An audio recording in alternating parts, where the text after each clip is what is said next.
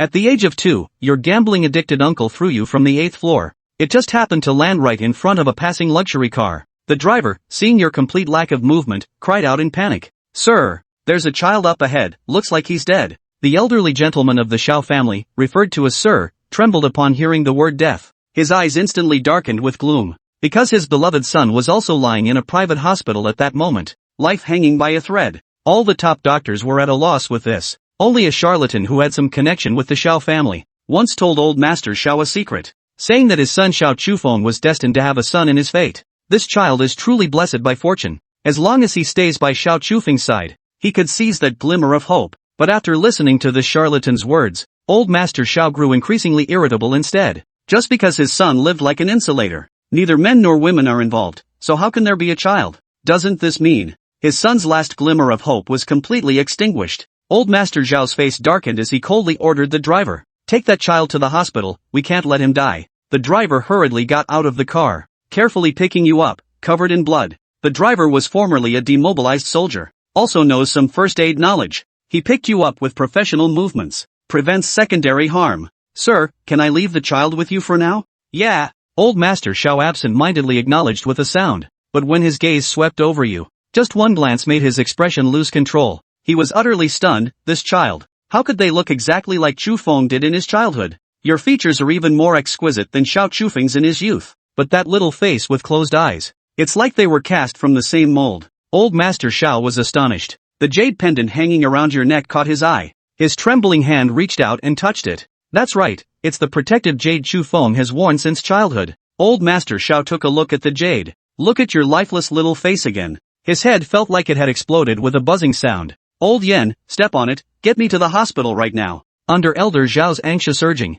Lao Yen stomped on the gas pedal, pushing the car's speed to its absolute limit. On the road, Grandpa Zhao's large hand trembled as it tightly gripped your small one. His usually cold and stern face was etched with unprecedented panic. Child, you must hold on, you absolutely must be okay. Soon, the car sped straight to the Xiao family's private hospital. The dean had long been waiting at the entrance with his team. Old Master Xiao picked you up, your body covered in blood. Trembling, I handed you over to the dean. At the very moment of the handover, your little hand suddenly grasped onto Elder Xiao. You tightly shut your eyes and weakly called out, Mom, Mom. After just 2 shouts, blood gushed from his mouth. Old Master Xiao froze the moment he saw the blood, his breath catching in his throat. His face instantly turned deathly pale, urgently shouting with a hoarse voice, hurry, save him, quick, spare no effort, he must be saved at all costs. Sir, we will do everything in our power to save him. The dean hurriedly took you over. Old Master Xiao slumped in the chair outside the emergency room, looking down at his blood-stained hands. A few strands of your hair still cling to my fingers. He stared at those few stray hairs. A few seconds later, he suddenly raised his head and shouted, guards, go and verify the paternity relationship between this child and Chufeng immediately. Old Master Xiao was arranging for someone to conduct a DNA test while directly dialing the police's number. The Xiao family is a top-tier wealthy household, and the name Xiaoweigua, he has never fallen out of the top 3 on the global rich list. The taxes paid by the Xiao family alone have consistently topped the charts in City A for years. He personally reported the incident to the police, and the authorities in City A naturally took the matter extremely seriously. Police swiftly sprang into action. Not only did they uncover your identity information, also located the residence of your mother, Xin Xingxue, but they stormed into Xin Xingxue's home, only to find no one there. It turned out that Xin Xingxue, who had fallen ill and unconscious, had been secretly taken away by Shen Guobin. The police had no choice but to continue expanding their search efforts. Meanwhile, Elder Xiao remained at the hospital keeping vigil, truly inseparable at every step. I waited like this for who knows how long. Your paternity test results came out first. The personal assistant handed over the report. Sir, the test results show the child is indeed the legitimate offspring of the second young master. Hearing this outcome, old Master Xiao had anticipated it long before. Her eyes reddened in an instant. As expected, he's Chu Feng's child. No wonder he looks so familiar to me. Old Master Zhao's voice trembled with emotion as he spoke. His Chu Feng. There actually is a successor. Old Master Xiao struggled to contain his excitement, waiting anxiously by the door of the operating room for you to come out. She dialed her youngest son Xiao Chuyan's number while talking on the phone. Old Master Xiao had 4 sons under his knees. The eldest son went missing after falling into the sea many years ago. The second son is Xiao Chufeng. His third daughter, Xiao Kalian, is obsessed with animals, currently shooting a documentary while tracking through the tropical rainforest. And his youngest son, Xiao Chuyang, Rebellious from a young age, she never got along with her second brother, Xiao Chufeng. Now they're even less inclined to do proper work. Always embroiled in scandals with female celebrities from the entertainment industry. Although the old master Xiao disliked this youngest son, but something as big as this happened to you, he still notified him. Upon receiving the call, Xiao Chuyang heard that his second brother had a 2.5-year-old son who was currently being resuscitated, and immediately scoffed with utter disdain. Dad, your lie is just too ridiculous. My second brother is asexual, where would a child come from? Stop trying to fool me. The filming of the white attire scene is finished, it's time for me to deliver the flowers. Xiao Chuyan unilaterally hung up the phone. He walked straight toward the white-clad figure, but he had only taken 2 steps when his phone rang again. This time, old man Xiao didn't make a phone call. Instead, he sent over a few photos. The photo was taken in the car, tiny and covered in blood all over. The little face stained with blood had its eyes tightly shut. Looks as if lifeless. Xiao Chuyang stared at the photo, looked at the paternity test and hospital address again. The smile on his face vanished in an instant. He casually tossed aside the bouquet of delicate, air-freighted flowers in his hand. He turned around and strode away from the film crew without looking back. Watching Xiao Chuyang suddenly throw down the flowers and walk away, the assistant in white clothes suddenly changed his expression. What's wrong with Xiao Xiao? Is he angry? Bai Yi has been chased by Xiao Chuyang for so long, yet never received a kind look from him. He comes from humble origins, and his persona has always been that of a resilient little white flower. He never curries favor with rich young masters like Xiao Chuyang. Upon hearing from his assistant that Xiao Chuyang might be angry, Bai Yi just snorted coldly. Whether he's angry or not is none of my business, just ignore him. The assistant also wondered privately, Xiao Chuyang is wealthy and good-looking. Why can't Bai Yi see his worth? The key is, she won't even acknowledge him. But Xiao Chuyang offered help in his career. Verbally, he rejected it, but in action, he accepted everything. This move is really hard to judge. Qin Mo, who had just told his biological father on the phone that he'd never go back even if it killed him, was now rushing to the hospital without stopping. When he arrived at the hospital, Ningbao had just been wheeled out of the operating room. Seeing the little girl wrapped in bandages, her tiny face still attached to a respirator, hot tears streamed uncontrollably down old Master Qin's cheeks. Ningbao, I'm so sorry. It's all Grandpa's fault. If only Grandpa had found you sooner. Grandpa Qin wiped away his tears as he gently stroked Ningbao's small hand. The doctor stood nearby, explaining Ningbao's condition. Mr. Qin, she hasn't passed the critical stage yet. She needs to stay in the pediatric intensive care unit for 2 more days of observation. The doctor wheeled Ningbao from the operating room back to the ICU. Qin Mo rushed over, catching only the last glimpse of Ningbao being wheeled inside. His rebellious streak vanished in that moment. He urgently demanded of his biological father, what's going on? What happened? Chapter 3, Save Mom. Qin Mo was still frantically asking questions when old Master Qin spotted him approaching. Without hesitation, he swung his leg out and kicked him. Didn't you say you'd never come back, even if it killed you? What are you doing back now? Get out of here. Old Master Qin was consumed by regret over Ningbao's fate. Qin Mo's sudden appearance caused his pent-up fury to erupt. Qin Mo didn't even try to dodge the first blow. He clung to the window of the intensive care unit, peering through the glass at the tiny infant inside. When he saw all the medical equipment attached to the child, his heart clenched painfully. Sir, please stop hitting me. The young miss is still inside. We shouldn't disturb her. The elderly Mr. Qin's assistant desperately tried to calm him down, taking the opportunity to explain how Ningbao had been found. While the adult spoke outside, Ningbao lay inside with her eyes closed, yet voices echoed within her tiny mind. The voice belonged to a jade pendant. This jade pendant was the Qin family's heirloom, containing the essence of a divine beast. To be precise, it was this spirit speaking at this moment. Ningbao, can you hear me?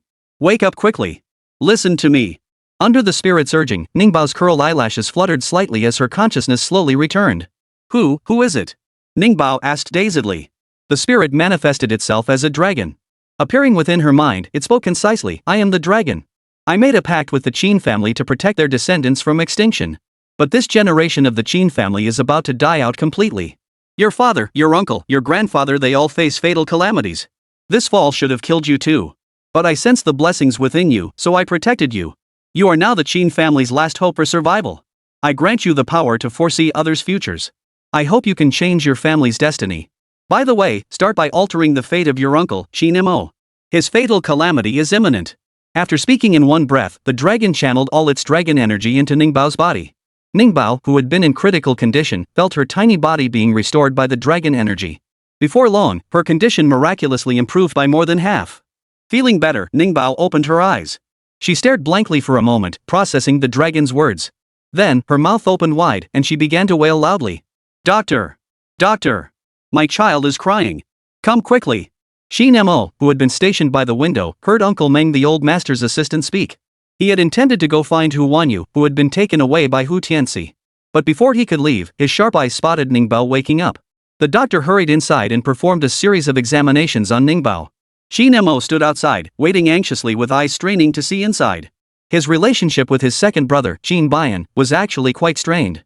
He'd been a troublemaker since childhood. When old Master Qin couldn't control him, he'd send Qin Bian to discipline him. Qin Mo felt pretty damn lucky to have survived Qin Bian's discipline all these years. He felt no affection for Qin Bian, his cold and fierce second brother, but he instantly took a liking to Qin Bian's child. The little one looked so tiny and soft. Watching her through the glass, Qin Mo could feel his heart melting. Mr. Qin, Ningbao's condition has suddenly improved. The doctor, who had just finished a series of tests, emerged with a peculiar expression. He stated plainly, Ningbao can be transferred to a regular ward now, or you can take her home for careful nursing. Just let her rest and recuperate properly. The doctor knew the Qin family's resources. Even if she were discharged now, Ningbao would receive care at the Qin residence that rivaled that of the hospital's top-tier nursing staff. Before Qin Mo could respond, he strode over to Ningbao's bedside with long strides. From the moment she woke up until her examination, Ningbao had been crying continuously. Her little face was flushed red, her eyelids puffy and crimson. Her skin was so delicate and pale that the fine capillaries beneath her eyelids became visible from crying so hard. Seeing her cry so pitifully, Qin Mo hurriedly tried to comfort her. Good girl, no crying. I'm your Uncle Qin. My name is Qin Mo. Your uncle is here with you. While speaking soothing words to Ningbao, Qin Mo reached out to touch her, hoping to calm her down. Ningbao looked at the young, handsome stranger before her and suddenly remembered the words that had echoed in her mind earlier. Qin Mo was her little uncle. Ningbao loved riding the rocking car at the convenience store near the community entrance. The rocking car always sang, Daddy's little brother is called Uncle. The little uncle before her was Daddy's younger brother. Ningbao had always wanted a daddy. So when she saw her father's younger brother, this little Uncle Ningbao opened her chubby little hands, tears streaming down her face. Hold me. Hold me. Her baby voice was hoarse from crying. She was scared of the hospital, scared of the doctors. She was also afraid of not seeing her mom. Now that her little uncle was right there, Ningbao stretched out her chubby little arms, desperately wanting to be held. Qin Mo, all right. Uncle will pick you up right now. Being trusted and embraced so readily by his own little cub upon their first meeting left Qin Mo feeling utterly overwhelmed and flattered. He'd never held a child before, and his movements were stiff and awkward as he cradled Ningbao. Ningbao felt a bit uncomfortable in his arms. But the little one still clung to him, refusing to let go. Come on, let's go. Ningbao's two chubby little hands clung tightly around Qin Mo's neck, her wet little face pressed against his. Her tears smudged Qin Mo's handsome face, but he didn't seem to mind at all. Baby, where are we going? Qin Mo felt light as a feather at that moment. He listened to Ningbao's repeated pleas to go, momentarily lost in thought. Ningbao clung tightly to him, her hoarse little voice trembling as she expressed her need. Find mommy. What? Find mommy. Let's go. The little one was fussing so badly that she refused to stay in the hospital. She insisted on finding her mom. Qin Mo, helpless in the face of her crying, finally looked up at his grandfather. The old man had just finished speaking with the doctor and then answered a phone call. After hanging up, he walked straight over. We found Uncle Ningbao's address. Ningbao's mother is with him. Go fetch Ningbao's mother back to the Qin residence. I'll take Ningbao home as well. Grandpa Qin said, reaching out to take Ningbao. Ningbao, it's Grandpa. Grandpa will take you home.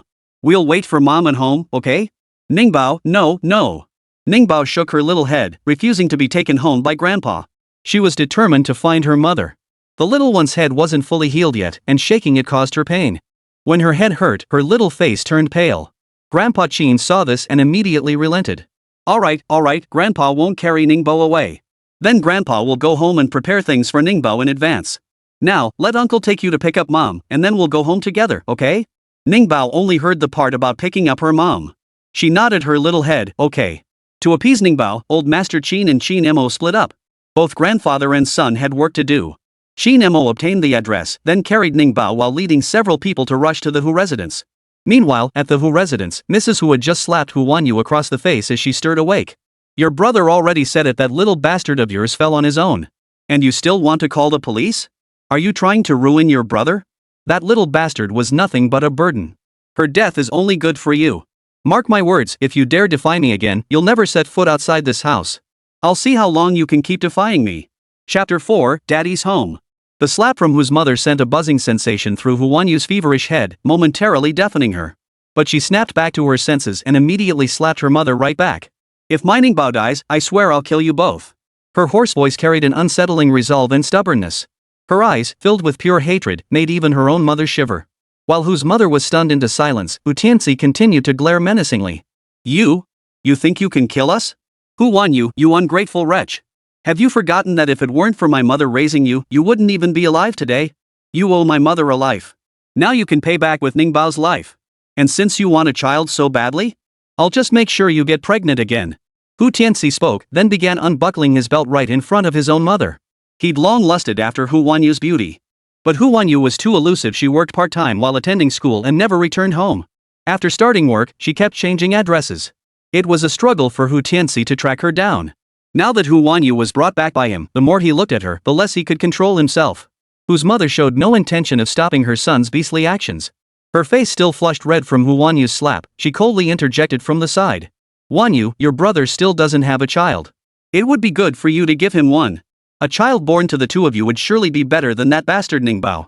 Hu Wanyu's mother's vile words and Hu Tianxi's depraved actions made Hu Wanyu's eyes flash with hatred. Her eyes darted around the room, searching for something to defend herself with, but Hu Tianxi had anticipated her move and kept no sharp objects near her.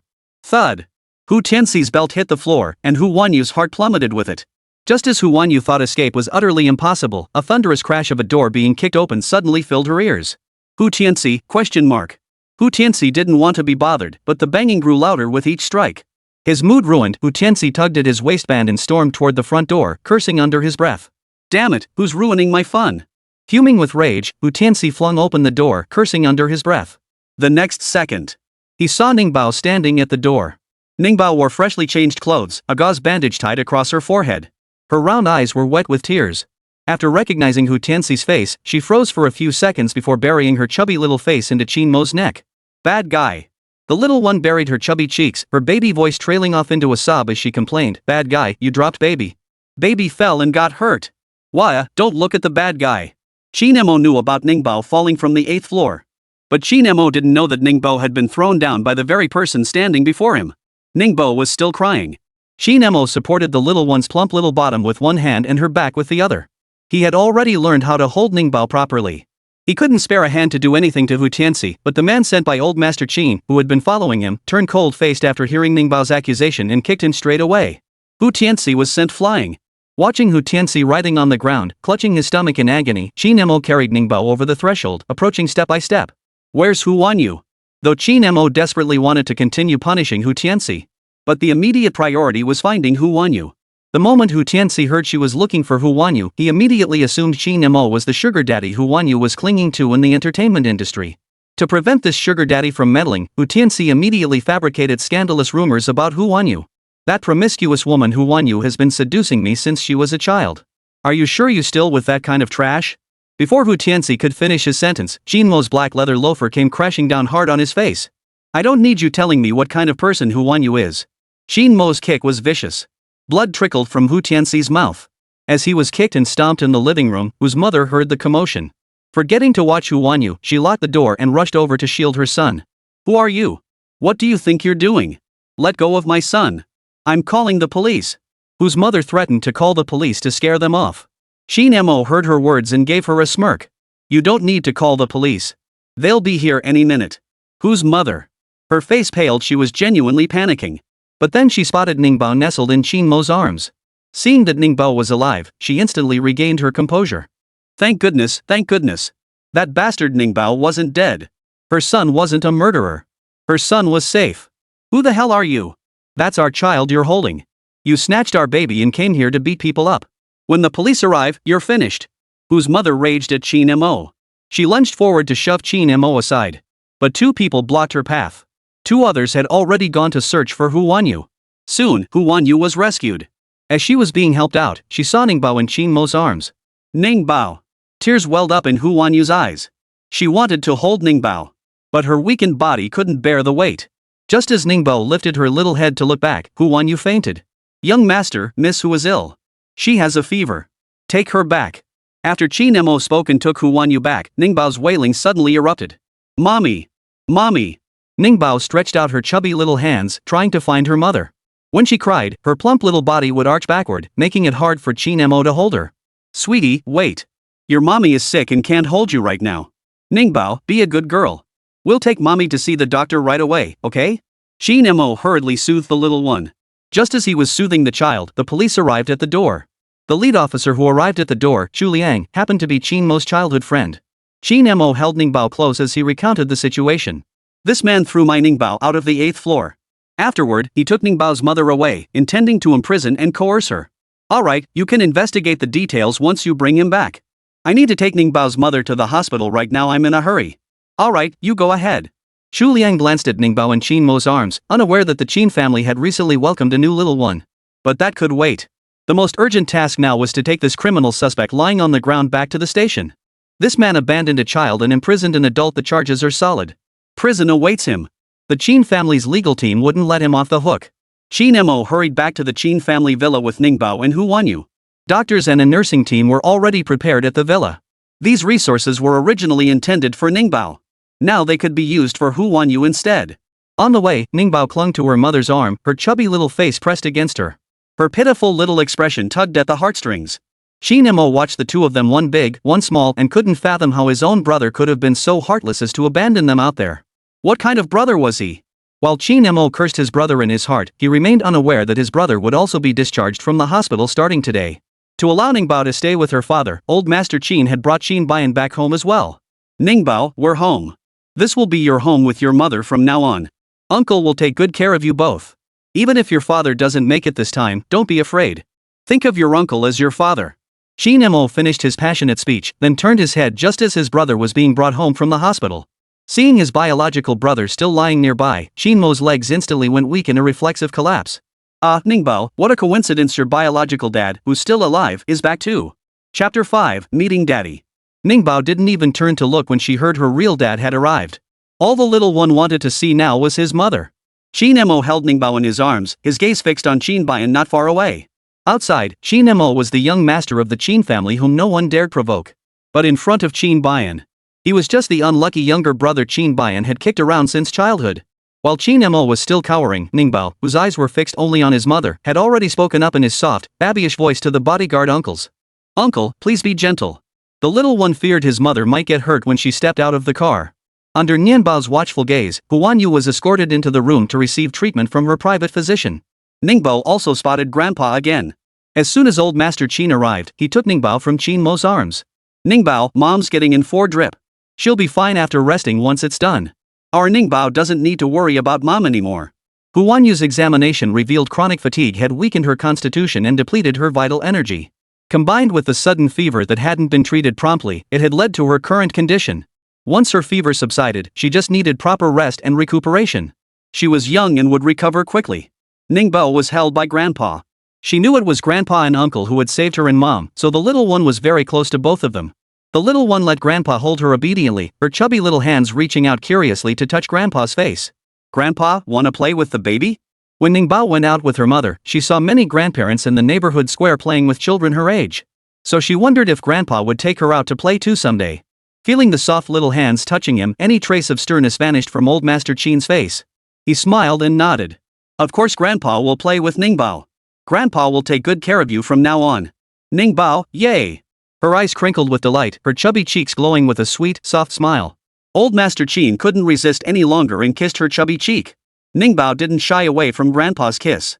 Pouting her lips, she giggled and planted a kiss on Grandpa's cheek too. After that kiss, old Master Qin felt like giving her his entire little treasure trove. Poor old Mr. Qin had 4 children in total, but not a single one of them would let him get close. The second son, Qin Bayan, was a clean freak to the extreme. As a child, he hated being touched. Even if his own father tried to kiss him, he'd scowl and storm out of the house in a huff. The youngest, Qin Mo, was a copycat. Seeing his second brother refuse affection, he forbade his father from kissing him too. The eldest and third children each had their own peculiar quirks. Despite raising so many children, it wasn't until Ningbao arrived that old Master Qin finally experienced the warmth children could bring. Grandpa. Run to Grandma. After kissing Grandpa, Ningbao looked down at her little belly. Her chubby face turned serious as she declared, "There's no more food in tummy." Ningbao was now 2.5 years old. She ate meals made by her mother every day. But she still drank formula too. Compared to her mother's cooking, Ningbao loved drinking formula even more. Upon hearing that Ningbao was hungry, old man Qin quickly interjected, "Then let's go eat right now. There's food ready in the kitchen." If Ningbao doesn't like the food, Grandpa will make some formula for you to drink. How about that? Little Lemon hesitated for a moment with her chubby cheeks. Okay. She wasn't really in the mood for a meal, but since Grandpa was coaxing her like this, she decided to give him the courtesy of agreeing. Soon, the grandfather and granddaughter headed to the dining room. Qin Mo watched the two walk away, completely ignored. Sigh. Left behind, Qin Mo sat down on the room's sofa and started searching for information about Hu Wanyu. Hu Wanyu was Ningbao's mother, which meant she was his sister-in-law.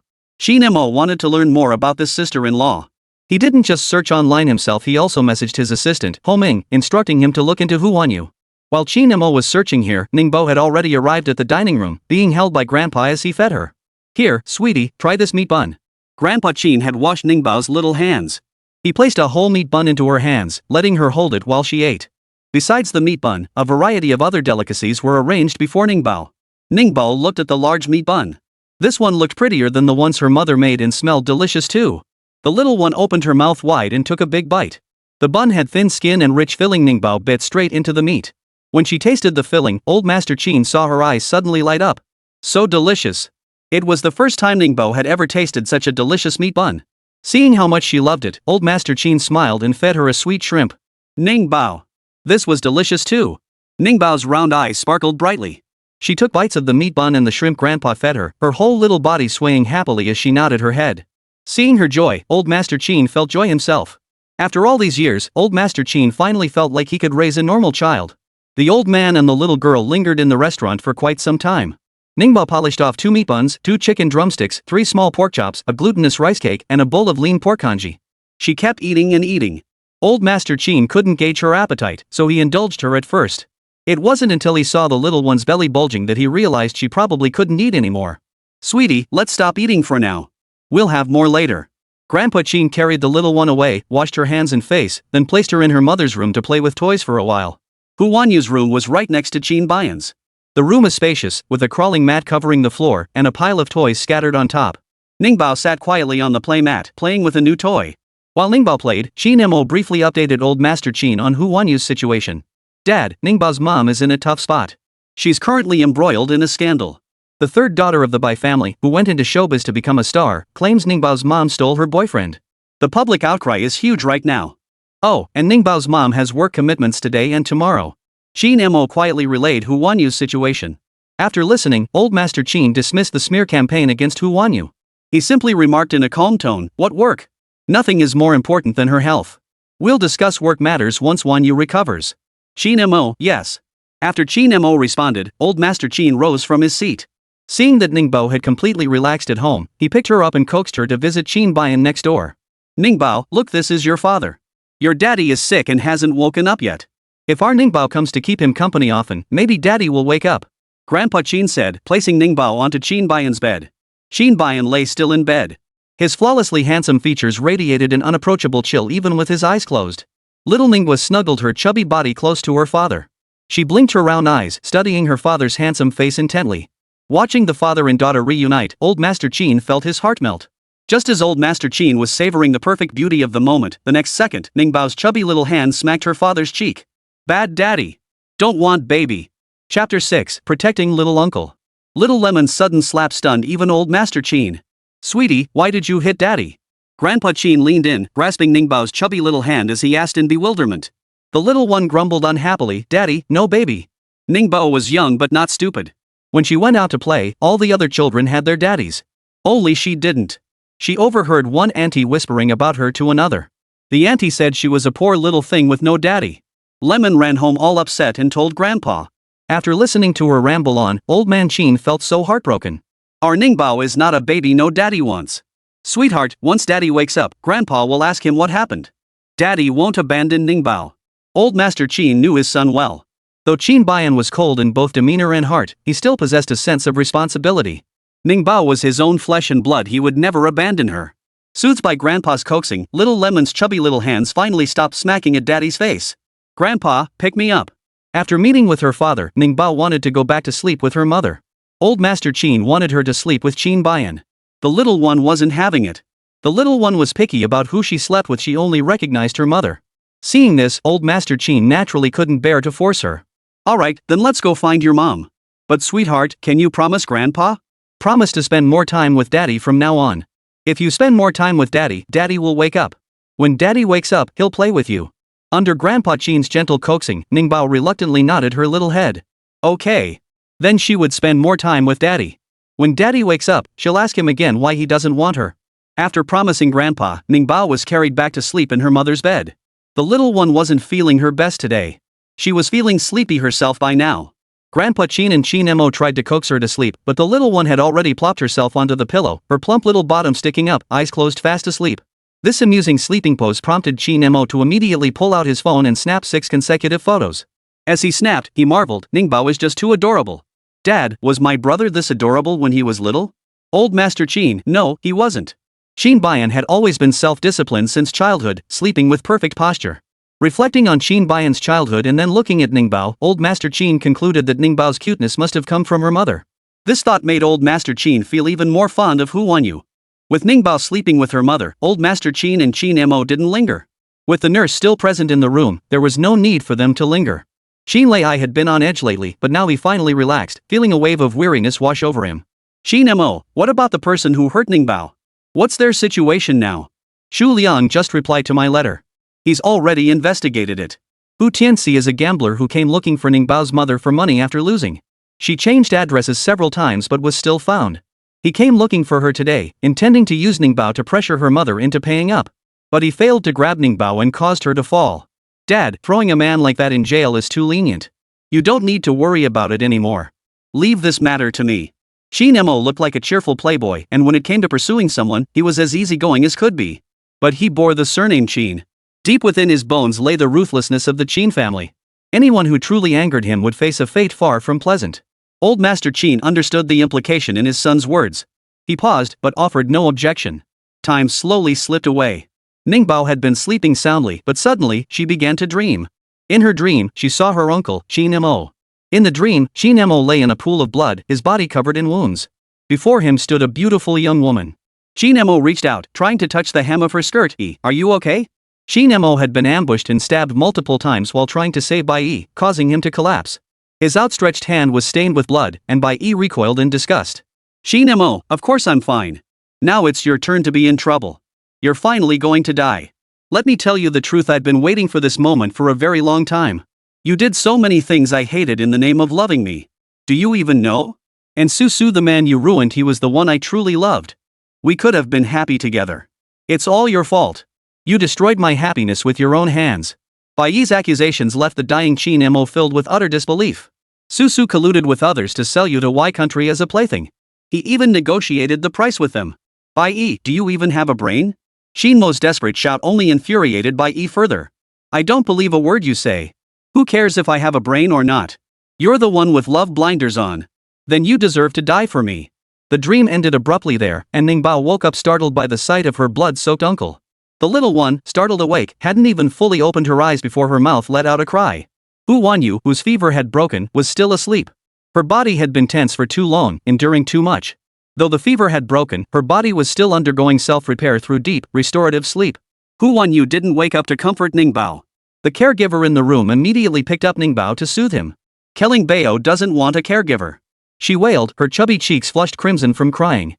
Seeing she couldn't calm the child, the caregiver immediately notified Qin Mo. Soon, Qin Mo rushed over and took Ningbao from the caregiver. Good girl, no crying, no crying. Uncle Qin is here. What's wrong with our Ningbao? Did she have a nightmare? Or is she hungry? Qin Mo cooed softly to Ningbao. Staring at her flesh and blood uncle, Ningbao finally stopped crying after a long while. She reached out her chubby little hand and touched Qin Mo's chest. This time, there was no knife lodged in Qin Mo's chest. Wah, uncle isn't dead. Ningbao pleaded tearfully for her uncle not to die. Hearing this, Qin Mo thought she was truly having a nightmare. With a mix of laughter and tears, he replied, alright, uncle won't die. Uncle will live on just fine. Though Qin Mo had promised he wouldn't die, Ningbao remained terrified. Terrified, Ningbao kept her eyes fixed on Qin Mo for the rest of the time. Seeing the little one hadn't calmed down yet, Qin Mo simply held her close. Just as uncle and niece were embracing, Qin Mo's phone suddenly rang. He glanced at the caller ID, then answered the call with one hand while still holding Ningbao. Qin Mo, did you arrange my meeting with Editor-in-Chief Mo? Who gave you the right to make decisions for me again? I told you, I don't need you. Before Bai Yi could finish her sentence, Ningbao, recognizing her voice, reached out with her chubby little hand and snatched the phone away. Then, she flung it onto the floor. Chapter 7, Mom Wakes Up. Ningbao looked tiny and soft, seemingly harmless. But in reality, she was incredibly strong. The impact shattered the inner screen of Qin Mo's brand new phone. With the screen shattered, the call naturally disconnected. Qin Mo stared blankly at the phone for a few seconds before turning an even more bewildered gaze toward Ningbao. Sweetie, why did you drop Uncle Qin's phone? He was still on a call. If you want to drop something, you have to wait until Uncle Qin finishes his call. Qin Mo lectured the chubby little baby who'd thrown the phone. Before he could finish, the chubby little one in his arms pouted, eyes brimming with tears. Hey! Don't cry, don't cry. Uncle won't scold you anymore. Our baby doesn't cry. Qin Mo looked at the chubby baby still bandaged on the forehead, with scrapes on his plump cheeks, and tears welling in his eyes, and his heart instantly ached. The little one had suffered such serious injuries earlier today, yet here he was getting worked up over a phone. He was failing miserably at being an uncle. It was his first time taking care of a child, and with no experience, Qin Mo only knew to spoil his one and only chubby baby. As Qin Mo continued coaxing, Ningbao's baby voice choked out. Bad auntie. So mean, so mean. Bullying uncle. The little one was tattling, saying Bai Yi on the phone was picking on Qin Mo. Qin Mo couldn't grasp the true meaning behind her accusation. But Qin Mo understood that Ningbao was worried about him. Sweetie, that auntie isn't bad. She just has a quirky personality, but she's actually a really nice person. Qin Mo explained for Bai Yi while feeling touched inside. So little one broke uncle's phone because she thought uncle was being bullied. Our baby is so kind. Qin Mo couldn't hold back any longer. He leaned in and gently captured Ningbao's plump right cheek in his mouth. The little one's cheeks were so plump and soft the sensation was simply divine. With her chubby cheek captured, Ningbao pushed at Uncle Qin with her little fist. The big and little ones wrestled on the sofa, and it took Qin Mo quite a while to remember he needed to call Bai Yi back. There was another phone in his room. But with Ningbao watching him, he couldn't make a single call. Alright, uncle won't make any calls. Qin Mo was at a loss. After conceding to Ningbao, he picked her up and went to look at cartoon picture books. Among the pile of things old Master Qin had bought were picture books for young children. As uncle and nephew played together, Ningbao remembered the promise she'd made to Grandpa. After playing for a while, she climbed off the floor and toddled over to Qin Baiyan's room on her little legs. Pack. Wake up! The little one walked over. Without Grandpa watching, her chubby little hand slapped her dad's face again. Qin Mo was startled to see her reaching out to pat Qin Baiyan. Baby, how dare you hit him? Qin Mo remembered when he was little, he'd held a toy gun to Qin Baiyan's forehead, demanding Qin Baiyan call him brother. Qin Baiyan hadn't paid him any mind. But he was bold back then, so he slammed the toy gun hard against Qin Baiyan's forehead. Qin Baiyan's forehead turned red instantly.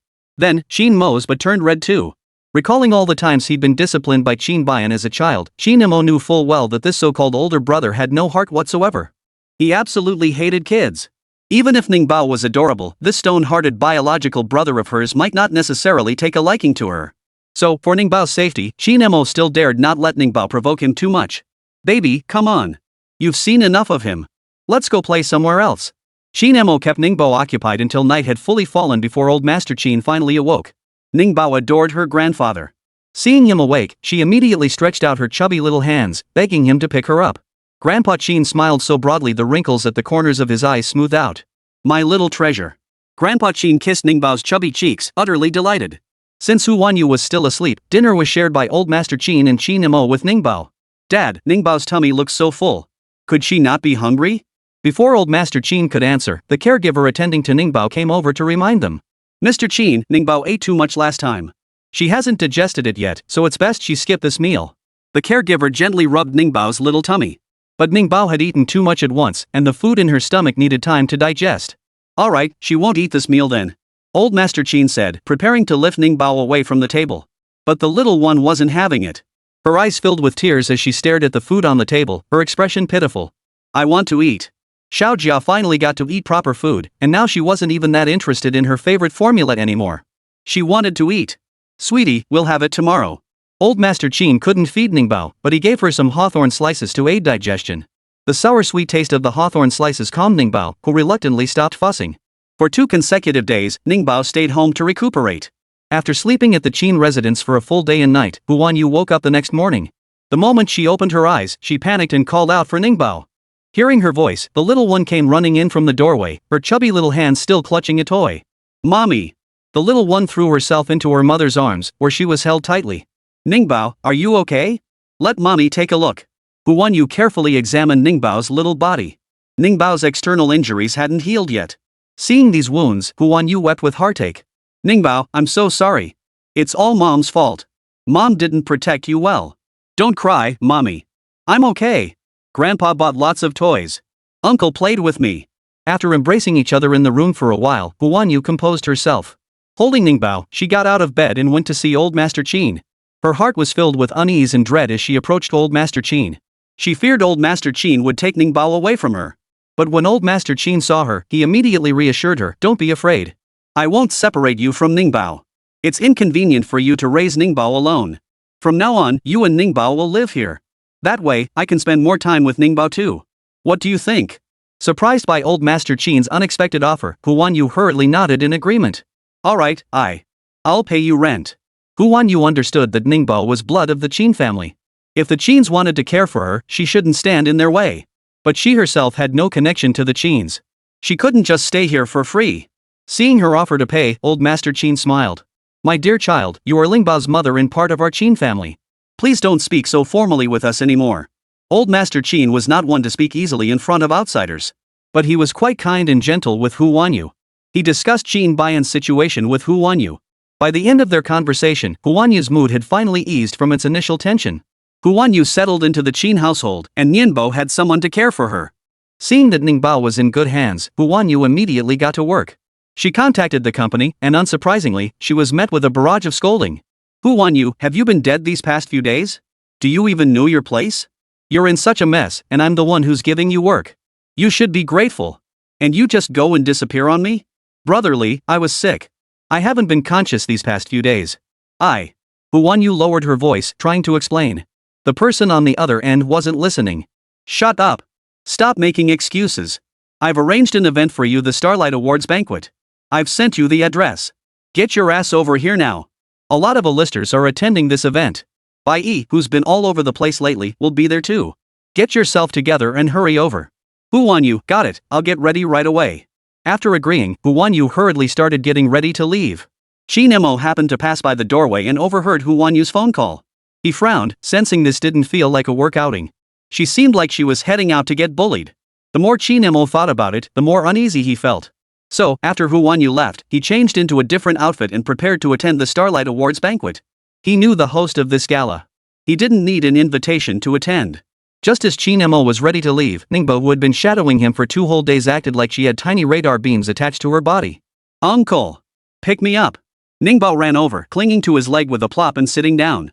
Her chubby little bottom pressed against Qin Mo's foot. She wasn't letting Qin Mo leave. Chapter 8, Scaring Uncle into Acting Like a Grandchild. Ningbao, be a good girl. Uncle has to go out. Can you play with Grandpa at home? Qin Mo bent down, gazing at the little chubby troublemaker, coaxing her gently, when Uncle comes back, I'll bring you snacks. No. Ningbao shook her little head like a wave. She clung tightly to Qin Mo's leg, pressing her chubby cheeks against it. Take me out. Ningbao loved going out to play. She'd been stuck at Grandpa's house for 2 days and was already getting bored. Although Grandpa's house was huge, filled with toys and all sorts of play equipment he'd built for her. But Ningbao couldn't see any other children here. She was getting bored. Besides wanting to go out and play, Ningbao was also worried about her uncle. She still needs to keep an eye on Uncle. Sweetie, Uncle has to go to the party. It's no fun over there. Our Ningbao is the most obedient, right? Ningbao, no. The little one tilted her chubby face up and replied earnestly in her baby voice, I'm not obedient. Qin Mo was at a loss. He was both sweetly overwhelmed and helplessly charmed by this chubby little bundle. Uncle and niece found themselves in a stalemate. Ningbao steadily pressed her little bottom against Qin Mo, showing no sign of budging or backing away. After being worn down for a while, Qin Mo finally sighed deeply and gave in. All right. Uncle will take you out for some fresh air.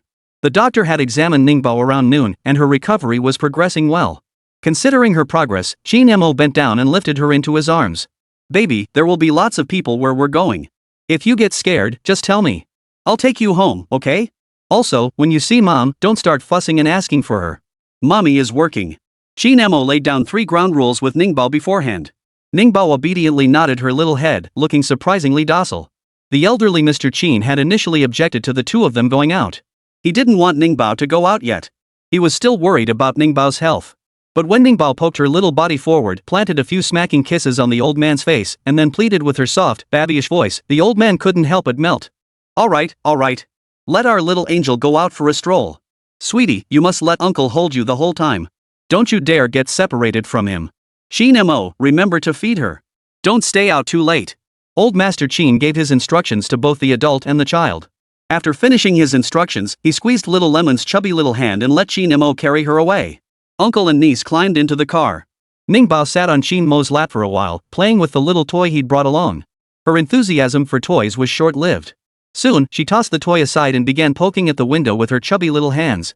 It was Qin Mo's first time driving with her, and he lacked experience. He let her little chubby hands scratch at the window. Having only ever ridden in taxis before, Ningbao was fascinated by the luxury car they were now in. As she kept scratching, her little chubby hands suddenly reached for the door handle and managed to open it a crack. Qin Mo! Qin Mo swiftly pulled the door shut, his whole body breaking out in a cold sweat. Shunzi, pull over. Qin Mo secured the door again and pulled Ningbao into his arms, his face turning pale. Shunzi, the driver, slowed down and pulled over to the side of the road, confused by the order. Young Master Mo, what's wrong? Ningbao pulled the door open. Shunzi? Shunzi was stunned too. He glanced back at the chubby baby nestled in Qin Mo's arms. The little one had no idea how terrifying her actions were. When Shunzi looked at her, she even gave him a little wink. Shunzi's face had gone a little pale. If Ningbao had really fallen out of the car just now, he felt he wouldn't be able to go on living. He might as well have gone to his death alongside young Master Mo. Both adults were scared out of their wits. They sat in the car for a long while before continuing on. This time, Shunzi unlocked the child's safety lock on the door. With the door locked, Qin Mo held Ningbao's chubby little hand and lectured him, still shaken, Ningbao, no touching the car door while riding in the car. Understand? It's dangerous. Qin Mo lectured sternly, though it was unclear how much Ningbao had actually taken in. Uncle and nephew were still rushing to the gala venue. Meanwhile, Hu Wanyu, who had already arrived at the gala, discovered upon her arrival that the event featured not only the popular rising star Bai Yi, as mentioned by her agent Brotherly, but also another actress surnamed Bai. This Bai actress was Bai Xinju, the third young miss of the wealthy Bai family. She debuted with her own resources and had starred in major productions as the lead actress for 3 years. But lacking formal training, her acting was truly lacking. Every film she starred in flopped. Netizens initially mocked her, but the PR team behind Miss Bai was exceptionally powerful. After enduring a wave of mockery, the PR team shifted focus to heavily marketing her status as a wealthy heiress. They even framed her access to resources as creating more job opportunities for her peers in the industry. This marketing strategy instantly shifted netizens' attitudes toward her. Beyond marketing her background, her PR team also spun a narrative around her love life. She and the second young master of the wealthy Lian family were childhood sweethearts, innocent and pure. They were even engaged. Lian Xiao visited her on set and gifted her jewelry. Netizens, moved by their love story, marveled that true love exists even in wealthy families and that Lian Xiao is a total wife-pampering maniac. But the marketing of their love story backfired. Lian Xiao was caught on camera privately showering Hu Wanyu with flowers. Although Hu Wanyu never accepted them, the third Miss Bai took to social media to accuse Hu Wanyu of seducing Lian Xiao and attempting to become his mistress. Her company refused to issue a statement clearing her name, and her own explanations fell on deaf ears. She's now facing online bullying. Offline, extreme fans were doxing her. Yet she hasn't told Old Master Qin or Qin Mo about any of this. Old Master Qin and Qin Mo weren't her family. She had no standing to ask them to resolve her troubles. Hu Wanyu had grown accustomed to shouldering everything alone since childhood. Spotting Bai Xinju and Bai Yi talking together, Hu Wanyu turned away to avoid trouble. But before she could slip away, Bai Xinju's voice suddenly rang out. Stop right there. Hu Wanyu, are you that guilty just seeing me? Bai Xinju clicked her high heels as she strode toward Hu Wanyu step by step. Her meticulously applied makeup and designer outfit were dazzling. Yet Hu Wanyu, wearing only an affordable blue dress and barely any makeup, overshadowed her. Hu Wanyu was simply breathtakingly beautiful. Her features were bold and striking, with naturally long, curled lashes framing a petite face where every line was exquisitely defined and sculpted. Wherever she stood, passers-by couldn't help but glance her way. Bai Xinju stared at Hu Wanyu's face, her disgust growing with every passing second. She looks like a fox spirit, no wonder she's so good at seducing people. You should at least pick your targets. My fiancé, Bai Xinju's fiancé, do you think you can just touch him? As Bai Xinju's accusation fell, her hand shot up in a swift slap. Chapter 9, Baby Protects Mom. Miss Bai, you accuse me of seducing your fiancé. What proof do you have? Before Bai Xinju's hand could land, Hu Wanyu seized her wrist with a sudden, fierce grip. Hu Wanyu's grip was incredibly strong. She appeared delicate and slender, but in reality, she had to carry her chubby little baby every day, so her arm strength had long been built up. Her little chubby baby wasn't that plump when born. Later, probably because he absorbed nutrients well, the little guy grew fatter and fatter. Every time the pediatrician saw her little chubby one, they'd smile, pinch the little chubby hands, stroke the chubby cheeks, and finally add, "Keep an eye on that weight, okay?" Hu Wanyu's strength was forged by her little chubby one. Bai Xinju, her arm painfully squeezed by Hu Wanyu's powerful grip, kicked out in anger. "Hu Wanyu! Are you crazy? How dare you hurt me? I'm telling you! You're done for! I won't let you off the hook.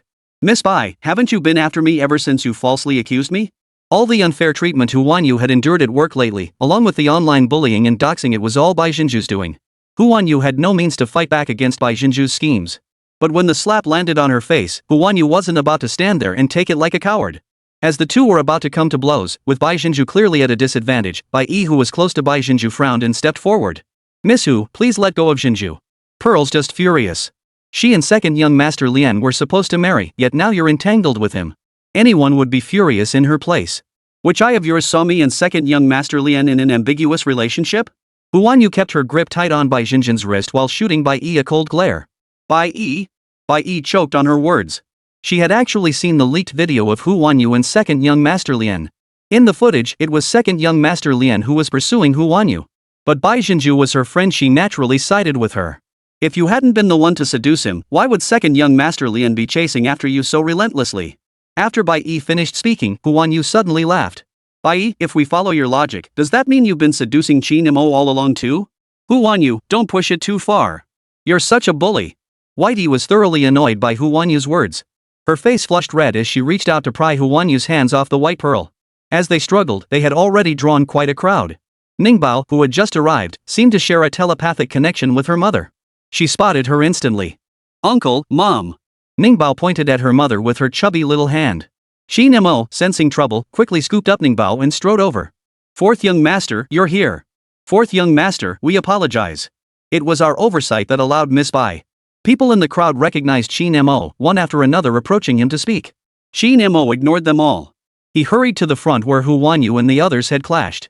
Though they'd been separated, Bai Xinju and Bai Yi were both clutching their wrists, clearly in pain. Seeing Qin Mo approach, Bai Yi bit her lip. Qin Mo hadn't contacted Bai Yi for 2 whole days. Bai Yi's agent was beside herself with worry. Before arriving at the gala, she'd been frantically whispering in Bai Yi's ear, "Could Qin Mo be abandoning you? He's never gone this long without contacting you or sending you messages before. Did you say something hurtful to him again? I've told you before, you can't keep treating Qin Mo like this. Who does Qin Mo think he is? He's a young master born with a silver spoon in his mouth. His family has money and power to spare, and he's not bad looking himself. Do you have any idea how many people are clamoring to climb onto his high branch? It's rare he took a liking to you and is so devoted, giving you everything. Even if you don't like him, you can't keep giving him the cold shoulder." The agent's words left Bai Yi's face darkening. She didn't reflect on her own cold attitude toward Qin Mo. Instead, she silently blamed Qin Mo, convinced he was up to some new trick. He was pretending to ignore her, trying to make her back down. But she refused to yield. Stubborn Bai Yi clutched her wrist and averted her gaze, refusing to look at Qin Mo. Qin Mo didn't bother to look at her either. "Are you okay?" Qin Mo addressed Hu Wanyu instead. "Are you hurt?" "Hu Wanyu, I'm fine." Hu Wanyu forced herself not to look at the chubby baby in Qin Mo's arms. Keeping her voice steady, she explained, "I didn't start it. They slandered me without evidence and tried to hit me." No sooner had Hu Wanyu finished her explanation than Bai Xinju, enraged, hurled another insult at her, calling her shameless. Bai Yi frowned, displeased. "Miss Hu, how did Pearl slander you? Everyone knows about your affair with second young master Lian. And you were so rude. Look at my wrist." Bai Yi exposed her own wrist, reddened from being squeezed. After revealing her wrist, her gaze casually drifted toward Qin Mo. She knew Qin Mo would feel heartbroken for her. Once, when she accidentally got injured on set, Qin Mo was out of town at the time.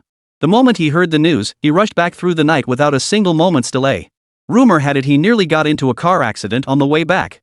While Bai Yi was glancing at Qin Mo, Ningbao, who had been sitting in his lap trying hard to be quiet, finally couldn't hold back. The little one had promised her mom that while at her workplace during work hours, she wouldn't call out to her mom. She'd been holding back from the moment they arrived. Ningbao, who had held it in until now, could have kept it up. But she had to protect her mom. She could tell this wicked auntie, who had killed her little uncle in her dream, was about to bully her mom again. "You're bad." Fuming, Ningbao grabbed the small water bottle hanging around her neck and hurled it at Bai Yi. The attack came so suddenly. Bai Yi was completely unprepared and got hit square in the face. "Ah!" Bai Yi clutched her face in pain, tears welling up involuntarily. Qin Mo, seeing her hit, instinctively wanted to check on her. But Ningbao wouldn't let him approach. Uncle, don't look. Don't look at the bad guy. She's bad. Ningbao blocked Qin Mo from moving, so he could only direct the people nearby to check Bai Yi's face. Are you all dead?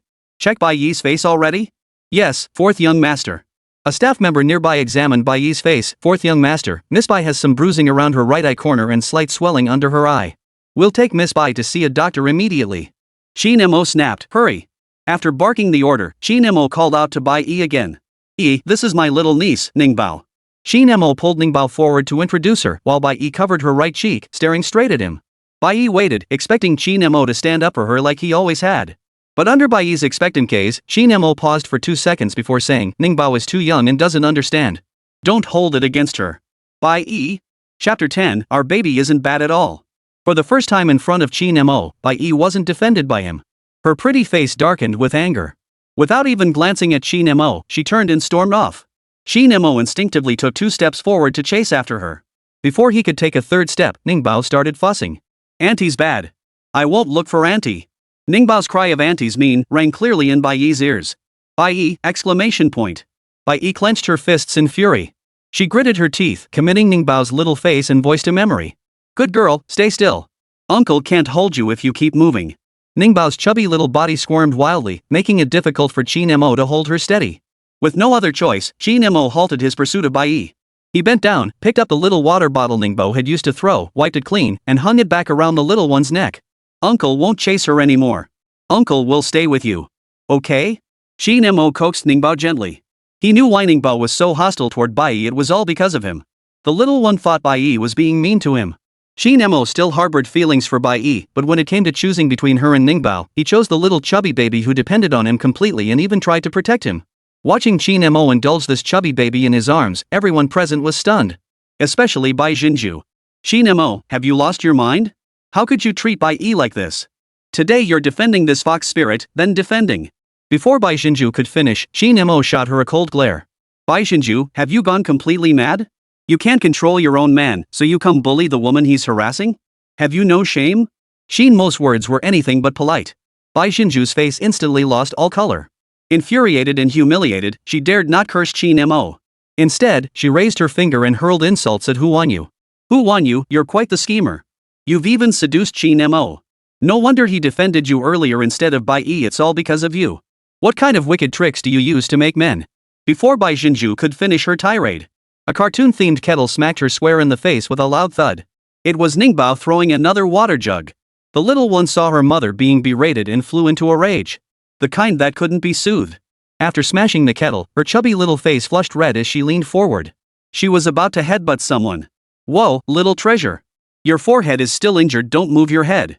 Qin Mo watched her charging forward, ready to headbutt someone, and was instantly terrified. Uncle will take care of her for you. Baby, be good. Qin Mo coaxed the chubby baby in his arms relentlessly, all the while shooting Bai Jinju a cold, threatening glare. Bai Jinju, apologize. Apologize to Hu Wanyu. Bai Jinju stubbornly refused to apologize, but Qin Mo merely lowered his voice and delivered a single sentence to her. I'll give you 2 seconds. If you don't apologize within 2 seconds and get Hu Wanyu to forgive you, I guarantee that tonight, everyone will know about the sordid affair between you and your mother. Bai Jinju. The moment Qin Mo mentioned her mother, Bai Jinju's expression changed instantly. Her biological mother wasn't the Bai family's legitimate wife. She'd been a mistress who'd climbed her way to that position. Before her engagement to second young master Lien, she had secretly played around with numerous men. Yet few knew about her and her mother's affairs. Especially her own affairs. She had always concealed them well. Bai Jinju glared fiercely at Qin Mo, utterly bewildered as to how he had uncovered these secrets. Under Qin Mo's icy stare, Bai Jinju bit her lip, her face ashen as she apologized to Hu Wanyu. Hu Wanyu, I'm sorry. I shouldn't have targeted you. Please forgive me? Hu Wanyu, no. Hu Wanyu said coolly, you've harmed me for so long, why should I forgive you? Hu Wanyu spoke, then turned to leave. Seeing her about to leave, Bai Juju panicked completely. Hu Wanyu, don't go. Bai Juju was genuinely terrified that Qin Mo would expose her dark past. She reached out, trying to grab Hu Wanyu. Hu Wanyu shook her off. In desperation, Bai Jinju's legs buckled, and she knelt before Hu Wanyu. Hu Wanyu. Hu Wanyu stared at Bai Jinju kneeling before her. Her eyes remained lowered, showing not a shred of pity.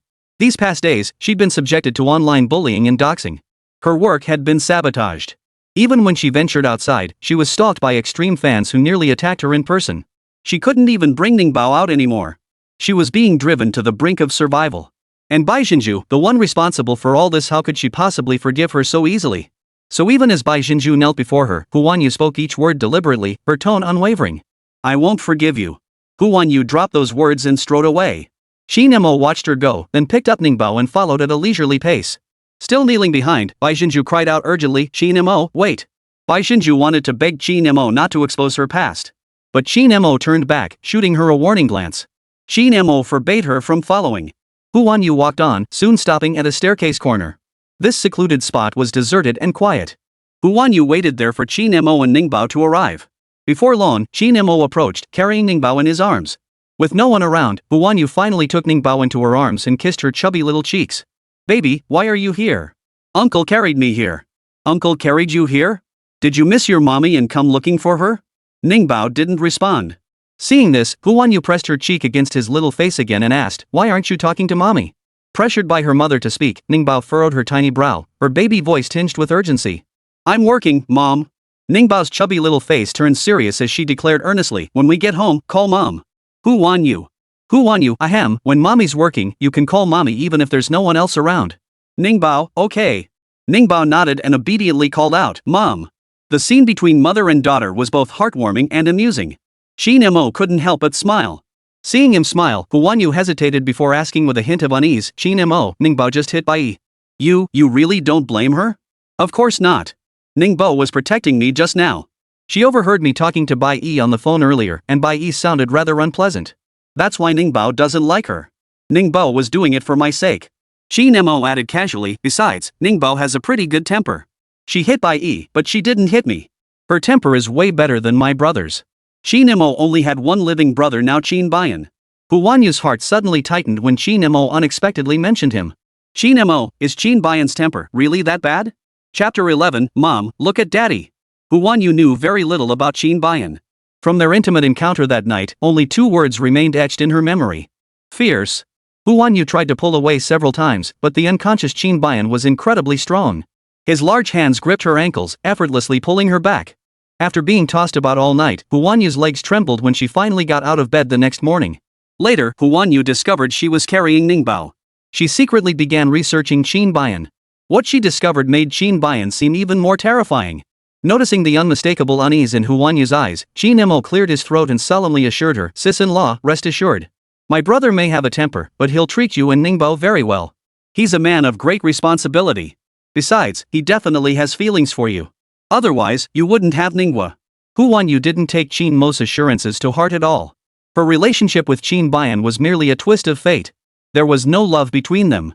Things between us aren't what you think, and you shouldn't call me sister-in-law either. Never mind, let's not talk about this now. Qin Mo, take Ningbao to have some dinner. My agent should be here by now. I need to go find him. Hu Wanyu sought out her agent to discuss upcoming work arrangements. She was staying at the Qin residence now, but she still needed to work and earn money. She didn't want to freeload off the Qins neither their food nor their lodging. All right. Qin Mo took Ningbao, squeezing her chubby little hand and prompting her to say goodbye to her mom. Bye, Mom. You work so hard.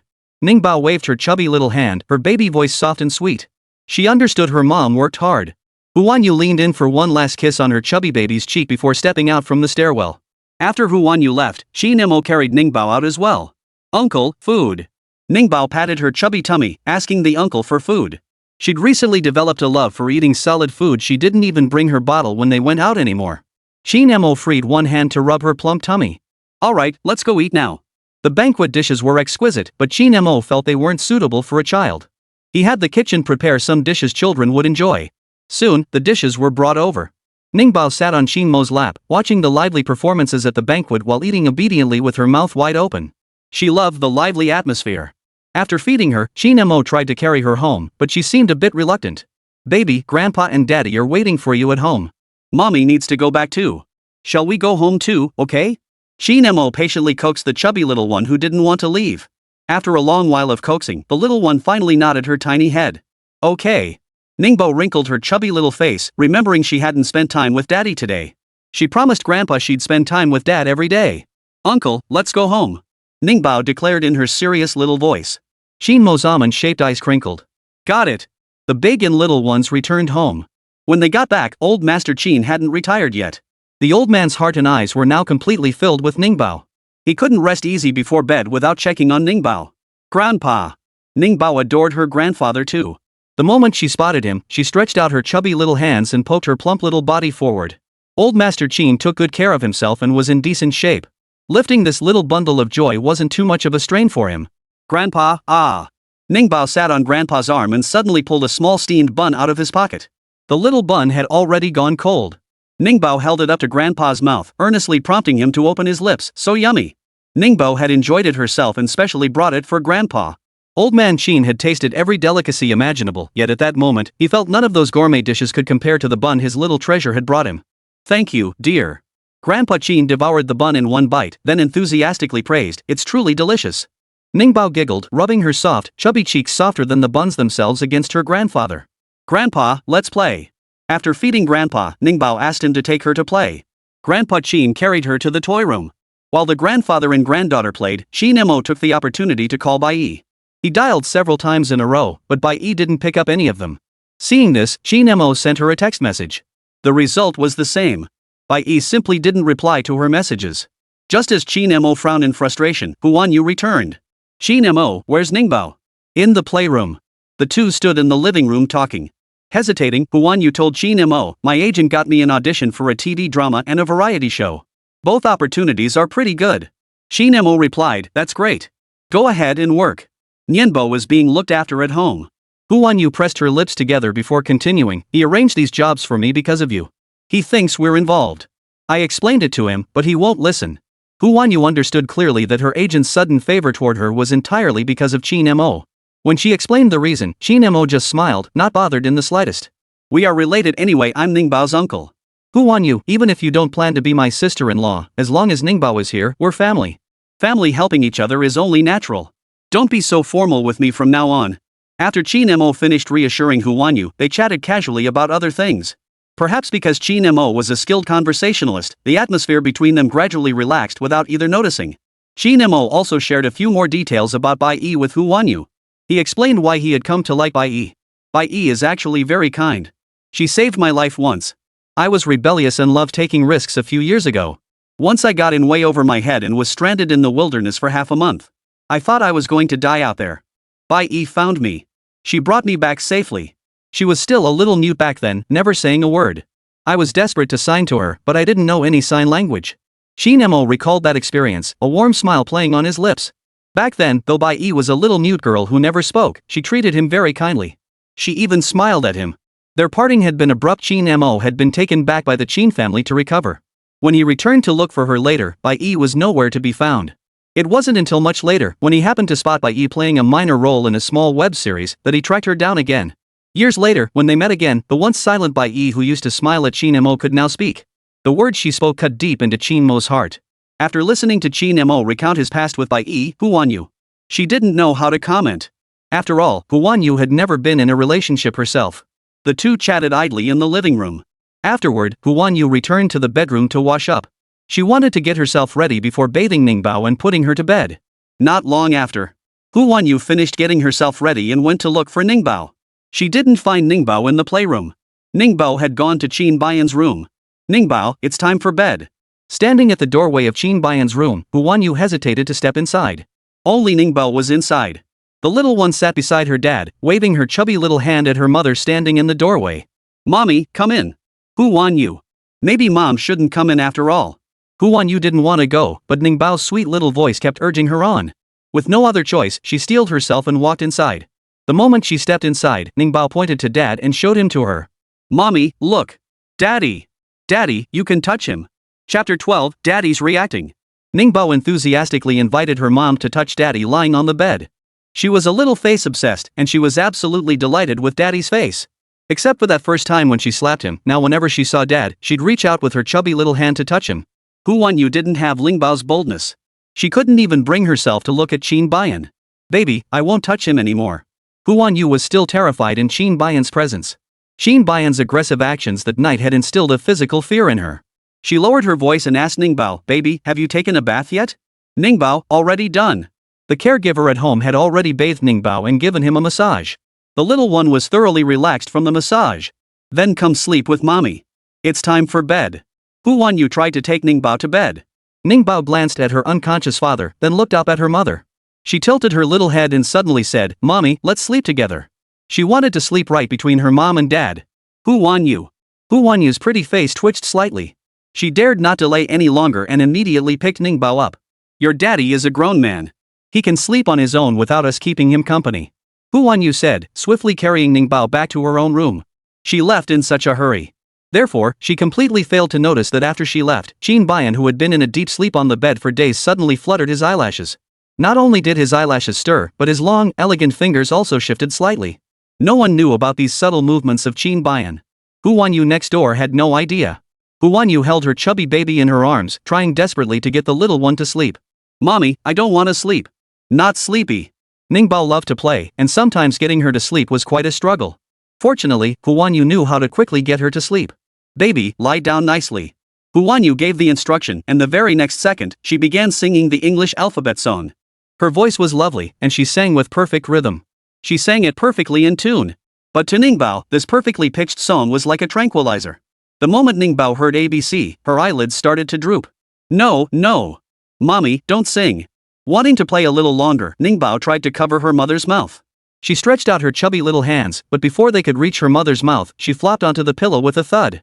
Hu Wanyu gazed at her baby, sprawled asleep on the bed, her eyes brimming with tenderness. Good night, sweetheart. Hu Wanyu kissed the chubby baby's cheek and lay down to sleep. The next day, Hu Wanyu had to go to work. She'd stopped all her activities recently and was feeling the pinch financially. Now that she finally had 2 good gigs lined up, she was determined to seize them. Ningbao watched his mother leave. Though he was reluctant to part with her, he didn't cry or fuss. As soon as mom was gone, the little one toddled over on his stubby legs and hugged Qin Mo's leg. Uncle, let's go play. Ningbao had gone out with Qin Mo yesterday. Today, she had set her sights on him and insisted he take her out again. Qin Mo hesitated. Old Master Qin glanced at him and spoke up himself, you're just sitting around idle day after day anyway. If Ningbao wants you to take her out, then take her out more often. If Old Master Qin didn't have work matters to attend to, he would take Ningbao himself. Qin Mo knew his father wasn't idle, so he slung the blue diaper bag the caregiver had packed over his shoulder, scooped up the chubby Ningbao, and headed out. Uncle, where are we going? Ningbao only knew she was going out to play, she hadn't yet decided where they were going. Qin Mo hummed in acknowledgement. Clearing his throat, he said casually, it's hot out. Let's go cool off indoors. Baby, let's go play in the building.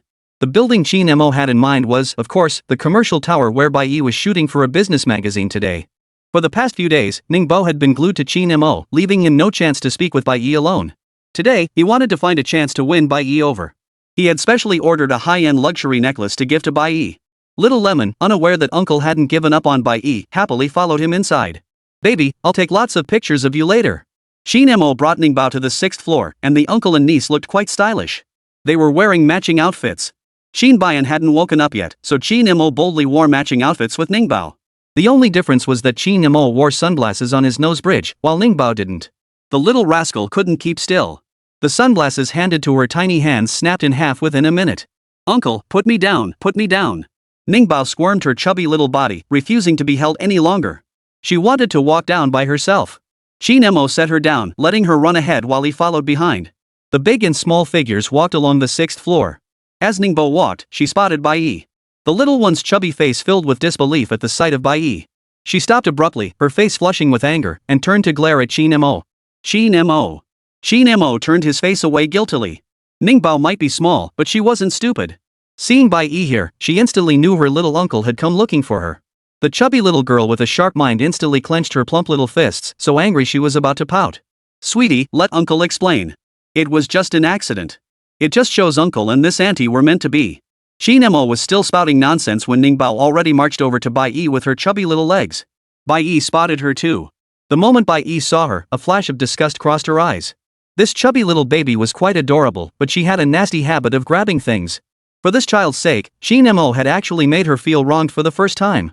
This only deepened Bai Yi's aversion toward the approaching little chubby girl. Her mood was picked up by her filming partner beside her. What's wrong? Do you know that kid? Yeah, she was the one who smashed me a couple days ago. What? She did it? Hold on, I'll go settle this with her. No, Su, come back. Bai Yi grabbed Su's arm, unwilling to let him take revenge for her. Ningbao didn't hear the exchange between the two. But Ningbao heard Susu's name. That name Ningbao remembered it. When Bai Yi had killed Qin Mo, she had mentioned Susu. She hated Qin Mo for tearing her and Susu apart. Qin Mo claimed Susu was no good, that he intended to sell her. She refused to listen, refusing to believe it. The scene of her uncle's murder was etched firmly in Ningbao's little mind. She still held a grudge, while Susu, being dragged along by Bai Yi, stared at her chubby little face, already plotting ways to deal with this little fatty. Fine, Yi, I promise you I won't touch her now. Susu clasped Bai Yi's hand back, looking obedient. Seeing Susu obey her, Bai Yi felt a wave of comfort wash over her heart. Indeed. Susu was so much better than Qin Mo. Susu would always listen to her and respect her. Unlike Qin Mo, who was so arrogant. Their unconsciously clasped hands were pointed out sharply by Ningbao, who raised her chubby little hand. They're holding hands. Ningbao frowned, her chubby cheeks set sternly as she addressed Qin Mo, who was catching up. Uncle, they're bad. Don't be mean to auntie. Be good to baby. Though Ningbao was furious with her uncle, she still took the opportunity to lecture him. She told him not to love the bad auntie anymore. Qin Mo stood behind his chubby little girl, watching Bai Yi and Susu holding hands. At that moment, Qin Mo's heart grew cold. Chapter 13, Baby Abducted. Bai Yi, what exactly is your relationship with him? Qin Mo's usually flirtatious, almond-shaped eyes held no trace of amusement now. Only an intimidating, overwhelming sense of pressure filled them. Bai Yi felt a chill run down her spine under that intense gaze. But she quickly steadied herself and turned the accusation back on Qin Mo. Qin Mo, what gives you the right to interrogate me like this? I'm working, can you please stop interrupting me? Bai Yi, answer my question. What exactly is your relationship with him? Qin Mo refused to be sidetracked by Bai Yi. His gaze locked onto her, determined to extract a definitive answer. Bai Yi's eyes flickered. She pressed her lips together tightly. Finally, under Qin Mo's unyielding gaze, she uttered 4 words, we're friends. Susu. Susu froze. Susu certainly didn't consider his relationship with Bai Yi to be just ordinary friends. They'd hugged and kissed. Except for sleeping together, they'd done everything else. Susu knew full well that Bai Yi was into him. He was also interested in Bai Yi's body. Just as he was about to finally get her into bed, Bai Yi suddenly distanced herself from him. This left Susu feeling extremely displeased. Bai Yi herself had to grit her teeth to force out those words. After spitting them out, she turned to the director filming and asked, Director, should we keep shooting? Director, keep rolling. Glancing at Qin Mo's expression, the director cautiously asked, Fourth young master, perhaps you'd like to rest nearby? We'll speed up the filming here. The director knew Qin Mo well and dared not offend him. Qin Mo's handsome face didn't fully clear up after Bai Yi's response. His brows remained furrowed, suspicion still lingering in his heart. Don't mind me. Keep shooting. Qin Mo declined the chair the director offered him. He scooped up Ningbao, who was still trying to rush forward, and turned to leave the set. One floor of this commercial building was designated as a children's play area. Access to this floor required a VIP membership. Qin Mo didn't need a VIP pass to enter, his face alone served as his VIP card. Baby, do you want to play in the big castle or go see the bird paradise? Qin Mo pinched the chubby cheeks of the baby in his arms and asked softly. The chubby baby, whose cheeks were being pinched, looked a bit displeased. But when she looked at the big castle in front of her, her chubby little hand pointed decisively. Play with this one. The large castle was inflatable, its base covered with a layer of small round balls. Inside the castle, there were mini trampolines, small slides, and tunnels to crawl through. Ningbao fell in love with it at first sight. Qin Mo helped her inside, with a staff member staying close by to keep a watchful eye on her. The little one was soon having a blast. She giggled and actively approached other children. Qin Mo stood outside, busy taking photos and videos the whole time. Baby. Be careful, don't bump your head. Qin Mo kept reminding the little one to be careful while filming. He sent all the footage to Hu Wanyu and Old Man Qin. Hu Wanyu was likely busy and didn't reply. Old Master Qin replied promptly. Old Deng, smile. Old Deng, nice shots. Lao Deng, you could shoot more footage and it'd be best to take some photos too. Qin Mo, photos, X18. Qin Mo obliged and sent a bunch of photos. No sooner had he finished sending the photos than Old Master Qin's WeChat profile picture refreshed. His profile picture had always been a distant mountain landscape, a photo he'd used for years. But now, his profile picture had abruptly changed to a chubby baby wearing a pink dress, holding a blue ball in its little hands, and smiling up with a plump little face. The chubby baby's eyes crinkled into crescent moons when smiling, and the shallow dimple seemed filled with honey, making anyone who saw it feel sweet inside. Qin Mo raised an eyebrow and gave the new profile picture a thumbs up. The moment he finished liking it, a transfer notification popped up. Your account ending in XXXX has received 1 million yuan. At the same time, a new message popped up. Old Deng, I've transferred Ningbao's allowance to you. Remember to buy Ningbao something nice. Old Deng, don't get greedy with Ningbao's allowance. Qin Mo, tisk. Old Deng had cut off his allowance years ago. These past years, he's had to earn every penny he spends. But he just couldn't be bothered to improve himself, so life hasn't been easy for him these past years. Just as Qin Mo finished lamenting old Deng's cruelty toward his own son, he looked up and saw Ningbao inside the bubble ball. His expression immediately changed. "Baby, what are you doing? Don't hug that little boy. Let go of him right now." In the brief moment Qin Mo looked away, Ningbao playing inside the bubble ball had already latched onto a slightly older boy beside her. The boy looked about 3 or 4 years old, dressed in designer clothes, with slightly curly hair and delicate, deep-set eyes. He was a mixed-race little cutie. Ningbao's chubby little hands were clutching the other child's, her mouth moving as if chattering away. The mixed-race cutie's face was set in a stiff expression. Though silent, his air of aloof nobility was palpable even from a distance, catching Qin Mo's attention instantly. Qin Mo narrowed his eyes dangerously, about to step inside. "Sir, you can't. You cannot enter." The staff blocked Qin Mo, preventing him from entering. Qin Mo's handsome face turned green with fury. Pointing at his own chubby little boy, he accused angrily, "How are you watching the children? That brat is taking advantage of my kid, can't you see?" Qin Mo's outburst left the staff speechless. The young girl watching over Ningbao glanced at him twice before directly playing the video she had just recorded for him. In the footage, the little mixed-race child sat alone with a cold expression. A piece of bread was clutched in his small hand. Ningbao spotted him. Whether drawn by the mixed-race child's face or the bread in his hand, she couldn't tell. She waddled over on her little legs, flashing the mixed-race child a sweet smile. "Go, go!" Ningbao called out to the mixed-race child in a soft, sweet voice. The mixed-race child ignored her at first. Ningbao leaned closer, her little face inches away, and called again. After being called several times, the mixed-race child frowned slightly and finally responded with an mm. Upon receiving a response, Ningbao casually took the mixed-race child's hand. Then, with a loud amo, she bit off a chunk of bread from the little mixed-race kid's hand. The staff couldn't stop her even if they tried. The mixed-race boy didn't mind at all that Ningbao had eaten his bread. Instead, he pulled another piece of candy from his pocket and offered it to her. This made Ningbao grow even closer to him. Watching the two little ones grow closer, Qin Mo gritted his teeth in fury. "That brat is abducting my child. He's abducting my child." While Qin Mo was still seething with indignation, Ningbao holding hands with the mixed-race boy suddenly spotted a faint scar just below his neck. "Go-go, how did you get hurt?" Chapter 14, Baby catches them in the act. "It hurts so much." Ningbao spoke as she reached out with her chubby little hand to touch the mark on the mixed-race boy's neck. The mixed-race boy let her touch him without reacting. "Did a bully hit you?" Little Lemon tilted her chubby face and asked again. The little mixed-race kid paused for a moment, then shook his head. "My dad made it." "Ningbao?" Ningbao was stunned. Her mouth fell open. She clearly found it hard to believe a father would hit his child. "Daddy? Your own child?" "Yeah, he's my real dad." After admitting the child was his own, the little mixed-race boy didn't want to discuss it further. He pulled out another imported candy, peeled off the wrapper, and fed it to Ningbao. Ningbao reflexively ate it with a munch. Her cheeks puffed out as she ate, her eyes still occasionally drifting toward the mixed-race boy's scars. Seeing her attention hadn't shifted, the mixed-race boy decided to take her down the small slide for a while. The two kids played inside the castle while Qin Mo stood outside, his defenses crumbling. He snapped a photo of the mixed-race child. Then, his expression turning serious, he sent it to his childhood friend and police officer, Chu Liang, 3 minutes. "I want everything on this kid." Chu Liang, ? Chu Liang, bro, snap out of it.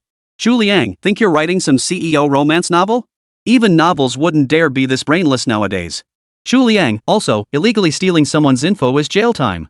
Chu Liang, you should read more books and spend less time chasing romance.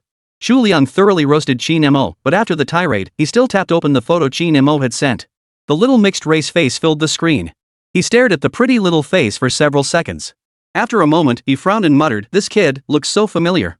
Before Chu Liang could recall whose child this was, Ningbao, under the watchful gaze of her uncle whose defenses were crumbling, had already unilaterally befriended the little mixed-race child. The little one was incredibly sweet-talking. She took the child's hand, clearly wanting to play together. But what came out was, "Go-go, I'll play with you. I like you." The little one's direct expression managed to melt the ice-cold expression on the mixed-race child's face. The mixed-race kid couldn't say anything that sweet. He only knew how to feed Ningbao. Little Ningbao, the greedy little eater, was overjoyed to be fed. Qin Mo watched the two little ones grow closer as they played. Raising his voice, he tried to call Ningbao back. "Baby, come here. Let's go play something else. Uncle will take you shopping, okay?" Qin Mo tried to coax Ningbao away, but the little one blinked at the sound of his voice. The next second, she clapped her hands over her ears. Qin Mo, baby, you can't pretend you didn't hear me." Qin Mo was completely helpless against his chubby little baby. He instructed the staff to bring out the little chubby baby. But before the staff could even touch the little chubby baby, the little one was already pouting and about to cry. Qin Mo had no choice but to give in. Fine, fine, fine. I won't pick you up. Keep playing. Qin Mo was utterly exasperated. He watched helplessly as the two little ones played in the castle for 2 hours. 2 hours later, Ningbao finally stopped playing. Her stomach was growling. The snacks the little half-breed had fed her hadn't filled her belly. Uncle, let's go eat dinner. Ningbao took the little mixed-race child's hand and came looking for Uncle. Qin Mo saw the two little ones holding hands and found it utterly annoying. Baby, why are you holding someone else's hand? We need to go. Quickly say goodbye to them. No. Ningbao clutched the little mixed-race child's hand, her tone firm. Together. Ningbao wanted to have dinner with the mixed-race child. Qin Mo, of course, disagreed. Sweetie, that child has parents. Uncle can't take him away. If you want to play with him, Uncle will bring you next time. Qin Mo tried to offer Ningbao a promise. But little Lemon, who wasn't fond of empty promises, tilted his chubby little face and pushed Uncle's offer away on the spot. No. No. The little one repeated the word clearly in her baby voice. After repeating it several times and seeing her uncle show no sign of agreeing, she sniffed and began to give warning. Uncle. I'm gonna cry. I'm gonna cry a lot. After giving her warning, Ningbao's big, bright, round eyes immediately welled up with tears. The little one cried just as she said she would. Her eyelids flushed red, her nose turned pink, and she looked utterly pitiful. Qin Mo was truly at a loss. He stared helplessly at the unmanageable little chubby baby, feeling for the first time that taking care of a child might not be so easy after all. The little mixed-race boy beside them froze when he saw Ningbao actually start crying. Don't cry, okay? The little mixed-race boy couldn't maintain his aloof expression any longer. While reaching out to wipe Ningbao's tears, he found a moment to address Qin Mo. Uncle, I can go eat with her. I'll pay for the meal. Qin Mo. Qin Mo, would your parents agree? The mixed-race boy lifted his gaze, his eyes calm as he met Qin Mo's. No one in my family controls me. I came here to play by myself. Qin Mo? Qin Mo didn't believe it. He specifically sought out a staff member to inquire about the situation. When the staff heard he was asking about this mixed-race kid, they sighed too. Fourth young master, he wasn't lying. He really did come here alone. This kid often comes here and sits for hours on end. No parents accompany him. The staff member's words left Qin Mo even more stunned. The little mixed-race boy looked no older than 3 or 4, still very young. A child this young, without any parents to look after him? This was outrageous. Through the staff member, Qin Mo also learned the little mixed-race child's name. Feng Mujin. Qin Mo hadn't heard the name before, but he was familiar with the Feng surname. The Feng family he knew of was an extremely mysterious and low-key aristocratic lineage. This child couldn't possibly be from that family. Otherwise, his circumstances wouldn't be so pitiful. After learning about Feng Mujin's situation, Qin Mo resignedly walked back to take both him and Ningbao to the 7th floor for dinner. Both the 7th and 8th floors housed dining establishments. Qin Mo set Ningbao down, letting her choose a restaurant she wanted to enter before going inside to place their order. Feng Mujin watched over Ningbao, who behaved well even after entering the restaurant. They sat by the window. Ningbao refused to sit in the high chair, so she took a spot on the soft leather two-seater next to Feng Mujin. Sweetie, wait here for 2 minutes. I'll be right back after using the restroom. After instructing Ningbao, Qin Mo summoned a waiter to watch over her. The moment he turned away, Ningbao, her chubby face pressed against the glass, spotted 2 figures passing by outside. They were dressed very inconspicuously, wearing hats and masks. Hand in hand, they walked forward. Ningbao stared at them and gasped aloud. She recognized them as Bai Yi and Su Su in disguise. The little one was incredibly sensitive to them. Feng Mujin? Feng Mujin, what's wrong? Before Feng Mujin could finish asking, Ningbao slid off her chair with a whoosh. She scampered off on her little legs to chase after them. Waitress! Caught off guard, the waiter was 2 seconds too late to chase after her. But it was dinner time, and the place was packed. Like a slippery little fish, Ningbao darted through the legs of several adults near the entrance before vanishing.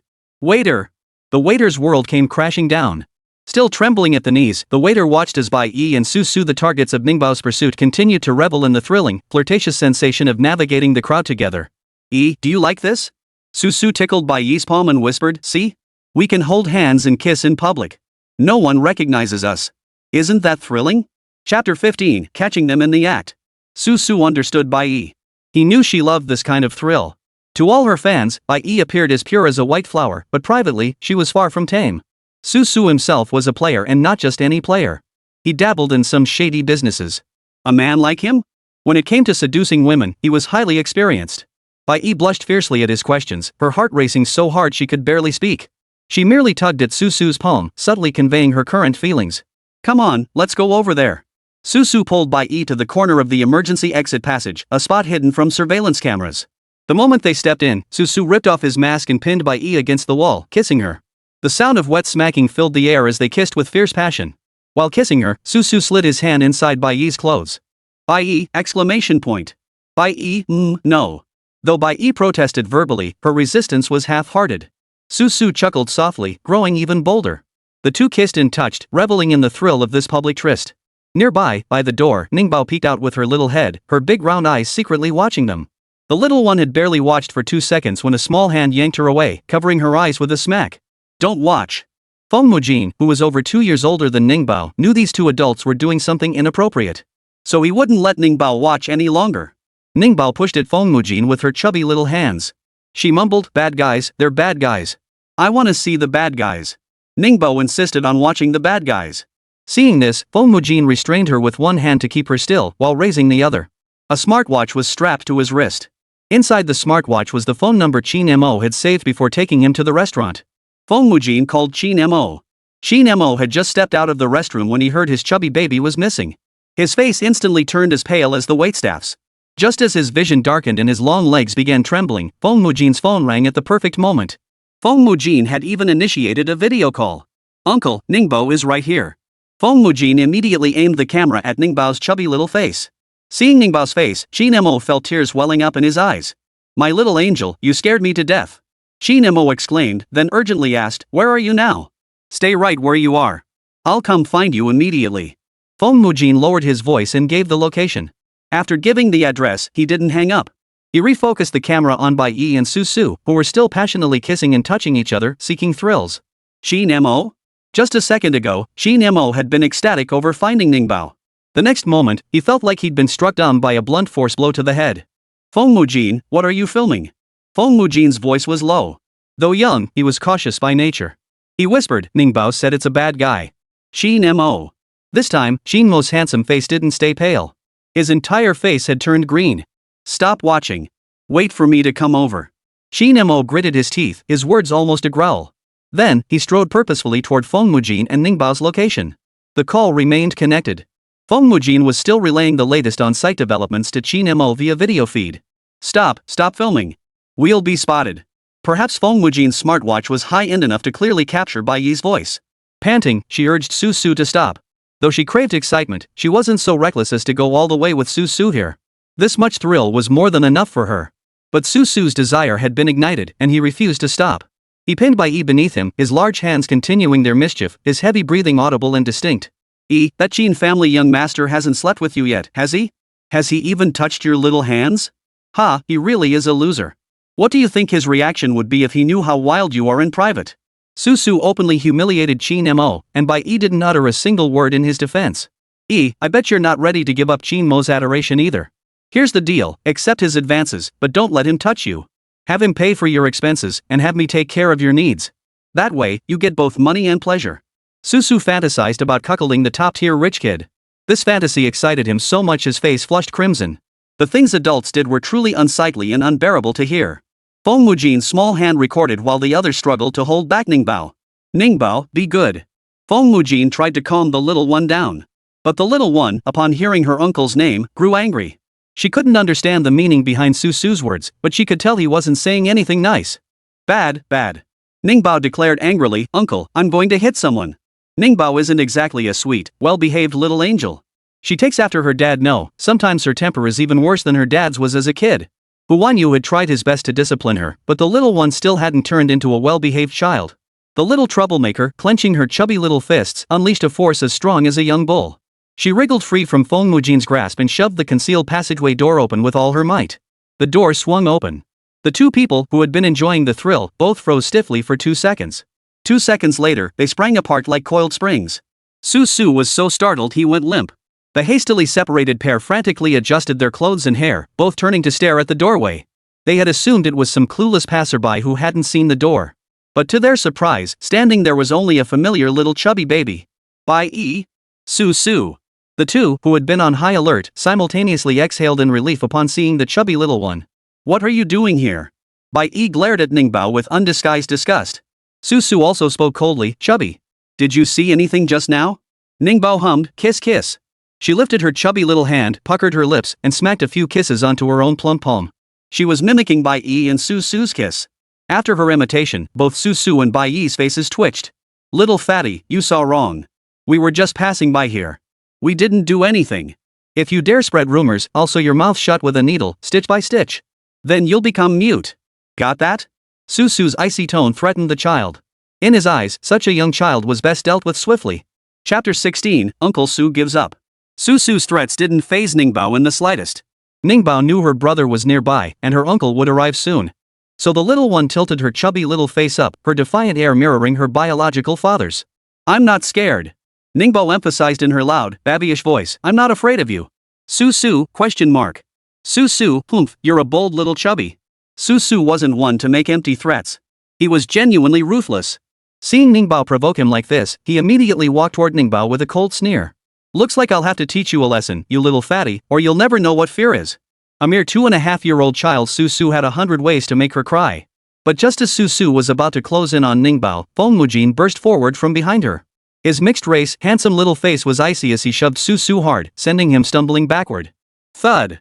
Su Su lost his balance, stumbled a few steps, and landed with a clumsy thud.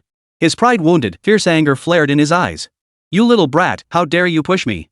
Having lost face in front of a woman he hadn't fully secured, his fury was palpable. He scrambled to his feet, this time snatching his belt and lashing out at both Ningbao and Fengmujin. In his rage, Su Su sought nothing but to reclaim his dignity. His belt whipped through the air with a loud crack. But before it could land on Ningbao and Fengmujin, Qin Mo's foot kicked him first. You dare bully my child? You're asking for it. At that moment, even more furious than Su Su was Qin Mo, who had just witnessed the entire scene through the video feed. Qin Mo never imagined that the woman he pursued for so long was this promiscuous. He'd poured money and resources into her, even laid bare his heart. Yet in the end, this woman had betrayed him, engaging in passionate acts with another man in public. At that moment, Qin Mo was utterly disillusioned with Bai Yi. Watching Qin Mo furiously pin Su Su to the ground and beat him, Bai Yi panicked. Qin Mo, stop. Stop hitting him. Stop right now. Seeing Qin Mo had just arrived, Bai Yi still clung to the hope that he knew nothing about what had happened between her and Su Su. So, when she tried to stop him, she still used that commanding tone from before. Qin Mo, if you don't stop right now, I'm going to get really angry. Did you hear me? I said stop.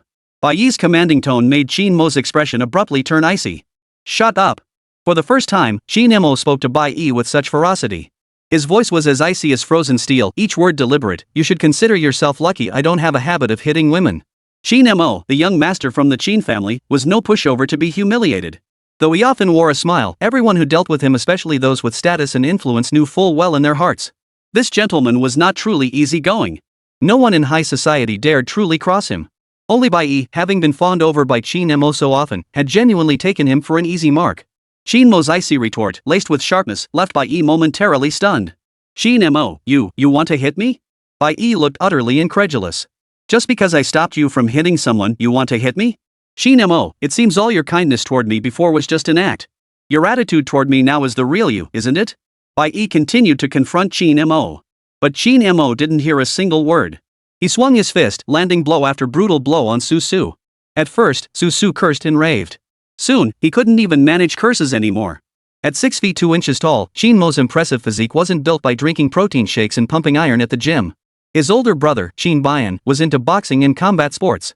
Whenever Qin Bian wanted to box or train, he always brought Qin Su along. From being Qin Bian's punching bag, he'd progressed to being able to spar with him for a while now. Both brothers, one throwing punches, the other taking them, had physiques that spoke for themselves.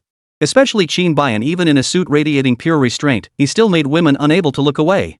When he shed that suit, his perfectly sculpted yet understated muscles radiated irresistible allure. That night over 3 years ago, the reason Hu Wanyu had been willing to get involved with Qin Bian was undoubtedly influenced by Qin Bian's face and physique. Had it been any other man in that room back then, Hu Wanyu would have run. Qin Mo's physique couldn't compare to his older brother's, nor could his fists. But his fists were more than sufficient to handle anyone other than his brother. Blood foam spurted from Su Su's mouth. His defiance finally crumbled. I was wrong. Please stop hitting me. I truly regret it. A hardened man like Su Su didn't admit defeat because he feared pain. It was because he sensed Qin Mo had developed a murderous intent toward him. Su Su was terrified. He feared he might die here. Brother, spare me. I'll never lay a finger on your child again. Su Su begged relentlessly. Feng Mujin stood beside them, shielding Ningbao's eyes with his hand to spare her from the bloody scene. Ningbao tried to protest but failed. Pot pot. Hands off. Ningbao's eyes were covered again and she sulked angrily. When she realized her tantrum was useless, Ningbao pouted and called out to her uncle. Uncle! Pick me up! Pick me up! Ningbao pleaded with her uncle to pick her up. Her soft, whiny voice, tinged with hurt, finally cleared the redness from Qin Mo's eyes as he clenched his fists. He gritted his back teeth and lowered his fists. Then, he carefully wiped his hands clean, stood up, walked over to Ningbao, and lifted her into his arms. The sweet, soft little chubby baby carried a pleasant, milky scent. Holding her, Qin Mo felt his restless heart instantly soothe. Baby, let's go eat. Qin Mo lowered his gaze, spoke softly to the little bundle, then turned and walked away. He didn't spare Bai Yi a single glance. Watching his receding figure, Bai Yi felt an inexplicable pang of anxiety in her chest. She felt inexplicably as though she was losing Qin Mo. No, that can't be. Bai Yi shook her head softly, murmuring to herself, Qin Mo has been relentlessly pursuing me for so long. How could he possibly give up on me? His earlier behavior toward her was probably just because he was furious at Su Su for bullying Ningbao, and she had defended Su Su. Right. That must be it. When it came to Ningbao, Qin Mo always prioritized her. The thought made Bai Yi bite her lip in frustration. Little Jinx, you bring me nothing but bad luck whenever we meet. She swore she'd make Qin Mo get rid of this little Jinx ASAP. Chapter 17, Lovey-dovey with Daddy? Bai Yi hadn't yet realized that Qin Mo had already grown to despise her. After mentally cursing Ningbao, she hurriedly helped Su Su up from the floor. Su Su, how are you? I'll take you to the hospital right away. Neither of them mentioned calling the police.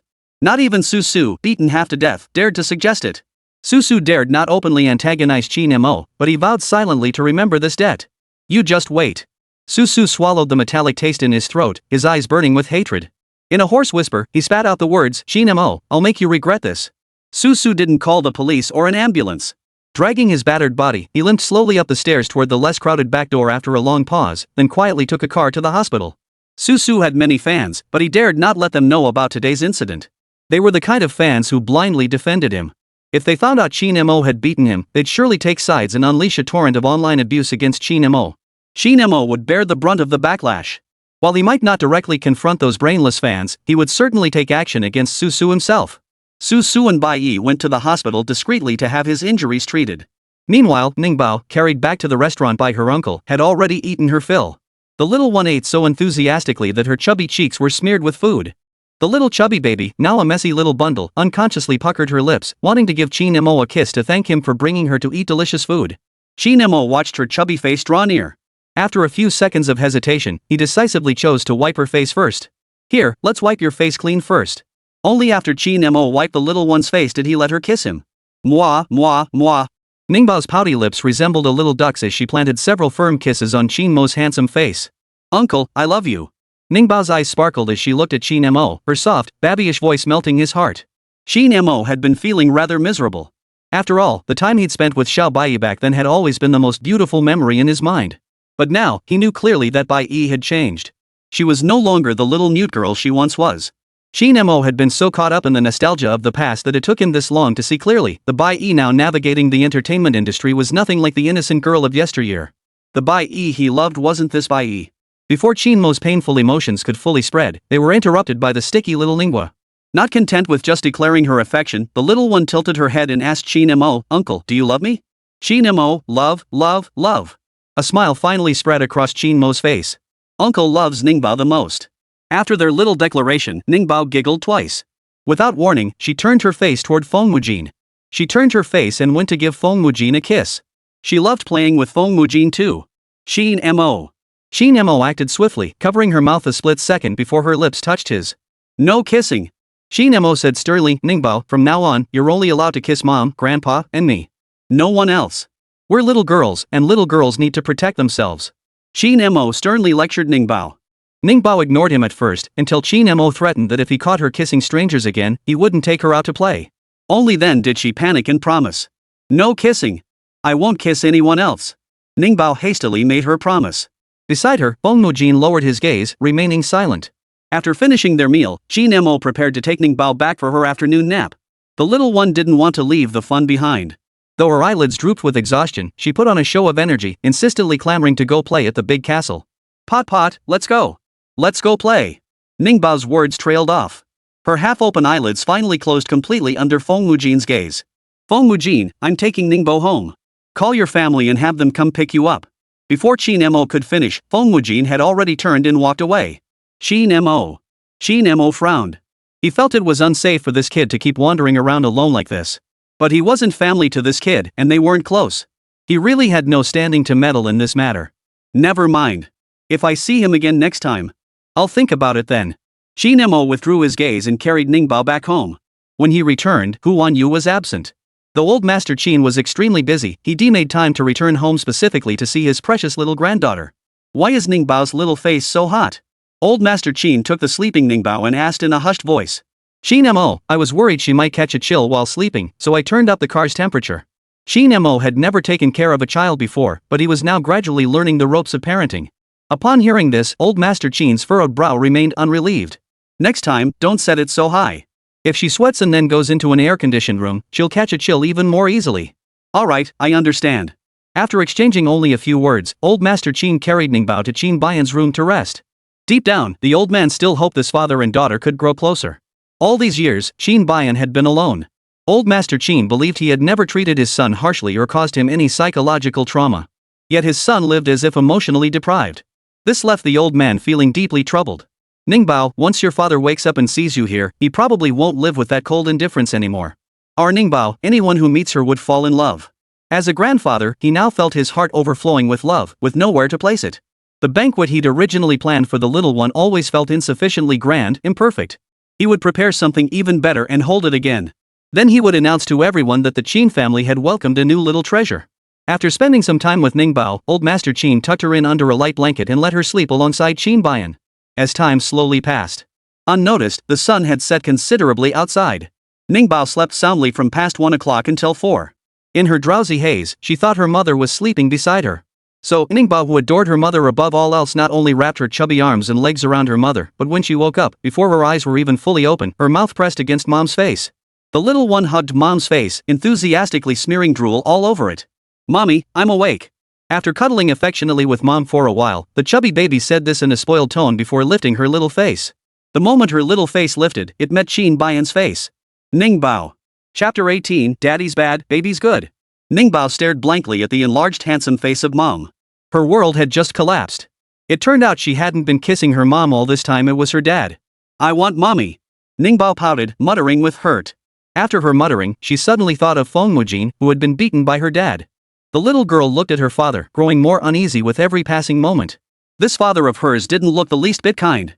You hit Ningbao? Ningbao, ever the cautious one, asked her dad if he'd hit her before he could act. She asked, but Qin Baiyan remained unconscious, unable to answer her. Seeing Qin Baiyan remain silent, Ningbao filled in the blanks herself. Bad man. You hit Ningbao. Qin Baiyan. Though unconscious, Qin Baiyan seemed to sense someone trying to pin the blame on him. So, he furrowed his brow. When he frowned, his entire presence became even more intimidating. Ningbao, frightened, raised her chubby little hand to slap his face. Smack! The crisp sound of a slap echoed through the room. Hu Wanyu, who had just returned home, came looking for her and witnessed the scene. Hu Wanyu! Hu Wanyu, Ningbao, you hit someone again. Seeing the little one fall back into her bad habit of hitting, Hu Wanyu stormed in angrily. Haven't I told you countless times not to hit people? Hu Wanyu walked over and pinched Ningbao's chubby little hand. Her face stern, she gave Ningbao's little hand a sharp smack. The pain made Ningbao wail loudly. No hitting, baby. Baba hit baby.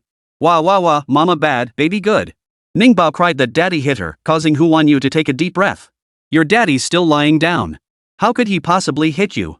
Though Hu Wanyu and Qin Baiyan weren't close, she wouldn't let him be falsely accused.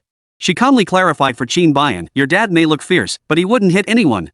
That night, driven to desperation, Hu Wanyu had lashed out at Qin Baiyan more than once. She clearly remembered scratching Qin Baiyan's back until it was covered in red streaks. She even slapped him several times.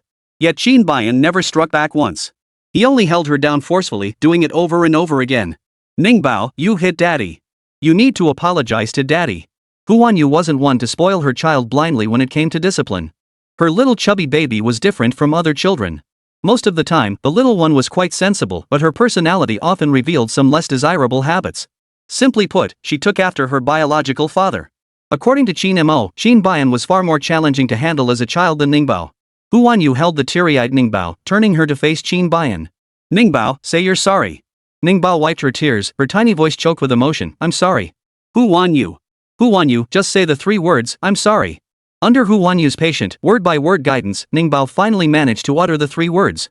Only then did Hu Wanyu wipe away her tears. Qin Mo, standing at the doorway, witnessed every movement between mother and daughter. For the first time, he gave Qin Bayan a look of genuine approval. He truly admired this sister-in-law. Qin Mo remained at the doorway watching the family of 3, while Hu Wanyu, holding Ningbao, began discussing the early education classes with her. Ningbao, you haven't finished the early education classes I signed you up for. Teacher Watermelon called me to ask about you. Do you want to go to class tomorrow? Hu Wanyu placed great importance on Ningbao's education. No matter how tight her finances got, she would never shortchange Ningbao.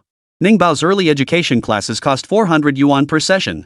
Hu Wanyu wouldn't splurge on a 400 yuan meal for months on end, yet she signed Ningbao up for early education classes without batting an eye. For everything Ningbao ate, drank, or used, Hu Wanyu always bought the best within her means. Meanwhile, she scrimped and saved wherever possible. The clothes she wore to events were either borrowed from the company or sourced from niche, affordable brands she hunted down herself. She'd grown accustomed to being stingy with herself. Mommy, I'm going to class. Ningbao perked up at the mention of class. She loved her early education classes. The classes were mostly play-based, and she'd even made friends in her early learning group. Okay, then Mom will take you to class tomorrow. Hu Wanyu kissed Ningbao's chubby cheeks, her voice softening. Ningbao, Mommy has to film a movie. The set is in the northern part of the city, which is a bit far. So Mommy might be coming home very late for a while. Baby, when Mommy gets home late, you can ask Uncle or Grandpa to tuck you in. Or you can come sleep with Daddy. How about it? Ningbao, sigh. Ningbao watched her mother getting busy again and sighed like a little adult. She was very attached to her mom, but she also knew her mom had to earn money to support her.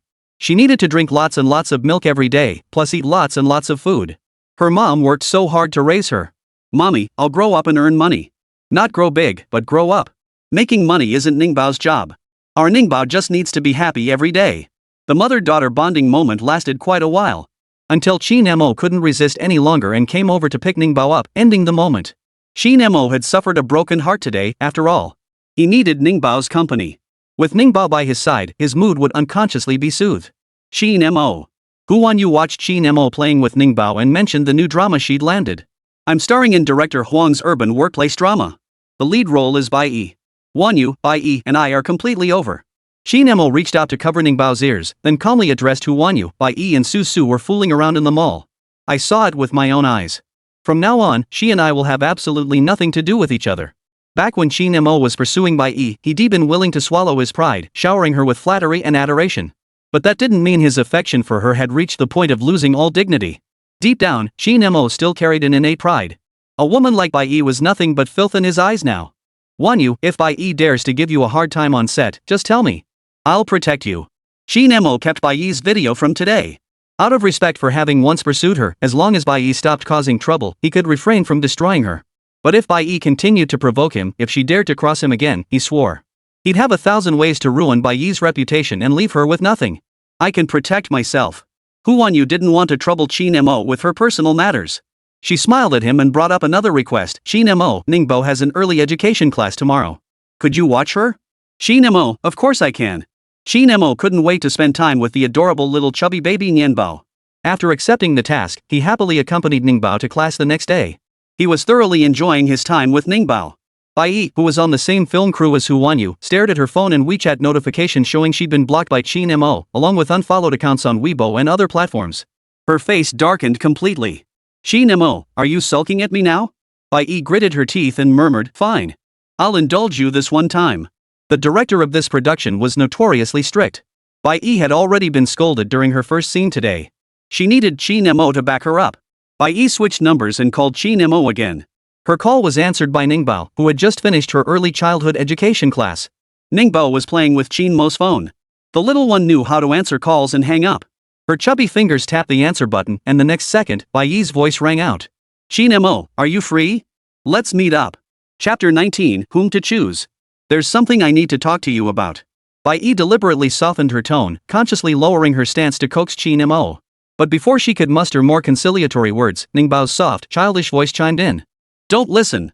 You're mean. Ningbao clearly enunciated these words before stomping her chubby finger hard on the hang-up button. Not content with just ending the call, she raised her chubby little hand, ready to throw the phone. Qin Mo, exclamation point. Qin Mo, hey, little darling. Don't throw it. Qin Mo had already had one phone smashed to pieces. While he could easily afford a new one, switching phones meant retransferring all his data a real hassle. Qin Mo swiftly snatched the phone away and blocked Bai Yi's new number too. He'd heard every word Bai Yi had just said. If it had been yesterday, hearing Bai Yi's invitation would have thrilled him. But after yesterday, hearing Bai Yi's voice now stirred nothing in his heart. All he felt now was a vague nausea and revulsion. Both Qin Mo and his second brother, Qin Baiyan, had a cleanliness obsession. Unlike Qin Baiyan, who suffered from severe physical and mental cleanliness compulsions, Qin Mo's was more subtle. But his mental cleanliness was no less pronounced. Qin Mo had grown utterly disgusted with Bai Yi. Holding Ningbao's chubby little body close, he solemnly promised the child, "Sweetheart, uncle and this lady will never have any contact again. Uncle doesn't like her anymore. From now on, uncle only likes our Ningbao." Upon hearing this promise, Ningbao nodded earnestly with her chubby little face. Okay. With uncle and niece in agreement, it was time to play. Ningbao was quite busy. After playing with the kids from her early education class, she had to head to the mall's children's playground to wait for Feng Mujin. She and Feng Mujin were getting along wonderfully now. While the two little ones played together, Qin Mo sat in the waiting area, scrolling through his phone. He casually opened Weibo, where the first thing that caught his eye was a marketing account pushing scandalous rumors about Bai Xinju. Ever since 2 days ago, Bai Xinju had crashed. All her scandals had been dug up. She had previously stood on the moral high ground, accusing Hu Wanyu of seducing her boyfriend. But these past 2 days, photos and screenshots had surfaced, her secretly sleeping with her pregnant friend's husband, mocking her friend's figure in chat logs, and revealing she was far less passionate in bed than her friend. Netizens were stunned. Lian Xiao, who had been engaged to Bai Xinju, wasted no time and called off the engagement overnight. Not only was Bai Xinju's reputation destroyed, but she also dragged down the reputation of the Bai family's brands. The Bai family is practically furious with her. Qin Mo glanced at Bai Xinju trending on the hot search list, a faint smirk curling his lips. So you like using public opinion to bully people? Now you get a taste of being attacked by it. Qin Mo had previously had someone investigate Hu Wanyu's background. He remembered every instance of online bullying Hu Wanyu had endured because of Bai Xinju. With Qin Baiyan still unconscious, it was his duty as the younger brother to protect his sister-in-law. That's right. He had looked up Hu Wanyu's age. She was only 23 this year, 2 months younger than him. Hu Wanyu was a full 5 years younger than Qin Baiyan. The thought of Hu Wanyu giving birth to Ningbao at such a young age made Qin Mo feel. His brother was a real bastard. Qin Mo kept scrolling through the homepage feed, and as he did, he stumbled upon himself again. His move to unfollow all of Bai Yi's accounts had been discovered. Now many were speculating whether he was playing hard to get. Bai Yi's fans were their usual selves while cursing him for being a clingy sucker. They also lavishly praised Bai Yi for being so charismatic. Qin Mo grew tired of watching. He searched for Hu Wanyu's account and followed her across all platforms. Then, he posted an update on his Weibo account. His post contained just 3 words. Qin Mo v, it's over. As soon as the post went live, comments began flooding in. The top comment came from Chu Liang's alternate account. A model citizen commented, "Oh? Turning over a new leaf? Not planning to chase anymore?" Qin Mo replied, "Yep, not chasing anymore. Be a good citizen, clapping, that's great. Want to grab drinks tonight?" Qin Mo replied again, "Cool, nah, gotta take care of the kid." After Qin Mo mentioned the kid, Chu Liang stopped interacting with him on Weibo. Chu Liang sent him a direct message on WeChat instead. "Chu dog, still taking care of Ningbao? How's she doing now? I had someone send toys to your place, did she play with them?"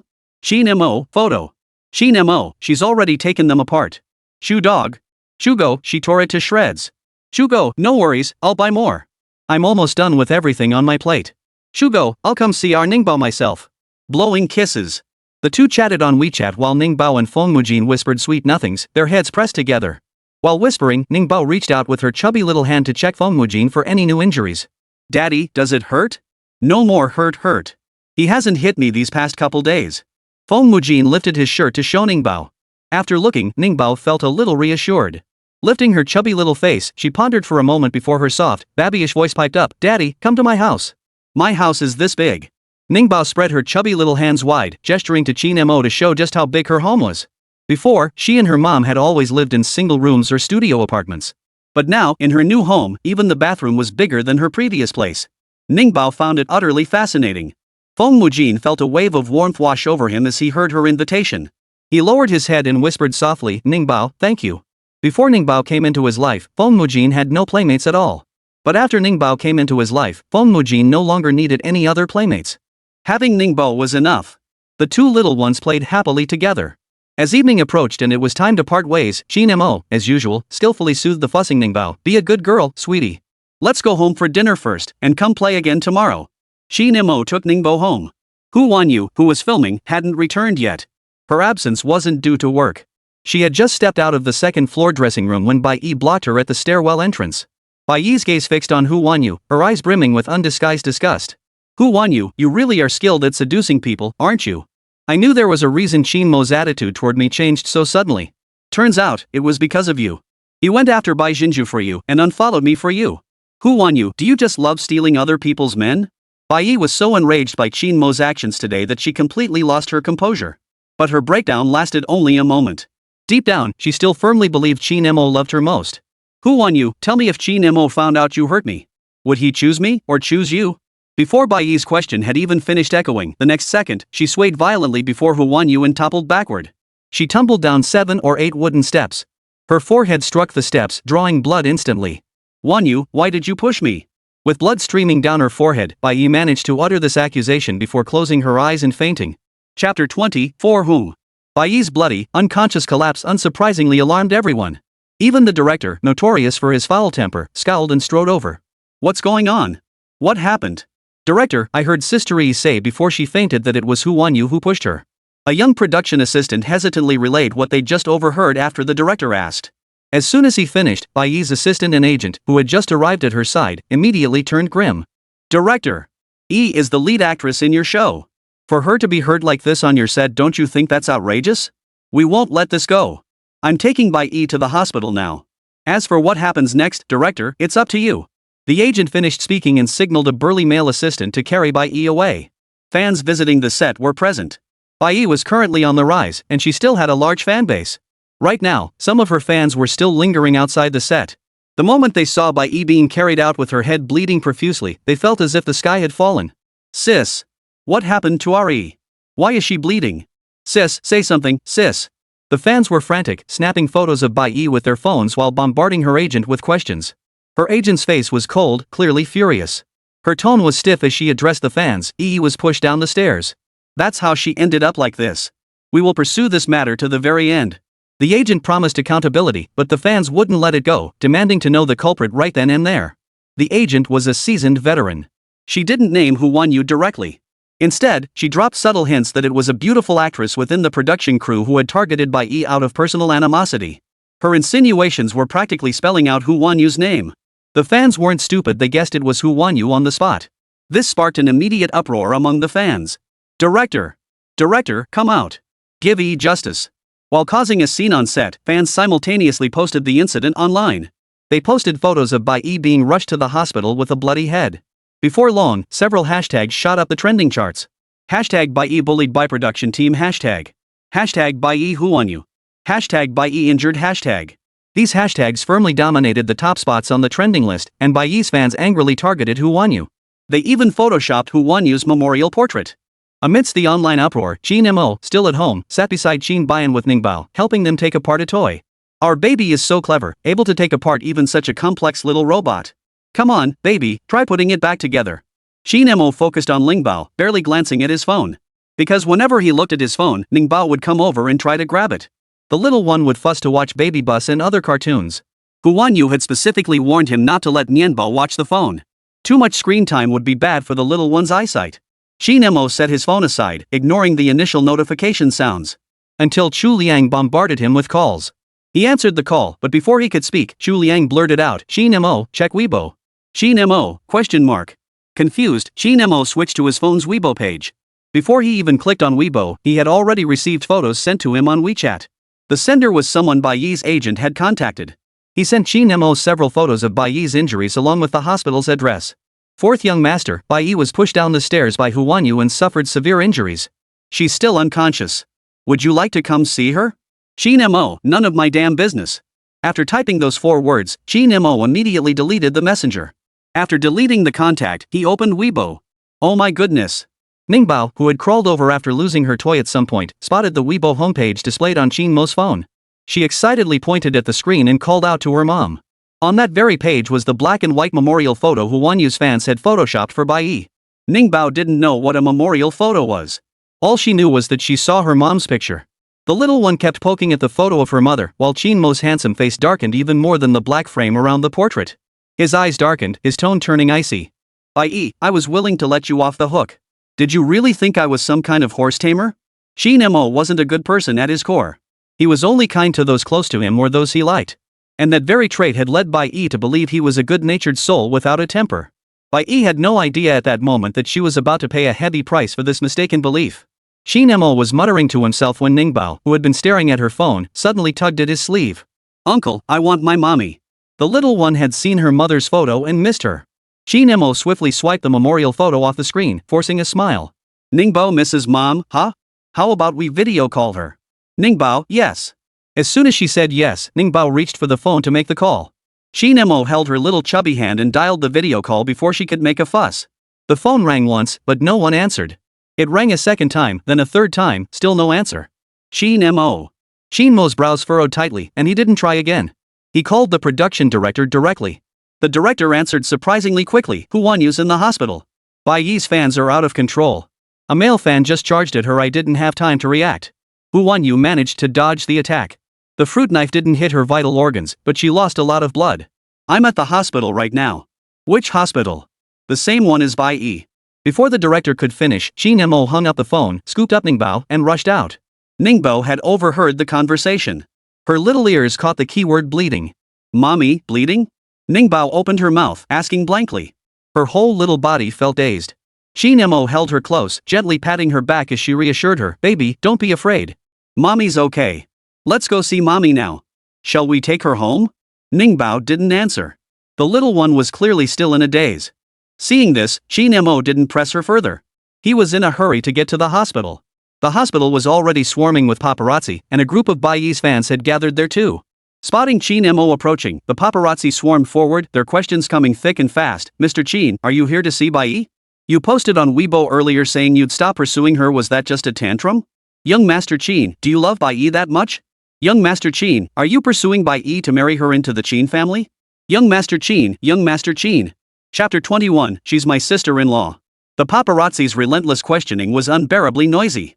Qin Mo pressed Ningbao's chubby little face into his chest to shield her from the cameras while coldly addressing the paparazzi's lenses. "I came here to see Hu Wanyu. Hu Wanyu was just stabbed by Bai Yi's fans. I will pursue the perpetrator to the fullest extent of the law. From this moment on, anyone who dares to spread false information to slander Hu Wanyu will receive a cease and desist letter from the Qin family's legal team." Qin Mo delivered his final statement before striding into the hospital with his long legs. Watching his retreating figure, the paparazzi froze in place, exchanging stunned glances. "Damn it, I think I posted that negative piece on Hu Wanyu." "Me too. I thought young Master Qin would protect Bai Yi and hate Hu Wanyu, so I dared to post it." "Me too. We're screwed. Young Master Qin is protecting Hu Wanyu now. We gotta delete our smear posts immediately." The paparazzi didn't care about the situation anymore. They immediately crouched down, frantically pulling out their phones to delete the smear articles they'd posted on their social media platforms. They deleted them at lightning speed. Beneath their smear posts, a rapidly growing wave of comments had been pouring in. Now that the articles were gone, Bai Yi's fans who had gathered in the comments couldn't even post anymore. Bai Yi fans? Bai Yi's fans began asking questions on Weibo's main page. "What's going on? Why did Entertainment's second dog suddenly delete their posts?" Below this query, other equally bewildered fans chimed in. "No clue.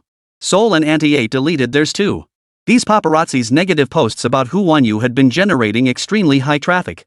Their sudden deletions immediately made Bai Yi's fans sense something was off. Fans were still scrambling for information everywhere. Meanwhile, at the hospital, Qin Mo had already seen Hu Wanyu. Hu Wanyu had injuries on her chest and arms. The doctor treated her wounds and applied bandages.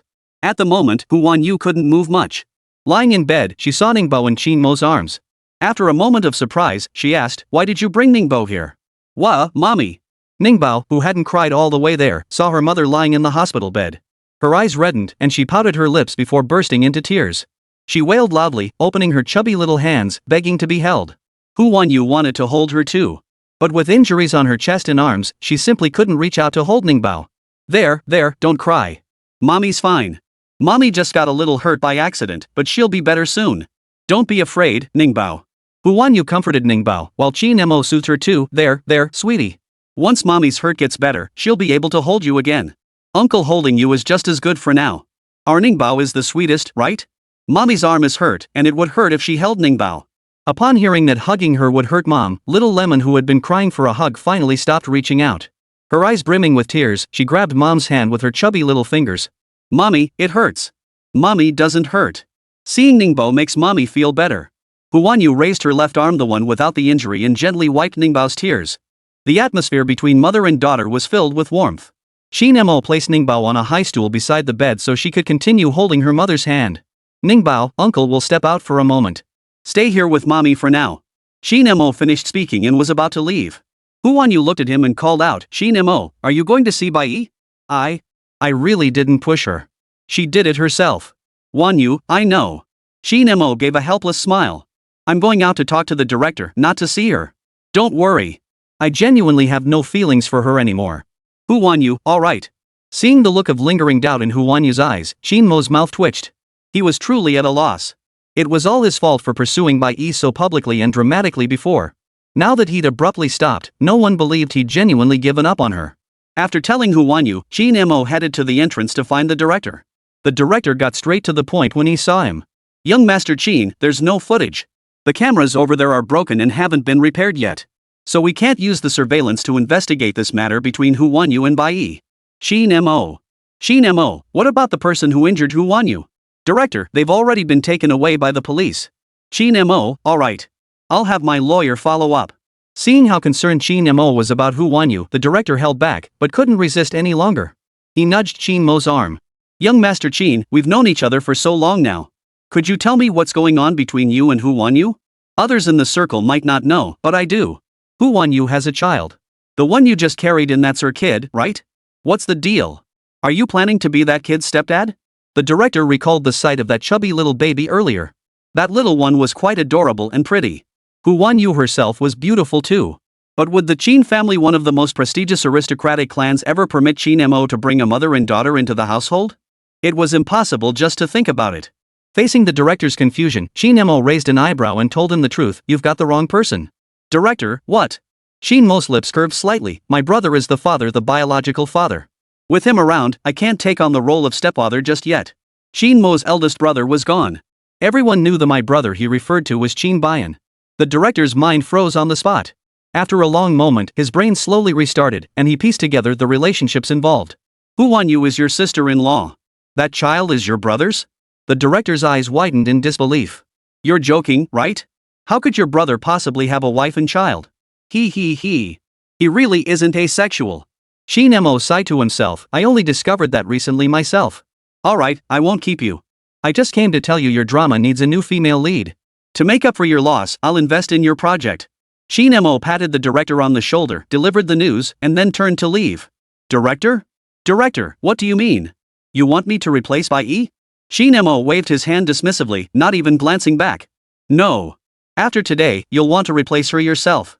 The last chance he'd given Bai was already gone. From now on, don't blame him for taking action. Qin Mo headed toward Huanyu's hospital room. Before he reached the door, Bai's agent who'd been informed of his arrival blocked his path. Fourth young master, is still unconscious. She's been calling your name the entire time she's been out. Could you please go see her? Qin Mo, no rush. Qin Mo, I've prepared a gift for her. You'll see it today. At the mention of a gift, the agent's delight was palpable. Fourth young master, you're so kind to Ari. She's really been through a lot this time. The agent tried to ramble on, but Qin Mo couldn't be bothered to listen. His gaze turned cold as he instructed his attendant, Shunzi, to escort the agent out. Despite being escorted out, the agent didn't seem upset. She cheerfully returned to the hospital room and announced the good news to Bai, who was fully conscious. Your ploy really worked. Qin Mo has softened towards you. He said he prepared a gift for you. Chapter 22, Slap that bitch in the face. Hearing the agent's good news, Bai didn't appear particularly pleased. Instead, she snorted coldly, her tone tinged with displeasure. He's such a phony, forcing me to give him a way out. My head, waist, and legs hurt like hell from that fall. Bai had tumbled down the stairs, landing with a solid thud. Every inch of her body ached terribly now. But to bring Huanyu down and ensure Qin Mo would continue pampering her like before, she had to push herself to the limit. Bai and her agent were still waiting for Qin Mo's gift. Not far away, in Huanyu's hospital room, Qin Mo was cutting fruit for her. Huanyu, you could recover at home. But if you stay here, your fans will probably feel even more heartbroken for you. Qin Mo understood the entertainment industry's tactics a little. Many celebrities would use injuries as an opportunity to play on their fans' emotions. Hearing Qin Mo's suggestion, Hu Wanyu smiled helplessly. Qin Mo, I don't have many fans. What I have most are haters. Hu Wanyu was stunningly beautiful, and many had set their sights on her the moment she entered the industry. But she refused to be exploited. Because of this, she was drugged. While stumbling and fleeing, she encountered Qin Bayan. That very night, she conceived Ningbao. Ever since, she grew increasingly wary of dirty tricks like drugging people. She'd rather forego career opportunities than compromise her integrity. The company repeatedly tried to force her into entertaining bigwigs, but she always refused. The company grew frustrated and simply stopped giving her work, draining her resources until she was so financially strained she had no choice but to compromise with them. Hu Wanyu was a stubborn one. Even during her most destitute days, scavenging for scrap outside the company gates to sell, she never once backed down. When photos of her scavenging surfaced, the company, pressured by public opinion, reluctantly offered her minor assignments. The standoff between them has dragged on until now, with neither side gaining any advantage. Qin Mo understood Hu Wanyu's situation well. He smiled. Wanyu, don't worry. You'll definitely gain a lot of fans in the future. I've seen your dramas, you're quite talented. Though not formally trained, Hu Wanyu possessed a natural flair for acting. She could also dance and sing. Her talents were remarkably well-rounded. Qin Mo felt she simply lacked opportunities. And now, with him by her side and the Qin family's backing, Hu Wanyu would never lack for opportunities again. As they chatted, Ningbao stared intently at the apple Qin Mo was peeling. The moment Qin Mo finished peeling it, she opened her mouth wide. The little one was spoiled rotten. She assumed any food she saw was meant for her. Qin Mo fed her a piece, then gave the rest to Hu Wanyu. Ningbao was quite generous with her mother. Seeing her mother get the larger half, she didn't object. Outside, the sky grew darker and darker. Having skipped dinner, Ningbao patted her plump tummy and pouted. My tummy, it's empty. Hu Wanyu handed her the bottle of milk Qin Mo had prepared. The little one flung it away. No. I want my dinner. Ningbao didn't want formula milk, he just wanted delicious meals. Hu Wanyu? Hu Wanyu frowned slightly. Ningbao, you can't do that. If you want to eat, you can tell mommy nicely. But you can't throw your bottle. That's not the right thing to do. Hu Wanyu explained the reasoning to her chubby little baby. Qin Mo picked up the bottle, wiped the nipple clean again, and placed it back in the chubby baby's hand.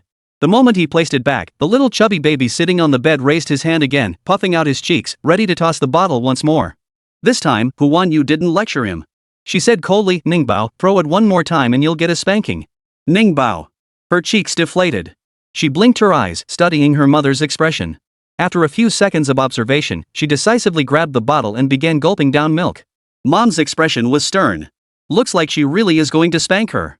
The little chubby baby, skilled at reading expressions, made Qin Mo laugh heartily. This is hilarious, Wanyu. How can our Ningbao be so entertaining? Qin Mo laughed heartily. She's so much more sensible than my brother. When my brother was little and didn't like his food, he'd just throw his bowl. And after throwing it, he'd glare at everyone, blaming others for his mistakes. There are videos of him as a kid in the storage room.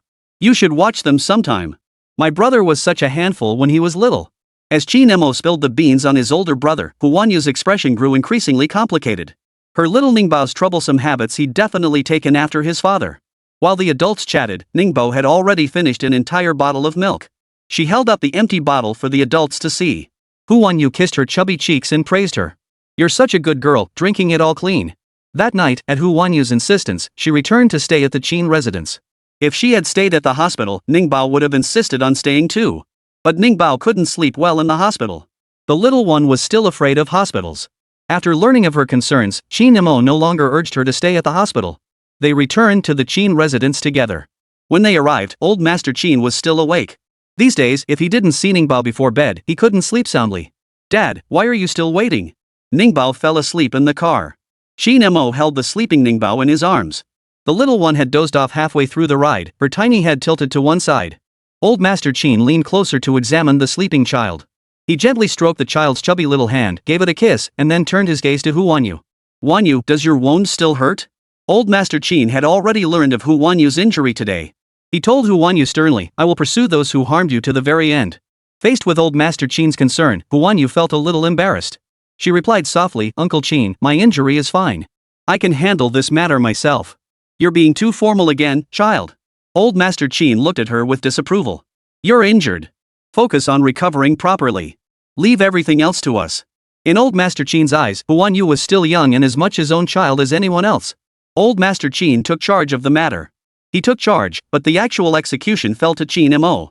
After all, navigating the entertainment industry came more naturally to Qin Mo. Qin Mo didn't need instructions from old Master Qin, he knew exactly what needed to be done. Late at night, little Lemon's chubby little body rolled onto her mother's pillow, her plump little hand caressing her mother's face as she slept soundly. Meanwhile, Qin Mo, having stayed up late, sat before his computer in a loose bathrobe after washing up. He released a video. The video he released was none other than the scandalous footage of Bai Yi and Su fooling around in the mall stairwell. The moment it hit the internet, comments, shares, and likes skyrocketed. The corresponding hashtag shot straight to the top of the trending charts. The video fermented online. Unaware of the chaos unfolding, Bai Yi frowned as Su rushed over to comfort her. Su, she asked, what kind of gift do you think Qin Mo is preparing for me? Chapter 23, Shipping the Couple. Su couldn't answer Bai Yi's question either. Su wrapped his arms around her, his large hand drifting over her chest. That gift Qin Mo sent you as a token of his regards must be worth a pretty penny. You're something else. To have the Qin family's young master so smitten with you. Tell me, what tricks did you use to make him fall so deeply for you? I didn't use any tricks. A flicker of unease crossed Bai Yi's eyes as she spoke. She pressed her face against Su's chest, hiding her expression from his view. It was Qin Mo who pursued me after meeting me. Even when I refused, he kept pursuing me. I couldn't shake him off. That just proves Re is too beautiful. Even the young master of the Qin family couldn't resist you. The two chatted in the hospital room. As they spoke, the air grew thick with a suggestive tension. Wanna try it here? Su bit Bai Yi's ear as his actions grew increasingly bold. But before they could proceed, the ward door burst open. The agent who entered looked frantic. She looked like she just rolled out of bed, hair haphazardly tied back, clothes thrown on carelessly. Su, what are you doing here? The agent spotted Su the moment she entered. She also caught sight of Su's hand, still outstretched. In that moment, her world came crashing down. You two. When did you two start seeing each other? Bai, why didn't you tell me beforehand? The agent's voice was on the verge of breaking. After her initial fluster, Bai, caught red-handed, turned her pretty face toward the agent and began to complain with righteous indignation. It's so late, why did you suddenly show up? And next time, could you please knock before entering? The accused agent, ? The agent burst out laughing in exasperation. Knock? Bai, you're still putting on airs with me? Do you realize you're screwed? That video of you and Su? It's trending all over the internet. Your trending topics on Weibo crashed the servers. Every platform Weibo, short videos, forums is buzzing about your scandal. The company's pulling all-nighters over this. The agent's rapid-fire barrage left Bai completely dumbfounded. While Bai was still reeling, Su, having snapped out of it, grabbed his phone and started browsing online. He randomly tapped on a platform. The moment he entered, he saw the video of him and Bai at the mall. The video was pixelated. But the blurring was worse than no blurring at all. The censored footage looked like it was playing an adult film. Su switched between several platforms to check the trending topics. After watching them all, his face turned completely green. Damn it! Su clenched his phone and cursed, it was that bastard Qin Mo who did it. He was the only one we saw at the time. Su was still cursing when his phone started ringing urgently. It was his agent and the company trying to reach him. Su stared at the caller ID on the screen for a few seconds before finally answering. The moment the call connected, his agent's voice was just as frayed. The atmosphere in the hospital room was heavy and oppressive. Bai leaned against the headboard, her body stiff and her face pale. Her head was buzzing, and darkness threatened to swallow her vision. How could this happen? Bai had also seen the video Su had just played. Her palms were drenched in cold sweat, her voice trembling. How could Qin Mo have that video? Did he see everything that day? The thought of Qin Mo witnessing her and Su together that day sent waves of panic coursing through Bai. No wonder Qin Mo deleted and blocked her after that day. So when Qin Mo said he wasn't pursuing her anymore, he really meant it. Sis, my phone. Lend me your phone. I need to call Qin Mo. Qin Mo had already blocked Bai's number. She wanted to use her agent's phone to call Qin Mo. It's no use. The agent stood by the hospital bed, looking exhausted. I called Qin Mo on my way here. He blocked me too. Bai's eyes reddened. Now she truly didn't know what to do. For Ningbao, this night was just an ordinary one. But for Bai and Su, it was undoubtedly the beginning of a nightmare. After a night of public outrage, major brands began announcing their termination of contracts with Bai and Su the following day. Brands terminated contracts and demanded accountability, while production teams dismissed them and sought compensation. The brand sponsors and production companies that had once showered Bai and Su with enthusiasm had all turned their backs on them. The staggering compensation demands facing Bai and Su were a series of jaw-dropping figures. Netizens gorged on the drama while simultaneously turning their attention to Qin Mo. Poor Qin Mo, after chasing his goddess for so long, she turned out to be worthless behind the scenes. I'd have a heart attack if I were him. Haha, no wonder Qin Xiao suddenly unfollowed Bai Yi everywhere. By the way, did you notice the new account Qin Xiao followed Hu Wanyu? She's absolutely stunning. Way prettier than Bai Yi. I looked up Hu Wanyu, she's stunningly gorgeous. Qin and Hu Wanyu actually look pretty good together. Their looks are clearly a better match. Waya, here's a fan of Yu. Has everyone finally noticed our Yu? She's so beautiful yet so tragic. The buzz was exploding, and both Qin Mo and Hu Wanyu were gaining followers. Earlier, when Qin Mo unfollowed Bai Yi and followed Hu Wanyu, he was criticized for changing partners too quickly and being fickle. Now, netizens are re-evaluating them and unanimously agree they're a perfect match. Both gained dedicated CP fans. Not just CP fans, their official CP Super Topic Late Night UMO has been created. The Super Topic is filled with active fans. Fans are teaming up to ship them, with fan art and fan fiction flying off the presses. Qin Mo only retaliated against Bai Yi. He hadn't even noticed that netizens were already shipping him with his own sister-in-law. Uncle! Wake up! Time to get up! Qin Mo couldn't relax either. The moment he opened his eyes, Ningbao's chubby little face was right there. The little one knew how to start with pleasantries before getting down to business. First, she puckered her lips and planted a few smacking kisses on her uncle's face. If uncle still didn't stir, she wouldn't pout anymore. Instead, she'd raise her chubby little hands and start smacking them playfully against his face. After enduring several slaps, Qin Mo dared not close his eyes and pretend to sleep to avoid the little one's wake-up service anymore. Alright, uncle's awake. Just wait for uncle to get up and get ready, then I'll take you out. Unable to escape the little one, Qin Mo resignedly got up to tend to her. Old Master Qin was busy, and Hu Wanyu needed to recover from her injuries. Qin Mo was the only one available to look after the child. There was a nanny at home, but Ningbao refused to have her. Uncle, I'm going to school. Ningbao was so eager to go out because she wanted to go to school. Qin Mo quickly gathered his things, slung his backpack over his shoulder, and carried her out the door. He muttered as they walked, "What kind of school is this? You're just going out to play. In another half year, you'll be able to go to real school." In half a year, Ningbao would turn 3 and be ready for kindergarten. Qin Mo was already imagining what it would be like when she started kindergarten. Though he grumbled, his actions were decisive. He took Ningbao to her classroom and personally handed her over to teacher Watermelon. Afterward, Qin Mo went nearby to hunt for fun little toys and tasty snacks for the little one. Ningbao will definitely love this. She'll probably love this too. Qin Mo kept buying. His heart brimmed with happiness as he shopped for the little one. 2 hours later, Ningbao's class ended, and Qin Mo happily went to pick him up. But when he arrived at the classroom, he was told Ningbao was missing. Teacher Watermelon, who had been teaching Ningbao, was also gone. Chapter 24, Daddy woke up. Are you kidding me? Qin Mo stared in disbelief at the apologetic center director, his belongings scattered across the floor. This is an early education class. A class for taking care of children. How could a child go missing right under your noses? What kind of joke is this? Uncle Ningbao, we've already called the police. We've checked the surveillance footage too. The center director was now pacing like a caged animal, utterly flustered. The footage shows Teacher Watermelon carrying Lemon out, and then she never came back. We called Teacher Watermelon, but she didn't answer. Right now, we still don't know what exactly happened between Teacher Watermelon and Ningbao. Teacher Watermelon has always been such a gentle teacher, and Lemon really adored her. The center director tried to explain that Teacher Watermelon, who had taken Ningbao away, was a good person. But Qin Mo was impatient to hear any of this. Qin Mo grabbed his phone and first called Chu Liang. Then he notified Old Man Qin. Dad, don't worry.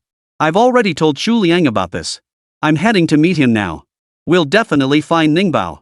Wanyu is still recovering. Don't disturb her about this. Her wounds haven't healed yet. She needs to stay in bed and rest properly. Qin Mo suppressed his inner anxiety, forcing himself to speak calmly to Old Master Qin. But Old Master Qin was still anxious. Where are you now? I'll come over immediately. After getting the address from Qin Mo, Old Master Qin set out personally. The entire journey, the old man was so anxious he couldn't sit still. It's all my fault. My negligence. I should have assigned 2 more people to follow Ningbao. Old Master Qin was filled with self-reproach and regret. I foolishly assumed that since Ningbao's identity hadn't been made public, no one would target her. I've truly grown senile. The Qin family has been wealthy for generations, yet neither the elder Mr. Qin's generation nor Qin Baiyan's generation had smooth paths to adulthood. Both Qin Baiyan and Qin Mo had been kidnapped as children. When Old Master Qin recalled how 10-year-old Qin Baiyan and 6-year-old Qin Mo nearly perished at the hands of kidnappers, then thought of Ningbao, barely over 2 years old, his heart clenched in agony so intense it felt suffocating. Sir, your medicine. Noticing his poor complexion, the elderly Mr. Qin's personal assistant swiftly fetched his heart medication and helped him take it. After swallowing the pills, the pallor finally began to fade from old Master Qin's face. His hand tightened around the cup as his eyes, brimming with self-reproach, gradually filled with rage. Dare to harm my granddaughter, Qin Jinqing's granddaughter? Do they truly believe I, Qin Jinqing, am dead? Over the years, old Master Qin had repeatedly undertaken charitable projects. But that didn't mean he was some overflowingly kind-hearted saint. His methods and character had never been merciful. The kidnappers who abducted Qin Bayan and Qin Mo years ago weren't apprehended by the police. Instead, they were taken away early by an internationally renowned private mercenary organization. That organization was notorious for its ruthlessness. The kidnappers who fell into their hands met an extremely brutal fate. The then young Mr. Qin, to express gratitude for the organization's kind rescue of his two sons, even specially presented them with a golden silk banner. Alongside the ostentatious golden banner, crates of gold were discreetly delivered as well. After that incident, outsiders who dared to target the Qin family's children suddenly became much more cautious. Perhaps because Qin Bayan and Qin Mo had grown up and too much time had passed. So now, many people are unaware of this episode. Their ignorance gave them the audacity to target the Qin family's youngest generation, their one and only precious little treasure. Old Master Qin had already decided in his mind how to deal with these kidnappers. At that very moment, the kidnappers were roughly stuffing Ningbao into a sack. Trapped inside the sack, Ningbao struggled angrily. Bad guys. Big bad guys. I'm going to find Uncle. My uncle will beat you. Ha! He'll beat me? This time, I'll make him beg on his knees. I'll make him kowtow and call me grandpa. Otherwise, your life is forfeit. The one stuffing Ningbao into the sack was none other than Susu, the same guy who'd been beaten so badly by Qin Mo last time he ended up in the hospital but dared not speak up. Once Qin Mo's video went viral, both Bai Yi and Susu were ruined. The astronomical damages from all the terminated endorsements? Susu couldn't possibly pay it off. He'd dabbled in gambling, prostitution, and drugs behind the scenes. He'd always been short on cash. Now these claims were nothing short of a death sentence for him. When pushed to the edge, people are capable of anything, especially a gambler. Susu had considered selling Bai Yi to raise a quick sum. But Bai Yi wasn't valuable enough. The most valuable thing right now was this little chubby kid who suddenly appeared Qin Mo's most cherished treasure.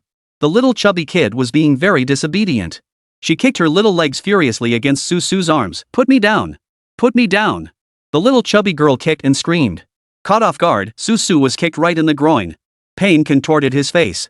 She. What are you standing there for? Come help me. Susu called out to Huangshi, his face turning ashen. Huangshi was Ningbao's watermelon teacher. She had been Susu's secret admirer, pursuing him with fanatical fervor. Susu, considering her decent looks and figure, had maintained a purely physical relationship with her. When Susu got into trouble, Huangshi went to comfort him. After they finished, while cuddling afterward, Susu accidentally spotted videos of Ningbao saved on Huangshi's phone. After watching the footage, a wild and audacious idea immediately took root in his mind. When he voiced his plan to kidnap Ningbao, Huangshi hesitated for only a few seconds before nodding in agreement to help him. Susu was deeply moved by Huangshi's cooperation. Kissing Huangshi's neck, he made a promise on the spot. Once we get the money from Qin Mo, I'll take you abroad. We'll run away together. Huangshi, thoroughly brainwashed by Susu, stared at the struggling Ningbao.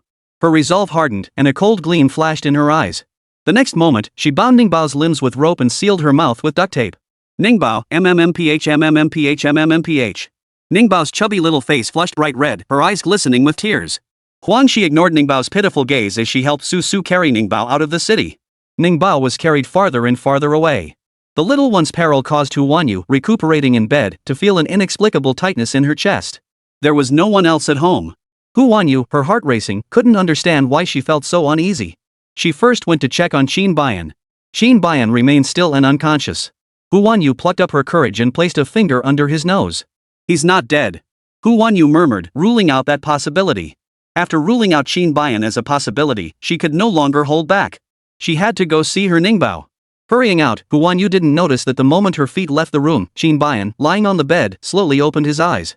Chapter 25, Daddy knows about the baby. The moment Qin Bayan opened his eyes, his brows furrowed tightly. It felt as though his mind had suddenly been filled with countless things. Especially a soft, little baby voice that kept echoing. That little voice was calling him Daddy. Qin Bayan raised his hand and slowly massaged his temples. This was truly bizarre. He had no recollection of having a child. Second young master. You're awake. Please don't move yet. We need to run some more tests. Just as Qin Bayan massaged his temples and tried to sit up, the medical team responsible for his treatment detected his movement. The medical team rushed in urgently and conducted a thorough examination on Qin Bayan first. Qin Bayan. Qin Bayan was a cooperative patient. Though slightly impatient, he cooperated fully with the doctors throughout the examination. Soon, the examination concluded. As usual, no abnormalities were detected in Qin Bayan's examination. He spoke in a calm tone, signaling the medical team they could leave. Dr. Zhang, the lead physician, smiled. Second young master, I can't leave just yet. Miss Wanyu's injuries haven't healed yet. Old Master Qin instructed me to look after Miss Wanyu until she's fully recovered. Qin Bayan, ? A flicker of confusion crossed the depths of Qin Bayan's dark, cold eyes. Who is Miss Wanyu? Dr. Zhang? Dr. Zhang stood there with a forehead full of question marks, thinking to himself, don't you even know your own wife? Dr. Zhang wanted to vent his frustration, but his professional ethics and integrity prevailed. He smiled and explained to Qin Bayan, Miss Wanyu is an outstanding actress and performer. Moreover, she is also little Ningbao's mother. Dr. Zhang felt his answer was nothing short of perfect. But the very next second, Qin Bayan slowly asked, who is Xiao Ningbao? Dr. Zhang. Dr. Zhang could barely keep a straight face. He felt Qin Bayan was toying with him. As the lead physician of the Qin family's newly hired medical team, Dr. Zhang genuinely had no idea Qin Bayan didn't know his own daughter. He gave a faint, forced smile. Considering the generous salary the Qin family paid him, he continued answering Qin Bayan's questions. Little Ningbao is your daughter. She's 2.5 years old, 91 centimeters tall, and weighs 30 kg. She's a bit overweight. She went out with 4th young master today for her early education class and hasn't returned yet. Dr. Zhang answered each question in great detail. But Qin Bayan was still completely baffled. Alright, I understand. Qin Bayan didn't press Dr. Zhang for further details. After dismissing Dr. Zhang, he headed to the bathroom for a shower. He had severe OCD, and not being able to bathe properly during his days of unconsciousness had been unbearable. After his shower, Qin Bayan dressed in clean, neat clothes and sat on the living room sofa, dialing Qin Mo's number. Qin Mo was frantically searching for the child right now. Seeing the incoming call notification, he glanced at it and hung up in a rage. Qin Daden. Seriously, why are you calling me now? Don't you know I'm waiting for a call? Qin Mo, who was solely focused on waiting for the kidnapper's call, refused to answer Qin Dayan's call at that moment. After hanging up, he even muttered a few choice words under his breath at Qin Dayan. Qin Mo. Shu Liang, who was with Qin Mo, suddenly tugged at his arm. He looked hesitant as he reminded Qin Mo, maybe you should answer this call. Your brother Deng seems to have woken up. Hanging up on him might get you in trouble. Qin Mo. It took Qin Mo 2 seconds to finally realize whose call he'd hung up on. Damn it. His face paled with shock and he immediately grabbed his phone to call back. Qin Daden can't be awake yet, right? Why did he have to wake up at this moment? This is it. I'm done for. Qin Mo tried desperately to salvage the situation. But Qin Bayan wasn't picking up his calls anymore. Qin Bayan was now on the phone with Old Master Qin, who was nearby. Upon receiving his son's call, Old Master Qin's eyes first flashed with excitement, but quickly turned to deep regret. Bayan, if only you had woken up sooner. Our Ningbao has been abducted. Old Master Qin recounted the entire process of discovering Ningbao from start to finish. He also told Qin Bayan, the paternity test results for you and Ningbao are in your bedside drawer. Bayan, that fortune teller was right. With Ningbao by your side, you really will get better. Ningbao saved you. But now, our Ningbao. Before Old Master Qin could continue, Qin Bayan had already hung up. After hanging up, Qin Bayan calmly traced the timeline in his mind. Ningbao was 2.5 years old this year. That meant it happened over 3 years ago. In his entire life, that one night was the only time he had ever been with a woman. Afterward, he saw the woman leave without a word, clearly wanting nothing to do with him. So he hadn't gone looking for her. He truly never imagined that from that one night, he would end up with a child. The sudden shift in his identity left Qin Bayan no time to process it. He picked up his phone and immediately contacted the police to discuss the progress of finding Ningbao. Mr. Qin Bayan, just moments ago, Mr. Qin Mo's phone received a call from the kidnappers. They demand a ransom of 300 million yuan to be transferred to an overseas account within 2 days. The call was encrypted, so we currently cannot trace it. The police department relayed the current situation. Qin Bayan hummed an acknowledgement before rising and heading straight to his study. He opened a computer in the study and personally initiated a technical trace on the kidnapper's number. Half an hour later, Qin Bayan pinpointed a location, a range of mountains outside City A. The outer part of the mountain was a 5-rated tourist attraction. The innermost part, however, was an undeveloped zone off limits to outsiders. Rumor had it that the undeveloped area was extremely dangerous. After pinpointing the location, Qin Bayan first notified the police department. After the notification, he grabbed his car keys, drove an SUV out of the garage, and left home. Qin Bayan was on his way there. Meanwhile, Ningbao, now in the care of Su and Huangxi, had transformed from a clean, pretty baby into a dirty little bundle. The little dirty bundle hadn't even had a full meal. Her lips were pouted, and on her dusty, chubby face, only her wet, round eyes remained clean. I want my dinner. The hungry Ningbao asked the bad guys for food. Su glanced at her but ignored her. Before kidnapping Ningbao, Huangxi had actually liked her quite a bit. So she looked at Ningbao and handed her a piece of bread. The bread wasn't tasty. Ningbao gnawed at the bread she didn't like, tears welling up in her eyes. She missed her mom so much. And her uncle and grandfather, she missed them terribly too. I'm giving you something to eat and you're still crying? Stop it. Su found Ningbao's sniffles and tears unbearably irritating. He jabbed her little head with his finger and growled, from now on, you're to stay put. No one will find us here. If you make me unhappy, I'll bury you right here. Chapter 26, It's Daddy. Su wasn't just bluffing to scare Ningbao, he genuinely had no intention of letting her live. He planned to kill her once he got the money, then flee overseas to live freely. Though young, Ningbao wasn't stupid. Her keen senses detected Su's murderous intent toward her.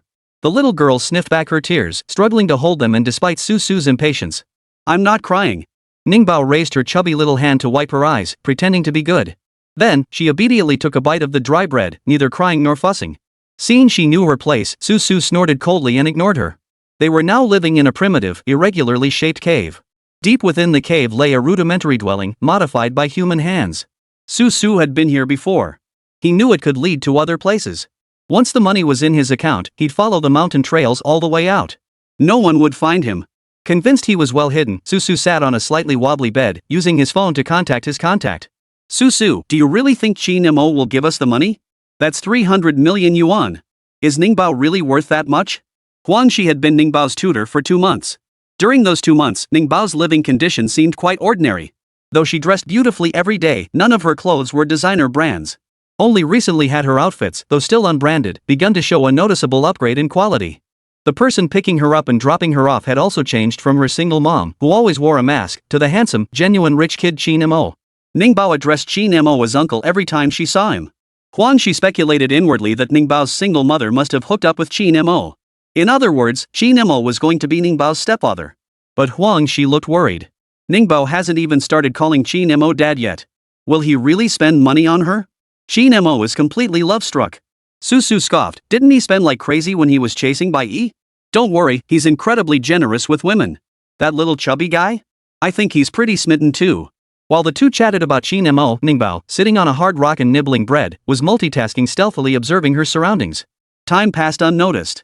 Night enveloped the world, and the wildlife inhabiting this uninhabited zone occasionally emitted bone-chilling sounds of movement. Huangxi, visiting this place for the first time, was terrified. She clung tightly to Su, burying her face against his chest, her voice trembling. Is it safe for us to stay here? Could wild beasts come in? Huangxi kept rubbing against him, and Su felt his temper rising from her constant contact. If any beasts do come in, I'll protect you. Su's breathing grew heavy.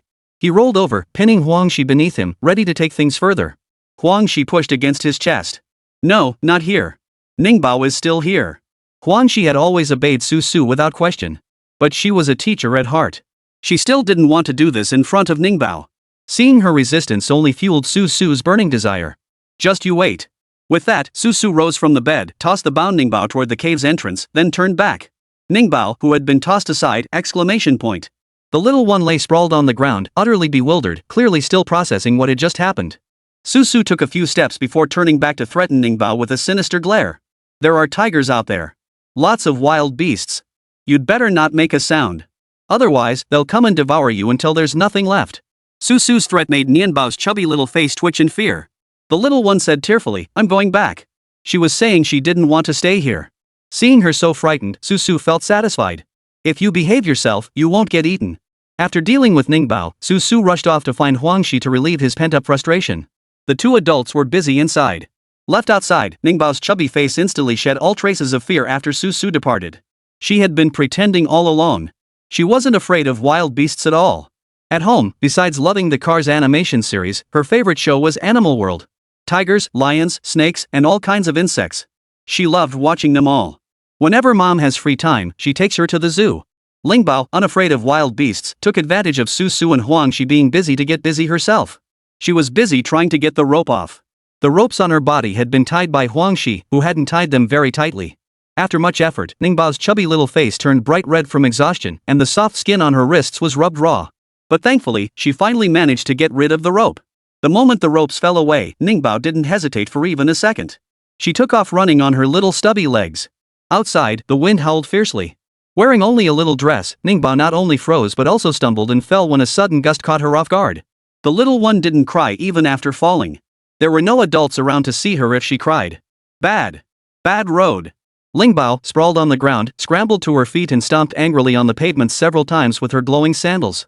Only after stomping her feet did she continue running forward, her cheeks puffed out with anger. She wanted to run far away from the bad guy. Ningbao, unfamiliar with the area, ran blindly through the darkness. Whether it was sheer luck or the dragon energy within her protecting her. Despite running around outside like this, not a single wild beast came near her. Not even the most common snakes in the woods crossed her path. Ouch, that hurts. Ningbao avoided the beasts, but she fell several times. The darkness made it impossible to see the path ahead, leading to constant stumbles. After the last fall, wiping away tears, Ningbao dared not walk any further. She found a small space formed by two rocks nearby and crawled inside. She curled herself into a little ball, burying her face in disappointment, waiting for her parents to come find her. Mommy. Uncle. Grandpa. Baby's home. Ningbao's tiny, milk-soaked voice choked with tears as she called out to the adults in her family. All the adults she called out were on their way. But the one she hadn't called out, her father, was the first to arrive. That's right. Qin Mo, who had set out earlier than everyone else, was also the first to arrive here. After the off-road vehicle could go no further, Qin Mo got out.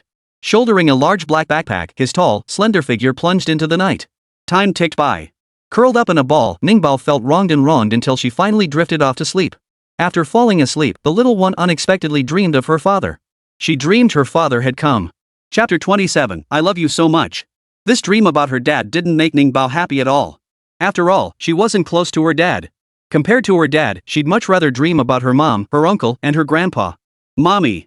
The little one in the dream finally called out for her mother. With her eyes closed, she murmured her mother's name. The first rays of dawn trickled down from the horizon, landing on her chubby little body. Having slept without a blanket all night, Ningbao woke up with a start, sneezing. The night had turned colder. Ningbao had been freezing all night. Not only was she sneezing, but her little face was flushed and slightly feverish. Mommy.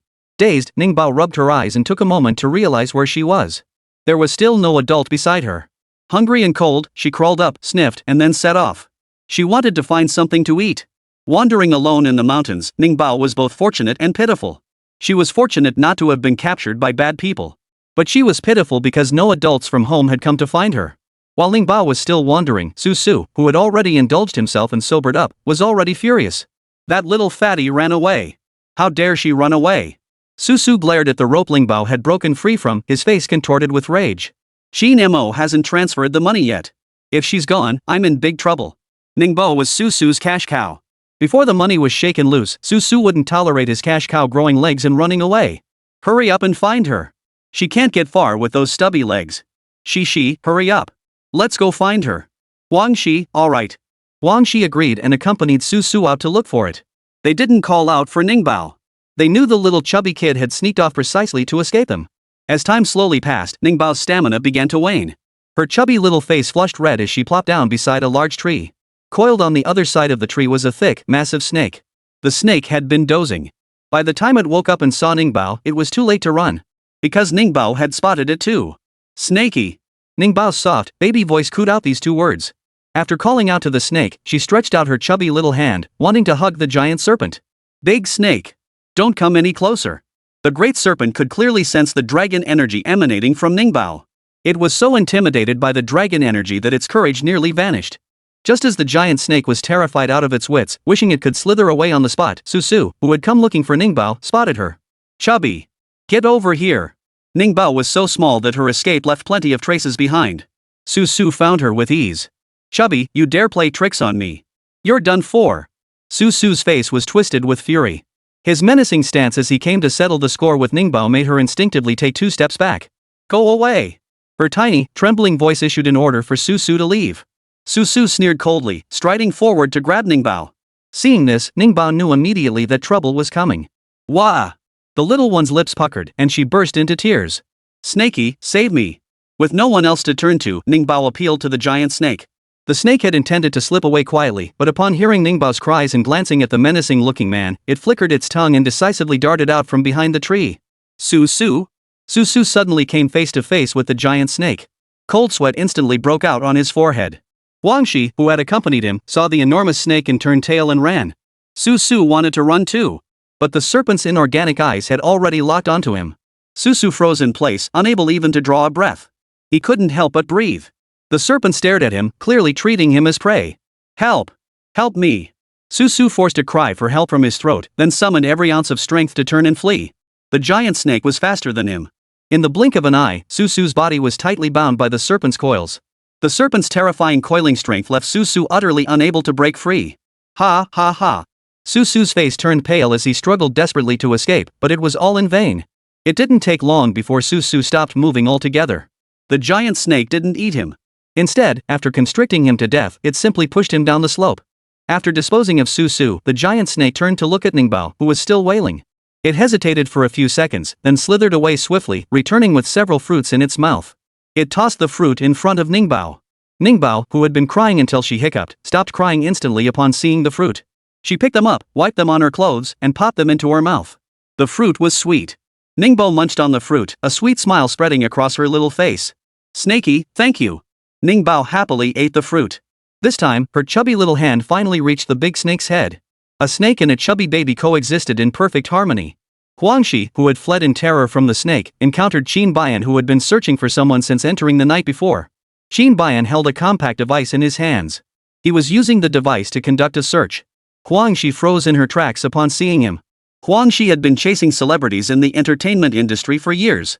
She'd seen handsome men before, but never one this stunning. Standing at 191 centimeters tall, Qin Bayan's features were so strikingly handsome they surpassed even AI-generated virtual idols by a full 3 points. He wore a black parka, his deep, piercing black eyes sweeping over Huangxi. Huangxi was so stunned she gaped, unable to speak for a long while. She stood frozen like that for a long moment before finally snapping out of it. She threw herself straight at Qin Bayan, crying, "Help! There's a snake! A huge snake! Snakes eat people! Help me!" Huangxi charged straight toward Qin Bayan, determined to throw herself into his arms. Qin Bayan gave her a cold stare. The instant she was about to reach him, he sidestepped. Thud! Failing to land in Qin Bayan's arms, Huangxi took a hard tumble forward. Sitting on the ground, tears welling in her eyes, she looked up at Qin Bayan. Not a flicker of emotion stirred across Qin Bayan's icy, handsome face. "Where's the snake? Who did it eat?" Huangxi. Huangxi's lips trembled as she instinctively pointed in a direction. After pointing, she abruptly curled her fingers, trying to stop Qin Bayan. "Don't go over there. That snake is truly terrifying. It ate someone. It ate a child." Huangxi's last sentence was pure fabrication. She only said it to stop Qin Bayan from going over. She wanted Qin Bayan to stay here with her. Qin Bayan's handsome face had mesmerized Huangxi so completely that she'd forgotten all about Su. She was still trying to keep Qin Bayan there, but upon hearing her words, a shadow suddenly deepened in his eyes. The next second, Qin Bayan stepped before Huangxi. Huangxi watched Qin Bayan approach so suddenly that her heart nearly stopped from the shock. "Brother, I think I twisted my ankle. Could you?" Before Huangxi could finish her sentence, Qin Bayan had already struck out, knocking her unconscious. Qin Bayan was trained. His strike was swift and decisive, leaving Huangxi no chance to utter another word. Huangxi collapsed onto the ground with a thud. Qin Bayan withdrew his gaze impassively and strode off with his long strides to find the cub. From the moment Huangxi appeared, he had recognized her face. This was the teacher who had kidnapped Ningbao. Qin Bayan strode forward, while the chubby little baby he was searching for was still affectionately nuzzling against the giant snake. "Snakey, I love you so much. Hug me." Little Nianbao's feverish face was hot to the touch, while the giant snake's body offered a cool respite. So the little one clung to the snake, insisting on snuggling and hugging it. The giant snake stayed close to her for a while before sensing something was off. Hiss. The giant snake gently wriggled free from the clingy baby to go find some herbs for her. Ningbao was left behind, pouting with displeasure. The serpent didn't try to soothe her, instead slithering away swiftly. It slithered here and there, not long before bumping into Qin Bayan. Several adorable cartoon stickers clung to the great serpent's head. Ningbao had stuck them there. The snake and the little girl had already become friends. Qin Bayan recognized the stickers on the serpent's head as belonging to Ningbao's clothes. He had seen the clothes Ningbao wore when she went missing. In an instant, Huangxi's words echoed in his mind. "It ate a child."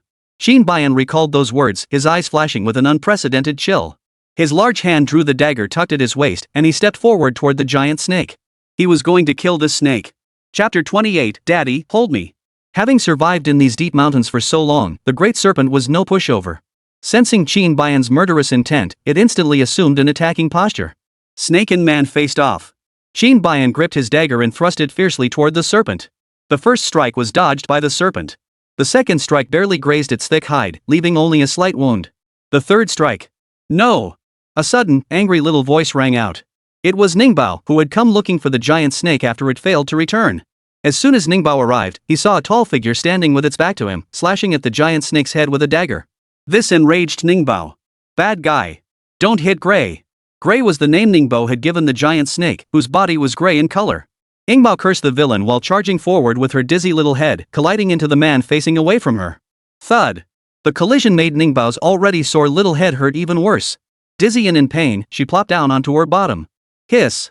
Seeing Ningbao sit on the ground, the giant snake grew anxious. It abandoned its attack and prepared to coil around Ningbao and carry her away.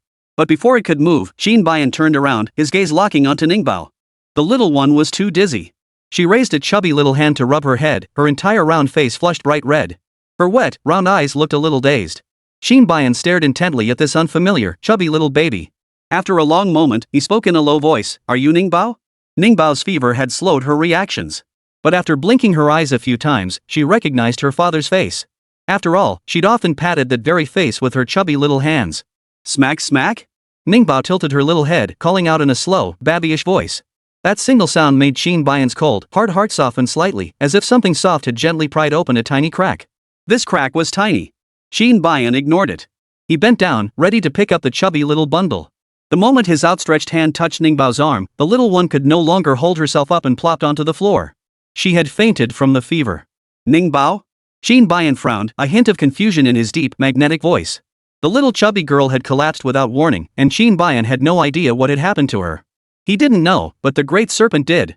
The giant snake rushed off to find medicine again. Qin Bayan picked up the chubby little girl from the ground and cradled her in his arms. The little one was burning up, hot as a tiny furnace. Qin Bayan held her with one arm while rummaging through his backpack with the other. His backpack contained medicine, especially pediatric medications, which he had packed in ample supply. Qin Bayan had extensive experience in wilderness survival. He was well versed in the various unexpected situations that could arise in the wilderness. Soon, Ningbao's chubby little face was wiped clean by the fastidiously neat Qin Bayan. Fever-reducing patches were stuck to her fair, smooth forehead and the back of her neck. But her fever was too high. Qin Bayan took her temperature with a thermometer. It had reached 107.2 F. The cooling patches alone weren't enough.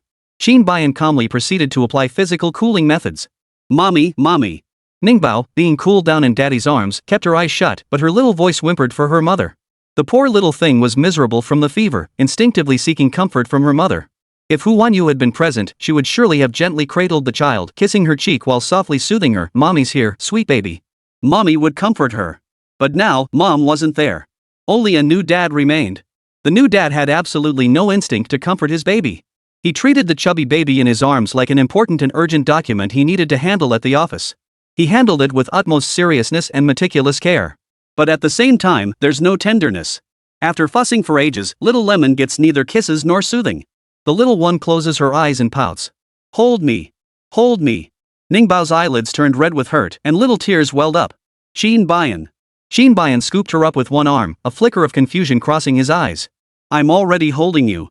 Qin Bayan's embrace meant holding Ningbao close to cool her down. But that wasn't the kind of hug Ningbao wanted. The little one wailed, her eyes half opening. She kicked her little legs and reached her chubby little hands toward Qin Bayan. Like a little octopus, she clung tightly to Qin Bayan. Wah, hold me, hold baby. Mommy, hold me. Ningbao clung to Qin Bayan like she was her mother. Qin Bayan had never been clung to by a child like this before. He'd never raised a child before and didn't care for other people's kids. This was his first time having such close contact with a child. It felt unfamiliar to him. He also found it quite awkward. I'll take you to find your mother. Qin Bayan had said little throughout. After feeling Ningbao's temperature had dropped slightly, he prepared to take her back. As the big and small ones were about to leave, the great serpent hurried back. The great serpent held medicinal herbs in its mouth. It placed the herbs before Qin Bayan. Hiss hiss. After setting down the herbs, the serpent cast a lingering, reluctant glance at Ningbao, who remained unconscious. After a few lingering glances, it turned resolutely and walked away. This little chubby baby was very adorable. But this place was no place for a little baby to live. The giant snake slithered away with a series of soft thuds. Qin picked up the herbs and stowed them in his backpack. He too was about to leave.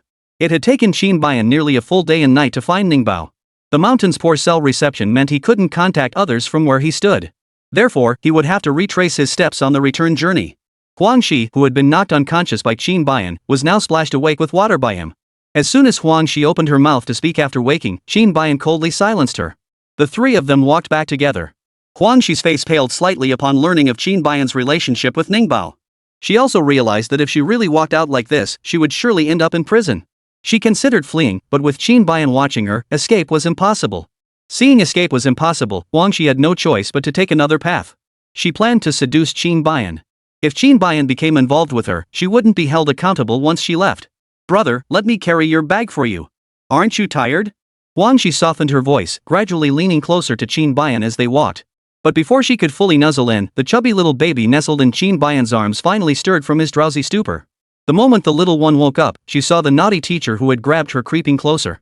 Her eyes widened instantly. Smack! She raised her tiny hand and promptly slapped Huangxi. The crisp smack made Huangxi flinch and caused Qin's eyelid to twitch. Chapter 29, Daddy, kiss me? Bad. Go away. After delivering the slap, Ningbao puffed out her chubby cheeks, glaring angrily. Huangxi felt the sting around his eye from the slap, the pain nearly making him see stars. If Qin hadn't been there, Huangxi would have struck back in that moment. She took a step back, gritted her teeth, and endured the pain. Ningbao, I'm sorry. Teachers have their reasons. I never meant to hurt you. I was forced into it. Can you forgive your teacher? I truly care about you. Huangxi watched as Su still hadn't appeared. She didn't know if he'd run away or if something had happened to him. For now, her only priority was self-preservation. To protect herself, she had to seduce Qin and also appease Ningbao. Unfortunately, neither the big nor the little one bought her act. Despite Huangxi's earnest pleas, Ningbao stared at her and uttered only two words in her sweet little voice, liar. Huangxi. Exposed, Huangxi still tried to keep up the charade. But Ningbao's gaze had already turned away from her. The little one finally noticed who was holding her. Her round eyes fixed on Qin, her expression serious. Qin returned her gaze. Father and daughter locked eyes in silence for 2 seconds. After 2 seconds, a hint of bewilderment flickered in Ningbao's eyes. She was wondering if this was really her dad. After all, Daddy was lying at home, never moving a muscle all day. So why was he suddenly here to pick her up now? As she stared, the confusion in her eyes gave way to eager curiosity. She raised her chubby little hand. The next second, Qin, who had anticipated this, seized her little hand firmly before it could even make contact. What are you doing? Qin calmly asked the chubby little girl, whose soft appearance starkly contrasted with her feisty personality. Ningbao's chubby hand was held fast, unable to move. She pouted her lips, bap, I can't move. She had intended to give him a little slap to see if this was really her dad. Qin understood her intent and spoke in a calm voice. I woke up. He explained why he was here. Because he had woken up. Ningbao blinked her eyes, filled with curiosity about her awakened father. Do you want a baby? Ningbao tilted her little head, asking in a soft, babyish voice. This was the question she cared about most. Qin paused for a moment. After a long while, he replied in a cold, emotionless tone, yes. The chubby baby in his arms was an unexpected addition. But since she had returned to the Qin family, Qin would not abandon her. Qin was often described as a ruthless machine, yet within the order this machine operated, responsibility and morality held their place. After Qin's Ningbao continued to stare at him, her little face still waiting for an answer. Qin? Qin gazed at her chubby little face, paused for a moment, then spoke again. This time, he changed his wording, murmuring softly, yes. Ningbao! Though Qin's reply sounded utterly emotionless, Ningbao reacted instantly to this new answer. Her eyes sparkled brighter than any starry sky Qin had ever captured. I want a baby. Ningbao's chubby little face lit up with joy, her baby voice brimming with excitement. I want a baby, baba. Having never known a father, Ningbao's heart yearned for one. After declaring her wish for a daddy, she tilted her chubby little face up, offering it generously for a kiss. Ningbao had been beautiful and adorable since she was little, and many people who saw her wanted to hug and kiss her. But Ningbao never let anyone kiss her. The little one only allowed her mother's close friends, her uncle, and her grandfather to kiss her. No one else could get a kiss from her. Mom had told her countless times that her little face couldn't be kissed by just anyone. And absolutely no one else is allowed to touch or kiss any part of her body. Ningbao had been taught this way since birth, so she cherished her own chubby cheeks dearly. Now that she'd let Qin kiss her precious chubby cheeks, it was actually her way of signaling to Qin that she accepted him as her dad. Unfortunately, Qin Bayan didn't realize how significant this signal was. He stared at Ningbao's chubby little face, unable to bring himself to kiss it. Ever since he could remember, he'd never kissed anyone. Except for who won you that one night. Is there anywhere else you're feeling unwell? Qin Mo was right outside. I'll take you to him. After a brief silence, Qin Bayan didn't kiss Ningbao. Instead, he changed the subject, hoping to distract her. But Ningbao was a stubborn little thing. The little one touched her head and said, "It still hurts a little. I miss uncle." After mentioning the pain and her uncle, Ningbao pressed her plump, adorable little face closer to Qin Bayan. The little one was still waiting for that kiss. Qin Bayan still didn't kiss him. Silently holding Ningbao, he quickened his pace, wanting to get out quickly. Ningbao? After waiting forever for that kiss, Ningbao's big round eyes filled with confusion. Perched on Qin Bayan's arm, she tilted her chubby little face up to look at him. She was thinking. When the little one thought, her chubby little face would tense up. This little expression looked so earnest. So earnest it was laughable. Qin Bayan kept his eyes fixed on the road ahead, not looking down at Ningbao. Huangxi, who followed behind, was also stunned by the Baba Ningbao had called out to Qin Bayan. Her heart was churning like a storm, unable to calm down. This little chubby one, she wasn't a bastard after all? She truly was a child of the Qin family. So Qin Mo wasn't going to be her stepfather, he was her real uncle. Huangxi was so stunned by this revelation that her legs felt weak. She was still afraid of the Qin family. Brother. Huangxi tried to speak, but Qin Bayan, her own chubby little boy, who was staring at her with a frown, shot her a cold glare. She was so intimidated she swallowed her words. The journey back felt interminably long. Not long after setting off, Ningbao, who had been staring at Qin Bayan for ages, finally figured it out. No kiss for baby? The little one frowned, reaching out to touch her own cheek. Her cheeks were soft, perfect for kissing. So if Daddy never kissed her, that meant boo-boo, not baby? Chapter 30, Daddy takes care of the baby. When Ningbao uttered those final words, her baby voice was heavy with sorrow. It wasn't a question, it was a statement. The little one might be small, but she wasn't stupid. When Mom, Uncle, Auntie, and Grandpa kissed her, they always said they loved her. They loved the baby, cherished the baby, so they kissed the baby. Daddy doesn't kiss her, so he doesn't love her. Having grasped this truth, little Lemon puffed out her chubby cheeks and began squirming. I want down. No more hugging. Ningbao refused to be held by Dad anymore. Seeing Qin Bayan wouldn't let her down, Ningbao leaned her little body backward and started arching her back. Qin Bayan? Qin Bayan nearly lost his grip on her. Ningbao, you need to be more obedient. Qin Bayan issued the command to Ningbao, his tone as authoritative as when he addressed subordinates at the company. Subordinates would immediately bow their heads and respond with a prompt yes, sir, upon hearing his orders. Those subordinates feared Qin Bayan. But Ningbao wasn't afraid. The little one was only 2.5 years old and knew nothing. She only inherited her father's bad temper. I won't listen. I'm a naughty baby. Ningbao's tiny voice was resolute. Frowning at the stubborn little bundle, Qin Bayan reluctantly set her down to prevent her from falling. Don't you want to go back? Qin Bayan crouched down, foolishly hoping to have a calm conversation with a 2.5-year-old. I'll carry you. It'll be faster. Ningbao snorted heavily, refusing to respond. She took a few steps forward on her own little legs. After just 2 steps, Qin Bayan called out to her, wrong way. Go left. Ningbao. Not knowing which way was left, Ningbao snorted again and randomly chose a direction. Qin Bayan, you went right. Ningbao. Ningbao was nearly driven to fury. The dad she'd been looking forward to for so long wasn't like this at all. This dad was like a big block of ice. Ningbao didn't want this dad anymore. Having made up her mind to ditch him, Ningbao corrected her course and kept walking, not uttering a single word to her father. Qin Bayan's backpack contained food. After walking for a while, Qin Bayan took out some compressed biscuits and water from his backpack. He walked over to Ningbao and handed them to the little girl who was still walking on her own. Eat something before we go. Before Qin Bayan could finish speaking, he saw a chubby little face streaming with tears. The little one had started crying at some point. She was so small, and she deliberately kept her distance from Qin Bayan as they walked. That's why Qin Bayan hadn't noticed her tears until now. What's wrong? Qin Bayan's cold, handsome features hadn't softened at all. He instinctively looked at the little one's body. Are you hurt? Ningbao said nothing, only letting tears fall pitter-patter. As she cried, she raised her hand to wipe away her own tears. Her stubborn yet pitiable little demeanor caused an inexplicable flutter in Qin Bayan's chest. Qin Bayan had only just begun interacting with this unfamiliar chubby baby. He felt no particular closeness to the little one, yet he was well aware of his new role. He was the father. This was his child. He had a responsibility to care for this child. With that thought, Qin Bayan stopped indulging the little one's tantrum. He picked the little one up firmly and examined his body. During the examination, Ningbao's chubby little feet curled up several times. Qin Bayan noticed this detail, so he set her down on a rock and crouched to remove her shoes. Her favorite pair of light-up sandals with bows had already torn. The butterfly wings on the shoes had fallen off. Qin Mo removed the shoes and saw that Ningbao's soft, white, chubby feet had developed blisters on the tops and reddened heels. Those little chubby feet looked pitiful. Ningbao sniffled, finally unable to keep up the act of being a little mute. She wiggled her chubby feet and choked out in her baby voice, "My feet hurt so much." The mountain paths were rough, and Ningbao had actually been too tired to walk for a long time. But she'd been holding it in, not wanting to tell her dad. The little one had held on until now, reaching her absolute limit. Qin Mo looked at those chubby little feet. No matter how much of a neat freak he was, he had to tend to them now. Bear with it. Qin Mo lowered his gaze, his large hand easily cradling both of those chubby little feet. He gently massaged the soles of both little feet. Ningbao felt incredibly comfortable. Though the little one was clearly feeling better, tears still fell. Seeing her still crying, Qin Mo paused his movements and asked, "Does it still hurt?"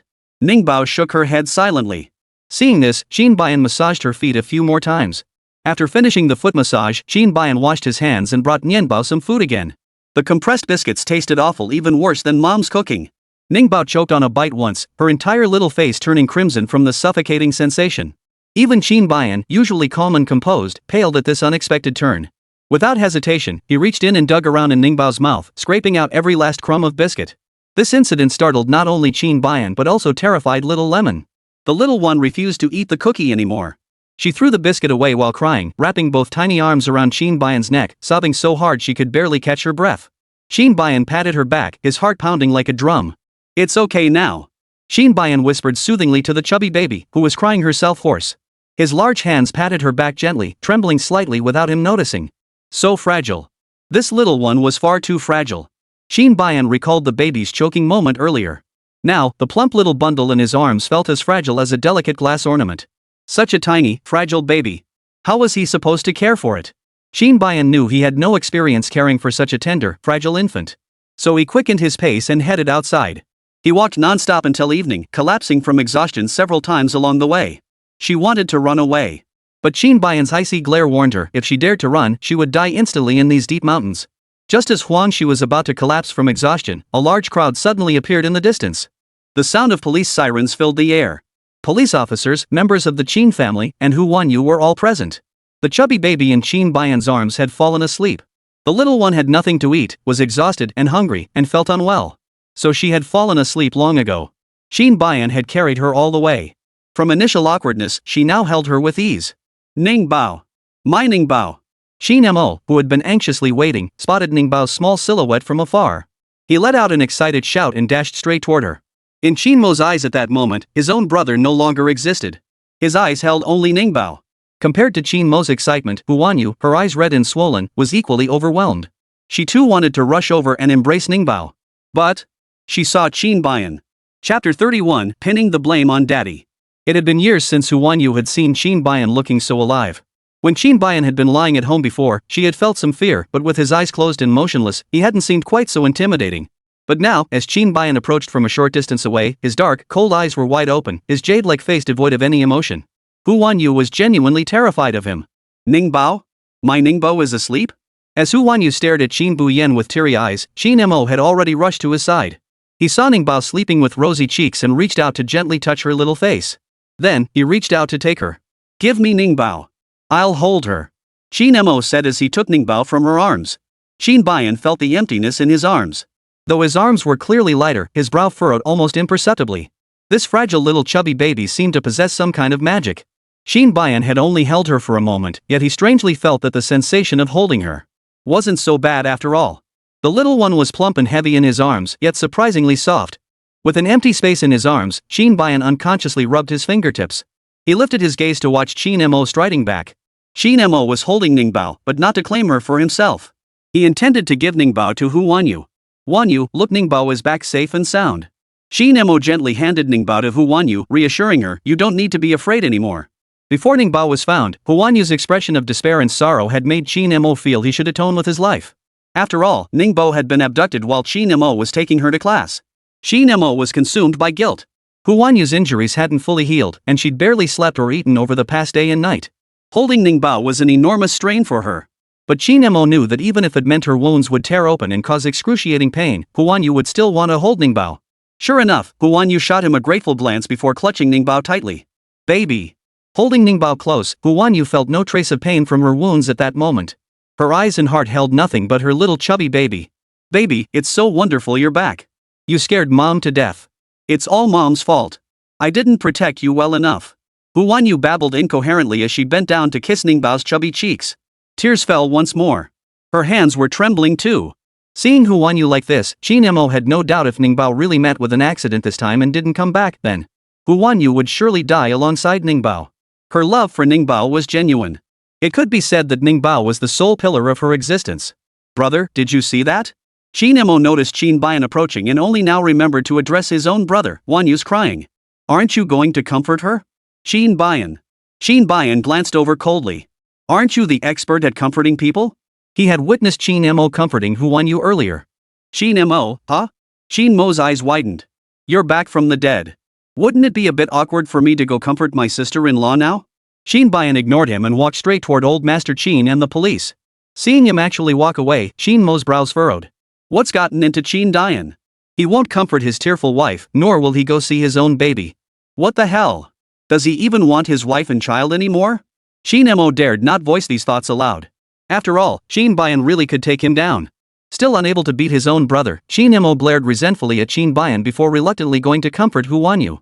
Wanyu, don't cry. Ningbao is fine now, and I'll make sure to watch over her from now on. I'm truly sorry about this. Qin Mo, it's not your fault. Hu Wanyu's voice was still hoarse, but she managed to stop crying. I signed Ningbao up for those classes. I knew the teacher too. Even if I'd taken her to class myself, I couldn't have prevented this. Crimes committed by someone you know are the hardest to prevent. Hu Wanyu didn't blame Qin Mo for this incident. Wanyu, thank you for not blaming me. Qin Mo was deeply moved. Seeing blood seeping from Hu Wanyu's wound, he hurriedly took Ningbao back. Wanyu, now that Ningbao is safe, let's head back. We'll treat your wound and have Ningbao checked over. Qin Mo could tell Hu Wanyu was struggling to keep going. He raised his voice to inform old Master Qin, intending to take Hu Wanyu and Ningbao with him. Bu Yan, you should go back with Wanyu and get some rest too. Seeing his youngest son about to leave, old Master Qin spoke up, intending to have Qin Bayan accompany them. Before Qin Bayan could respond, Ningbao, startled awake by Qin Mo's shout, jerked awake and snapped her eyes open. The little one blinked dazedly. Her first instinct was to search for her dad holding her, but the moment she saw her mom, all thoughts of dad vanished instantly. Mommy! Ningbao stared at her mother's face, her lips pouting as she burst into loud wails. Her wails pierced Qin Mo and old Master Qin's hearts with anguish.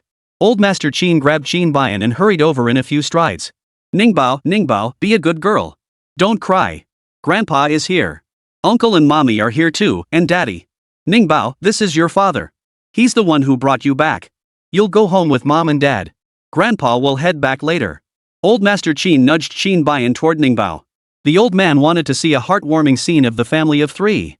But Qin Bayan's expressionless face, Hu Wanyu's single-minded focus on wiping her daughter's tears, and Ningbao's wailing cries made this trio look anything but warm and loving. Old Master Qin. This simply wouldn't do. Old Master Qin's heart sank. To encourage Qin Bayan and Hu Wanyu to get along better, he decided to keep Qin Mo behind and send the family of three home. Bayan, take Ningbao.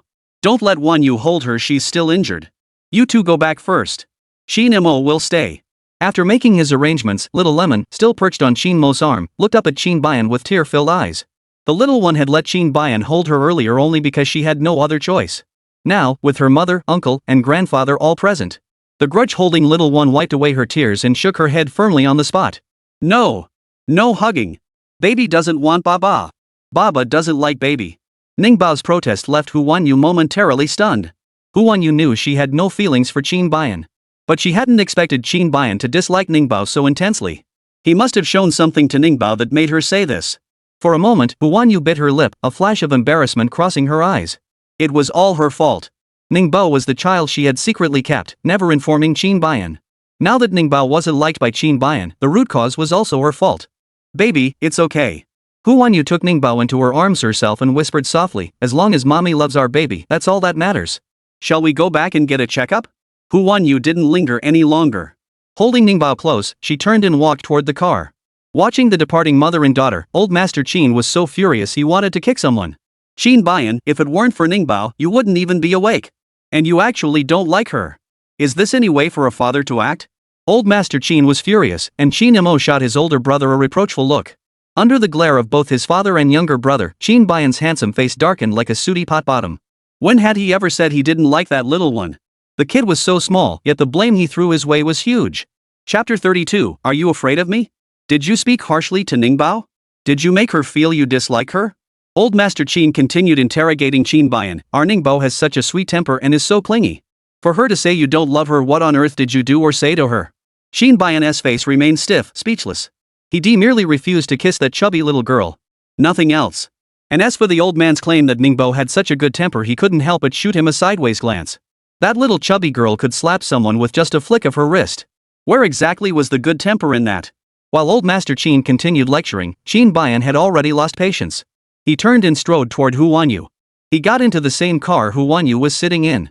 Watching Qin Bayan get in, Old Master Qin snorted coldly. If that good-for-nothing dares to abandon Ningbao, I won't want him either. Though Old Master Qin had many children, Ningbao was the first to bring him such profound joy and fulfillment. It could be said that Ningbao was now his lifeline. Even if he kicked his son out, he would never abandon his Ningbao. Dad, I know my brother went too far. How about you give me some more money as compensation? I'll take care of Ningbao and Wanyu for him. Qin Mo tried to capitalize on his brother's scolding to squeeze some money out of the situation. But before he could finish, Old Master Qin smacked him across the head. What nonsense are you spouting? Ningbao is your brother's child, and Wanyu is your sister-in-law. Your brother isn't dead yet, it's not your place to take care of them. Looks like you're asking for a beating. Old Master Qin's scolding turned into a desire to strike. Qin Mo, sensing trouble, quickly took off running with his long strides to find Shu Liang. Shu Liang was also involved in the case of Ningbao's abduction. Hu Wanyu, already seated in the car, paid no further attention to the situation between Old Master Qin and Qin Mo. Her entire body was tense now, straining to keep her gaze fixed on Ningbao. As for Qin Bayan beside her, she was deliberately ignoring him. While Hu Wanyu ignored Qin Bayan, Ningbao, sitting on her lap, sniffled and looked at Qin Bayan. How come you're here? Ningbao's chubby little face was wet with tears, looking utterly pitiful. Qin Bayan wasn't fooled by her little act. He replied flatly, I'm going home. Ningbao paused before realizing that the home she lived in now was also Daddy's home. The little one puffed out her cheeks, knowing she absolutely had to go home with Daddy. Because they were all going home. I have so many toys. Ningbao tilted her chubby little face upward and blurted out this sentence out of the blue. After saying this, she spread her chubby little hands wide to gesture how many toys she had. Qin Bayan, ? Qin Bayan didn't understand what she meant. Hu Wanyu, her biological mother, immediately caught on her little chubby baby was staking her claim. She wanted to say that there were so many toys at home. Therefore, that home was hers. Hu Wanyu understood her little treasure perfectly well, but she didn't translate it for Qin Bayan. Even as Qin Bayan sought answers with his eyes, she pretended not to notice. The driver started the car. Hu Wanyu cradled the chubby little baby on her lap, her face turning slightly pale. The little one sat facing away from her mother, craning her tiny head forward to look ahead. She was too young and had gotten used to moving around in the car. Hu Wanyu found herself reminding her every so often, baby, be a good girl. Just as Hu Wanyu was staring intently at her chubby baby, Qin Bayan's deep, magnetic voice suddenly sounded beside her ear. You're bleeding. It's fine. I'll take care of it when we get back. Hu Wanyu answered instinctively. After speaking, her lashes fluttered slightly, and her gaze shifted away from Qin Bayan even more.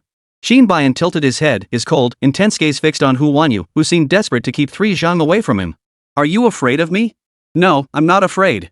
Hu Wanyu reflexively answered once more.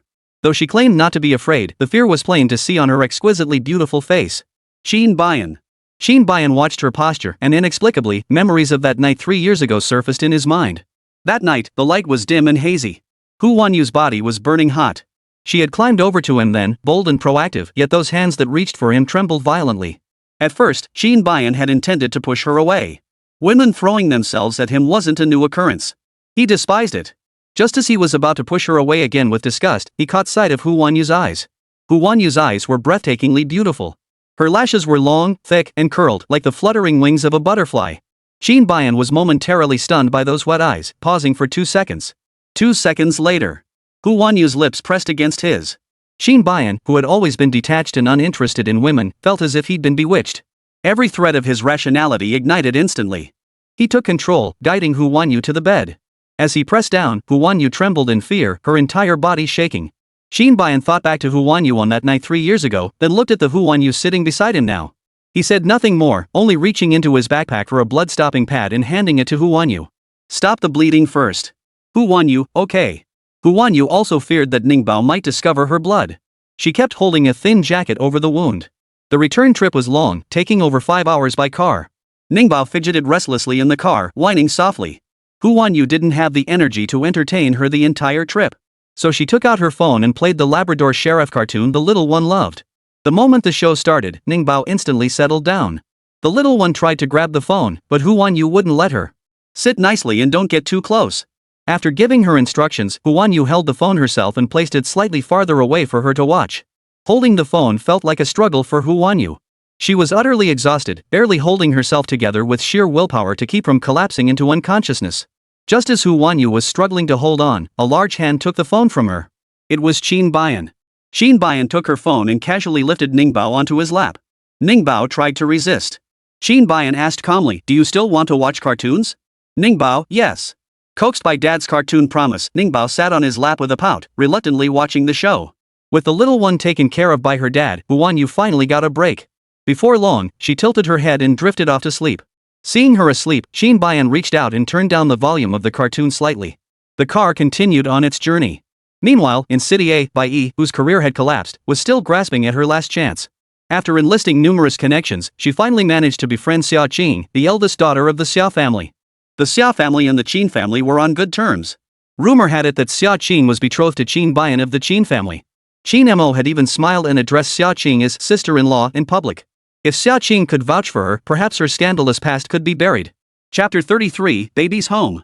"Miss Xia, you're the only one who can save me now." Bai Yi, her face gaunt and haggard, spoke to Xiao Qing with a choked voice. "All those things posted about me online, Qin Mo did it. He resents me, that's why he did this. Miss Xia, if you can just give me a hand, I'll repay you in the future. My TV series this year and my commercial endorsements have all performed exceptionally well. If you help me, I won't let you down." Bai Yi leveraged her own market value to plead for Xiao Qing's assistance. Though she was propelled to fame by Qin Mo, she was undeniably the hottest rising star in the industry right now. Her influence was undeniably substantial. The reason her latest scandal couldn't be suppressed was that few in the industry dared to cross Qin Mo.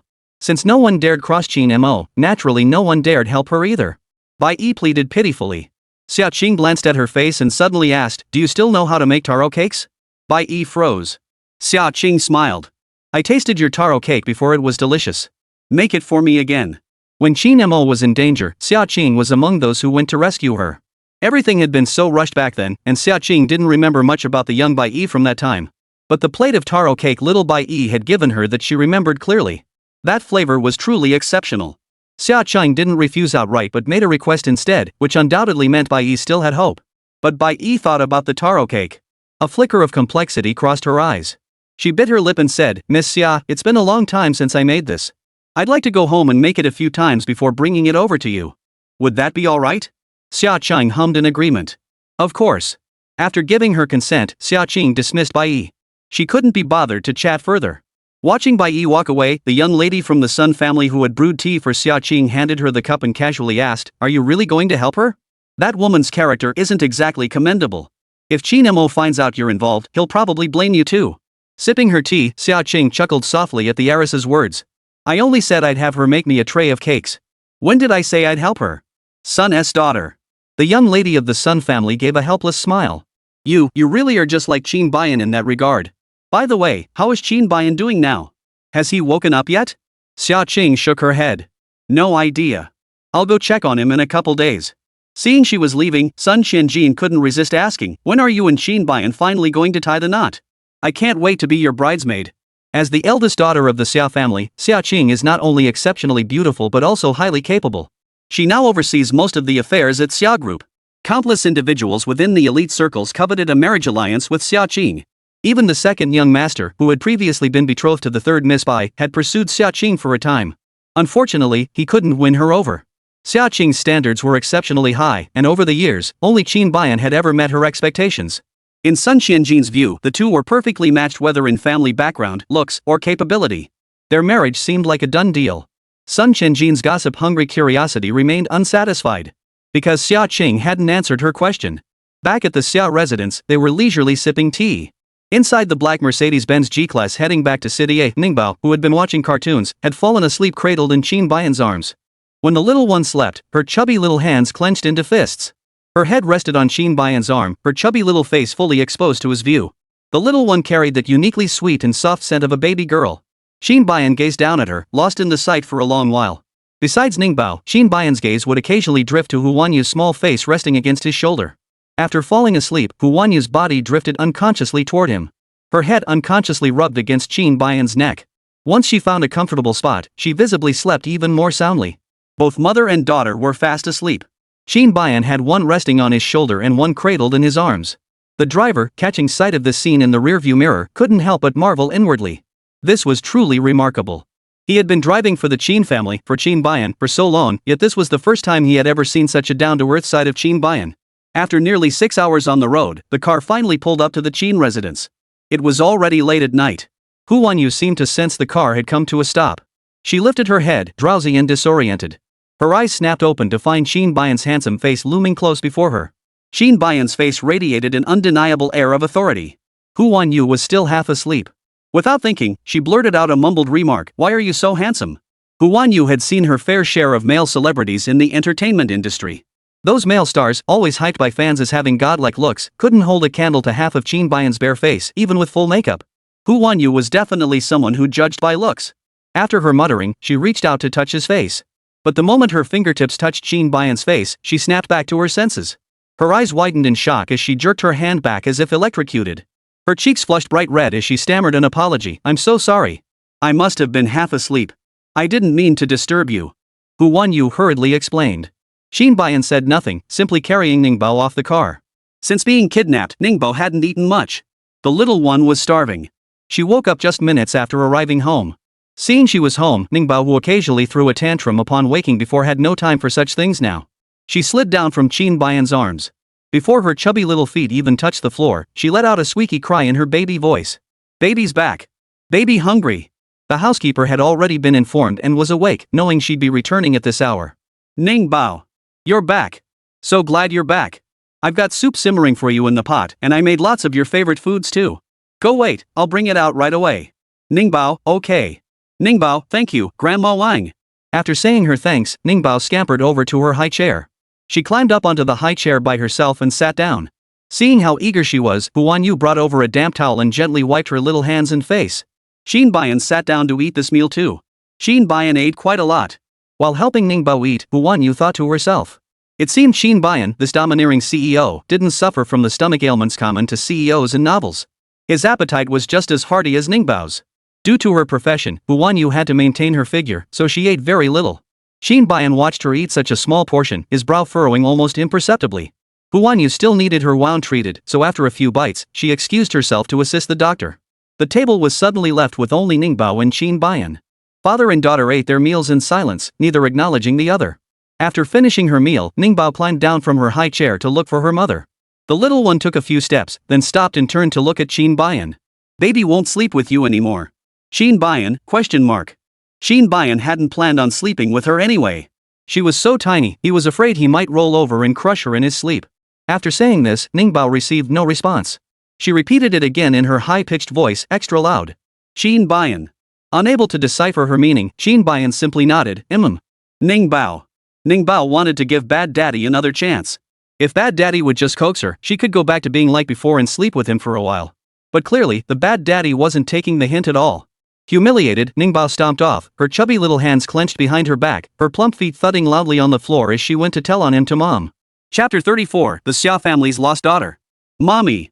Baba is so mean." Ningbao's loud, babyish voice carried clearly to Qin Bayan standing behind her. The little one was at it again, trying to pin the blame on someone else. And she didn't even bother to avoid him when doing so. Qin Bayan had intended to return to his room, but upon hearing the little one's complaint, he lifted his leg and followed. Inside the room, Hu Wanyu's wound had already been treated. She had also given herself a quick rinse and changed into a beige cotton skirt, a simple, comfortable piece that doubled as pajamas.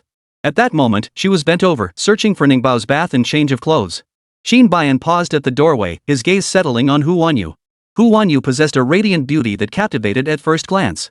Such a stunning beauty performing mundane, domestic tasks like caring for a baby. It was a striking contrast. "Mommy, baby wants a new papa."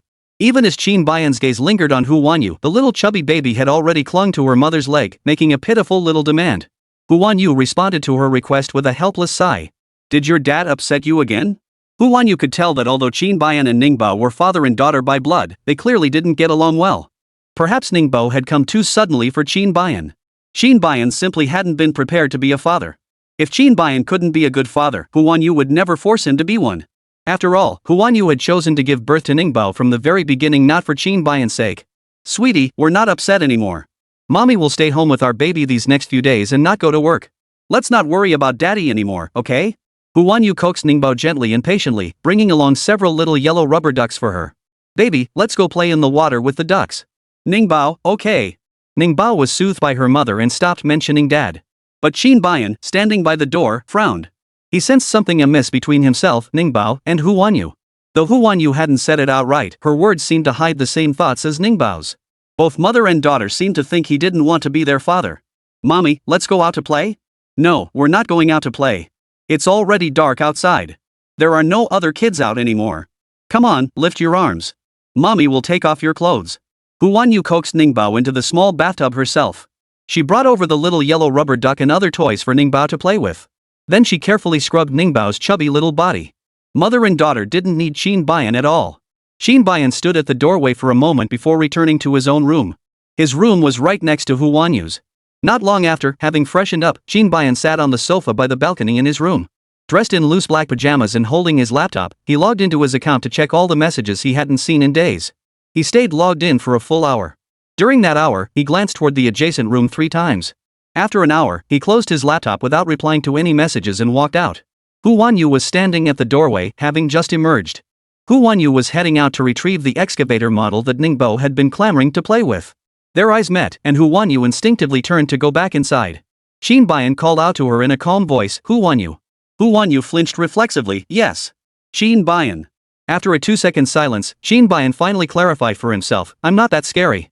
His implication was clear, Huan Yu should stop being afraid of him. Huan Yu lifted her gaze and looked at him again. But this time, still sent her heart pounding wildly.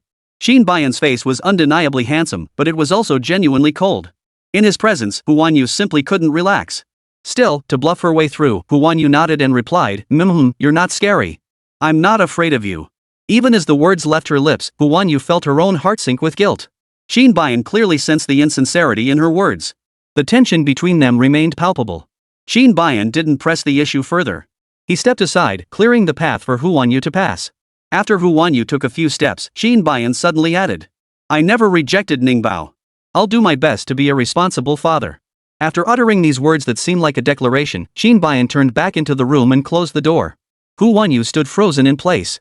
She stared blankly at the door Qin Bayan had closed, taking a long moment to process what he said. Qin Bayan. Does this mean he's willing to take Ningbao? Huan Yu murmured, still unsure of Qin Bayan's true intentions. But Qin Bayan had already gone inside. She simply didn't have the courage to knock and talk to him again. Never mind. We'll cross that bridge when we come to it. Huan Yu maintained a surprisingly positive outlook. Given all the setbacks she'd faced along the way, if she didn't cultivate a stronger mindset, she wouldn't have made it this far.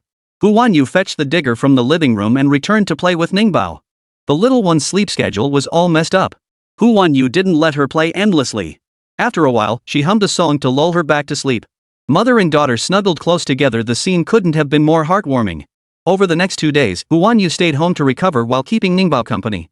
Qin Bayan, who had vowed to be a good father, found himself increasingly busy. He had been unconscious for too long, and some tasks only he could handle had piled up. Now, he had to tackle them one by one. Qin Bayan was swamped, and Huan Yu didn't pay him much attention. Even without Qin Bayan at home, the place was still lively with Qin Mo around. Huan Yu, the Xiao family is hosting a birthday banquet tonight. Let's bring Ningbao along. Their banquets are always so well done. Qin Mo had been staying home these past few days to help Huan Yu look after Ningbao. He dared not take Ningbao out anymore, and being cooped up indoors had made her quite sulky. Upon hearing they could go out, Ningbao, who had been sitting on the carpet dismantling a toy excavator, lit up. She scrambled to her feet and dashed toward Qin Mo. I'm going out. I'm going out. I want to go out. Ningbao enthusiastically threw herself at Qin Mo, demanding he take her out. Qin Mo hugged her close, kissing her chubby cheeks, then shared a piece of gossip with Huan Yu while keeping one ear open. The host of tonight's birthday banquet is Xiao Yuan, the young miss of the Xiao family. Oh, her? She's not the Xiao family's biological daughter. The Xiao family lost their real daughter when she was little, and they still haven't found her. By the way, you and Xiao Yuan seem to be the same age. When is your birthday? Chapter 35, My Little One. I was adopted. My adoptive parents never celebrated my birthday. Probably no one knows my real birthday. The moment Huan Yu said this, Qin Mo immediately scratched his head guiltily. Huan Yu, I'm so sorry. I didn't mean to bring that up. It's okay, I'm not upset. Hu Wanyu smiled faintly. The past doesn't matter to me anymore. She didn't look back at the past, she only looked forward to the future. Every day ahead with Ningbao brought her immense happiness. Alright, Qin Mo, you really shouldn't feel guilty. You should take Ningbao to that birthday party. I don't know anyone at the party. It'd be awkward for me to go. Hu Wanyu encouraged Qin Mo to take Ningbao, but she herself didn't want to go. But Qin Mo still felt a lingering unease about taking Ningbao out.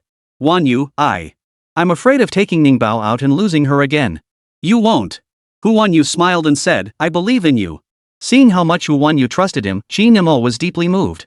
Alright, I'll take Ningbao out to play. I swear, this time I'll keep a close eye on her. Even if I get myself lost, I won't lose Ningbao again. After making his vow, Qin Mo began dressing Ningbao. Wanyu, let's put the princess dress I bought last time on Ningbao. I had it specially designed and made by Ella. Sure. Hu Wanyu also loves dressing her little treasure up beautifully.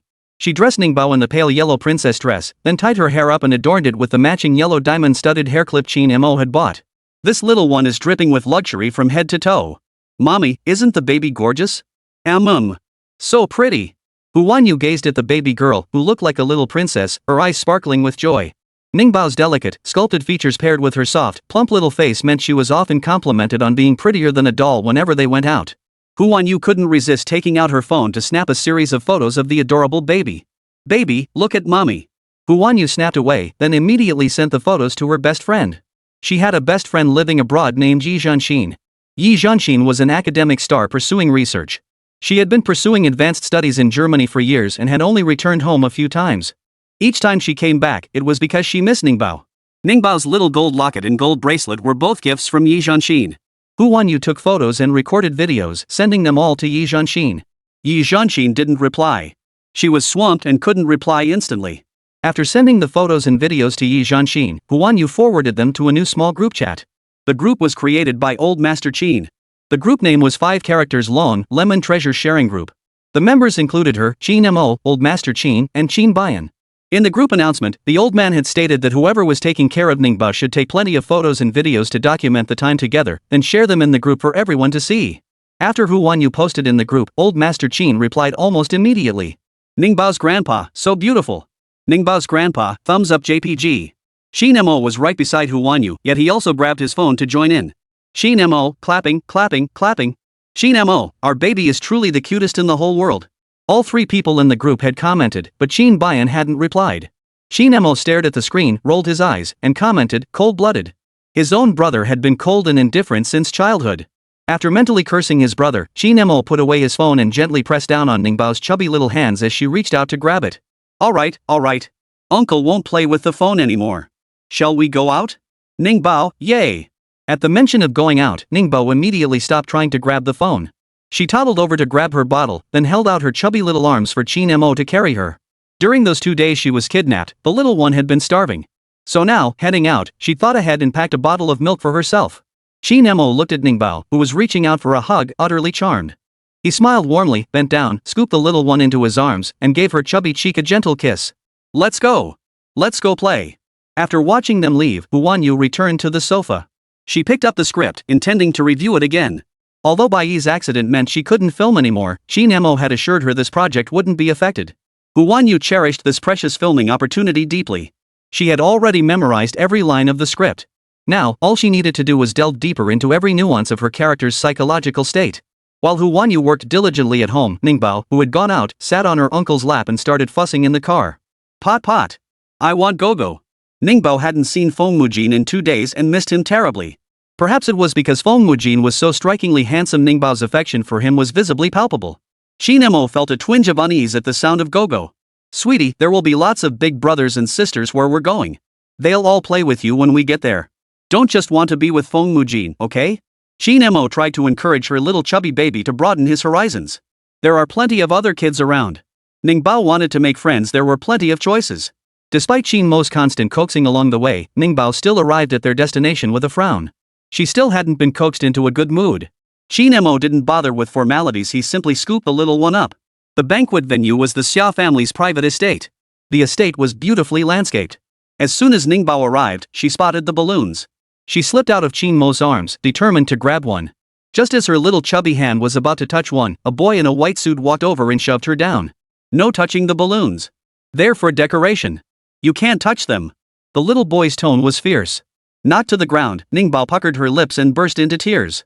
Qin Mo! Qin Mo was furious. He recognized the boy as Xiao, the 5-year-old son of the second young master of the Xiao family. But he couldn't care less about the boy's status or age. His handsome face darkened, ready to deal with the brat. But before he could act, the wailing Ningbao scrambled up from the grass, thrusting his little head forward and charging straight at Xiao. Xiao was a bit skinny. Ningbao cried as she knocked him down. After knocking Xiao down, Ningbao wasn't done yet. He slapped Xiao's little face repeatedly. Qin Mo! Damn! She's definitely her brother's kid. She really takes after her brother. Ningbao's pushing, hitting, and scratching inevitably drew a crowd. The birthday party's guest of honor, Xiao, had also arrived. Xiao Qing stood beside Xiao. Whose child is this? How rude! Xiao, dressed in an exquisite gown, recognized Ningbao as a stranger and spoke without much courtesy. Quickly, pull her up. She's maiden and cry. Whose child is this, exactly? Xiao demanded accusingly of those present. Qin Mo, standing nearby with his arms crossed, replied indifferently, mine. I'll see who dares to pull my little treasure away. His little treasure wasn't done yet, and he wouldn't tolerate anyone interfering. Chapter 36, The True Young Miss of the Xiao Family. Qin Mo's tone was calm, but his attitude was arrogant. Xiao was furious. Qin Mo, how could you? Your kid hit my anan, and you won't do anything about it? Qin Mo, no way. Who told that brat to lay a hand on my baby first? Upon hearing Qin Mo's words, Xiao Chang realized Anan had started it. She grabbed Xiao's arm, signaling her to stay silent. Then she addressed Xiao, Anan, since you were the one who picked on your little sister first, you need to apologize to her. Xiao wailed so loudly it sounded like a pig squealing. He didn't want to apologize, but he was terrified of his aunt. With no other choice, under his aunt's watchful gaze, Xiao sniffled out a tearful apology. Upon hearing his apology, Ningbao, who had been sitting on him, finally climbed off and withdrew her chubby little hands. The little one was still crying. Wiping away her tears, her plump little body pressed against Qin Mo's leg as her baby voice choked out, "Baby's tough. Don't mess with baby." Seeing the little one cry, Qin Mo looked utterly heartbroken. That's right, our baby is the bravest. No one can bully our baby. Qin Mo said, giving her a comforting kiss on her chubby cheek. The uncle and nephew were all cuddly and affectionate, looking incredibly close. Xiao couldn't hold back any longer and jabbed at Qin Mo again. Qin Mo, weren't you chasing after some celebrity? I never heard about you getting married. How did you end up with a kid already? Could your father possibly accept you doing something like this? Though Xiao was adopted into the Xiao family, she was deeply cherished there. Years ago, the family lost their youngest daughter. Mrs. Xiao couldn't bear the loss and suffered a mental breakdown. Ever since then, Mrs. Xiao's mental state had been unstable. To stabilize her condition, Mrs. Xiao's close friends suggested they adopt an orphan around the same age as their lost daughter to serve as their replacement. They resorted to this solution out of sheer desperation. They had initially doubted its effectiveness. After all, their real daughter, Xiao, had been lost at the age of 3. Bringing home a 3-year-old orphan, the child's face could never be an exact replica of Xiao's.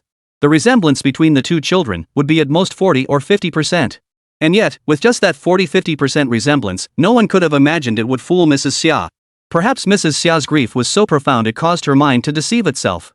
She clutched the returned child, sobbing and calling out, "Xiaoyuan, Xiaoyuan." The little wish she had given birth to with all her heartfelt hopes. Must never leave her again. Because of Mrs. Xiao's involvement, the Xiao family accepted this new Xiaoyuan. Though the Xiao family now had a new Xiaoyuan, the eldest sister Xiao Cheng and second brother Xiao Chong never gave up searching for their biological sister. Before she went missing, Xiaoyuan wasn't just the apple of Mrs. Xiao's eye, she was the little treasure they both doted on to the core. Back then, the siblings often fought over who could win her affection. Xiao Chong even stuffed his little sister into his backpack several times to show her off at school. His little sister was incredibly well behaved, she never cried even when tucked inside his backpack. The little one would sit quietly in the backpack, clutching her toy. When her brother opened the backpack, she'd flash him a sweet smile and hold out her chubby little hands, begging to be picked up. She was the sweetheart and little ray of sunshine of the entire Xiao family. Her disappearance remains a nightmare that still haunts Xiao Qing and Xiao Chong to this day. The most important place in Xiao Qing's heart belonged to the real Xiaoyuan. But she cherished the Xiaoyuan beside her as well. So when Xiaoyuan spoke up to cause trouble, Xiao Qing immediately scolded her. "Xiaoyuan, you mustn't be so rude. Sis, I'm just telling the truth. Qin Mo suddenly producing a child like this is utterly ridiculous. He's acting like this, you should step in and discipline him." Xiaoyuan hoped her sister would summon the authority befitting Qin Mo's sister-in-law to discipline him. But her hopes were dashed. Qin Mo, holding Ningbao in his arms and smiling, announced something to everyone, enunciating each word clearly. The child in my arms is not mine. She is my brother Qin Bayan's daughter. Our family will also be hosting a banquet soon, and will formally introduce our baby to you all then. Ningbao, come here. Today, you'll give everyone a simple introduction. Ningbao, held by Qin Mo, showed no signs of stage fright. Batting her wet, round eyes, she delivered her introduction in a babyish voice. I'm Ningbao, and I'm 3 years old. Baby, be precise, you're 2 years and 0 months old. Okay. Ningbao scrunched up her little face and corrected herself. I'm 2 years and 0 months old. 2 years and 7 months was too many words, the little one hadn't memorized it. With Qin Mo's guidance, she managed to complete her self-introduction fairly well. But as soon as she finished, Xiao Yuan's expression darkened even further. How could this suddenly appearing child be Qin Bayan's? Wasn't Qin Bayan supposed to be her brother-in-law? Qin Mo, you're not joking, right? This child is really Qin Bayan's? Absolutely, no doubt about it. Qin Mo flashed a confident smile, pinching Ningbao's chubby cheeks as he addressed the crowd. See? Our Ningbao looks just like my brother, right? Everyone knew about the rumors between Qin Bayan and Xiao Chang. None of them responded. Xiao Qing, however, lifted her gaze and studied Ningbao's chubby little face closely. She wasn't sure if it was just her imagination. She didn't find Ningbao particularly resembling Qin Bayan. Instead, she felt Ningbao bore a slight resemblance to her own Xiao Yuan, her dear little Xiao Yuan. Because of this illusion, Xiao Qing felt not a shred of dislike toward Ningbao. Her expression remained perfectly composed from start to finish. Congratulations. I'll definitely attend your banquet when you hold it. Xiao Chang offered her congratulations with grace and composure. She didn't mind that Qin Bayan had a daughter, but Xiao Yuan beside her couldn't stand it. Xiao Yuan was so furious her fingertips nearly tore through her palms. Why should she? She seethed inwardly. A man like Qin Bayan deserved only Xiao Chang. If not for Xiao Chang, she should have been Qin Bayan's second choice. Just who was that sly little vixen who had quietly snatched Qin Bayan behind everyone's back? It was utterly infuriating. While Xiao Yuan was still seething with resentment, Xiao Qing had already motioned to Qin Mo, asking him to take Ningbao inside to play with the other children. There are so many kids here today. Ningbao can play with them. Yeah, that's exactly why I brought her to play with other kids. Qin Mo carried Ningbao and headed purposefully toward the other children. Xiao Yuan bit her lip, lagging a few steps behind as she followed. Chapter 37, This is my brother's child. Xiao Yuan, come here. Seeing Xiao Yuan about to follow Qin Mo, Xiao Qing called out to her and asked, how is mom feeling today? Though Mrs. Xia had her daughter, her condition hadn't fully recovered. At times, she would suddenly regain consciousness. When Mrs. Xia snapped back to clarity, she would go mad and throw a fit. She would cry out for Xiao Yuan over and over. She refused the fake Xiao Yuan, demanding only the real one. Sis, mom's doing really well. Look at this brooch, mom just gave it to me. She even said she'd join me for cake later. She's just resting in the back garden now because she's a bit tired. Xiao Qing, Xiao Qing, that's good. After inquiring about Mrs. Xiao's condition, Xiao Qing casually added, Xiao Yuan, you should temper your temper a bit. Stop constantly arguing with Qin Mo. He started it. Xiao Yuan turned the tables, convinced she was completely blameless. Qin Mo was entirely at fault. After venting her displeasure about Qin Mo, she shifted the topic to Ningbao. Says, hasn't Qin Bayan always been without a woman by his side? This little chubby kid appeared way too suddenly, didn't he? Do you really believe it? Qin Mo wouldn't lie. Xiao Qing replied calmly, then reminded Xiao Yuan, Qin Bayan and I never confirmed any romantic or marital relationship. Now that he has a child, there's even less chance of anything between us in the future. Xiao Yuan, if you see Qin Bayan again, don't say anything out of turn. Xiao Qing gave her earnest instructions, and under her watchful gaze, Xiao Yuan reluctantly nodded. Got it, sis. I'm off to hang out with my friends now. Xiao Yuan had invited quite a few friends to this banquet. Xiao Yuan hummed in acknowledgement and let her go. Light, cheerful music flowed through the estate. Qin Mo, who had been glued to Ningbao's side the entire time, was now being ruthlessly shooed away by her. Uncle, go away. Ningbao was playing with her older siblings, but Qin Mo kept interrupting. The little one was running around on the grass and fell down, clearly able to get up on her own. But Qin Mo insisted on rushing over, personally picking her up, and then soothing her with tender coaxing. Ningbao was having a great time and didn't need any soothing at all. After being interrupted by Qin Mo time and again, the little one got really upset. She pushed Qin Mo away angrily, refusing to let him come near. I'm playing. Uncle, don't come over. Ningbao wouldn't let her uncle follow her anymore, and Qin Mo had originally intended to force his way along. But the little one scowled and gave him a warning. I'm gonna cry. I'll cry a lot. Seeing the little one wasn't joking around, Qin Mo had no choice but to step aside. Before leaving, he didn't forget to tell the other kids on the field, my Ningbao is too little. Please take good care of her. As soon as Qin Mo finished his nagging, a sharp slap landed on his back. Enough already. Are you annoying or what? You're driving me crazy. It was Chu Liang, who had also come to the banquet. Grabbing Qin Mo by the back of his collar, Chu Liang dragged him toward the playground while calling out to one of the children, Chu Dundun, keep an eye on Ningbao. I'm going to play with your uncle Qin Mo for a bit. The Chu Dundun he called was a child from the Chu family. The little guy was 7 years old, much older than Ningbao. He was always the little bully among the kids. He hadn't actually played with Ningbao earlier because he thought Ningbao was too small. But now that his cousin had spoken, the little bully who got along well with his cousin decided to give him some face. Hey, chubby, what's your name again? Ningbao puffed out his cheeks. I'm not a little chubby. My name is Ningbao. Chu Dundun, oh, Ningbao. Come on, big brother will take you to play. Chu Dundun, this little bully, wasn't the least bit obedient. With a wave of his little hand, he led Ningbao and a bunch of other kids to a new spot. We've got a big group, let's have a contest. Chu Dundun was full of mischievous ideas. His eyes twinkled as he came up with a game. Let's race to catch little animals. There are lots of bunnies and kittens around here. Let's see who can catch the most. Whoever catches the most wins. And the winner gets a prize. Oh, and everyone must only catch them, no hurting them. If anyone dares to hurt them, I'll beat you up. Chu Dundun was a total fluff addict. He absolutely adores fluffy things and is quite skilled at caring for them.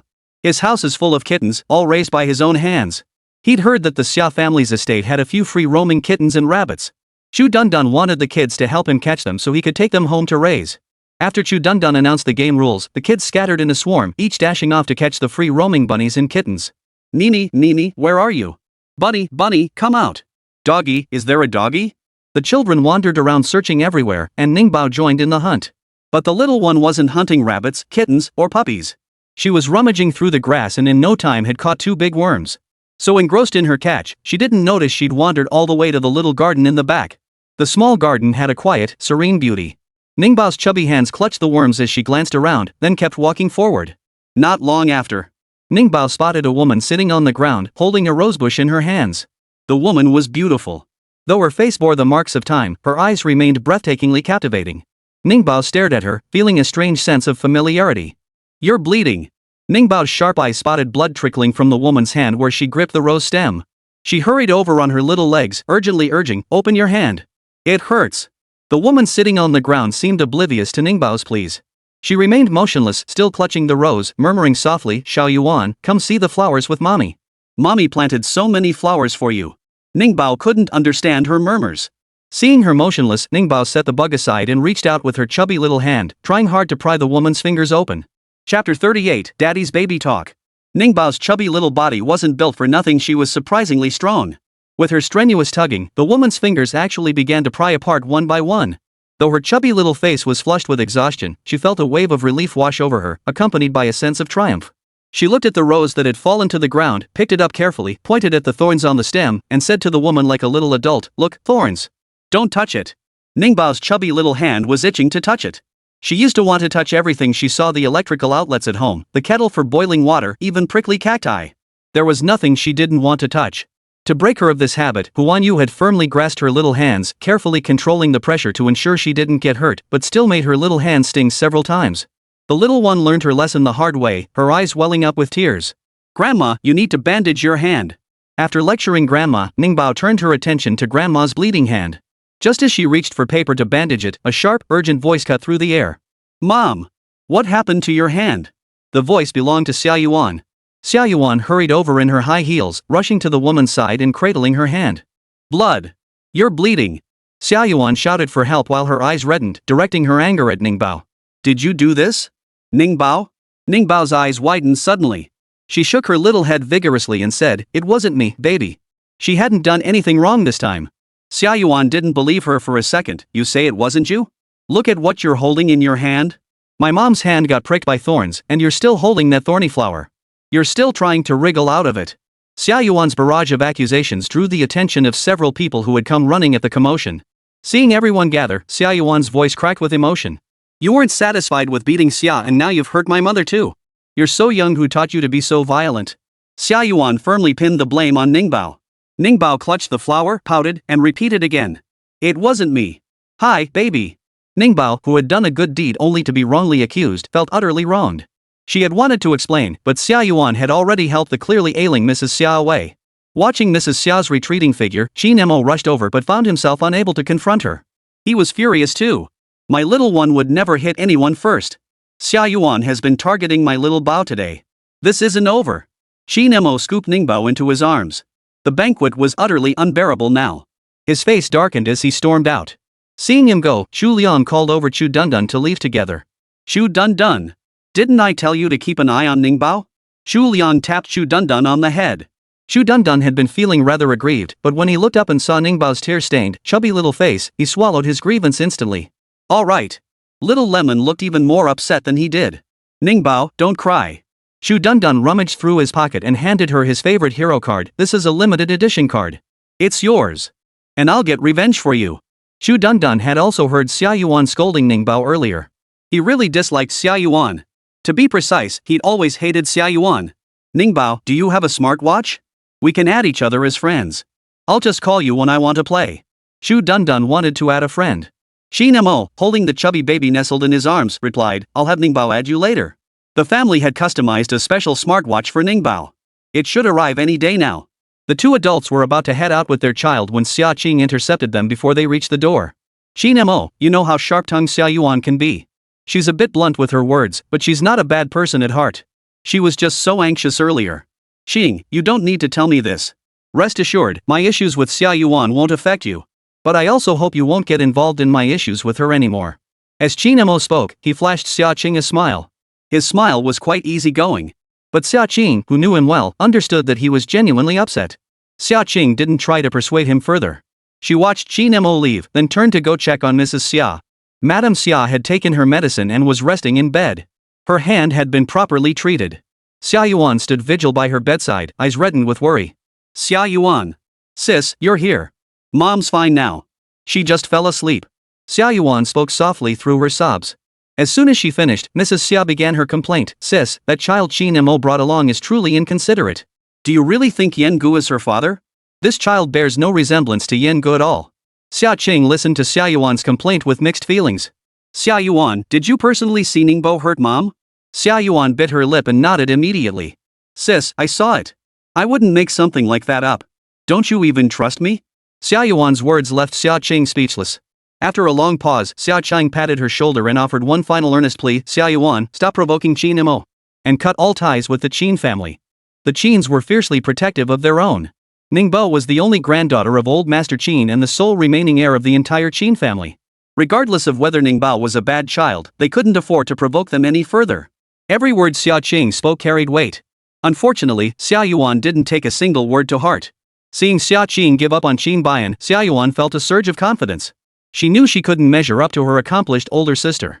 But she believed she was absolutely worthy when compared to other women. Whether it was Ningbao or Ningbao's mother, they would have to make way for her. Xia Yuan obediently agreed to her sister's words, but in her heart, she had already decided to meet Ningbao's mother.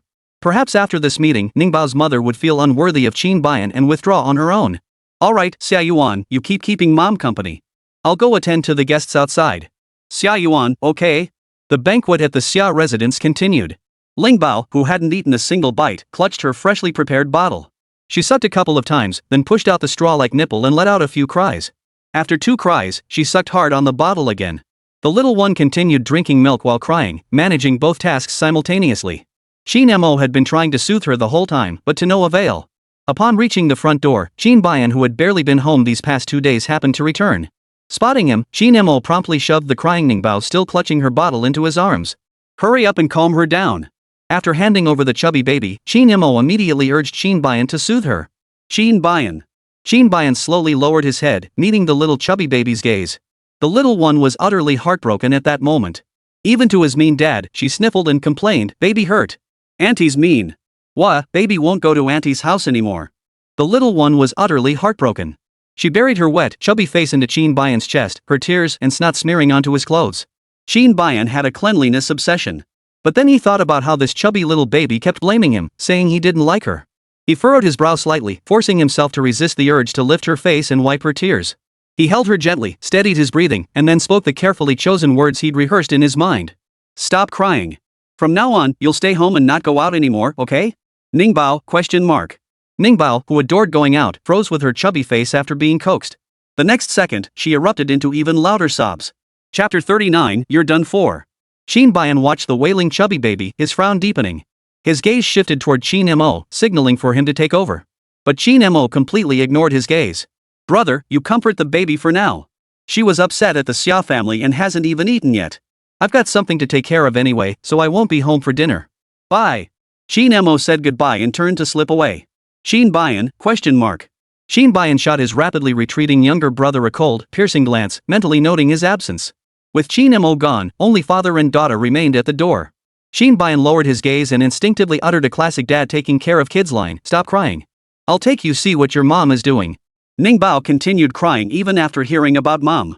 The little one sobbed while choking out in a babyish voice, "Mommy shopping, baby shopping." Ningbao had heard her mother say it before leaving. Mommy was going to buy her something. Qin Bayan refused to believe Hu Wanyu wasn't there. He scooped up Ningbao's chubby little bottom and went inside to check. Sure enough, Hu Wanyu really wasn't there.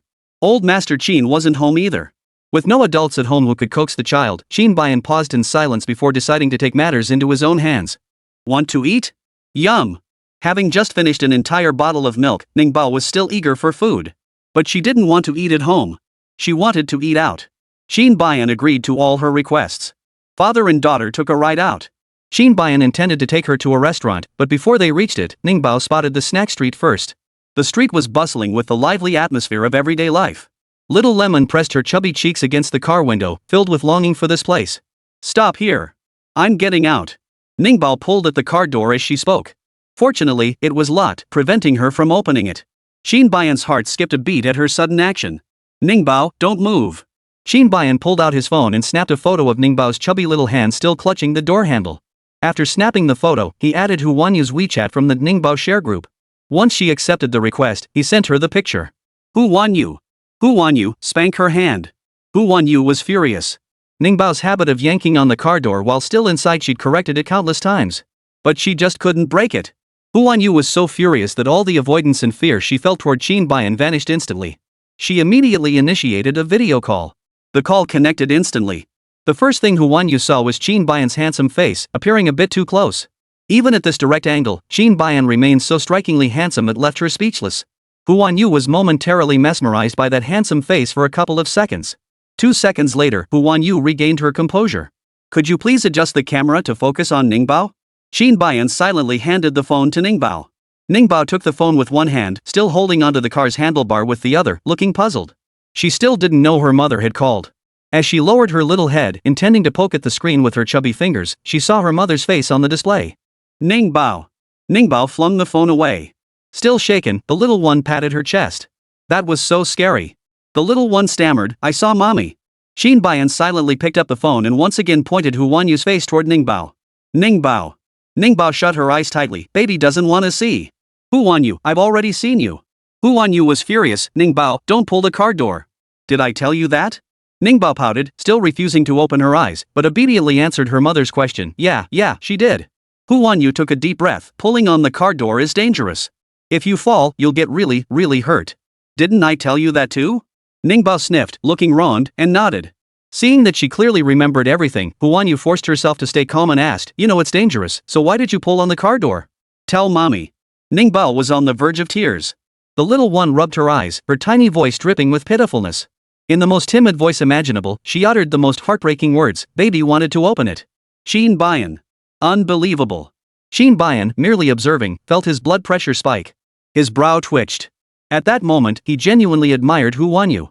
How on earth had Hu Wanyu managed to raise this little one all by herself? The object of his admiration, Hu Wanyu, wore an eerily calm expression. She didn't raise her voice in anger, nor did she make a fierce expression. She simply stated calmly to Ningbao, you're not allowed to watch cartoons for a week. Ningbao, no. Ningbao, baby wants to watch. Before Ningbao could protest further, Hu Wanyu had already hung up. After hanging up, Hu Wanyu sent Qin Bayan a voice message. Don't let her watch cartoons. Qin Bayan replied, she'll cry. Hu Wanyu, no child has ever cried themselves to death. Qin Bayan. Qin Bayan didn't reply again. Even through the phone screen, Qin Bayan could sense Hu Wanyu's mood at that moment. He didn't disturb Hu Wanyu further, instead taking Ningbao, who was still sulking, off the car. Ningbao refused to be carried and insisted on walking. The little one was sulking at first. But seeing all the delicious treats lining the roadside, she quickly perked up. Bye. Ningbao pointed her chubby little finger imperiously, demanding her dad buy her snacks. Bayan looked at the street stalls and didn't want to buy a single thing. He found them unsanitary. Let's look some more. Bayan dismissed the little one with a half-hearted response, pulling her along as they continued walking. They walked on like this. Just as Ningbao was about to get upset, a commotion caught her attention. Ningbao loved getting involved in the commotion. Hearing the commotion, her eyes lit up. She let go of Bayan's hand and dashed toward the source of the argument. Her small stature allowed her to quickly squeeze to the very front of the crowd. Among the onlookers, whispers and murmurs filled the air. That girl was minding her own business running her pastry stall, and this new halal vendor is being so rude. Taking over her spot and even getting physical. That's outrageous. You can say that again. That braised meat stall's been here 3 days, and she's been picking on that girl for all 3. Amidst the adults' murmurs, Ningbao spotted a young girl sitting on the ground. She wore a simple white t-shirt and a mask. Her eyes were red, and she was signing. Ningbao recognized the signs. Her mom acted in plays, playing roles of people who couldn't speak. Mom had learned sign language and taught Ningbao a little bit too. The moment Ningbao recognized the signs, she felt an immediate surge of anger. This auntie can't speak, she's already pitiful enough. Now she's being bullied too. Little Lemon, boiling with anger, couldn't hold back her temper. She stomped over, blocking the auntie with her chubby little body. Then, hands on hips, she glared at the intimidating male vendor of the pickled snack stall. In her tiny, milk-sweet voice, she delivered her threat, enunciating each word clearly. You are finished. Chapter 40, Let's Date. Being threatened by a little radish made the bully of a stall owner burst out laughing. You little brat, still sucking on your pacifier and already sticking your nose in other people's business? You think I won't throw your bottle away and teach you a lesson? The vendor looked at Ningbao with utter contempt and mockery. Ningbao wasn't about to let him get away with it. The little guy picked up a pipe from the ground and swung it at the man. The man hadn't expected such a small, chubby kid to have the guts to attack him. This time, the blow landed squarely. The blow from the pipe instantly turned the man's face green with pain. You little bastard, you dare hit me? The man's foot shot up in a furious kick aimed at sending Ningbao flying. But before his foot could extend, Bayan's fist shot out first. Bayan wasn't some flashy show-off. He'd trained since childhood under an internationally renowned mercenary kingpin. That single punch nearly sent the man straight to meet his grandmother. Thud. The man collapsed, clutching his abdomen in agony. His body arched like a shrimp with its thread pulled out. The man could no longer act arrogant.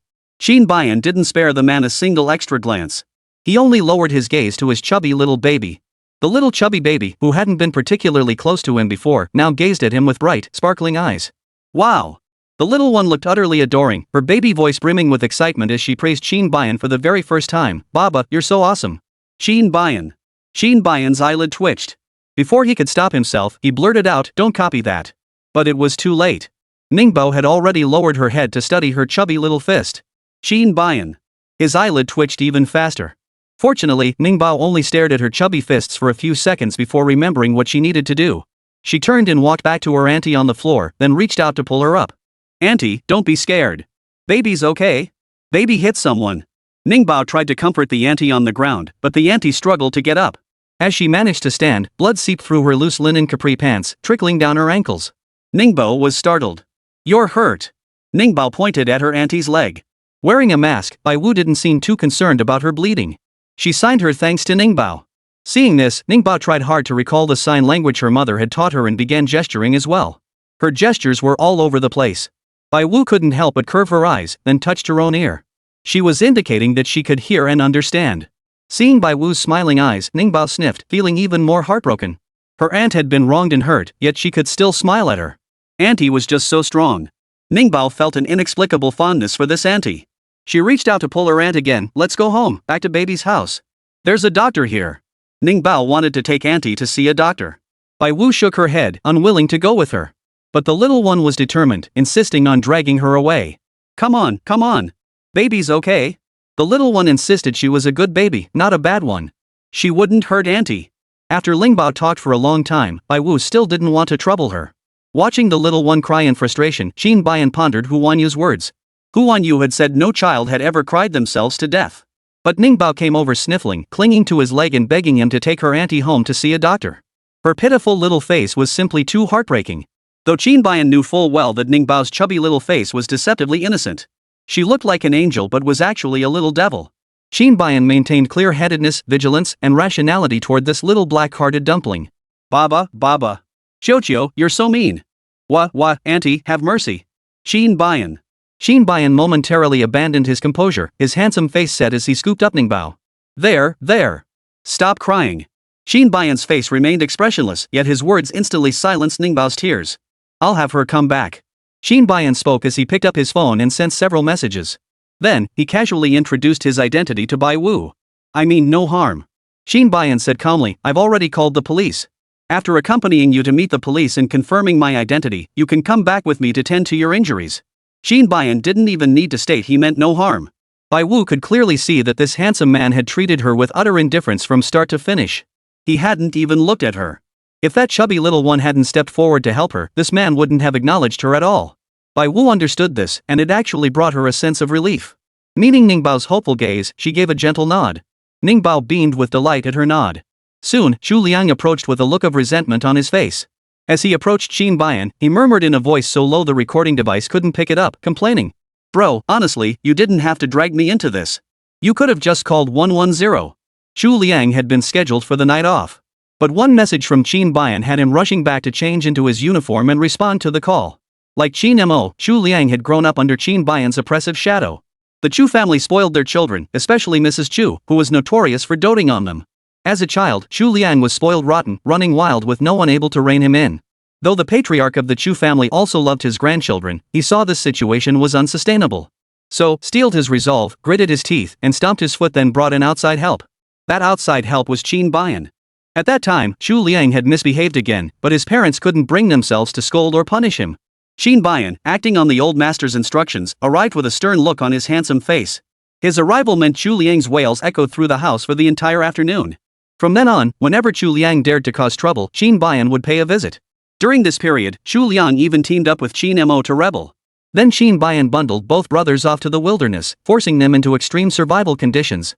Having endured Qin Bayan's oppression for so long, Zhu Liang dared not disobey his words or commands. After venting his grievances, Zhu Liang dutifully attended to official business first. He carried the man lying on the ground away. As for Qin Bayan, it was purely an act of righteous intervention. He was perfectly fine. Bai Wu received compensation and boarded the car back to the Qin residence. Throughout the ride, Bai Wu never removed her mask. It seemed welded to her face. Ningbao was curious about Bai Wu's appearance, but the little one didn't reach out to grab her. Mom told her that you shouldn't take off other people's masks. Taking off someone else's mask is naughty.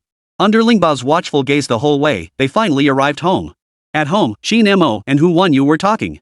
Qin Mo smiled at Hu Wanyu and said, Wanyu, look, my brother's awake. I think it's time the two of you started dating properly. My brother feels something truly special for you. All these years, he hasn't had a single woman by his side. He barely even looks at other women. And he's never brought any woman home. The only woman who's ever crossed our threshold is you. Before Qin Mo could finish, the doorbell rang. He instinctively looked up to see Qin Bayan carrying Ningbao, returning with a woman in tow. Qin Mo? Chapter 41, Babies in a Rush. Qin Mo froze on the spot. After a few seconds of shock, he strode forward and blocked his older brother. Brother! What are you doing? Wanyu is still at home. How could you bring another woman back? How dare you be so brazen?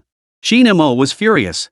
He had just assured Hu Wanyu that Qin Bayan was a decent man, only for Qin Bayan to slap him in the face moments later. If he could have beaten his brother, Qin Mo would have fought him right then and there.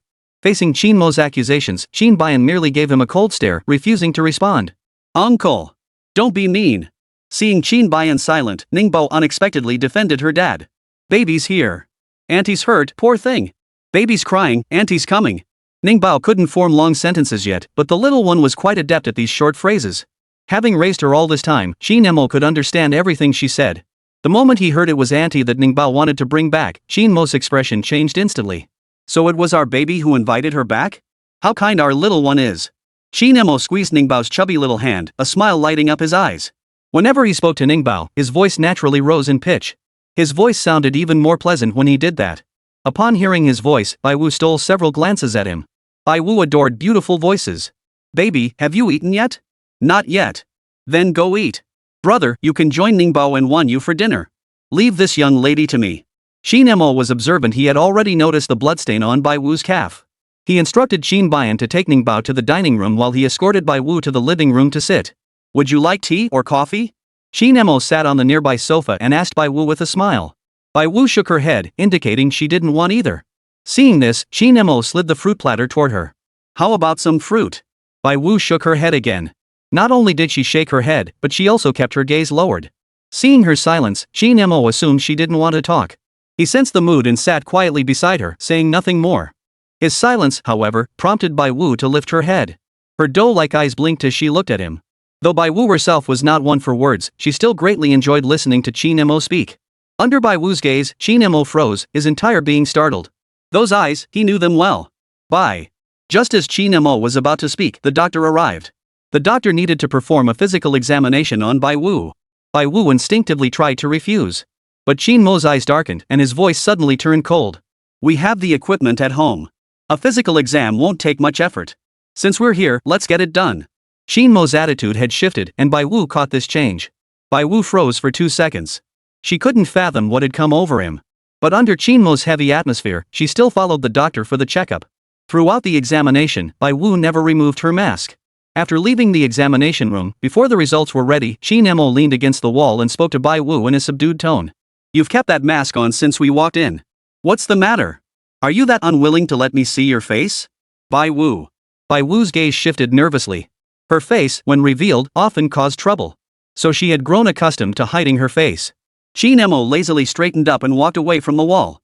Step by step, he approached Bai Wu and commanded in a tone bordering on impatience, take off your mask. Bai Wu shook her head. Seeing her refusal, Qin Mo's expression darkened to a terrifying degree. I said, take it off. Qin Mo's handsome face darkened as he reached out and violently ripped the mask off Bai Wu's face. The mask landed on the floor.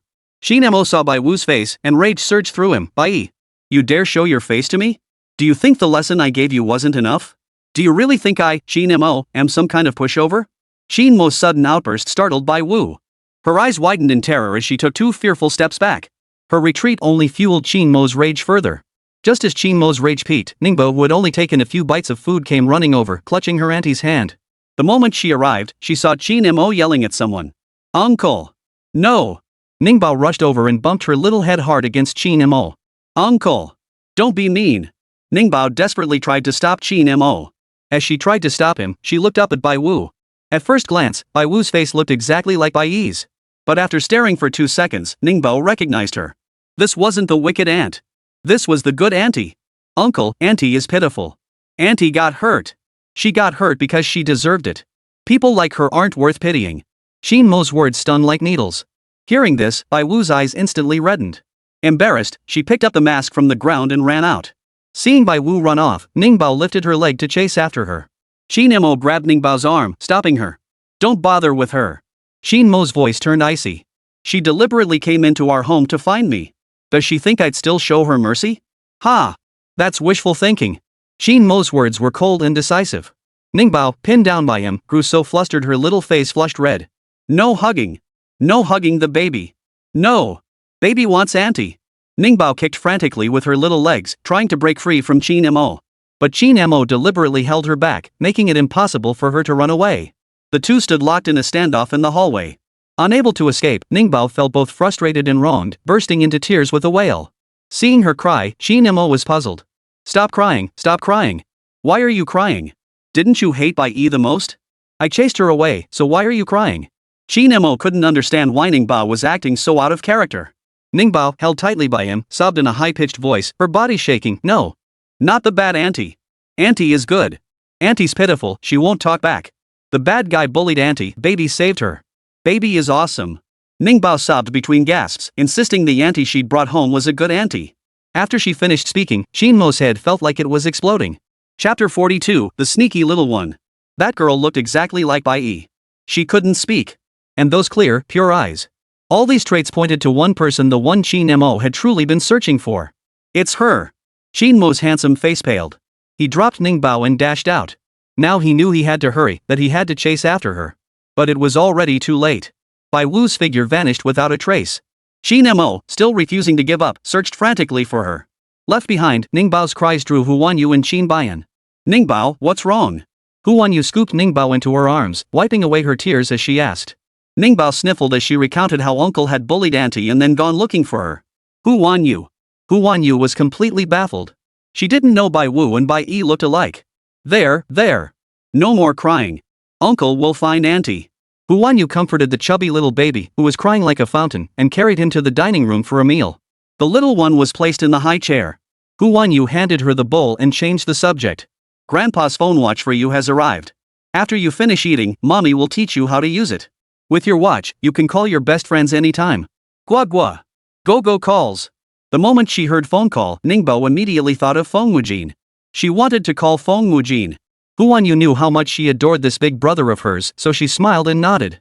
Alright, let's call your big brother. Mommy, call him now. Ningbao couldn't wait another second. She flung her rice spoon aside and demanded her phone watch from her mom. Hu Wanyu? Hu Wanyu glanced at the fallen spoon, her smile fading. Ningbao, pick up the spoon. Ningbao's chubby little hand slammed the table. I want the phone. Hu Wanyu, pick up the spoon. Ningbao shook her head, repeating, Mommy, I want to make a call. Hu Wanyu fell silent. Her beautiful face remained tense as she stared at Ningbao. Having recently returned to the Qin household, where she'd been spoiled rotten by the entire family until she felt like she could fly, little Lemon's chubby hands instinctively rubbed her bottom under her mother's gaze. After patting her plump little bottom, she sniffed and climbed out of her high chair. She picked up a spoon and tried to climb in and out, looking utterly exhausted. The nanny beside her had long wanted to step in and help, but Hu Wanyu stopped her with a glance. Qin Bayan had also intended to bend down and pick up the spoon, but upon catching Hu Wanyu's expression, he ultimately held back. Mommy, pick it up. After retrieving the spoon and crawling back, Ningbao held it up, flashing her mom a soft, adorable smile. Seeing that she wasn't causing trouble anymore, Hu Wanyu wiped her spoon clean and let her continue eating. With Hu Wanyu personally keeping watch, Ningbao managed to finish her meal relatively smoothly. After the meal, Hu Wanyu rubbed her little round belly and took out her smartwatch. Look, this is mommy's picture. If you want to call mommy, just tap her picture twice. This is uncle's. This is grandpa's. This is Aunt Xian's. Auntie is studying. Don't call auntie too much, okay? Oh, and this one is for your brother, Mujin. Mom didn't have this photo, so we used this little rabbit instead. As soon as Hu Wanyu finished pointing to Feng Wujin's phone, Ningbao couldn't wait to call him.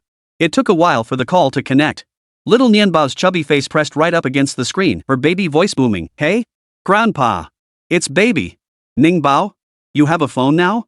Yup. Grandpa bought it for me. The two little ones hadn't seen each other in days, and it looked like their chat wouldn't end anytime soon. Hu Wanyu decided to step aside and fold Ningbao's little clothes. As she folded, her gaze fell on Qin Bayan, who was still in her room. He had followed them inside earlier. Hu Wanyu hadn't expected him to still be there. You, how come? Before Hu Wanyu could finish her question, Qin Bayan's deep, piercing eyes locked onto hers. You didn't save my number for Ningbao, Qin Bayan calmly pointed out her oversight. Hu Wanyu choked on her words. She whispered, I didn't know your number. They had exchanged contact information through a WeChat group. Beyond that, neither possessed the other's private phone number or similar details. After Hu Wanyu's quiet reply, Qin Bayan pulled out his phone and sent her his personal number. After sending the number, Qin Bayan asked again, do you need a photo? Hu Wanyu, huh? Hu Wanyu was momentarily confused. Qin Bayan said calmly, doesn't Ningbao's smartwatch require a photo? Hu Wanyu, oh, right. Hu Wanyu finally snapped back to reality. Yes, one is needed. Just send it directly to me. Qin Bayan, I don't have it. Hu Wanyu, huh? Qin Bayan, you can take one for me now. Hu Wanyu, exclamation point. Hu Wanyu stared at Qin Bayan's handsome face demanding she take a photo. For some reason, her heart began to race. She made a vague excuse, I'm afraid my photos won't turn out well, my photography skills are just average. Qin Bayan didn't mind. He casually sat down on the sofa in the room and gestured for Hu Wanyu to just snap a quick shot. Hu Wanyu, having failed to talk her way out of it, reluctantly came over with her phone to take the picture. Qin Bayan's physique and face were undeniably commanding. Dressed in a white shirt and dress pants, he sat on Ningbao's favorite white bear blanket. The sofa was slightly small, so he kept one leg slightly bent while extending the other, drawing all eyes. His perfect proportions were far more captivating than any top male fashion model. And his expressionless, handsome face seemed like a masterpiece meticulously carved by the gods themselves. Hu Wanyu's finger remained pressed firmly on the continuous shooting button, not letting up at all. After snapping for a moment, Qin Bayan tilted his head slightly, looking at Hu Wanyu with a hint of confusion. Not done yet? Hu Wanyu pressed the final burst of shots and tucked her phone away. Done. Want me to send you a copy? Qin Bayan, no need. He had little interest in viewing photos of himself. After finishing the photos, Qin Bayan glanced at Ningbao, who was still on the phone. He paused and asked, need any help? This time, it was Hu Wanyu who declined. I'll give her a bath and put her to bed. You should get some rest too. Qin Bayan, okay. Seeing no reason to linger, Qin Bayan turned and headed back to the next room. After Qin Bao left, Huan Yu went over and gently coaxed Ningbao to hang up the phone. Baby, you've been on the phone for a long time. Let's take a bath, and tomorrow we'll go find your brother to play. Okay? Ningbao seemed reluctant. She wanted to keep talking on the phone. But Huan Yu saw it was getting late and insisted on coaxing her into bathing and going to sleep. The night grew deeper and deeper. Ningbao, who hadn't finished her bedtime phone call, suddenly sat up in the middle of the night. The little one sat up silently, rubbed her eyes, and pulled back the mosquito net. She could pull this zipper. With the zipper open, Ningbao climbed down from the bed, her chubby little feet bare. A small nightlight remained on by the bedside. By its dim light, Ningbao groped her way to the smartwatch her mother had tucked away. She knew her mom wouldn't let her make calls. So, clutching the smartwatch, she slowly made her way toward the door. Chapter 43, The Super Cunning Baby. The doorknob was a bit too high. Even on tiptoes, Ningbao couldn't reach it. But she didn't give up. Instead, she dragged over a small stool. Standing on the stool, this time Ningbao successfully opened the door. The hallway outside had motion-activated lights. Ningbao took a few steps down the hallway before quietly clearing her throat a few times to activate the lights. The moment the lights came on, Ningbao's fear vanished. Gripping her smartwatch excitedly, she was about to make a call when suddenly, the light emanating from Qin Mo's room caught her attention. The little one scampered over and saw Qin Mo drinking in his room. Uncle? Several empty bottles sat on the table. Qin Mo was slumped against the sofa on the floor, looking in rough shape. Ningbao approached with concern, tugging at Qin Mo's arm and asking, Uncle, what's wrong? Qin Mo was already drunk. His handsome face was flushed, and his speech was slurred. Baby, I feel so miserable. Come drink with me. Ningbao tilted her head, glancing at the bottles. When grown-ups feel sad, they all like to drink this stuff. Ningbao had seen many adults drinking outside the barbecue shop downstairs in their neighborhood before. Some would get emotional as they drank, and others would even cry. Uncle, you're not crying, are you? Ningbao worriedly tugged at Qin Mo's eyelids. Only after confirming he wasn't crying did she breathe a sigh of relief. Gulp, gulp. Qin Mo gulped down several more mouthfuls of liquor. Ningbao sniffed the alcohol's pungent smell. The little one didn't want to drink this. Watching Qin Mo bury his head in his cup, her eyes darted about. She tugged at his sleeve, her soft, babyish voice pleading, Uncle, baby wants a drink. Uncle, get it. Ningbao had tasted the flavor of soda before it was sweet and delicious. There was some in the fridge at home, but Mom wouldn't let her have it. Uncle looked so silly right now, and little Lemon's mischievous little heart was stirring again. She kept pleading with Uncle. Qin Mo was indeed a bit fuzzy from the drink. He pushed himself up from the sofa. Fine, I'll get you a drink. What else do you want? Ningbao, cookies. Ningbao wiggled her chubby little fingers, listing a whole bunch of snacks. Qin Mo simply replied, sure. Soon, the drink and a pile of snacks were brought over. Ningbao didn't even think about making a phone call anymore. She just asked her uncle to put on cartoons for her.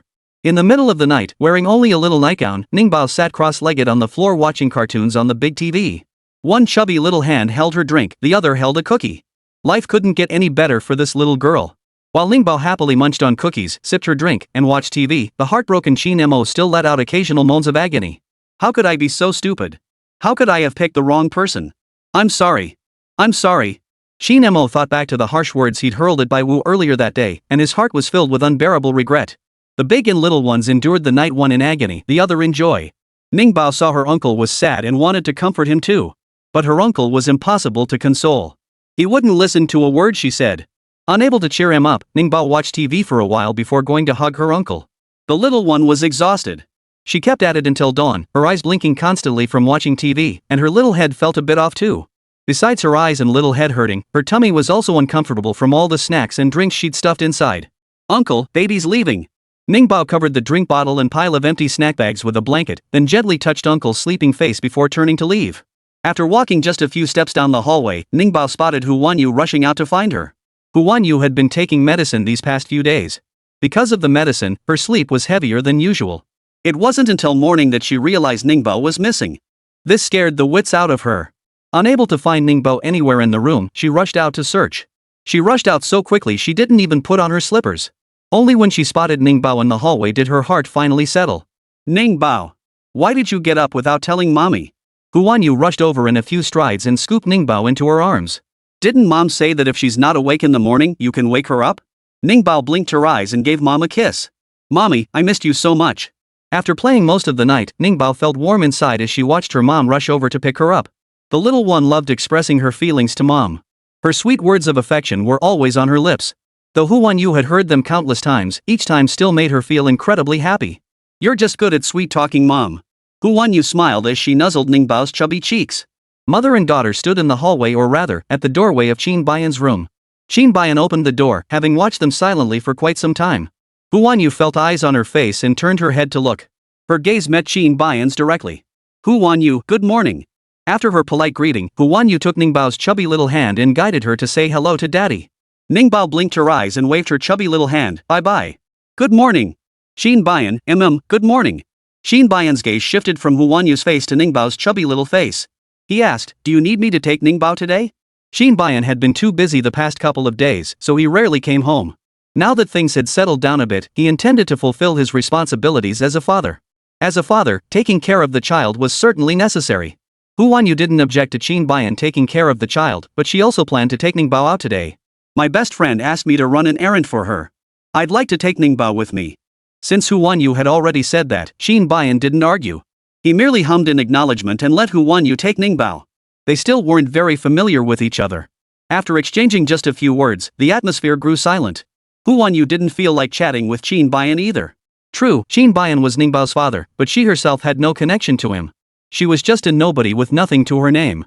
Qin Bayan came from a prestigious family, possessed top-tier credentials in every aspect, and managed a vast family enterprise as its patriarch. The gap between them was simply too vast. Hu Wanyu had never considered climbing the social ladder. Well then, I'll take Ningbao to change clothes now. Hu Wanyu lowered her eyes, muttered casually, and carried Ningbao away. Mother and daughter returned to their room.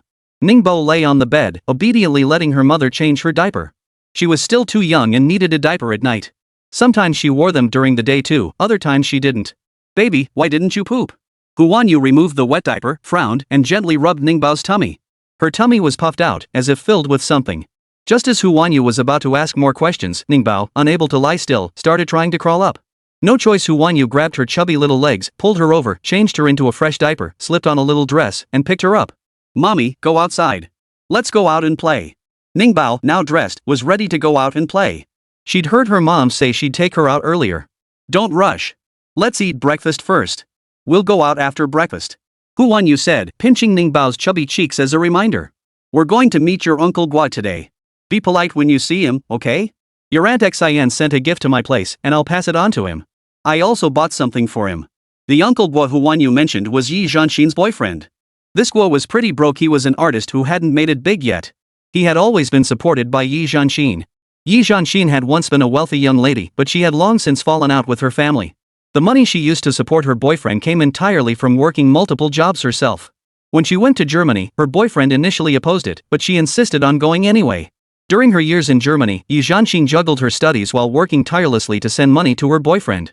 She poured her heart and soul into this relationship. Hu Wanyu disliked this boyfriend at first, but seeing her best friend so deeply in love, she could only silently offer her blessings. Knowing how hard Yi Zhanxin worked, Hu Wanyu would occasionally buy little Gua some treats when she earned extra money. Ningbao remembered Uncle Gua. Ningbao nodded, skipping breakfast altogether, eager to go out. Hu Wanyu refused, carrying her to the dining room instead. Hu Wanyu had Xiao Guo's address. It was a luxurious villa. Yi Zhanxin mentioned that Xiao Guo was working there today. She entrusted Hu Wanyu. My Guomu has a very strong sense of pride. Going to work must be painful for him.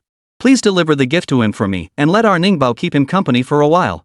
He said he absolutely adores our Ningbao. Reading her best friend's message, what else could Hu Wanyu do?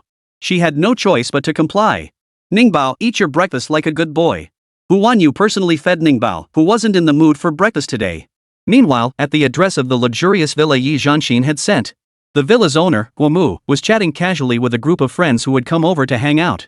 Xiao, his closest associate, watched him slip a wooden bracelet onto his wrist and sneered, "You still haven't cut ties with that stupid woman? I heard she's washing dishes in a restaurant overseas just to earn money for you. Young Master Gua, have you had enough of this pretend to be bored game yet? Chapter 44, Baby, you've been duped." Xiaoyuan's sarcastic tone made Guomu narrow his eyes. "When I'm done with this game depends entirely on you. Just nod your head and talk to me. I'll cut ties with her immediately. Honestly, after all these years, I'm sick of her anyway. Get lost. Don't mess with me." Xiaoyuan rolled her eyes, unimpressed by Guomu's tactics. Guomu had a deceased first love. He couldn't stop thinking about her, so every woman he pursued had something in common with his first love. Yi Zhanxin's selfless devotion mirrored his first love. And Xiaoyuan's facial features bore a striking resemblance to his first love's. That's why Guomu would occasionally speak to Xiaoyuan like this. Xia Yuan, aware of his complicated past, naturally couldn't bring herself to discuss it with him.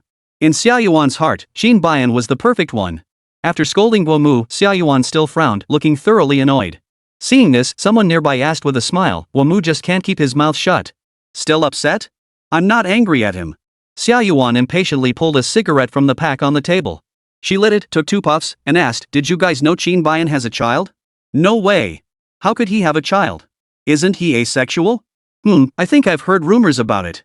I've heard some rumors too, but nothing concrete. You guys came too late yesterday and missed it. I saw the child Xia Yuan mentioned. Qin Mo was carrying him to the Xiao family. That kid's pretty cute. I'd want to adopt him myself. Seriously? You're the one who hates kids the most. The group immediately started discussing just how adorable Qin Bian's child really was. As they chatted, they noticed Xia Yuan's face had turned as dark as a pot bottom. Ahem. Someone fell silent. Others tried to placate Xia Yuan. Come on, Princess Xia, don't get so worked up. Qin Bian has a kid, so what? Your big sister is so amazing she doesn't need Qin Bian anyway. Exactly. What man could Sister Qing not have? There's no need for you to be upset. Everyone assumed Xia Yuan was upset because her sister had lost a potential suitor. Only Guomu gave Xia Yuan a thoughtful glance. The small group of young masters and ladies hadn't even started today's fun party yet. At the Qin family patriarch's villa, Huanyu stared at Ningbao's noticeably rounded belly, almost ready to call the doctor to examine her. The little one had barely touched her breakfast today. Huanyu wanted to take her to the doctor but feared she might be overreacting. Baby, does your tummy feel uncomfortable? Huanyu gently rubbed the little one's tummy as she asked patiently. Ningbao shook her head vigorously. Her chubby little finger pointed toward the door. Go out. She was still thinking about going out to play. Huanyu. After watching her fuss all morning about going out, Huanyu thought it over and decided to take her out after all. The little one insisted on a proper ritual before leaving. She kissed her grandfather, waved goodbye to her dad, and only then let her mom carry her out. Huanyu carried a blue backpack and held a large bag. The blue backpack contained items for Ningbao. The large bag held gifts for Guomu. On the way there, Huanyu also video called Yi Zhanxin. After Ningbao got into the car, she was yawning. But the moment she saw her auntie's call come through, she perked right up. Auntie! Oh my little darling! Did you miss Auntie? Let Auntie see our little treasure. The big and little ones were video chatting, being all lovey-dovey. Yi Zhanxin beamed as she said, Auntie bought our baby more toys. Baby, if you want anything else, just tell Auntie. Auntie will buy you anything. As soon as Yi Zhanxin finished speaking, Ningbao blinked her eyes and shook her head. Baby doesn't want it. Auntie, you're so kind. Hearing these 2 sentences from Ningbao, Yi Zhanxin felt like going back to washing dishes right then and there. Watching the 2 of them chatter endlessly, with Ningbao still blinking constantly, Huanyu snatched the phone away to stop her from looking at it. Stop talking to her. I've noticed she keeps blinking like this. Last time it happened, she'd been watching too many cartoons. This time, I have no idea what's causing it. Huanyu cut off their conversation. She didn't linger on the conversation with Yi Zhanxin either. Xin, don't worry. I'll make sure your gift gets to you. Once it arrives, I'll video call you so you can take a good look at your wooden gift. I gotta go now. Ningbao keeps trying to grab my phone. Yi Zhanxin, We'll hang up for now. After hanging up, Huanyu tucked her phone away. Without the phone in sight, Ningbao settled down. The car continued driving. Ningbao nearly dozed off several times. The little one sat in her car seat, eyes half open, her chubby little body swaying back and forth. Seeing her like this, Huanyu asked, Baby, do you want to sleep? Though clearly so sleepy her eyelids could barely stay open, Ningbao shook her head. Baby, not sleep. Huanyu, alright. Huanyu had hoped she'd get some rest, but the car soon pulled up at their destination. As soon as Huanyu stepped out, she snapped a photo and sent it to Yi Zhanxin. Ni and Ningbao are here. These villas look super expensive. Working here should pay pretty well. Don't worry, okay? Yi Zhanxin, you bao. Can you even get into a place like this? Why don't you just wait for him at the entrance? Huanyu, panda head shedding sorrowful tears JPG. Huanyu, I don't think I can get in. Huanyu, then I'll wait for him at the entrance. When he comes out, I'll take him out for a meal. I just landed a new role, so I've got some income. Yi Zhanxin, crying, baby, you really love me so much. Huanyu, of course I do. As the 2 chatted, Ningbao was set down on the floor by Huanyu. The little one tugged at her mom's clothes and tilted her head, asking, Mommy, are we going in? Huanyu stroked her little head, Baby, let's wait outside. Ningbao was young and full of energy. She couldn't possibly stay put outside. She was running around, and Huanyu was chasing after her when suddenly the little one dashed right up to a boy driving a 4-wheeled electric mini Mercedes. The boy was overjoyed to see Ningbao. Ningbao, what are you doing here? I'm looking for Uncle Mu. Hop in. I'll take you wherever you need to go. Ningbao, okay. Without hesitation, Ningbao climbed into Chu Dundun's car. Chu Dundun was about to drive her to the place indicated by her little finger. Hu Wanyu hurriedly stopped them. Baby, who is this little brother? Auntie. I'm Chu Dundun. My brother is Chu Liang. Ningbao and I were playing together yesterday. The moment Hu Wanyu heard Chu Liang's name, her impression of Chu Dundun instantly improved. Chu Dundun seized the moment and offered to take Ningbao inside to play. My house is right here. I know this place like the back of my hand. Auntie, there are security guards here. I won't lose Ninghwa. Chu Dundun finished speaking in a flurry of excitement and sped through the gate. Sure enough, the security guard didn't stop him at all when he saw Chu Dundun dart inside. Inside the little four-wheeled Mercedes, Chu Dundun figured out who Uncle Wood was. The Uncle Wood you're talking about must be Guomutu. But Ningbao, Guomutu isn't poor. How could he possibly be so broke he'd eat your snacks? Did someone pull a fast one on you? Chapter 45, choose the chubby kid or choose me. Uncle Wood is poor. Ningbao still had a pink little backpack slung over her shoulder. Inside the little backpack were the steamed buns she'd brought for Uncle Wood.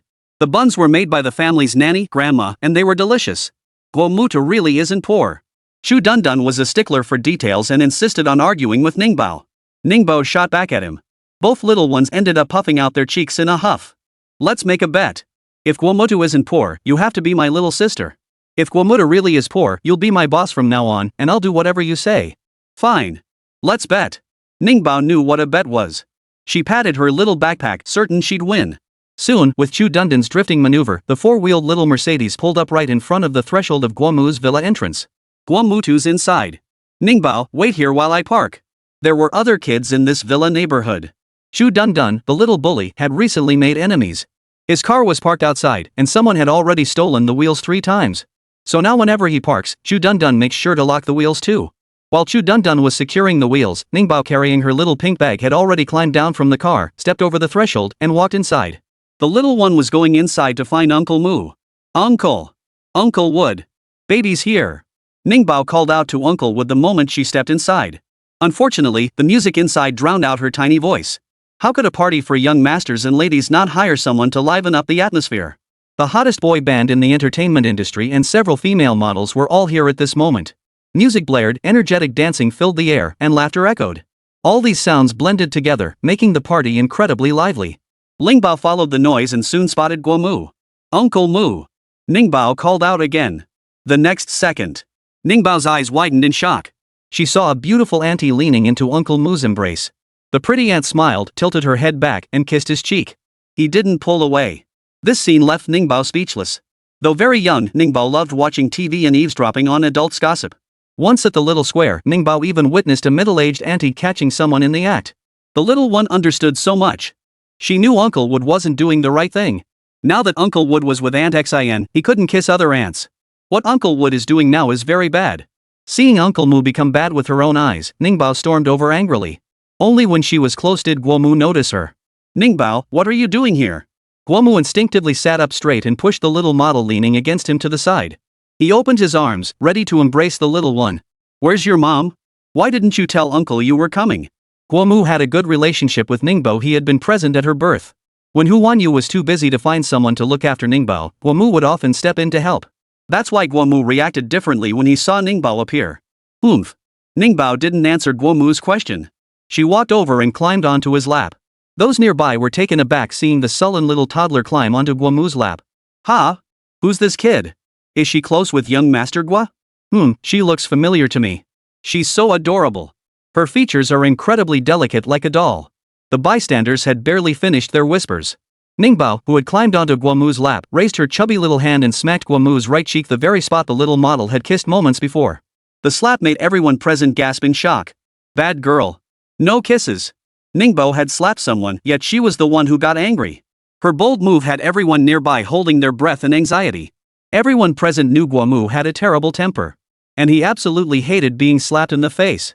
This little tyke might be young, but that solid slap was like stomping Guomu's face into the dirt. Guomu couldn't possibly tolerate this. Young Master Gua, children this age usually don't understand right from wrong. Don't take it personally. Someone tried to mediate, but before the words could finish, Guomu had already grabbed Ningbao's chubby little hand and addressed the child. You hit someone again. Does your hand hurt? Ningbao, I won't talk. Oomph. Guomu scratched her chubby little hand. Really not talking to me? Then will you still let me put on cartoons for you? Ningbao. Ningbao wavered briefly but ultimately chose to keep her little mouth shut tight. Seeing this, Guomu lifted her onto his lap and continued coaxing her. The two, big and small, interacted oblivious to everyone around them, leaving the crowd dumbfounded. Damn, has Guo Xiao been possessed? He's actually coaxing a child? Tisk, I've truly seen it all now. Young Master Gui gets slapped and then asks if her little hand hurts. The two wealthy young masters teased Guomu. Xiao Yuan's eyes were fixed on Ningbao, as if she could pierce right through her with her stare. From the moment Ningbao entered, she had recognized this chubby little brat who annoyed her. When she saw the chubby kid come over to hit Guomu, she'd been thrilled, thinking the little fatty was about to get his comeuppance. But who would have thought this chubby kid could actually get the better of Guomu? Guomu, when did you become such a pushover? Xiao Yuan watched Guomu still coaxing the little chubby boy and sneered coldly, this little chubby boy is already hitting you in the face, and you're still indulging him. Before Xiao Yuan's words had even finished echoing, the chubby little baby sitting on Guomu's lap grew even more furious. The little one squirmed, trying to get up. Guomu's eyelids twitched uncontrollably as he coaxed, Ningbao, do me a favor. Let's ignore her. While soothing Ningbao, Guomu also silently urged Xiao Yuan to shut up. Xiao Yuan, if you don't shut your mouth, Ningbao's slap will land on your face next. Guomu! Are you seriously going to turn against me over this chubby little thing? Do you even know who she is? She's Qin Baiyan's child. It's because of her sudden appearance that Qin Baiyan and my sister's engagement fell through. She even hurt my mother at my birthday party yesterday. She's nothing but a brat. A damn annoying brat. Guomu, if you ever want to be friends with me again, get her out of here right now. And I never want to see her here again. Xiao Yuan stood up. She glared coldly at Guomu, forcing him to choose between her and this chubby kid. She refused to believe she was inferior to this little chubby kid. Xiao Yuan, you really want me to choose? Yes. Me or this little chubby kid, you can only pick one. Chapter 46, the little chubby baby comes first. Xiao Yuan was clearly serious. Those nearby sensed something was off and tried to intervene. Before they could say a word, Ningbao's chubby little body stiffened and slid off Guomu's lap. Get away! You get away! Before Uncle Mu could make a move, Ningbao reached out with her chubby little hand and shoved Xiao Yuan away. She wanted Xiao Yuan to go far away. Xiao Yuan was already annoyed with her, and now being shoved like this only made his anger flare even brighter. What are you pushing for? This isn't your place to act tough. Did you hear me? I told you to stop pushing. Xiao Yuan was enraged by Ningbao's little chubby hands shoving her, so she pushed Ningbao back. Ningbao lost her balance and plopped down onto the ground with a thud. The next second, the little one's stomach, which had been feeling queasy since morning, was jolted by the sudden fall. Her chubby little face scrunched up as she started wailing and vomiting. Guomu? Guomu rushed over to Ningbao in a flash. Ningbao, what's wrong? Why did you throw up? Guomu's face turned pale with shock. Ignoring the mess, he scooped Ningbao up, patting her back with one hand while supporting her with the other, keeping her face down so she wouldn't choke. The little one was vomiting violently. Xiao Yuan recoiled in disgust, taking several large steps back. Just as she was about to mutter that the little fatty was disgusting, Guomu suddenly looked up at her. Xiao Yuan, how the hell could you lay a hand on a child? How old is Ningbao compared to you? Would pushing you a couple times kill you? Why did you push her? Did you use too much force? Xiao Yuan, I didn't. Xiao Yuan felt utterly wronged by Guomu's interrogation. Her hands weren't made of iron. Her push wasn't that scary. This annoying little chubby kid was clearly trying to make trouble. I think she did it on purpose. Xiao Yuan was furious. She's faking it to play the victim. Don't let her fool you. Xiao Yuan was about to say more when the young master of the Su family pulled her back. Enough. Stop arguing, Xiao Yuan. You should go back first. Let Guomu calm down. By now, anyone with eyes could see the look Guomu gave Xiao Yuan. He practically wanted to devour her. Seeing herself being dismissed, Xiao Yuan refused to leave, her pride stung. You want me to leave? Fine. Make Guomu say it. As soon as he speaks, I'll get out. Before Xiao Yuan could finish her sentence, Guomu's face turned icy, and he did exactly as she'd hoped. He kicked her out. Get out. From this day forward, you're never stepping foot in here again. Xiao Yuan was driven out by Guomu's repeated shouts of get out. Her face flushed alternately crimson and pale, her composure finally cracking. Fine, I'll leave. As if I ever wanted to be here in the first place. Xiao Yuan stormed out. Barely 2 steps later, she collided head-on with Hu Wanyu, who had entered with Chu Dundun. After locking his bike, Chu Dundun saw Ningbao had already gone inside.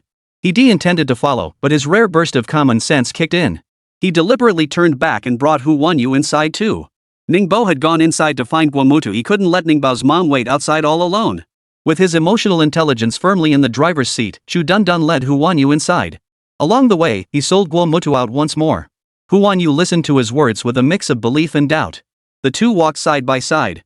Just as they arrived, they saw Ningbao still vomiting. Hu Wanyu's expression immediately darkened. "Baby!" Hu Wanyu cried out and rushed over. Seeing her mother, Ningbao cried out in distress, calling for her mom. "Wanyu, you're here." Ningbao started vomiting after being pushed to the ground.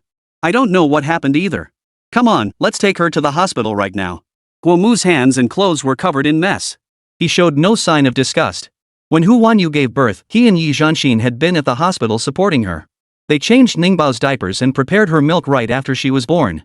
Having witnessed her birth and personally cared for the little chubby baby, how could he possibly feel disgusted? Hu Wanyu didn't rush to the hospital. She first let Ningbao vomit everything out, then examined what had come up. Seeing what the little one had vomited, Hu Wanyu felt both furious and heartbroken. "Ningbao, you've been sneaking snacks." And it wasn't just a little bit, he'd probably had drinks too. Under normal circumstances, Hu Wanyu would definitely have given her little chubby one a stern talking to. But seeing the little one so miserable now, Hu Wanyu couldn't bring herself to say anything harsh. She wiped the child's face with tissues and fetched a change of clothes from her backpack. While the little one changed clothes, Guomu had everyone turn away. Soon, Hu Wanyu finished dressing Ningbao and carried her away. "Mu, no, should I call you Master Guo now? This is the surprise gift Xinshuan asked me to give you. And here's a gift from me and Ningbao. Our gifts aren't very valuable. If young Master Guo doesn't like them, Wanyu, I like them." Gumu cut Hu Wanyu off, a flicker of unease in his eyes. "Wanyu, about my background, actually. You'll have to explain your status to Xinshin yourself." Hu Wanyu didn't want to speak to Guomu any further. The watch on Guomu's wrist was a luxury brand timepiece, one that could pay for Yi Zhanxin's work for several years. He wasn't short on money at all. He was genuinely pretending to be poor. Hu Wanyu ignored Guomu completely, scooping up Ningbao and walking away quickly. As she walked away, Xiao remained standing there, staring after her. So this woman was Ningbao's mother. She was the one who had given birth to Ningbao with Qin Bayan. Xiao recognized her face. Many playboys in their circle liked to date celebrities. She'd overheard their discussions about celebrities. The name Hu Wanyu was no stranger to her. The second young master of the Lian family, who had been engaged to Bai Zhuzhu, the Bai family's heiress, had once pursued this woman. And then there was Qin Mo. The rumors about Qin Mo and Hu Wanyu were all over the place. Online rumors claimed Qin Mo and Hu Wanyu were already together. Xiao thought about this woman's numerous romantic entanglements, then considered Qin Bayan severe. She narrowed her eyes, suddenly feeling reassured. This woman and Qin Bayan would absolutely never truly end up together. Even if they had a child. Given Qin Bayan's obsessive cleanliness, both physical and mental, it wouldn't take long before he grew utterly disgusted with Hu Wanyu. All she needed to do was quietly push that process along. Xiao was still squinting as she pondered how to meet Qin Bayan and how to talk to him. Before she could finish her thoughts, Hu Wanyu had already boarded the car home with Ningbao in her arms. Having a doctor at home was more convenient than going to the hospital. In the car, Ningbao vomited again, this time only bringing up yellow fluid. Hu Wanyu felt her body and noticed she still ran a slight fever. "Miss Wanyu will be passing the Qin family's commercial building shortly. The second young master is upstairs. Would you like to inform him about the young Mrs.'s condition?" The driver's prompt reminded Hu Wanyu belatedly. Ningbao had another father. She should indeed inform him about Ningbao's illness. "All right, I'll call him," Hu Wanyu said, dialing Qin Bayan's number. Ring ring ring. In the oppressively tense conference room, the ringing of a phone shattered the already heavy atmosphere, making the room feel even more dreadful. Due to a critical business error, the entire room now sat in Qin Bayan's cold, silent glare, not daring to breathe a word. The sudden ringing of the phone sounded like a death knell, sending a chill through the assembled crowd. Someone couldn't help but whisper in a trembling voice, "Did someone forget to turn off their phone before coming into the meeting? That's practically asking for trouble. Quick, hang up." The others shook their heads slightly in fear. Their phones had been on silent mode all along. Amidst the suffocating tension, Qin Bayan, seated at the head of the table, abruptly picked up his phone and rose from his seat. "Hello? What's wrong with Ningbao?" Qin Bayan asked in a low voice. He didn't need to guess, something must have happened to Ningbao. Otherwise, Hu Wanyu wouldn't have called him out of the blue. Hu Wanyu avoided him. Since they added each other on WeChat, Hu Wanyu often posted messages in group chats. Yet she rarely messaged him privately. Chapter 47, Medicine for Mom. Ningbao threw up, and I feel she still has a slight fever. I'm taking her home now. The car will pass by your place soon, so I thought I'd let you know. Okay, pull over downstairs. I'll come meet you. Hu Wanyu, okay. Hu Wanyu only intended to inform Qin Bayan. She hadn't expected Qin Bayan to drop everything and come back with her. Since Qin Bayan had spoken up, Hu Wanyu could only instruct the driver to head over. Soon, the car pulled up directly in front of the main entrance of Qin Group's headquarters. The security guard spotted the vehicle and was about to intervene, but upon glancing at the license plate, his expression swiftly shifted from guarded vigilance to respectful deference. The guard hurried over, ready to open the door. But Hu Wanyu rolled down the window and shook her head at him. Inside the car, Ningbao was still crying. The little one's stomach was upset and painful. She'd cry for a few moments, pause to catch her breath, then start crying again. Hu Wanyu kept soothing her, her eyes red with worry. "Baby, it'll be better once we get home. We'll take some medicine and you'll feel better." "No, I don't want medicine." Though Ningbao had a fever, her little mind wasn't completely fogged. She stubbornly refused to take medicine. Mother and daughter sat in the car, one crying, the other soothing. The security guard stared at them, utterly baffled, unable to make sense of the situation. That license plate had belonged to the Qin family. But the people inside the car seemed unrelated to the Qins? While the security guard was still bewildered, Qin Bayan emerged from the main gate. He strode over and pulled open the car door. Ningbao spotted him and immediately reached out her chubby little hands, crying. "Baba, hold me. Wah, baby won't take medicine." Ningbao cried as she searched for Qin Bayan. Qin Bayan swung his long legs over the seat and picked up the sniffling little one after settling in. The driver, seeing him settled, immediately started the car and drove off. The security guard left behind stared at the receding rear end of the car for a long moment before slapping his forehead in realization. Holy crap, the big boss actually has a kid. Qin Bayan was young, handsome, talented, and cunning, not to mention the helmsman of the vast Qin group. Most crucially, he was unmarried and single. Countless beautiful female employees in the Qin group building were eager to climb the social ladder. Everyone was still living out the fantasy of the domineering CEO falling for the lowly office worker, yet the CEO in their dreams had somehow quietly become a father. The security guard couldn't help but think how many women's dreams had just been shattered. He shook his head, sighed softly, and turned back toward his security booth. After taking just a few steps, he suddenly stopped. "Ha! That woman in the car, why does she look so familiar?" He felt like he'd seen her somewhere before. The security guard racked his brain but couldn't place where exactly he'd seen her. He scratched his head, no longer troubling himself with it. The security guard returned to his post and resumed his duties, while the family of three in the car remained anything but idle. Ningbao was fussing terribly. The little one felt miserable and couldn't get better. Crying turned into a tantrum. "I need to poop. I'm so stinky." The little one had just vomited, so the smell was undoubtedly unpleasant. She caught that unpleasant smell and insisted on taking off all her little clothes. Hu Wanyu coaxed her until sweat beaded on his forehead. Qin Bayan struggled to hold her steady. "We'll wash everything clean and change into fresh clothes when we get home. Here, rinse your mouth and the smell will go away. Sweetie, we'll be home soon." Hu Wanyu coaxed patiently, but it didn't work. Finally, with no other choice, she stripped the little clothes off Ningbao and wrapped her in Qin Bayan's suit jacket. Qin Bayan's suit jacket carried a faint, subtle scent of cool fragrance. Ningbao's smooth, plump little body was wrapped inside, and the little one seemed barely satisfied. They arrived at the front door. Qin Bayan lifted the bundled-up chubby baby out of the car.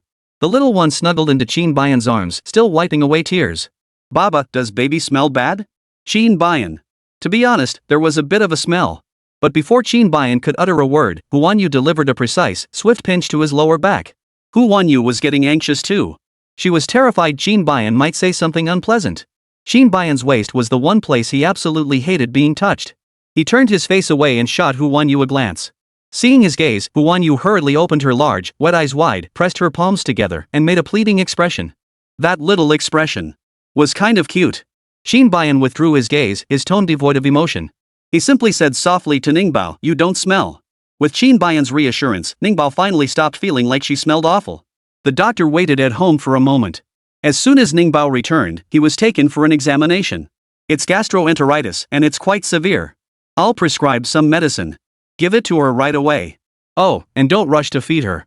Her stomach can't handle food right now. After giving her the medicine, make sure she gets plenty of rest." The doctor methodically prescribed the medication and offered further instructions. Hu Wanyu took the medicine and went to prepare it immediately. When Ningbao saw her mom with the medicine, her chubby little face flushed with panic. Sitting in her dad's arms, she started fussing. "Let's go. Baba. Let's go. I'm leaving." At first, Ningbao insisted her dad carry her. When she saw her dad wasn't moving, she insisted on walking by herself. But before she could take a step, Hu Wanyu had already arrived with the medicine bowl and spoon in hand. "Baby, this medicine is sweet and tastes really good. Mommy drink. Mommy drink." Little Lemon wasn't falling for that trick.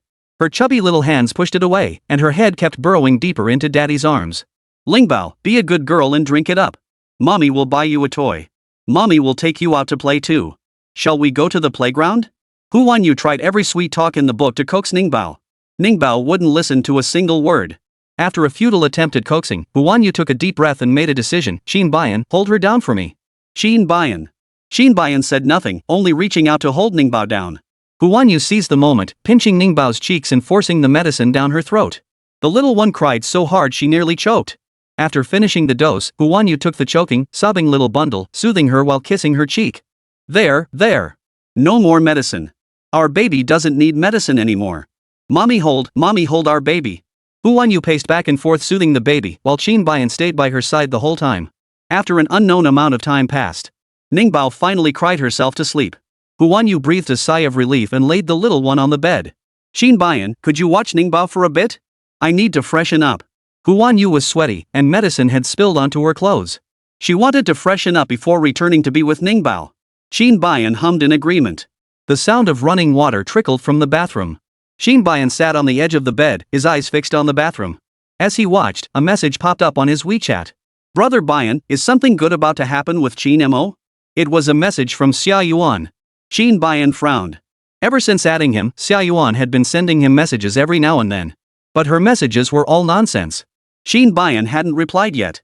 Undeterred by the lack of reply, Xiao continued, I saw online Qin Mo and his girlfriend are so sweet together. Look! Their CP Super topic has so many fans. Covering mouth laughing. They even have couple photos. Look, fans made them wedding photos. Xiao sent over a fan-made wedding photo. In the photo, Qin Mo and Hu Wanyu both wore smiles, looking genuinely sweet together. Chapter 48, the little chubby one wants to cause trouble. The fan-made photo was sweet, but Qin Bayan's expression turned icy upon seeing it. Achoo! Just as Qin Bayan stared coldly at the photo, Qin Mo, who had finally sobered up from his hangover, was showering and tidying himself up while sneezing repeatedly. He frowned with each sneeze. Weird. Who could be missing me so much? Could it be Wu cursing me? Qin Mo had already learned Bai Wu's name. Fortunately, Bai Wu had visited the ending yesterday, leaving a record. Otherwise, he'd still know nothing about Bai Wu. He had made up his mind, he would keep searching for Bai Wu until she appeared. To present himself as handsome and perfect for Bai Wu, Qin Mo composed himself and carefully groomed himself before heading out. Once ready, he stepped out of the room. Passing by Hu Wanyu's door, he casually knocked. Wanyu, are you and Ningbao home? Wanyu? Qin Mo called out twice, but there was no response. Just as he was about to leave, he suddenly heard what sounded like voices coming from inside the room. Qin Mo, ? Qin Mo, Wanyu, are you in there or not? Qin Mo heard faint sounds from inside, but Hu Wanyu still didn't answer him. He couldn't help but feel uneasy, worried that something might have happened to Hu Wanyu. Wanyu, I'm coming in. I'm coming in to check on you. Qin Mo raised his voice, shouting this before reaching out to push the door open. The next second, the door swung open from the inside. What met Qin Mo's eyes wasn't Hu Wanyu, but his own brother, Qin Bayan. Qin Mo, damn it. Qin Mo, bro, didn't you go to the company? What are you doing here? Qin Bayan didn't answer the question. He grabbed Qin Mo by the collar and dragged him straight up to the third floor. The third floor housed Qin Bayan's private training facility. Usually, he only practiced on his own whenever he had time. But under special circumstances, Qin Mo became his training prop. Brother! I have things to do, I'm leaving. You can train on your own. Qin Mo was absolutely terrified of this training ground. He didn't want to stay here for even a second. You were with Ningbao last night. The snacks she ate, did you give them to her? And the cold drinks? Qin Bayan reviewed yesterday's hallway surveillance footage. He saw with his own eyes how late at night Ningbao peeked out, tiptoeing out stealthily. She had intended to make a call. But instead of making the call, she went to Qin Mo's room. Then came the scene, Qin Mo, drunk and disoriented, searching for food for her and opening the refrigerator. That chubby little troublemaker was playing tricks, running her uncle ragged. Qin Mo's memory of last night was a bit hazy. I don't know. I was drunk. Besides, even if I did get her some snacks, it wasn't a capital offense. Qin Mo was still ranting when Qin Bayan silenced him with a single sentence. She has gastroenteritis. She was vomiting and running a fever. She just took her medicine and went to bed. Qin Mo. Qin Mo's expression shifted. I genuinely didn't know. I'll go check on her. Qin Mo wanted to check on Ningbao, but before he could go, Qin Bayan gave him a thorough scolding. After leaving the training ground, Qin Mo's legs were shaking uncontrollably. A bruise had already appeared on his face. Bro, are you really just doing this to me because of Ningbao? Qin Mo couldn't shake the feeling something was off. His brother cared about Ningbao, but today's session, he had this inexplicable feeling that his brother was mixing in other emotional factors. But exactly what those feelings were, he couldn't quite figure out just yet. Qin Mo's resentment went completely unacknowledged by Qin Bayan. Faced with his brother's stubborn silence, Qin Mo could only feel resentment upon resentment. He snorted heavily and went to check on Ningbao. Ningbao slept soundly. After watching her for a long while and seeing no sign of her waking, Qin Mo finally slipped quietly out of the room. When a child falls ill, every minute and second feels like an agonizingly long ordeal for the parents. Hu Wanyu had thought her injuries had improved enough to return to work. Now that Ningbao is sick, she's pushed back her start time at work again. Seeing her delaying, her agent bombarded her with calls. Wanyu, I know you've got that big shot Qin C to lean on now, so you're set for the time being. But what's his status compared to yours? Do you really think you could marry into the Qin family? Don't be foolish. A family like the Qins is beyond your reach. While fourth young Master Qin still has feelings for you, you better grab all the resources you can. Variety shows, films, endorsements, you need to grab them all. And the projects you're already working on, you can't put them on hold. People are already saying you're acting like a diva. I know you're injured, and I've talked to the director, we'll just shoot the simpler scenes first. Her agent's incessant chatter gave Hu Wanyu a headache. She promised she'd return to work as soon as possible. So 3 days later, once Ningbao was fully recovered, Hu Wanyu hurried off to work. While Hu Wanyu went to work and Qin Bayan went to his job, old Master Qin flew abroad on business. Qin Mo spent his days searching for Bai Wu. Ningbao, this little rascal who didn't go to school, suddenly had no one to look after him. Well, not exactly unattended. In the end, the family enrolled her in a premium daycare center located in the commercial building next to the Qin Corporation headquarters. The monthly base fee for that daycare was 100,000 yuan. This sum was covered by Qin Bayan. When Hu Wanyu inquired about the price, Qin Bayan paused before replying, 10,000 yuan per month. Hu Wanyu!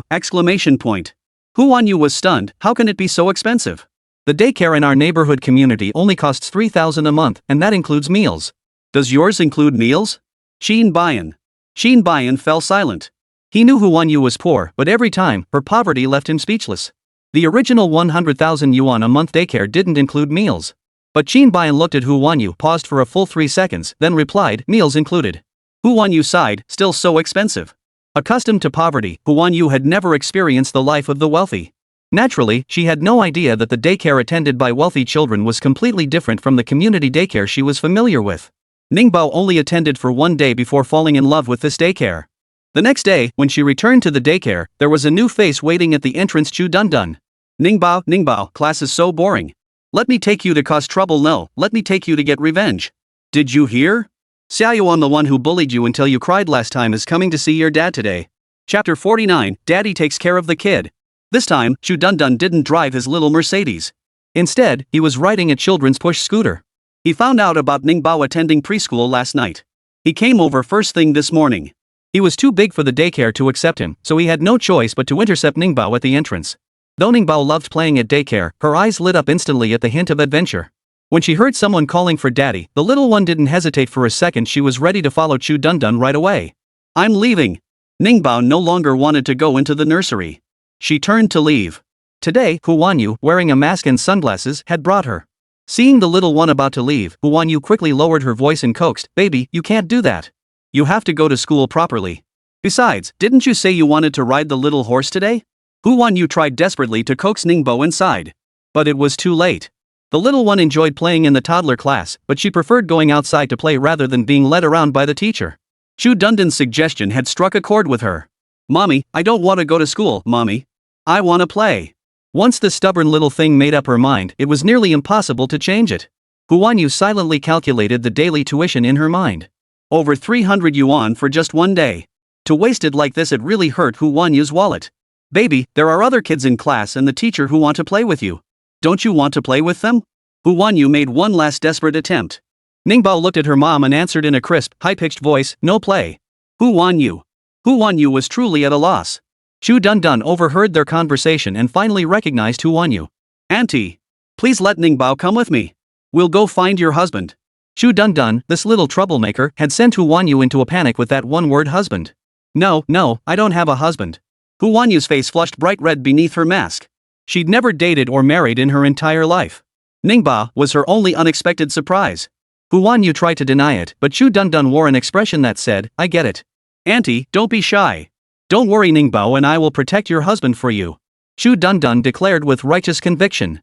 His words were too dense for Ningbao to grasp. But Ningbao could repeat. With her little chubby face set sternly, she declared loudly, "Husband. Baby. Got it." The little one repeated it all jumbled up. Hu Wanyu felt too drained to say anything more. She sighed deeply, then sent a message to Qin Bayan. "Dun Dun and Ningbao want to come find you. Is that okay on your end?" The message was sent and quickly received a reply.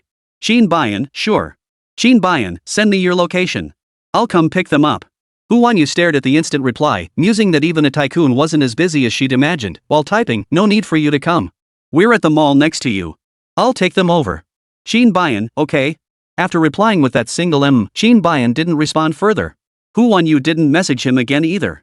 She excused herself from the toddler class teacher, then led Ningbao and Kadundan to find Qin Bayan. Shu Dun Dun, seeing she was about to drive them, pedaled his scooter and chattered, "Auntie, you really don't need to take us. I know the way. I'd been to Uncle Qin's company before. The little cakes at his company are so delicious. Baby wants cake." The moment she heard cupcakes, Ningbao, nestled in her mother's arms, chimed in immediately. Hu Wanyu pinched her plump little bottom. "You're not allowed to eat random things. If you get an upset stomach again, mommy will have to make you drink medicine." "I don't want medicine." "Then don't eat random things."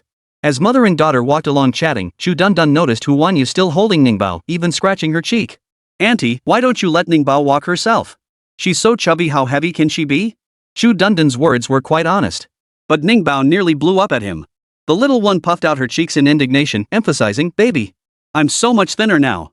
The little one was referring to herself. She had indeed lost a bit of weight after being sick these past few days.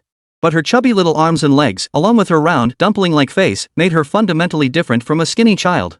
Hu Wanyu feared they might start arguing, so she quickly stepped in to smooth things over. "Our Ningbao is still so young, it's just baby fat. She'll slim down as she grows older." Shu Dun Dun, "Really?" Shu Dun Dun's eyes still held a hint of doubt. Hu Wanyu nodded stiffly. This was her first time raising a baby too. She wasn't sure if babies who were chubby as infants would slim down as they grew older.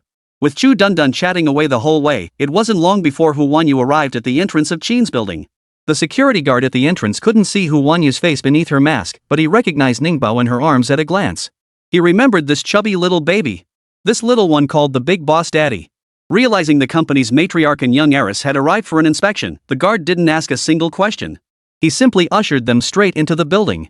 A receptionist was stationed on the first floor.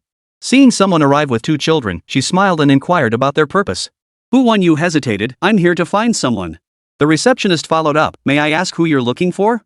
Hu Wanyu replied honestly, "Qin Bayan." Receptionist. Front desk attendant, ? The receptionist's expression turned, "Then, do you have an appointment?"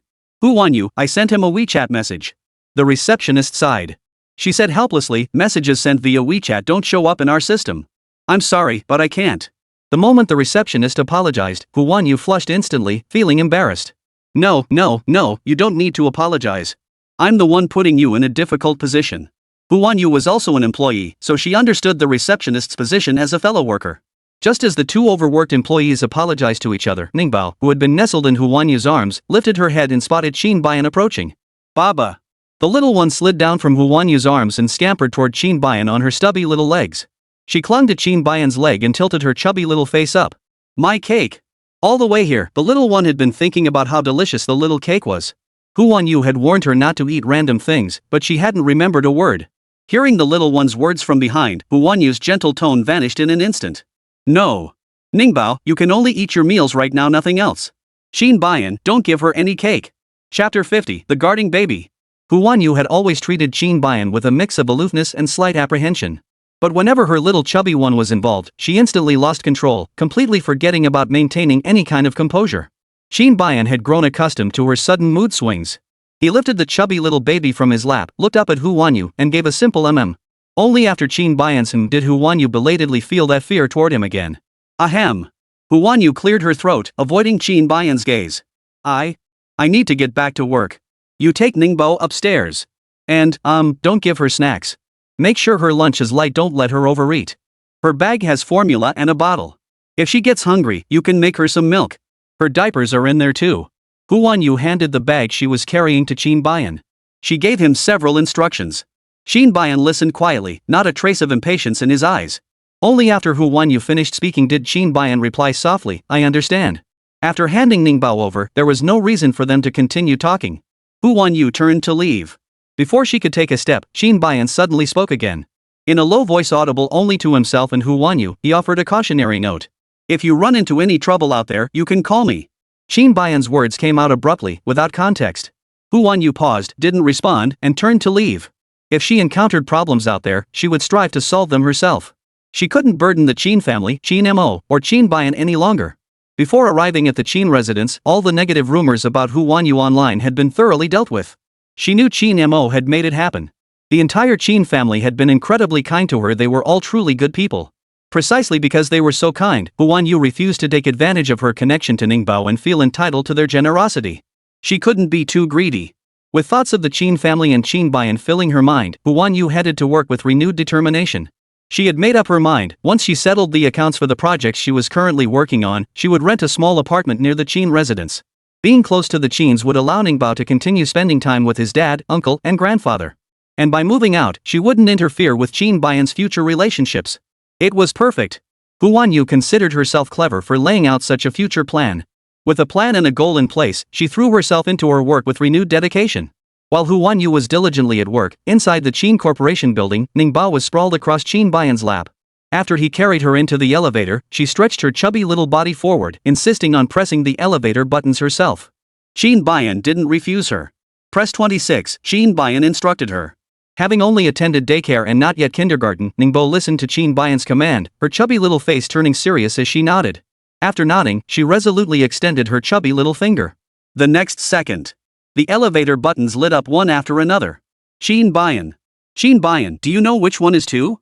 Ningbao, baby knows. Ningbao pointed earnestly at the number 3. Qin Bayan. A rare, indescribable expression flickered across Qin Bayan's usually stern face.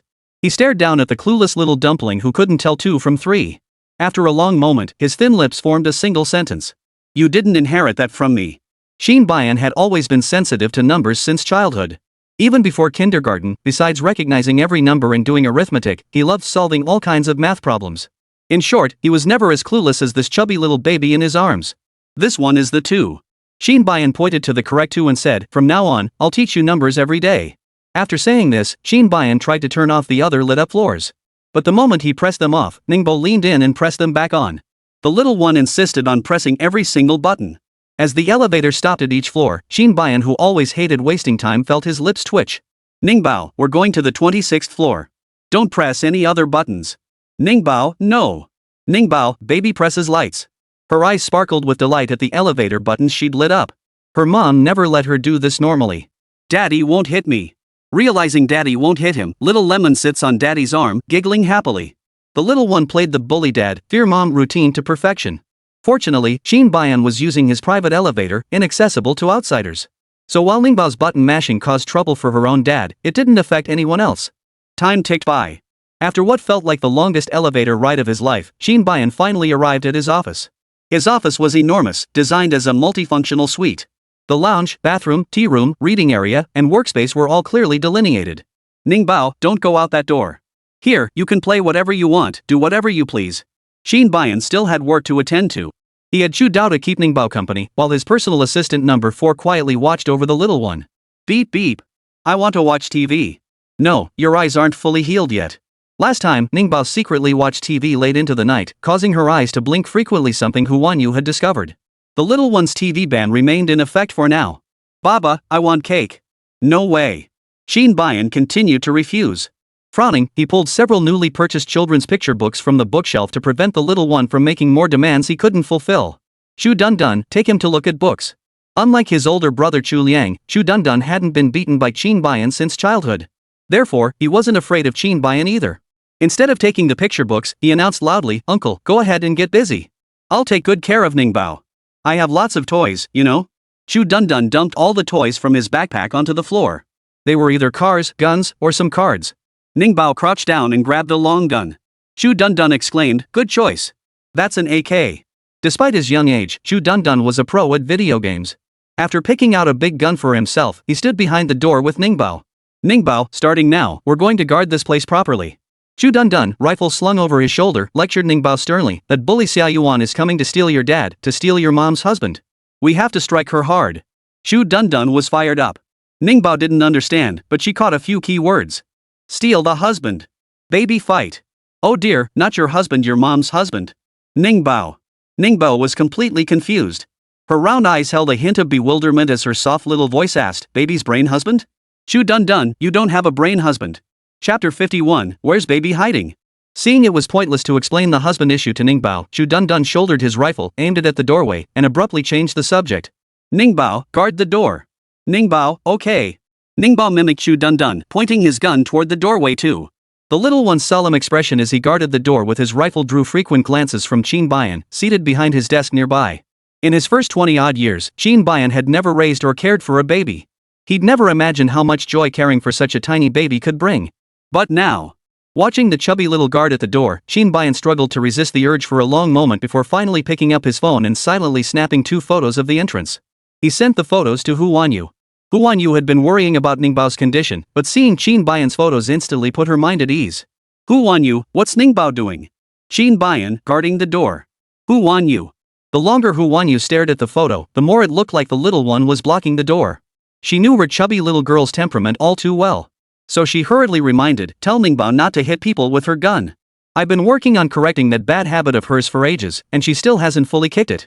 Qin Bayan, got it. Hu Wanyu, oh, and there's her little water bottle in the bag. Make sure she drinks plenty of water. She doesn't like drinking water, so you'll have to encourage her to drink more often.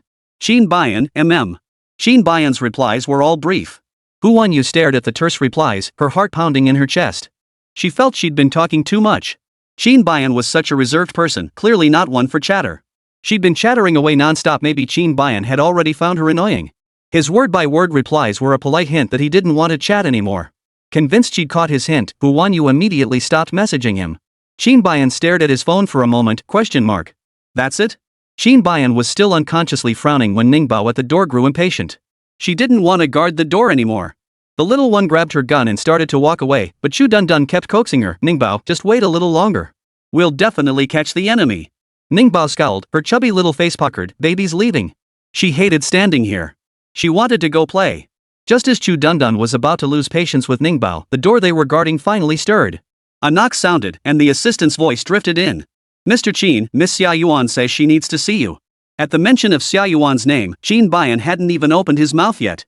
But Chu Dun Dun, who had been waiting this whole time, suddenly lit up. He flung the door open with a swift motion. "Ningbao, the enemy's here."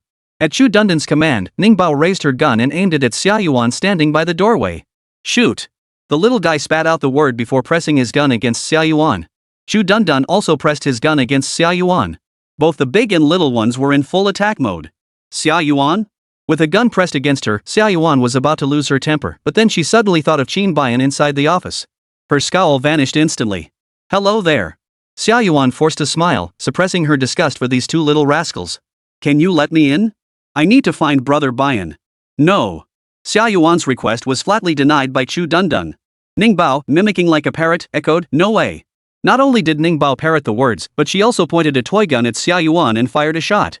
The blow didn't hurt Xia Yuan much. But she screamed loudly, as if in agony. Hearing her scream, Chu Dun Dun scowled and snapped, "Stop faking it. You're trying to frame Ningbao again." Chu Dun Dun had grown up and wasn't so easily fooled anymore. The feud between Xia Yuan and Chu Dun Dun has been going on for ages. She'd suffered quite a few setbacks at the hands of this little devil, Chu Dun Dun. Now that the little devil had called her bluff, Xia Yuan cursed him 108 times in her mind, yet her voice still carried a tone of grievance. "Dun Dun, I wasn't faking it. I really am in pain. If it hurts, go see a doctor." Chu Dun Dun pressed the gun against Xia Yuan's waist, shooing her away. "If you die from the pain, I'll bury you. I'll dig a hole and bury you myself." Xia Yuan. Xia Yuan was genuinely tempted to curse. Chu Dun Dun and Ningbao had her so furious her teeth nearly shattered. Seeing these 2 brats blocking the doorway so stubbornly, Xia Yuan decided to ignore them and called out to Qin Bayan instead. "Brother Bayan, I need to talk to you. Can I come in?" "No way. Did you hear me say no?" Chu Dun Dun snapped, fed up. Ningbao also pouted, "No way." Ningbao puffed out her chubby cheeks and brandished her toy gun again. The entrance descended into chaos. Qin Bayan watched the 2 angry little ones and whispered a few words to his assistant beside him. Soon, the assistant walked over, coaxed both children inside, and then locked Xia Yuan out. "Miss Xia Yuan, if you need anything, you can email me or contact me via work WeChat. You won't need to trouble yourself coming here anymore." The assistant's attitude reflected Qin Bayan's stance. Xia Yuan understood this perfectly well. Precisely because she knew, her expression darkened instantly. "Does Brother Bayan not wish to see me?" Xiao Yuan tried to play the victim, but assistant number 8, who had brought her in, politely interrupted her and gestured for her to leave. Miss Xiao Yuan, please follow me this way. Xiao Yuan was forcibly escorted out. As she walked away, her fingernails dug painfully into the palms of her hands. After leaving the Qin Corporation building, Xiao Yuan stormed off to find Xiao Cheng. She arrived just as Bai Yi came looking for Xiao Cheng. She hadn't paid Bai Yi much mind before. That was until she heard Bai Yi mention Hu Wanyu. Qin Mo suddenly turned so cruel to me because he changed his heart first. He likes a woman named Hu Wanyu. Hu Wanyu is the best at seducing people. She even seduced the second young master of the Lian family. Bai Yi was busily pinning the blame on Hu Wanyu. Xiao Qing showed little reaction, but Xiao Yuan's eyes grew brighter and brighter as she listened. Back at the Xiao residence, Xiao Yuan continued absorbing Hu Wanyu's slander. Meanwhile, inside the Qin Corporation building, the two offspring who had driven away their rival were now celebrating. Qin Bayan brought over a water jug and poured some for Ningbao, who was perched on his coffee table. Ningbao took a couple of sips before refusing more. Seeing this, Qin Bayan didn't press the issue. He took the water bottle away and returned to his work. Ningbao, meanwhile, continued playing with the toy gun on the coffee table, making tuk-tuk-tuk sounds. After a while, she lost interest. Her chubby little face turned toward Chu Dundun. Chu Dundun understood her perfectly. The two kids exchanged a glance, and the next second, Chu Dundun suggested they play hide and seek. Ningbao, great idea. Ningbao clapped her little hands in agreement.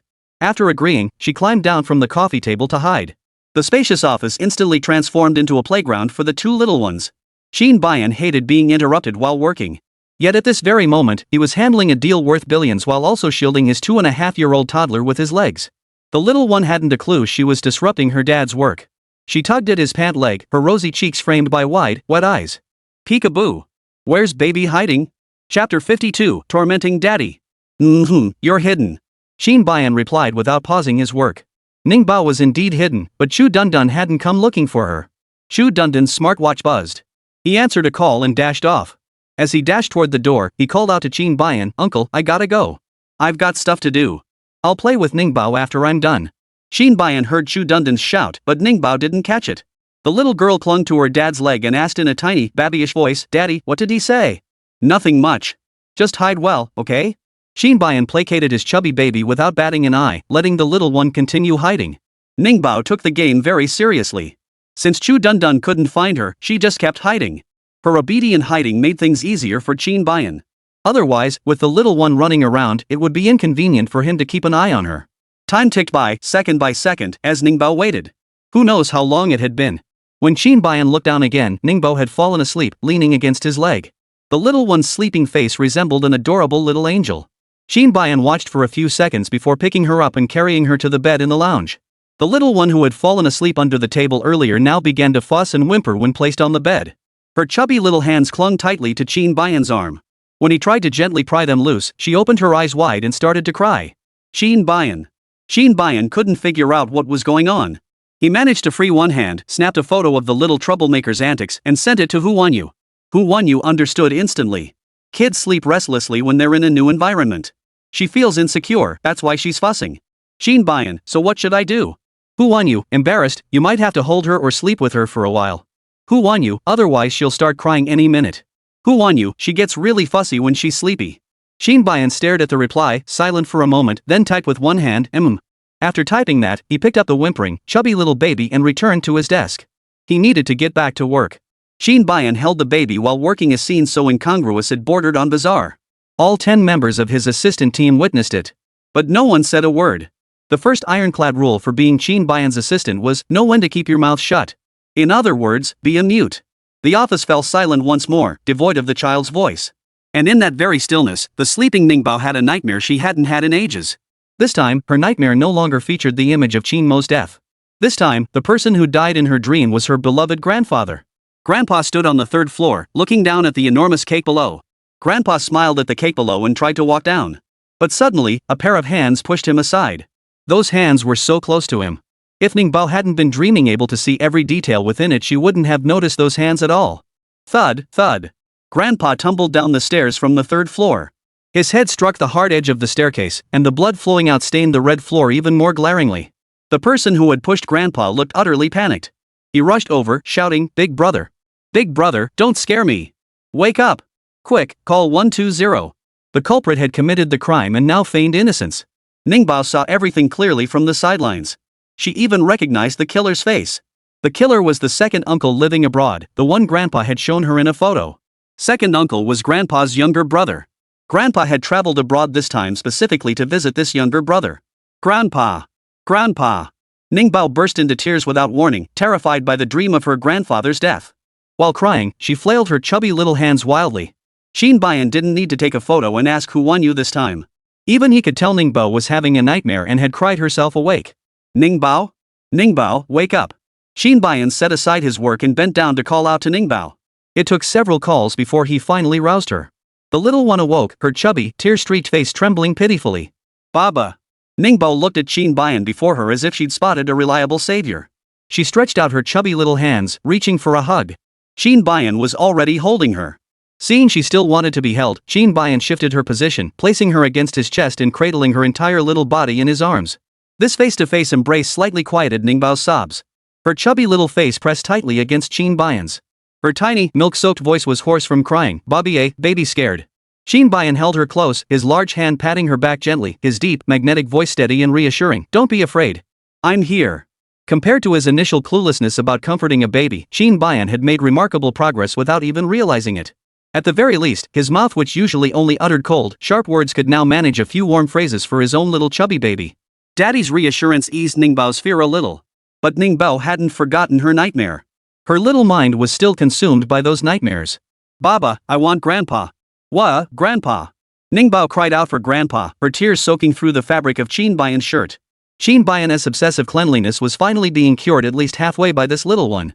With no time to worry about his shirt, Qin Mo pulled out his phone amid Ningbao's wails, opened his father's WeChat and initiated a video call. The call connected quickly. Qin Jinqing sounded genuinely surprised. Bayan, why are you calling me? Wait, what's wrong with Ningbao? Before Qin Jinqing could finish his first sentence, he saw Ningbao in Qin Mo's arms, her little face red from crying. Seeing Ningbao cry sent Qin Jinqing into a panic. Good girl, don't cry.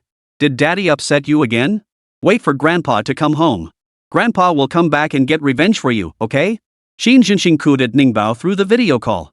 Ningbao looked at her grandfather. As she cried, her chubby little body leaned forward. Grandpa! Grandpa! Ningbao kept leaning forward while calling out to Grandpa. Qin Mo nearly couldn't hold her back. Ningbao, sit still and talk to Grandpa. What, baby wants to go in? Ignoring her dad, Ningbao pointed her chubby little finger at the video call, insisting on going inside the screen to find Grandpa. Chapter 53, Kids are hard to raise. The little one wanted to crawl into the video, but that was impossible with current technology. So Qin Mo could only rationally explain it wouldn't work. Ningbao threw a tantrum and refused to listen. Father and daughter were both at their wits' end, one pleading, the other crying, which broke Qin Jinqing's heart. Baby, Grandpa will be back soon. When Grandpa gets back, he'll hold you tight, okay? Grandpa will be back soon, okay? Qin Jinqing had been a father for years, yet his own children had never clung to him like this. Now that he was a grandfather, he finally tasted the sweetness of being clung to like this. It made Qin Jinqing feel both happy and a little choked up. Grandpa, come back. Why, I want Grandpa. Ningbao stretched out her chubby little hand, grabbed the phone, and pressed it against her plump cheek, trying to snuggle up to Grandpa that way. Unable to nuzzle his little treasure's soft cheek, Qin Jinqing found himself wishing he could fly back to China immediately. Grandfather and granddaughter video chatted for quite a while. By the end, Ningbao cried herself out. Her chubby little body sat on Qin Mo's lap, leaning back against him. Qin Mo tossed the phone he'd just hung up aside. Want some water? Qin Mo fetched the water bottle and began feeding Ningbao sips. Hu Wanyu had reminded him to make sure Ningbao drank plenty of water, and he had taken her advice to heart. As usual, Ningbao took a couple of sips before spitting out the straw. No drinking. I want my mommy. After looking for Grandpa, Ningbao now wanted to find Mom. Qin Mo knew Hu Wanyu was at work, so naturally he couldn't take her there. Your mom will come pick you up after work. Stay with Daddy for now. Qin Mo considered himself quite patient and gentle with this chubby little baby. But in Ningbao's eyes, Daddy still didn't feel very close. Her feelings for Dad were nowhere near as strong as those for Mom. Baby, be good and look at Mommy. Ningbao corrected herself. She said look. When Mom worked before, she could sometimes go with her. She wouldn't seek out her mom, but would wait quietly for her, watching her. Then when Mom got off work, she could take her home. Ningbao wanted to do the same now. The little one changed her wording, and Qin Mo didn't understand. There was still a barrier in their father-daughter communication. Look at Mommy. Good girl. Baby's so good. Ningbao repeated urgently in her baby voice, growing flustered from the repetition. Only then did Qin Bayan seek Hu Wanyu for an online translation. Hu Wanyu sent a voice message during a break. Ningbao just wants to watch me without disturbing me. I used to take care of her when I worked. She really is very well behaved. You're busy with work. No need to bring her over. I'll have Xiao Fei bring her. Xiao Fei often helped me look after Ningbao before. The Xiao Fei Hu Wanyu mentioned was a laid-back, easygoing young woman. She disliked working and spent most of her time staying home. Her expenses were low, and her savings were enough to get by. Though she receives an allowance, she also enjoys taking on quick-paying jobs. Hu Wanyu had known her for a long time. She used to watch over Ningbao for Hu Wanyu, who would pay her for it. This arrangement between them was stable and harmonious. After sending the voice message to Qin Bayan, Hu Wanyu placed another order with Xiao Fei. Xiao Fei replied instantly, "Sis. You finally reached out to me. Wah, I thought you'd never ask me to babysit little Lemon again. Looks like you've been trending lately." Hu Wanyu's recent fame was entirely due to her increased presence on trending topics. She hasn't actually taken on many projects lately. Her agency was eager to land her a bunch of gigs to rake in the cash. But there was nothing they could do. Before they could start booking projects left and right, Hu Wanyu got injured first. The company's money-making plans had to be put on hold.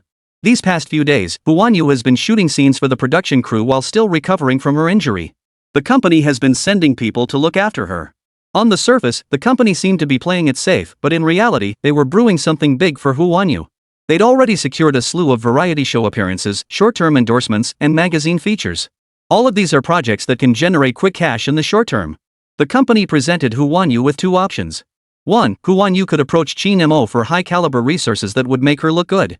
Option 2. If Hu Wanyu doesn't approach Qin Mo, she must follow the company's instructions and take the subpar opportunities they've arranged. Either way, the company couldn't lose. While Hu Wanyu remained oblivious to the company's impending shenanigans, Qin Bayan watched Ningbao preparing to visit her mother. He furrowed his brow slightly and asked, "Ningbao, why must you go see your mother?" Ningbao? A look of mild exasperation flashed across Ningbao's chubby little face. "I miss my mom." Ningbao answered loudly, "Baby misses mom." Qin Bayan calmly reminded her, "You just saw your mom this morning." Ningbao? Her chubby little face clearly said, "So what?" She had seen her mom this morning.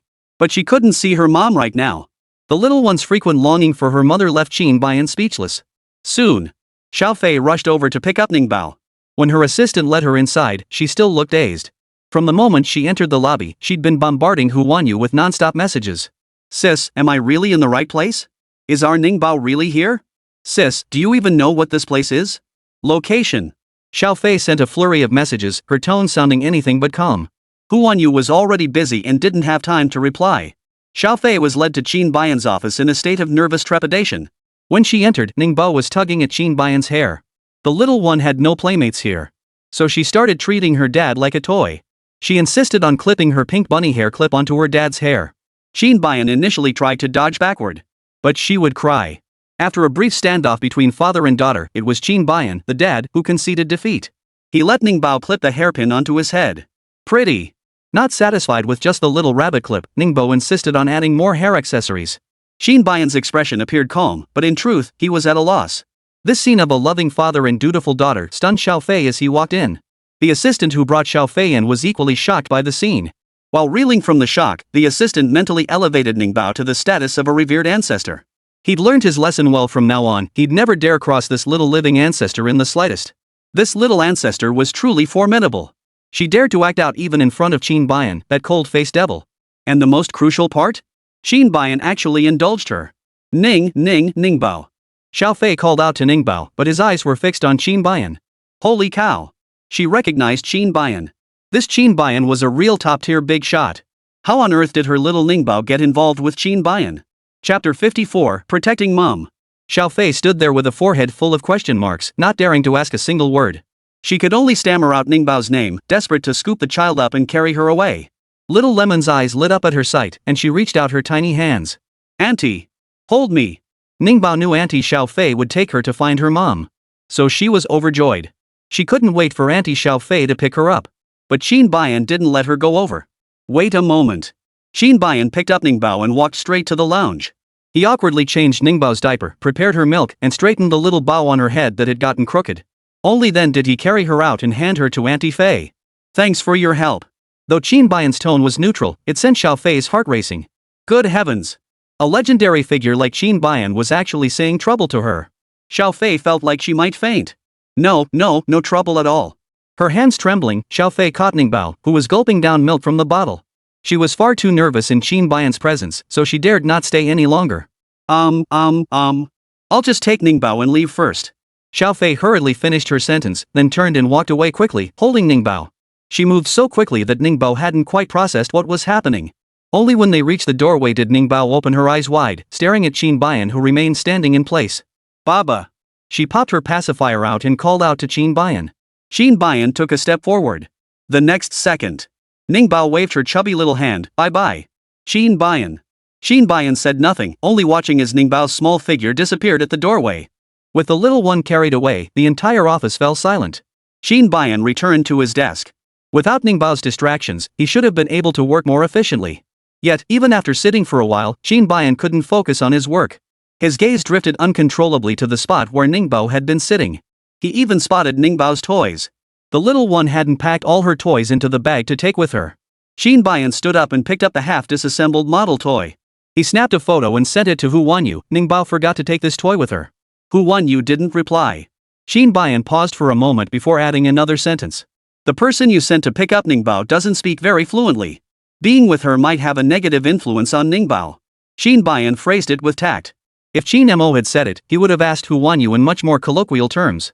Hey, the one taking Ningbao is a stutterer. Do you think our Ningbao might pick up that habit? Hu Wanyu didn't reply to Qin Baiyan's second message either.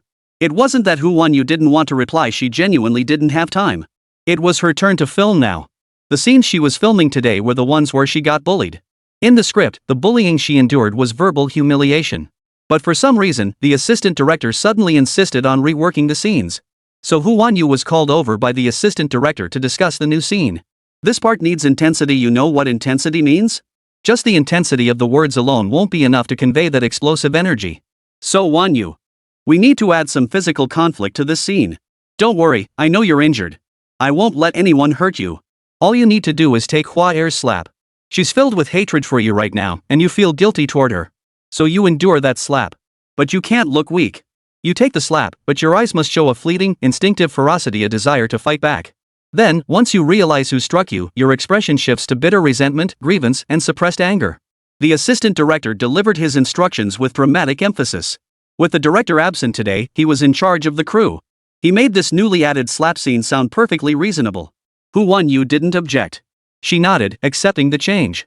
As Hu Wanyu walked off to memorize her lines with the newly revised script in hand, the assistant director, who moments ago had been fully immersed in work, immediately picked up his phone and began replying to a WeChat message. Miss Xiao, I've done as you instructed. Hu Wanyu is about to get slapped. I'll send you the footage of her getting hit. About the investment you mentioned for setting up a production team to film. The assistant director beamed with excitement, eager to take credit. He felt like a golden opportunity had fallen right into his lap. The heiress of the Xiao group in City A had approached him. Miss Xiao had originally instructed him to keep Bai Yi on. But he had bluntly stated that Bai Yi was now a high-risk artist and simply unusable. Though he couldn't secure Bai Yi for the role, Miss Xiao didn't take offense. Miss Xiao mentioned she knew there was a minor celebrity named Hu Wanyu on the production crew. She had no fondness for this minor starlet. Therefore, if the assistant director could torment her today and send her the footage, then when the assistant director wanted to take charge and direct his own scenes next time, she could provide the investment. The assistant director had spent his entire career playing second fiddle to big-name directors. He'd had enough. He wanted to strike out on his own and establish his own production team, but it was incredibly difficult. It required not only connections but also money. And Miss Xiao has no shortage of either. Before agreeing to lend the production to torment Hu Wanyu, the assistant director also mentioned to Miss Xiao that Hu Wanyu had Qin Mo backing her. Miss Xiao wasn't afraid. She declared that if Qin Mo dared to cause trouble, she would take full responsibility. Faced with an irresistible temptation, the assistant director steeled his resolve and chose to take the risk.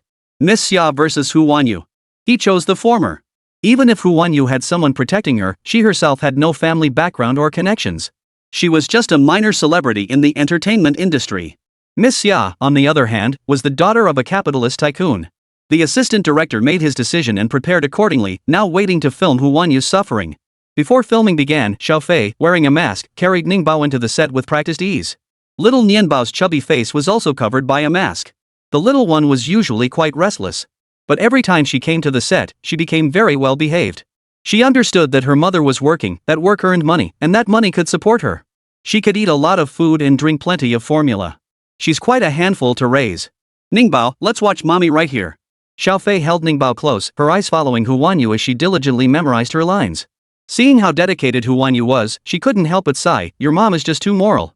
If I'd had a baby with Qin Bayan, I can't even imagine how much I'd be able to extort. After her musings, Xiao Fei added cheerfully, Ningbao, your mom's luck has finally turned. Seeing how well your dad treats you, I bet he feels the same way about your mom. From now on, your mom won't have to endure the same hardships at work as before. Chapter 55, Telling Daddy. Xiao Fei was close with Hu Wanyu, and she knew that Hu Wanyu and Ningbao's biological father were connected only by an accident. The two had no connection and no feelings for each other. Hu Wanyu had always kept her mouth shut about Ningbao's biological father. Xiao Fei had once asked out of curiosity. Seeing how beautiful Ningbao was, she figured his biological dad must be quite handsome too. She was quite curious to know who Ningbao's father was. But Hu Wanyu always dodged the question. Today, upon meeting Qin Bayan, Xiao Fei finally got an answer to the question that had puzzled her for so long. Ningbao, don't you think your dad is really handsome? Though Xiao Fei loved staying home, she was quite the chatterbox. She loved playing games and chatting. Ningbao had long grown accustomed to her relentless chatter. The little girl cupped her chubby cheeks, staring intently at her mother. While looking at her mother, she answered Xiao Fei's question. Baby is the prettiest. When it came to matters of appearance, the little one always only complimented herself and her mom. Xiao Fei stroked her little face. Yes, yes, yes. Our Ningbao is the prettiest. Hu Wanyu was still memorizing lines and rehearsing her positioning.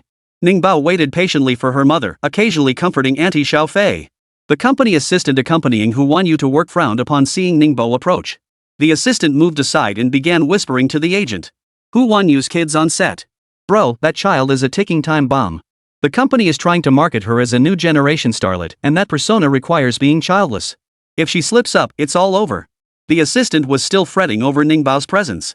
The agent, however, remained completely unfazed. What do you know? She has a kid. If it gets exposed and her reputation crashes, that's her problem. It's got nothing to do with us. We'll just take short-term endorsements. As long as we get paid, that's all that matters. As for Hu Wanyu's long-term career prospects, neither the agent nor the company was thinking that far ahead. Alright, bro, you've got a point. But will Hu Wanyu cooperate? She's admitted to being single, but she's never mentioned her child. Hu Wanyu had been struggling for years. Her path wasn't that of a dancing, singing idol. She seemed to be just working odd jobs in the entertainment industry. If someone asked her to sing, she sang. If someone wanted her for a shoot, she shot. If a production team offered her a role, she'd take it. Basically, whatever pays the bills, she'll do it. She had few fans, but plenty of haters. So she's never profited off her fans.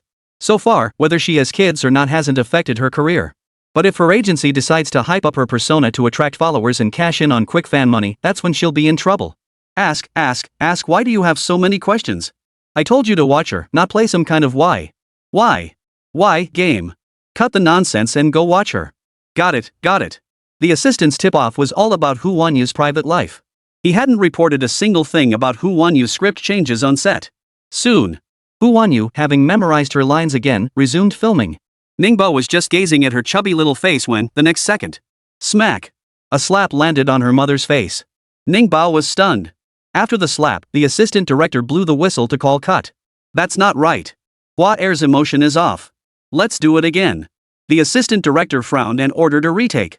Hua Er, the supporting actress who had struck Hu Wanyu, bent over and apologized profusely to her. Sorry, sis, I'm the one who got you into this mess. Hu Wanyu shrugged it off. No big deal. Filming never gets it right on the first take anyway. After apologizing, Hua Er started over again. This time, she adjusted her emotions and believed she had done well. But the assistant director called cut again. Hua Er, that slap was too light. Are you holding back? Don't worry, Hu Wanyu isn't the type of actress who nitpicks. Just go for it. Let's do it again. Hua Er. Hua Er's hand had gone numb. She didn't want to do this take anymore. Director, Sister Wanyu's face is already red. I feel like those last 2 takes were fine. What do you mean could? Are you the director or am I? If you're so opinionated, why don't you come over and direct it yourself? Hua Er wasn't exactly a big name either. After being sharply rebuked by the assistant director, she dared not utter another word. But she sensed something off about the assistant director. His words were righteous, but Hua Er couldn't shake the feeling that the assistant director was targeting Hu Wanyu. If Hua Er could sense it, Hu Wanyu certainly could too. This wasn't the first time Hu Wanyu had faced such mistreatment on set. In the past, she'd endure it for the sake of making money. But now that Ningbao was on set, Hu Wanyu couldn't tolerate it anymore. She refused to let her daughter learn her own lessons in endurance and frustration. Her face flushed crimson as she fixed her gaze squarely on the assistant director. Assistant director, I won't be filming this scene with your changes for now. Let's wait until Director Chan returns. Hu Wanyu declared, immediately requesting time off. The assistant director, angered by her defiance, snapped back. Hu Wanyu, you've only been in the spotlight for a few days, and already you're acting like a diva, refusing to follow instructions? Fine. You're waiting for Director Chen, huh? Then let's wait for him to return and see who he thinks is right. With the assistant director and Hu Wanyu at such odds, the rest of the crew tried to smooth things over but couldn't intervene. Hu Wanyu walked straight back to the dressing room without looking sideways. After changing clothes and removing her makeup, she left with Xiao Fei and Ningbao. They moved quickly, hailing a taxi the moment they stepped outside. The assistant couldn't even keep up. Once in the car, Ningbao, who'd been holding back, gently touched her mother's face with her chubby little hand. After touching it, she burst into tears with a loud wah. Mommy hurts. With her fiery temper, Ningbao would have rushed to protect her mother in any other situation. But her mom had taught her many times, when mom is working, be good. Mom was just acting meant pretending. So no matter what she saw, she mustn't run over. Plus, Xiao Fei had been holding Ningbao back just now, so she didn't rush over immediately. Now that mom wasn't working anymore, Ningbao could finally hug her. She cried bitterly. She felt like she hadn't protected mom. Excuse me. Where are you headed? The taxi driver was a middle-aged man. He hadn't wanted to disturb the little crybaby in the back seat, but he couldn't just keep his car parked here forever. After the driver finished speaking, Xiao Fei beat Hu Wanyu to the answer. Sir, we're going to the Qin Group headquarters. Xiao Fei had just recorded everything that happened on set with her phone. She'd captured the assistant director's ugly face too. She was going to take the wailing Ningbao and Hu Wanyu, whose face was still flushed red, to lodge a complaint. Chapter 56, showing Daddy how it's done. Alright, hold on tight. We're leaving now. With the destination set, the driver immediately turned on the meter and started the car. The car started moving. Hu Wanyu, struggling to soothe the baby, held the wailing Ningbao in one arm while glancing at Xiao Fei with the other. Xiao Fei, why are we going there? Hu Wanyu didn't want to face Qin Bayan with this expression. She frowned, scolded Xiao Fei once more, and then tried to get the driver to change course. But Ningbao wouldn't let them change course. The little one sat on Hu Wanyu's lap, tilting her chubby face up with tear-filled eyes. Find Baba. I want to find Baba. Why, I want Baba. Ningbao was already difficult to console at this moment, and Hu Wanyu simply dared not refuse her request. She feared that if she refused, the little one might collapse right there in tears. Ningbao, look at mommy. Mommy doesn't hurt at all. Mommy was just working. Our baby is small and different from mommy. If anyone ever hits you in the future, you must tell mommy, okay? Even in this situation, Hu Wanyu didn't forget to teach her little chubby baby about safety. She taught earnestly, but Ningbao had no heart to learn. Ningbao felt so heartbroken for his mom. The little one clung tightly to her mother, burying her wet, chubby face into her mother's chest. Hu Wanyu kissed the little one's head, her own heart aching at how much he'd cried. Baby, take a sip of water. Hu Wanyu carefully fed Ningbao water to prevent dehydration. The driver was a very patient uncle. Even though Ningbao cried in the car, he didn't seem bothered at all. He could really empathize with Hu Wanyu. Little lady, raising kids is tough, huh? I've got 3 of my own at home. I went through hell taking care of them back in the day. Having children of his own, the driver was especially understanding toward Hu Wanyu, who was also raising a child. Hu Wanyu replied, it's not easy. This little one of hers had picked up so many of his biological father's bad habits. Taking care of him was truly exhausting. In the first year, she barely got a full night's sleep. Even before coming to the Qin household, she never slept through the night naturally. Her little chubby baby had a biological clock that often woke him up bright and early. When the little one woke up, the mother had to wake up too. Though Hu Wanyu was exhausted, she never regretted giving birth to Ningbao. Her Ningbao was beautiful and adorable. No matter how much hardship she endured, it all vanished the moment she saw the little one's wide grin. Mommy, I want more water. When Ningbao cries, she loves to drink water. She'd cry a couple of times, take a sip of water, then cry a couple more times, and take another sip. Hu Wanyu has gotten used to giving her water. This habit has led the little one to hold a water bottle or baby bottle herself whenever she cries. Baby, we'll drink later. Ningbao's little water bottle was empty. Hu Wanyu wiped the tears from her little face and coaxed, we'll drink water when we get to daddy. Seeing Ningbao still desperate for water, the driver sped up, arriving at their destination a few minutes earlier than usual. Hu Wanyu put on a mask and a baseball cap before getting out of the car. She was beautiful even with only her eyes visible, it was clear she was a great beauty. Upon reaching the lobby, Ningbao's chubby little face was enough for the front desk to waive any appointment requirements. Hu Wanyu smoothly carried Ningbao to take Qin Bayan's elevator. She hadn't informed Qin Bayan of her visit beforehand. Earlier in the car, she'd been so busy soothing Ningbao that she hadn't even touched her phone. Ever since bringing the child along, her phone time had drastically decreased. She loved playing with her phone, but she simply couldn't find the time. The moment she tried, Ningbao would come over and start fiddling with her phone. The little one loved playing with phones too. Sis, you should have told Lemon's dad about what happened on set earlier. You got bullied like that, you can't just let it slide. This is so frustrating. Hu Wanyu looked at Xiao Fei, who was angry on her behalf. She understood how Xiao Fei felt. Xiao Fei was the type who couldn't stand injustice. That's why when she was unhappy at work, she'd quit on the spot and go home to relax. She never kowtowed to anyone at work. She wouldn't tolerate any nonsense. Hu Wanyu was different. Hu Wanyu wished she could be that unyielding at work too. But Hu Wanyu had no family connections, no background, and she had herself and her baby to support. She needed the job. She needed the paycheck. Xiao Fei, don't tell Qin Bayan about the production team. Qin Bayan is Ningbao's father, but he and I really aren't close. The word close had barely left Hu Wanyu's lips. The door in front of her suddenly swung open. It was Qin Bayan, who had received word and happened to come over to open the door. Hu Wanyu. Hu Wanyu hadn't anticipated this scene.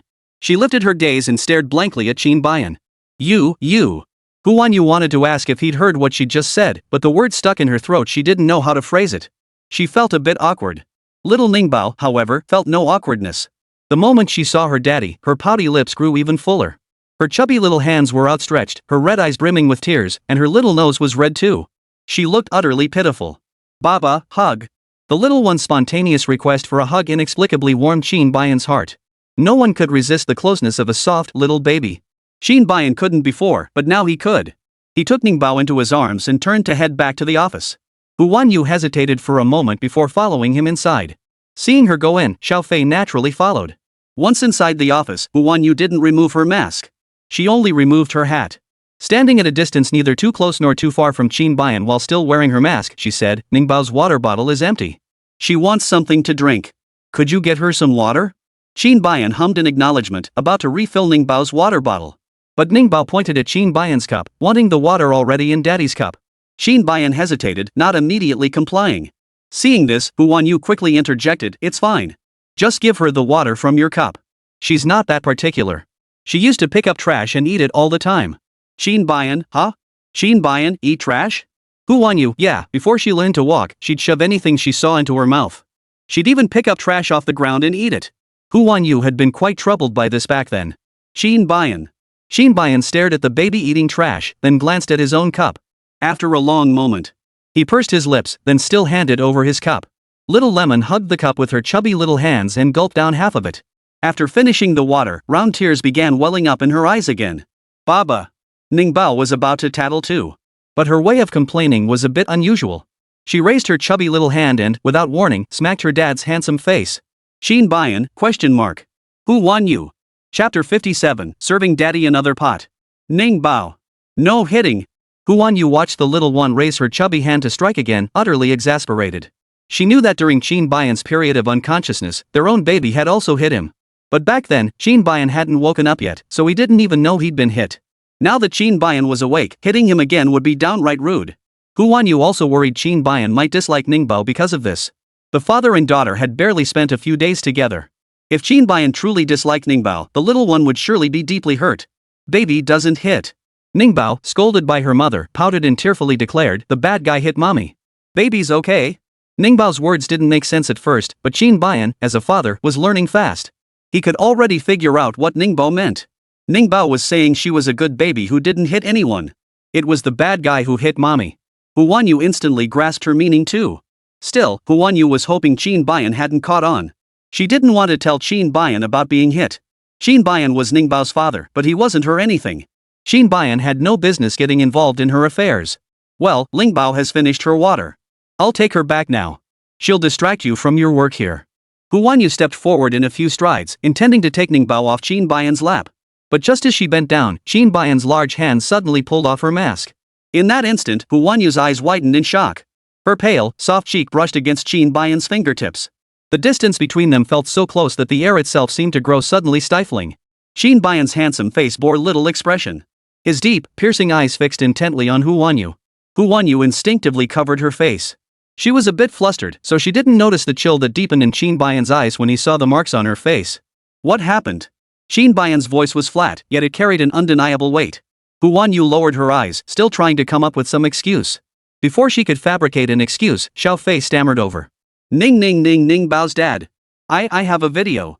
Xiao Fei immediately played the video she'd secretly recorded on set for Qin Bayan to see. Hu Wanyu couldn't stop her in time. That's the assistant director. I found out the director has something else to do these days and isn't on set, so the assistant director is handling the filming. He's deliberately targeting me, Sister Wanyu. Xiao Fei was so furious she'd even forgotten her stutter while speaking. After watching the entire clip, Qin Bayan pulled out his phone. Send me the video. Xiao Fei's eyes lit up. Got it. Now that she was asking for the video, the next step was obviously to back her up. Xiao Fei, who loved watching satisfying revenge stories, couldn't wait to follow the love story of Ningbao's parents. After sending the video, Xiao Fei wisely chose not to linger. Sister Wanyu, since both you and Ningbao's dad are here now, I guess I don't need to babysit Ningba anymore, right? I'll head out now. Perfect timing, I can play some games when I get back. Hu Wanyu didn't need Xiao Fei to take care of Ningbao anymore. She nodded and let Xiao Fei leave first. Once Xiao Fei left, only the family of 3 remained in the office. The assistants were even more perceptive than Xiao Fei. They knew better than Xiao Fei when to appear and when to disappear. Qin Bayan. The air felt a bit too still. Though Ningbao's sniffles and whimpers filled the room, Hu Wanyu still felt the silence oppressive under Qin Bayan's steady gaze, especially since he hadn't spoken. Unable to bear it any longer, she spoke first. Don't worry about my little problem. The production team will be fine once the director returns. I really didn't mean to bring Ningbao and Xiao Fei along to complain to you. Hu Wanyu tried to explain further, but Qin Bayan simply studied her face, offering no further questions about what had happened. His deep voice asked, "Does it still hurt?" Hu Wanyu froze. She clearly hadn't anticipated Qin Bayan asking that question. No, it doesn't hurt anymore. As Hu Wanyu said it, Qin Bayan stared for another 2 seconds before setting the chubby little one down on the floor. Having been sitting on Daddy's lap the whole time, Ningbao was a bit taken aback by the sudden change. The little one didn't steady herself and plopped down onto the floor. Qin Bayan didn't turn back to pick up the baby. Instead, he fetched a tube of ointment and brought it over. The chubby baby he hadn't picked up was now being held by Hu Wanyu. The little one was utterly aggrieved. Spotting her dad return, she immediately tilted her chubby little face up, her wet, round eyes brimming with accusation. Qin Bayan. Qin Bayan looked at the chubby baby whose face clearly said, "I'm impossible to placate." He pondered for 2 seconds, deciding to deal with it later. Hu Wanyu, come closer to me. Qin Bayan's aura as a longtime leader carried over into his daily life, unintentionally instilling a sense of apprehension in others. Hu Wanyu feared him. So, almost instinctively, Hu Wanyu leaned her body toward him. But the moment she did, she realized what she was doing. She tried to pull back immediately. But her chin was already gently held in Qin Bayan's fingers. Don't move. Qin Bayan first wiped her face with a damp wipe. Then, he applied ointment to Hu Wanyu's face. It'll ease the pain and reduce the swelling, Qin Bayan murmured softly as he gently applied it. Hu Wanyu. Hu Wanyu was holding her breath so hard she felt like she might pass out. Before he finished applying the ointment, he saw her face flush crimson, as if she might suffocate at any moment. He paused and said, Hu Wanyu, breathe. Hu Wanyu. Hu Wanyu managed to take 2 shallow breaths. She was like someone who just learned to breathe, even her exhalations were uneven. Watching her flustered state, Qin Bayan suddenly understood where Ningbao's adorable traits came from. Hu Wanyu's face was very small.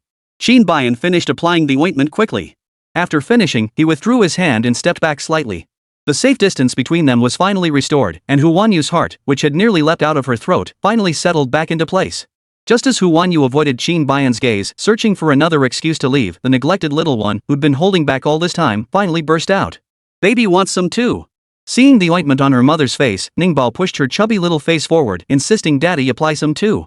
Qin Bayan reasoned calmly, Ningbao, you don't need any on your face. Ningbao wouldn't listen.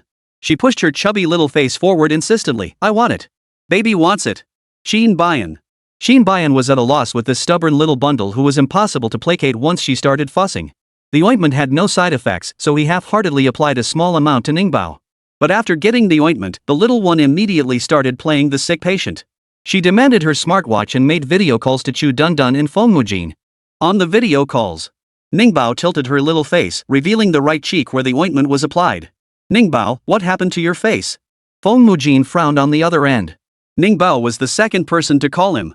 Perhaps because the previous call had lasted a bit too long, the ointment had been applied for quite some time. Little Nianbao's mind was working in mysterious ways. She started babbling nonsense, Baba put ointment. Bap bap hit baby. Hit face. Chapter 58, It's Heart Flutter. The moment Ningbao blurted this out, Huan Yu, who had been staring at Qin Bayan with complicated emotions, perked up instantly and turned to look at her chubby little baby. Ningbao, don't talk nonsense. Huan Yu reminded Ningbao, the medicine on your face, you asked your dad to apply it. Your daddy didn't hit you. Huan Yu watched helplessly as her little chubby baby made up nonsense and framed her husband. She felt too embarrassed to face Qin Bayan. Qin Bayan, however, remained utterly calm. After all, this wasn't the first time he'd taken the blame for his chubby baby's lies. He was used to it. He did hit me. Ningbao refused to listen even after her mother corrected her, insisting that daddy had hit her. Huan Yu was so exasperated she nearly laughed. Ningbao, then tell mommy, how exactly did daddy hit you? After saying this, Huan Yu asked Ningbao to demonstrate. The little one blinked her eyes, immediately got up and walked over. She looked at her mother, but her little chubby hand was caught the moment she raised it. Huan Yu, huh? Huan Yu's eyelid twitched. Ningbao, I told you to demonstrate, but you're demonstrating on me? Why aren't you hitting yourself? Ningbao snorted, her baby voice defiantly insisting, baby hurt. Huan Yu, so if you hit mommy, mommy won't feel any pain? Ningbao. Ningbao froze for a moment. Her little face showed a thoughtful expression. 2 seconds later, the little one arrived at her answer. Head bowed, she apologized to her mother with a pout. Mommy, I'm so sorry. Huan Yu, it's I'm sorry without the I. Never mind. Go say sorry to daddy too. Huan Yu tried her best to shield Qin Bayan from blame. Your dad didn't hit you. You shouldn't have spoken to him like that. Under Huan Yu's earnest guidance, Ningbao was scolded until she wilted like a droopy little cabbage. She clung to Qin Bayan's leg, her voice weak and defeated. Baba, I'm so sorry. Qin Bayan, it's okay. Qin Bayan ruffled her little head and let her continue the call. Feng Mujin, still on the line, watched as Ningbao blabbered nonsense, got caught, and received a lecture all without interrupting. Only after Ningbao finished her scolding and called him back did he lower his voice to comfort her. Ningbao, I'm heading out now, but I'll be back soon. I'll bring you a gift when I get back. Ningbao, okay.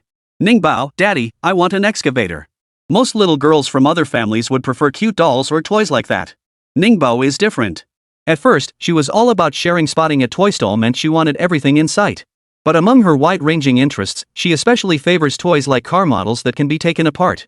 Huan Yu dared not take her to the supermarket too often. The bottom shelves of supermarkets are always stacked with toys. As soon as Ningbao entered, she demanded to buy toys. When Huan Yu took her out, she deliberately avoided supermarkets. But the little one recognized the place. She'd go in on her own. Now that they'd returned to the Qin household, Huan Yu hadn't bought Ningbao any toys for quite some time. The old man Qin Mo, and Chu Liang at home were practically eager to collect every toy in the world to give to Ningbao. The little one now had more toys than she could ever unwrap. She clearly already had so many toys, yet she still wanted to buy more. Huan Yu couldn't fathom what kind of mindset that was. Time trickled by in the office. Qin Bayan glanced at the clock and realized it was lunchtime. He dialed his assistant on the desk phone and asked her to bring lunch over.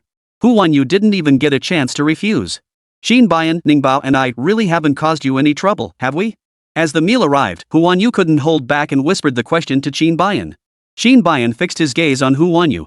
Their gazes met, and Qin Bayan's deep, magnetic voice resonated clearly in Huan Yu's ears. Huan Yu, don't be afraid to trouble me. You can tell daddy about all of mom's troubles. Qin Bayan's final words, referring to mom and dad, left Huan Yu momentarily stunned. Before she could process his words, Qin Bayan had already picked up Ningbao to feed him. The little one could feed herself. But when she ate by herself, she made an absolute mess. Her little hands, face, and clothes were practically ruined by the end of each meal. Qin Bayan's cleanliness obsession had been somewhat tempered by Ningbao. He hadn't fully recovered. Therefore, to keep the little one cleaner, he took the initiative to feed her himself. Papa, no this veggie. Ningbao disliked green vegetables. Among vegetables, she only liked red carrots and a little bit of yellow mashed potatoes. When it came to meat, she'd eat just about anything, never turning down a bite. Qin Bayan awkwardly fed Ningbao. Though his movements were clumsy, the result was quite good. He managed to get every spoonful into Ningbao's mouth. Huan Yu watched the father and daughter eating and began eating herself. In that moment, the family of three looked quite warm and cozy. After the meal, Huan Yu again suggested leaving. She offered an explanation. Ningbao needs her nap. I'll take her back to sleep. Qin Bayan tilted his chin slightly, gesturing toward the lounge area. If you need to rest, you can use the lounge. Huan Yu almost suspected Qin Bayan was deliberately trying to keep her from leaving. But that suspicion vanished in a second. Because she couldn't find any reason why Qin Bayan wouldn't want her to leave. After a moment's thought, she realized Qin Bayan wasn't trying to keep her, he was trying to keep Ningbao. After all, Ningbao was Qin Bayan's own flesh and blood. Bound by blood, no matter how cold and robotic Qin Bayan appeared, he couldn't help but feel affection for his own flesh and blood. To accommodate Qin Bayan's desire to spend more time with his daughter without him having to say it outright, Hu Wanyu ultimately chose to stay out of kindness. Qin Bayan, she wants to play a bit before bed. Would you like to come play with her? Qin Bayan, you stay with her. Qin Bayan felt he wasn't quite skilled at playing with children yet. He stood quietly nearby, watching Hu Wanyu play with Ningbao. As Hu Wanyu played with Ningbao, her eyes were always filled with warmth. Her smile mirrored Ningbao's. Pure and gentle. Chapter 59, Daddy's here to settle the score. Under Qin Bayan's steady gaze, Hu Wanyu found it difficult to act as if nothing was wrong and continue playing with Ningbao. She couldn't help but turn her head. But when she did, Qin Bayan's gaze had already shifted from her to Ningbao. The little one was tearing into her toy with great enthusiasm. Mommy! Broken! Hu Wanyu! Hu Wanyu, it is broken. Why don't you try putting it back together, baby? Mommy wants to see if you can do it. Hu Wanyu's encouraging words made Ningbao nod her little head firmly, declaring with confidence, baby can do it. Her chubby little hands held the toy pieces as she began assembling them. But after just a few moments, the chubby little one lost patience with the impossible task. She flung the pieces onto the floor and angrily picked up another toy to play with. Hu Wanyu? Hu Wanyu, baby, you didn't finish the last one. Ningbao didn't say a word, just sliding her new toy car back and forth on the floor. Hu Wanyu? Hu Wanyu frowned. She repeated herself, but the little one still pretended not to hear. Qin Bayan witnessed this scene. He paused, rose from his chair, walked over, sat down on the floor, and began assembling the scattered pieces the little one had tossed about. Seeing him accept the broken toy, Hu Wanyu sighed in frustration and lowered her voice to Qin Bayan. Ningbao has such poor concentration. She has no patience for anything except mischief. What will happen when she actually starts kindergarten or elementary school? I'm afraid she won't even be able to sit still then. Hu Wanyu's concern left Qin Bayan momentarily at a loss for words. After a moment's thought, Qin Bayan replied, focus can be cultivated. Starting now isn't too late. Hu Wanyu hesitated before asking, can it really be developed? Qin Bayan nodded. Qin Bayan's words carried significant weight in Hu Wanyu's mind. She had already looked into Qin Bayan's background. She knew he had been exceptionally outstanding from childhood onward. The achievements Qin Bayan had attained were all things Hu Wanyu could only dream of. His IQ was exceptionally high too. Beyond being attracted to good looks, Hu Wanyu also admired strength. When it came to a genius like Qin Bayan, Hu Wanyu chose to believe his words immediately. Thank goodness. Ningbao won't be starting kindergarten for a few more months. Before she starts kindergarten, we just need to cultivate her ability to focus. Hu Wanyu relaxed, a smile returning to her small face. Qin Bayan watched her smile, this time not looking away. Under his steady gaze, Hu Wanyu's smile gradually faded. The atmosphere between the two adults occasionally grew a bit peculiar. But this peculiar atmosphere never lasted long. Because a certain chubby little baby was exceptionally skilled at disrupting the mood. She dismantled another toy car and shoved it into Qin Bayan's large hand. Beep beep, fix it. Fixed. The previous broken toy had already been reassembled by Qin Bayan. Ningbao saw this. So she handed the new broken toy to her dad. Qin Bayan didn't help her fix it this time. You took it apart yourself, so you put it back together. Qin Bayan refused to help, determined to force the little one to do it herself. But the little one didn't lift a finger. She was going to give up. Before she could finish dismantling the pile of toys on the floor, Ningbao's little head started nodding off, growing heavier by the second. Even though her eyelids were too heavy to stay open, she refused to go to sleep and insisted on continuing to play. Hu Wanyu found her adorable little face struggling to keep her eyes open, utterly adorable. She instinctively pulled out her phone and recorded a short video. She shared the video in the group chat. When old Master Qin saw this adorable chubby baby, he was so charmed he showered the group with red envelopes. Just as Qin Mo saw the red envelopes and was about to grab them, he was kicked out of the group the very next second.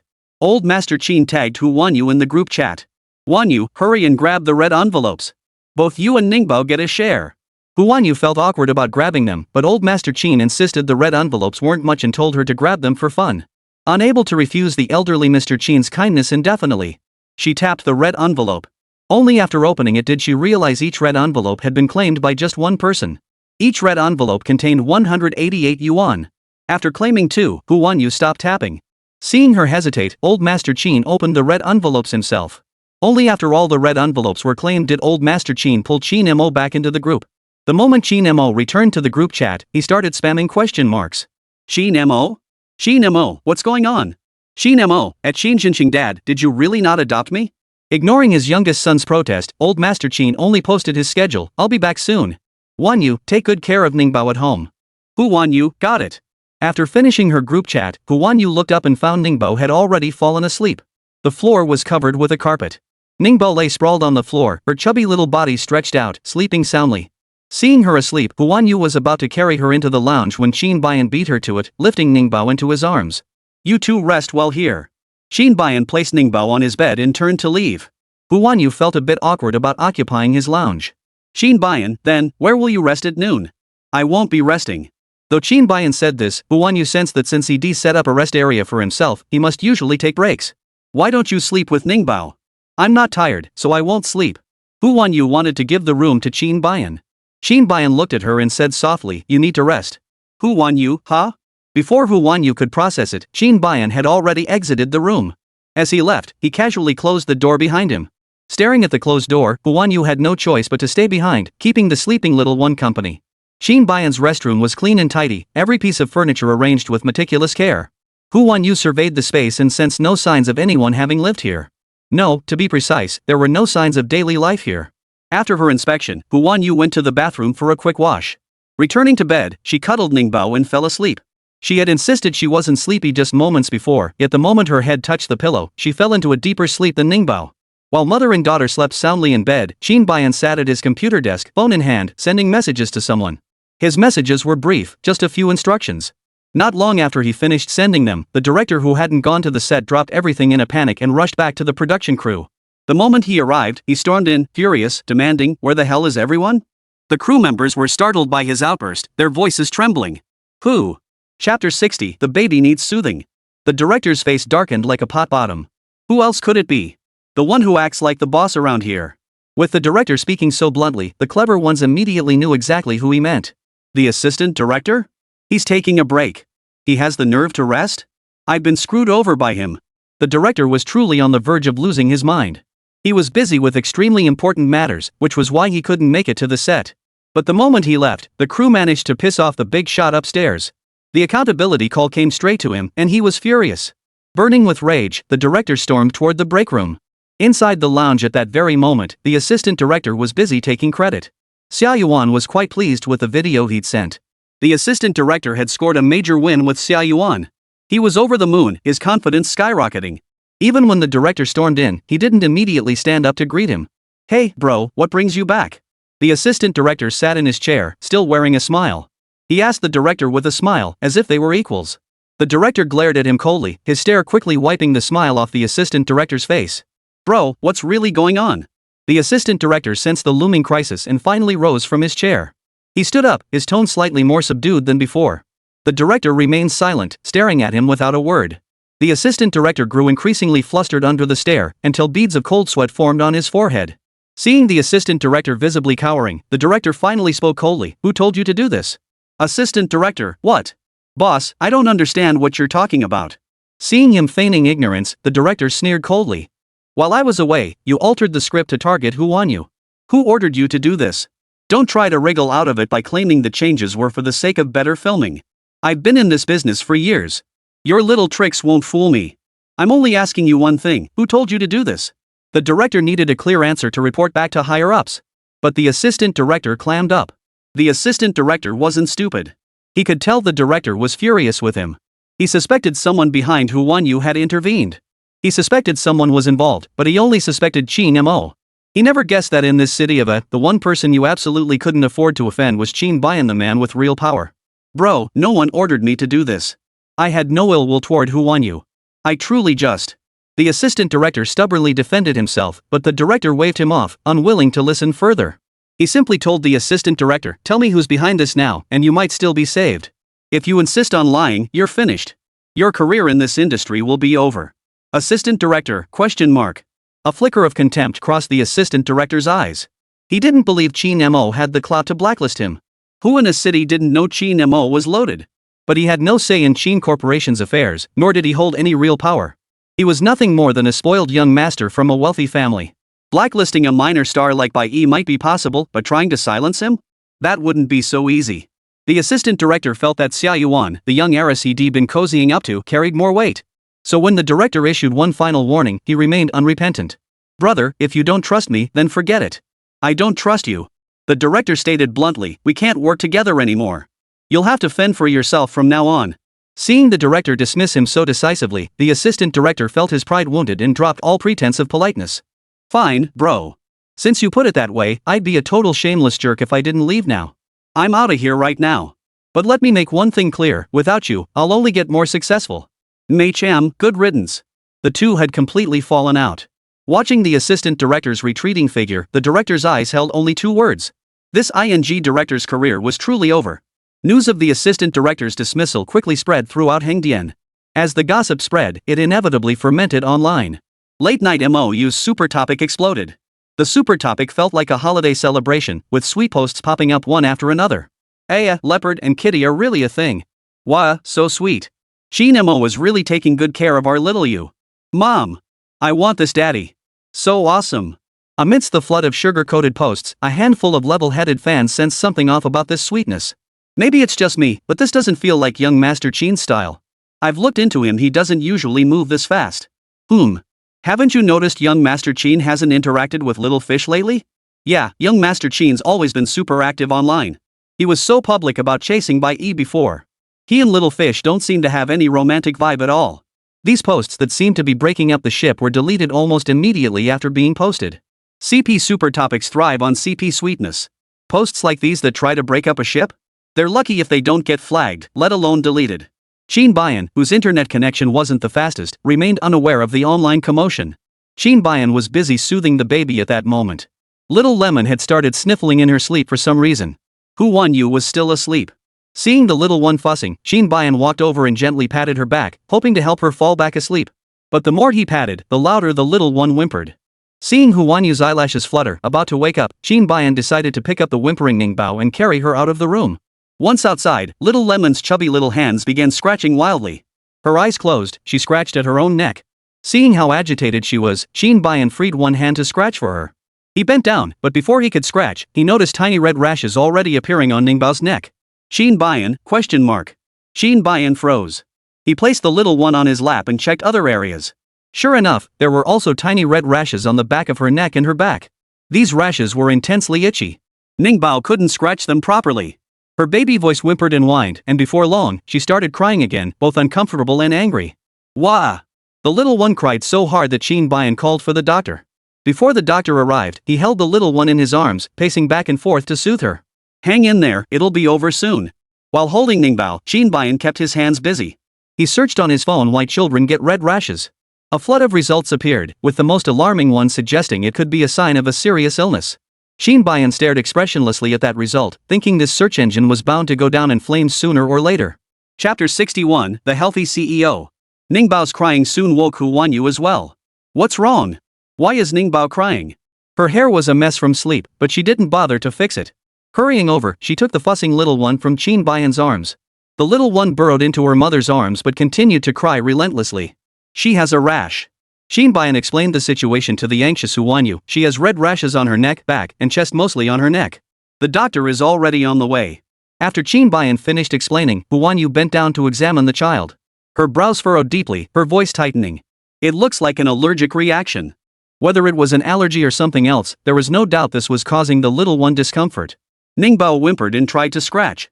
Hu Wanyu held her little chubby hand, preventing her from scratching. Good baby, no scratching. Mommy will wipe it for you. It'll stop itching after I wipe it. As soon as Hu Wanyu finished speaking, Qin Bayan promptly fetched a soft cotton cloth specially designed for babies.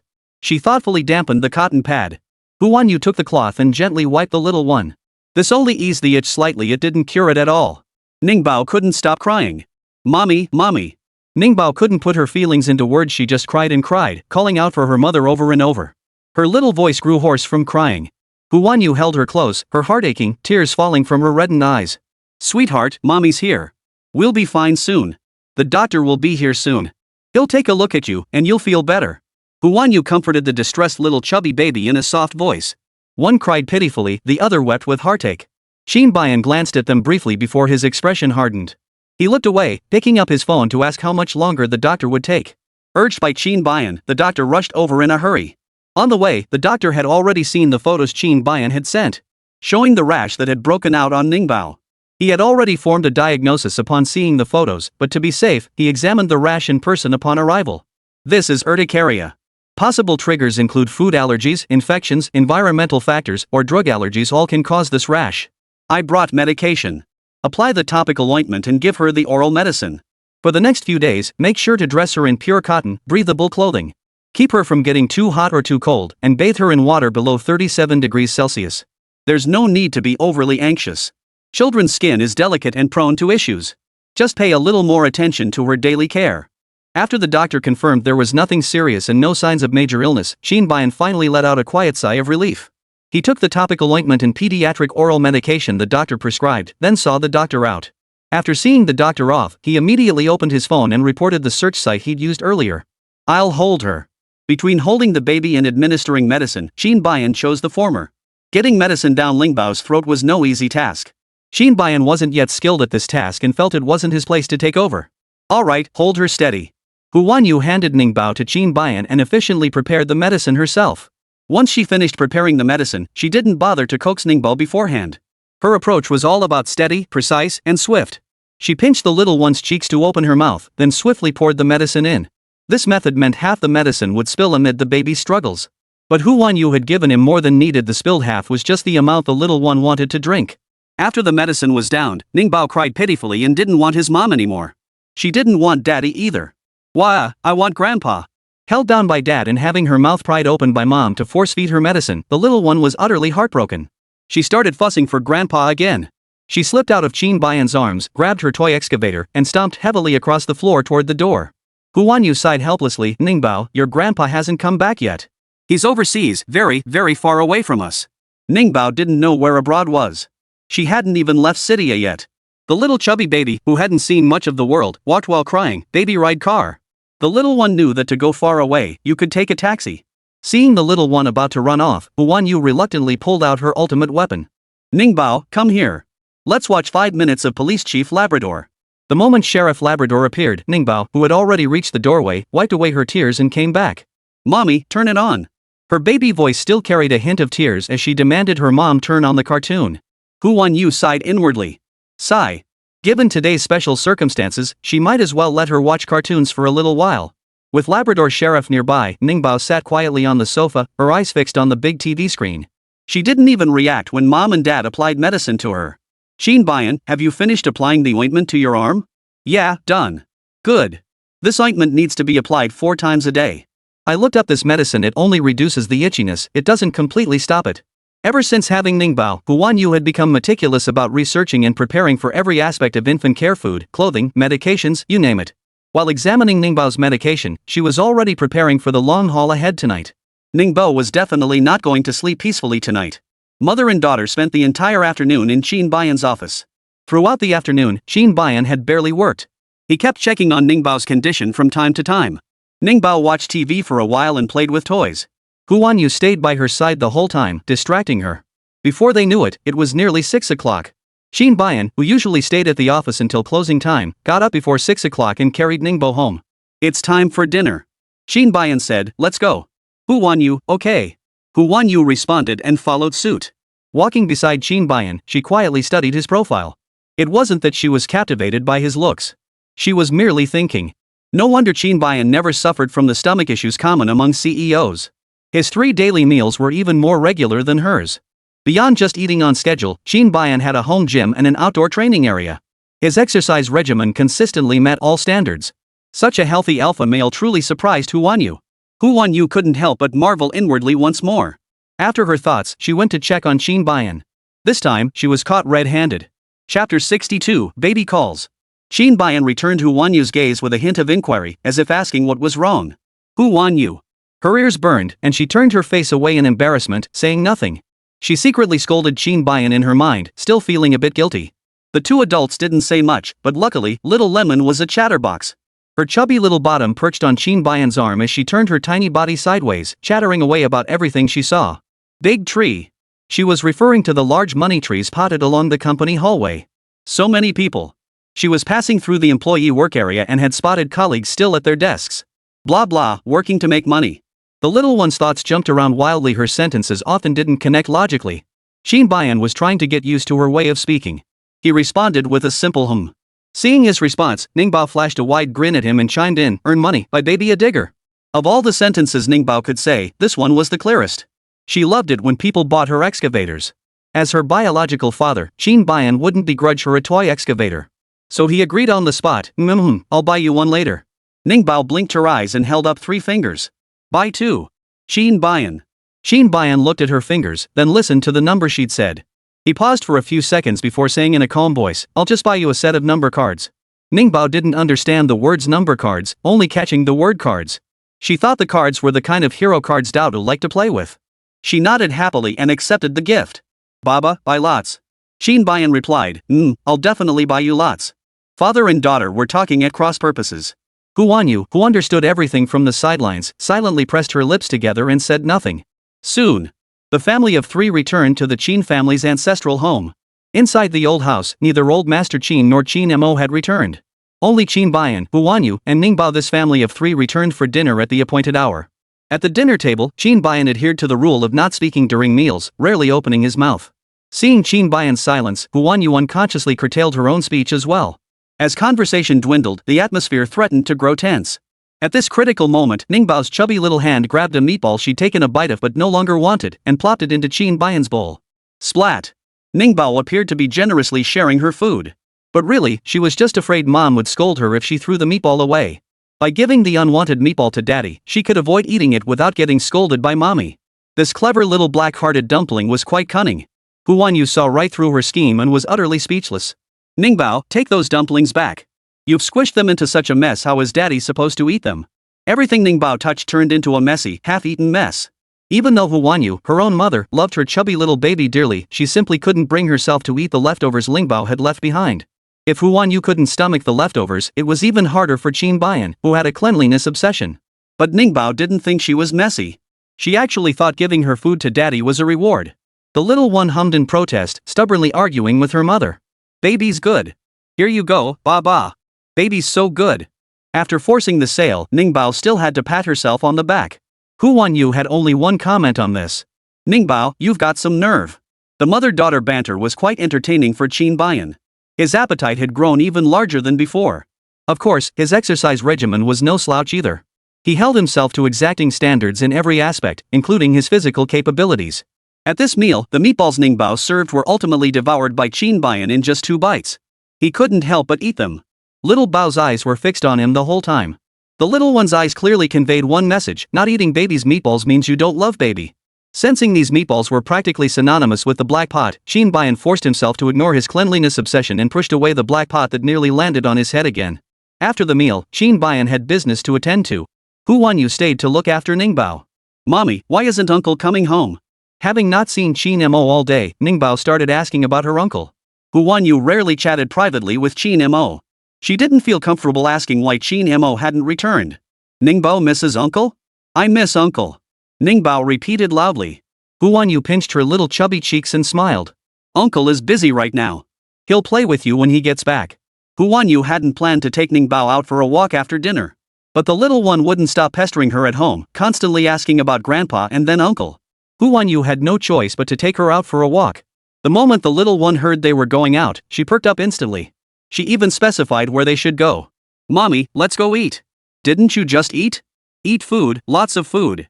After Ningbao gestured and chattered for a while, Hu Wanyu finally realized she wanted to go to the snack street. Hu Wanyu didn't know about the snack street Qin Mo had taken Ningbao to last time. So, Hu Wanyu only took Ningbao to the one she knew, an older, harder to find street food alley. This street was different from the last one, but at this one, Ningbao found the good auntie she was looking for. The kind auntie wasn't setting up her stall anymore. She was rushing back and forth, delivering things to people everywhere. Ningbao let go of her mother's hand and ran over. Ningbao. Hu Wanyu was startled by the little one. Ningbao scampered over on her little stubby legs. She aimed straight for her auntie's legs, charging like a little cannonball and clinging to her with a plop. Auntie, here I come. That familiar baby voice made by Wu, who was helping deliver goods on the snack street, froze in surprise. She was wearing a mask and a hat, yet this chubby little one still recognized her. Auntie, let's go home. Ningbao clung to Bai Wu's leg, inviting her once more to come home together. Without a second thought, Bai Wu shook her head firmly. She didn't want to go back with Ningbao anymore. That person at Ningbao's house hated her. She didn't want to see him again. Bai Wu shook her head firmly, and Ningbao couldn't persuade her at all. Seeing her auntie clearly had no desire to go home with her, Ningbao pouted and raised her chubby little hand. Auntie, let me call. Unable to persuade her aunt, Ningbao decided to ask for her phone instead. Bai Wu glanced at the smartwatch on her wrist, hesitated, then entered her phone number. When setting her profile picture, she had only chosen the default icon. Chapter 63, I'm sick. Auntie, take a picture. Ningbao loved taking pictures herself, so she pointed at the profile picture and asked Bai Wu to take one too. Bai Wu shook her head and signed, I'm busy. I don't have time for photos. After signing that she was busy, she added a few more gestures. Baby, don't mention me to that person, your uncle. Okay? Bai Wu repeated the sign language, mouthing the words as well. Ningbao stared intently at her, truly understanding every word. Ningbao, okay. Ningbao agreed readily, promising loudly, I won't say a word. She wouldn't tell her uncle. The big and little ones didn't chat for long. Bai Wu had to rush off to deliver goods and couldn't stay to play with Ningbao any longer. Ningbao waved her chubby little hand reluctantly, saying bye-bye to Bai Wu. The moment she finished saying bye-bye, she turned around and was immediately caught by her mother, who had her arms wrapped around her. Mommy! The little chubby baby, who had been running around, spotted her mother and giggled at her. Hu Wanyu frowned, grabbed her chubby little hand, and lectured, there are lots of people here. You mustn't run around, understand? If you run off and get lost, you won't be able to find mommy. After scolding her, Hu Wanyu noticed the little one still trying to scratch her neck. She immediately stopped scolding and examined the back of the child's neck. The weather wasn't too hot anymore. But with so many stalls packed together in the snack street, the heat lingered. The heat made Ningbao's rash flare up again, causing her discomfort. Worried the rash might worsen, Hu Wanyu didn't linger on words. She simply picked her up and headed home. It's getting dark. Let's go home and come out to play again tomorrow. I don't want to go home. Ningbao's words were clear. As she spoke, she began arching her back. She wanted to play here a little longer. Hu Wanyu didn't indulge her. No, we have to go home. Ningbao, your dad is waiting for you at home. Do you want to go play with your dad? Hu Wanyu used Qin Bayan as bait to lure Ningbao back. Ningbao shook her little head vigorously, refusing to be swayed. I want to play with Baba. I don't want to go home. But your dad doesn't want to play alone. He wants to play with you. Under Hu Wanyu's gentle persuasion, Ningbao was soon carried into the car without realizing it. Soon, the car came to a stop. Ningbao, brought home by her mother, gazed at the familiar gate before her. Like a little adult, she let out a heavy sigh. Mommy, let's go home. Hu Wanyu couldn't help but smile at her sigh. Yes, we're going home. Time for a bath and bed. Ningbao. Ningbao scrunched up her little face, no sleepy time. The little one refused to do anything she was told. Hu Wanyu ignored her completely, picked her up, and took her back to get her bathed. During the bath, Ningbao was fairly cooperative. She had plenty of toys to play with in the water, so she sat in the tub playing with them and behaved quite nicely. After her bath, Ningbao slipped into her pajamas, clutching her excavator toy, and declared she was going to find Daddy. Hu Wanyu needed to take a bath herself anyway. She walked Ningbao to the doorway and told her to go next door to find Daddy. Mommy's going to take a bath. Ningbao, come back on your own in a bit, okay?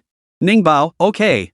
After saying okay, Ningbao entered Dad's room under her mother's watchful gaze. Seeing her go inside, Hu Wanyu finally went back to take her shower. But Hu Wanyu, who had returned early, didn't see that Ningbao had barely taken a few steps inside before turning right back around. The little one seemed to sense something, scampering back toward the door. Uncle! Sure enough, someone had just returned to the doorway. Qin Mo, his face etched with disappointment. Qin Mo had failed to find someone once again. He had intended to ask Chu Liang to use the public security system to help locate someone. But Chu Liang locked him in a room, forced him to watch 2 hours of police documentaries, and made him swear to behave himself and stay away from illegal activities. In short, after a whole lot of hassle, Chu Liang finally let him out. Chu Liang lectured him sternly about how using the public security system to track people down constituted a serious violation of the law. After his lecture, Chu Liang patted him on the shoulder and said earnestly, Bro, if all else fails, why not try taking the civil service exam? Once you pass, you might just manage to discipline yourself. Qin Mo was feeling down. He didn't want to waste any more words with Chu Liang. He silently brushed away Chu Liang's hand from his shoulder and headed home. The moment he stepped inside, a tiny, chubby little bundle rushed toward him. The little one had been wearing tiny slippers when she left her room. By the time she reached him, the slippers were nowhere to be seen. Her plump little feet made a patter as she ran over, clinging to Qin Mo's leg with a plop. Her chubby little bottom pressed against his foot. Uncle, I drank my medicine. Ningbao tilted her chubby little face up, eager to tell Uncle about drinking her medicine.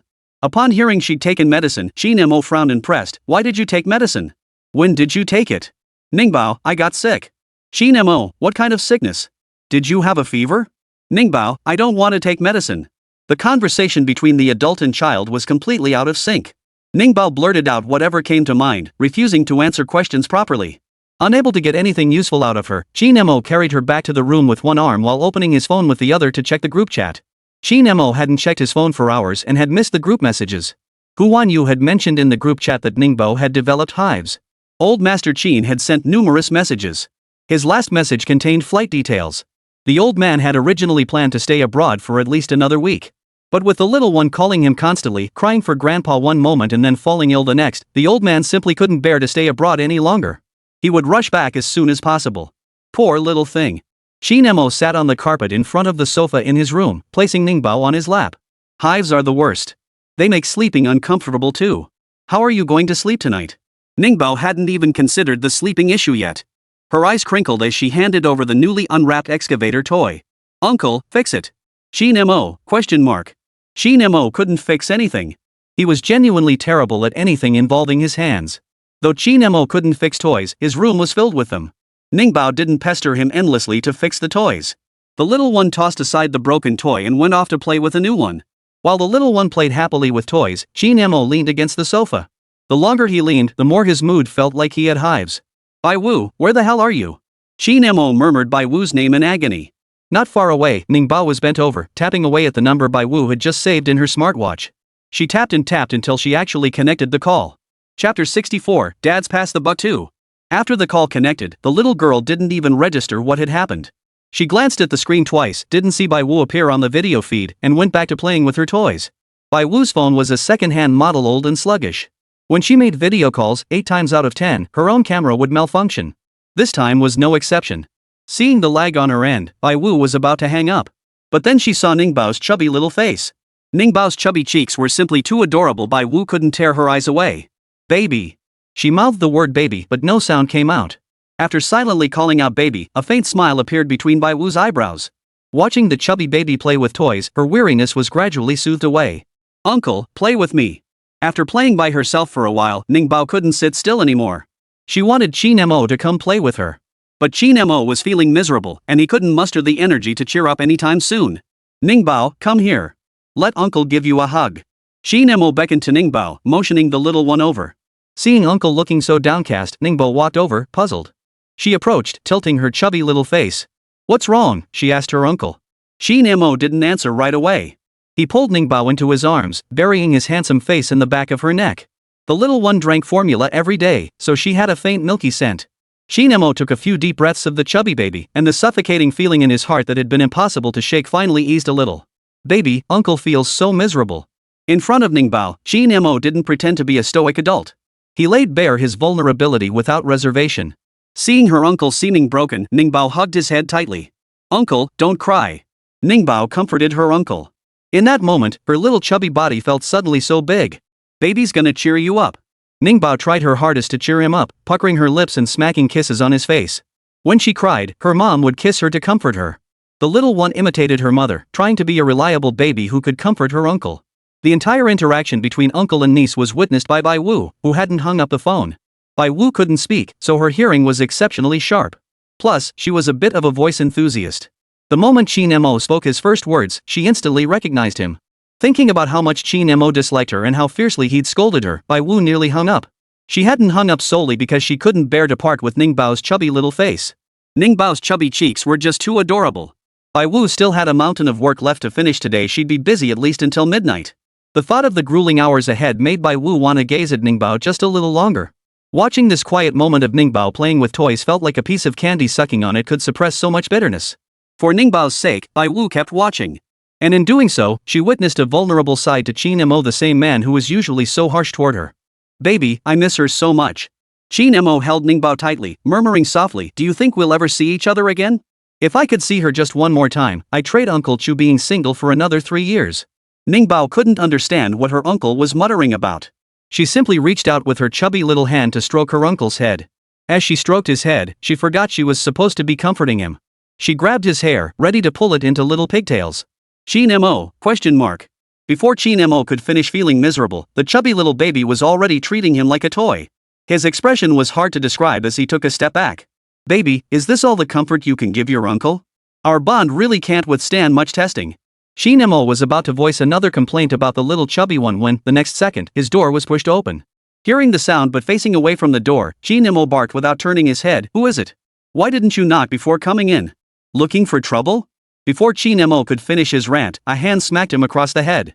It was Qin Bayan walking over to slap him. His handsome face remained expressionless as he struck, the motion appearing utterly casual. It seemed like an accidental pat. Qin Mo, clutching his head, let out a loud yelp. Bro! What the hell are you doing? I'm this old now, and you still hit me on the head like that? Don't you care about my dignity? Qin Mo's protest was utterly useless. Qin Bayan ignored him completely, simply picking up the little lemon toy in front of him. Your mom told you to go to bed. Qin Bayan spoke to Ningbao while carrying her out.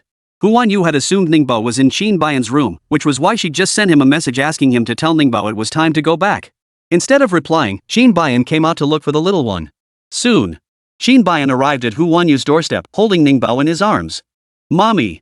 Ningbao started calling out for her mom the moment they reached the doorway. Huan Yu had just washed her hair and hadn't dried it yet. She was in the bathroom blow-drying her hair and didn't hear the commotion. Seeing her mother didn't respond, Ningbao asked her dad to put her down. Qin Bayan held her tight, refusing to let go. Seeing her dad wouldn't put her down, the little one pointed toward the room, signaling for him to carry her inside. Baba, go inside. I want mom. After Ningbao's repeated invitations, Qin Bayan finally grunted in acknowledgement and followed her inside. Father and daughter walked in together. When they reached the area near the bathroom, Qin Bayan stopped and set Ningbao down. Mommy! Mommy! The moment Ningbao was set down, she dashed toward her mother. She ran into the bathroom, hugged her mom, and pressed her chubby little face against her mom's leg. Huan Yu smiled as she saw her approach and set down the hairdryer. Baby, are you done playing? Huan Yu saw the little one return and assumed she had come back on her own. Unaware anyone else was outside the bathroom, she stepped out wearing loose pajamas, taking the little one's chubby hand. Mommy put you to sleep, okay? Do you still want to hear a bedtime? Before the words bedtime story could leave her lips, Huan Yu saw Qin Bayan, who hadn't left. Their eyes locked, time seemed to freeze. Huan Yu was completely dumbfounded.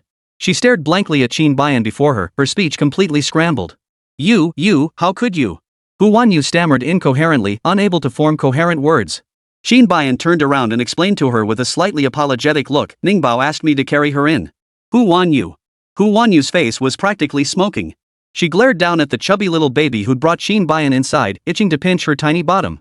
Chapter 65, Baby's Nighttime Tantrum. Huan Yu couldn't hold back any longer and gave Ningbao's plump little bottom a couple of pinches. Ningbao, her little chubby face tilted upward, frowned. Mommy, don't hit baby. Baby's good.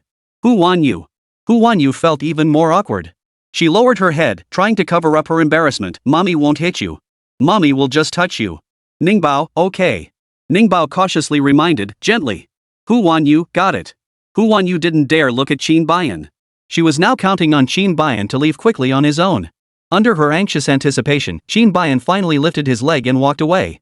But no sooner had he left than Ningbao pointed at the door, wanting Daddy to come back. Play with me. Ningbao probably plays with toys with her mom every day, so they've lost their novelty. She still loves dragging others into her games.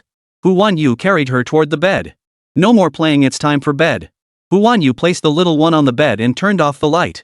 If she didn't turn off the light to create a little atmosphere, this chubby baby wouldn't sleep properly. Mommy, it's dark. It's time to sleep. If you don't go to sleep now, Mommy won't buy you that excavator. Huan Yu climbed into bed in the dim light. After settling in, she hugged the chubby baby close and gave a stern little lecture. Ningbao, next time you bring Daddy into the room, you have to tell Mommy first.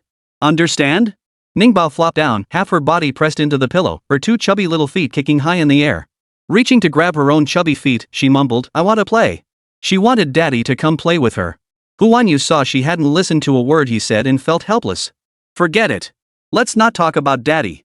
Just go back to sleep. Huan Yu tucked her little blanket around her and began humming the ABC song. Mommy, stop singing. As soon as Ningbao heard the ABCs, she quickly let go of her chubby little feet and tried to cover her mother's mouth. But before her chubby little hands could reach, her eyelids began to droop. Before long, the chubby little baby who had been fussing about not wanting to sleep was slumped on the pillow, her plump little fist clenched tightly beside her little head. Looking utterly defeated, she fell fast asleep. Huan Yu watched her fall asleep, leaned in, kissed her soft cheek, and drifted off too. Mother and daughter slept side by side. Huan Yu had barely drifted off when she was jolted awake by whimpering sounds. Ningbao wasn't feeling well today, and Huan Yu had been worrying about it, so her sleep was restless. The moment Ningbao let out a couple of whimpers, she jolted awake. She stirred silently, reaching out to gently pat the little one. Usually, when the little one tossed and turned at night, a gentle pat like this would help her fall back asleep. But this time, the whimpering grew louder and louder. Whimpering and whimpering, she kicked her chubby little legs wildly and burst into tears. Baby, don't cry. Mommy will hold you. Our baby doesn't cry, okay? Huanyu turned on the light, dimming it to a soft glow.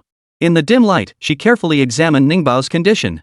Sure enough, the little one's chubby hand was trying to grab her own neck. Her little body squirmed restlessly, clearly uncomfortable on her back. Huanyu had researched the condition of hives.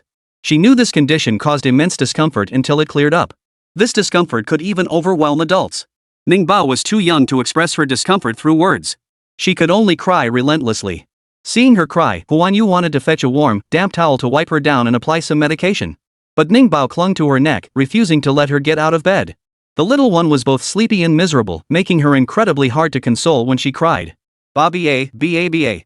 Whether it was because she hadn't gotten to play with daddy before bedtime, or perhaps because the little one still had that innate blood bond dependency on her father, whatever the reason, Ningbao, wailing away, started calling out for daddy as she cried. Her little mouth kept calling out mommy and daddy, her tiny body trembling with heat from crying. Huanyu felt heartbroken. Holding the little one, she freed one hand to reach for the phone on the bedside table. She dialed Qin Bayan's number. It was so late, and she wasn't sure if Qin Bayan was asleep yet. Qin Mo had mentioned that Qin Bayan slept very soundly. Back when Qin Mo insisted on going out to play, Qin Bayan had been worn down by his pestering and finally accompanied him with a dark expression. The brothers went to a lesser-known tourist spot, but as soon as they arrived, Qin Bayan dove back into his online work. Qin Mo, however, went off on his own. The brothers had bad luck the next day. They encountered an earthquake. It happened in the middle of the night. Qin Mo, sleeping next door to Qin Bayan, was terrified. Watching everyone flee, Qin Mo rushed to Qin Bayan's door and pounded on it frantically. But Qin Bayan, fast asleep, simply wouldn't wake up. With Qin Bayan refusing to come out, Qin Mo wailed and refused to leave on his own. By the end of his frantic pounding, he collapsed to his knees. Kneeling there, he even wrote a suicide note while crying at the door. Qin Mo was only 10 years old back then, and this incident left him with a significant psychological shadow. Huanyu recalled Qin Mo's description of Qin Bayan's terrifying sleep quality, and she felt no confidence in waking him. With a heavy heart full of anxiety and trepidation, she dialed the number. The phone's default ringtone, clearly never customized with a special melody, chimed mechanically. 1 ring, 2 rings, 3 rings. On the final ring, the call connected. Huanyu. Qin Bayan's voice came through the line. He had clearly just woken up, his deep, magnetic voice tinged with a hint of hoarseness. He asked Huanyu, did Ningbao make a fuss? Huanyu wasn't the only one who had looked up hives and was worried about Ningbao. Qin Bayan, the new dad, had also been keeping a close eye on Ningbao's condition all night. Huanyu bit her lip, feeling a bit embarrassed but still voiced her request. Ningbao's been fussy. She can't sleep and keeps crying. I want to wipe her down and apply some medicine, but she's clinging to me and I can't manage it. She keeps crying out for daddy. Could you? I'll come over now. Qin Bayan said, rising immediately. Without changing clothes, he slipped on his shoes and strode over to the next room. Inside the room, Huanyu desperately wanted to change into pajamas. The spaghetti strap nightgown she was wearing now was far too sheer and flimsy. Moreover, it lacked built-in padding. This was quite inappropriate. Sweetie, can you be patient for a moment? Mommy needs to get dressed before picking you up. No, no. Like a little octopus, Ningbao clung tightly to her mother, refusing to budge. Huanyu couldn't handle her anymore and decided to throw caution to the wind. She thought to herself in resignation, Qin Bayan still seemed like a proper gentleman. That night had been a complete accident. Under normal circumstances, Qin Bayan should be just as the rumors described, a man who kept his distance from women and wasn't the least bit lustful. Therefore, she needn't worry too much. After all, Qin Bayan definitely wouldn't look at her inappropriately.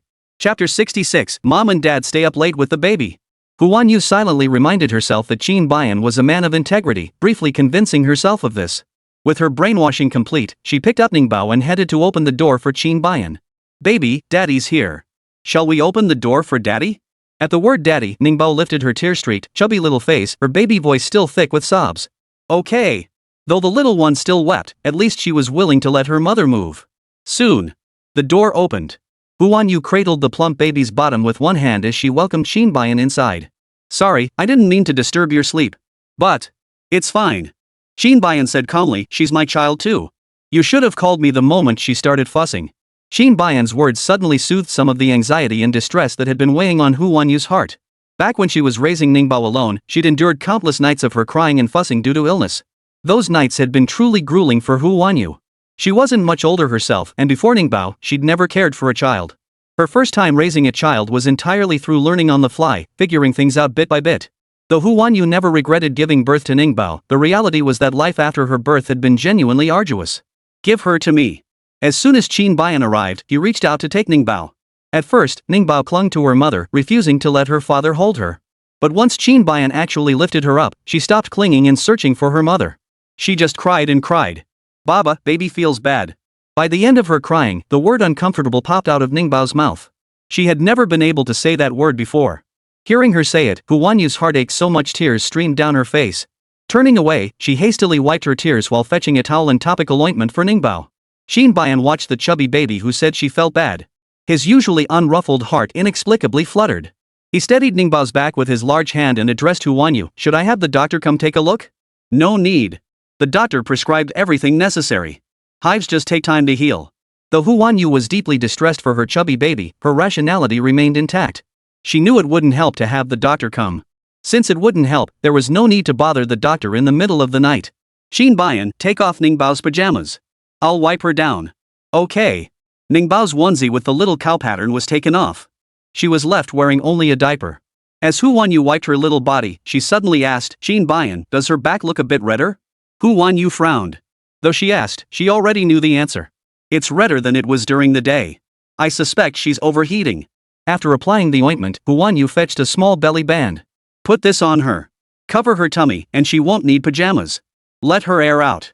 "Qin Bayan, alright." Qin Bayan followed Hu Wanyu's instructions one by one. He removed her clothes, put on the belly wrap, fed her water, and wiped the tears from her little face. Qin Bayan said nothing throughout the entire process.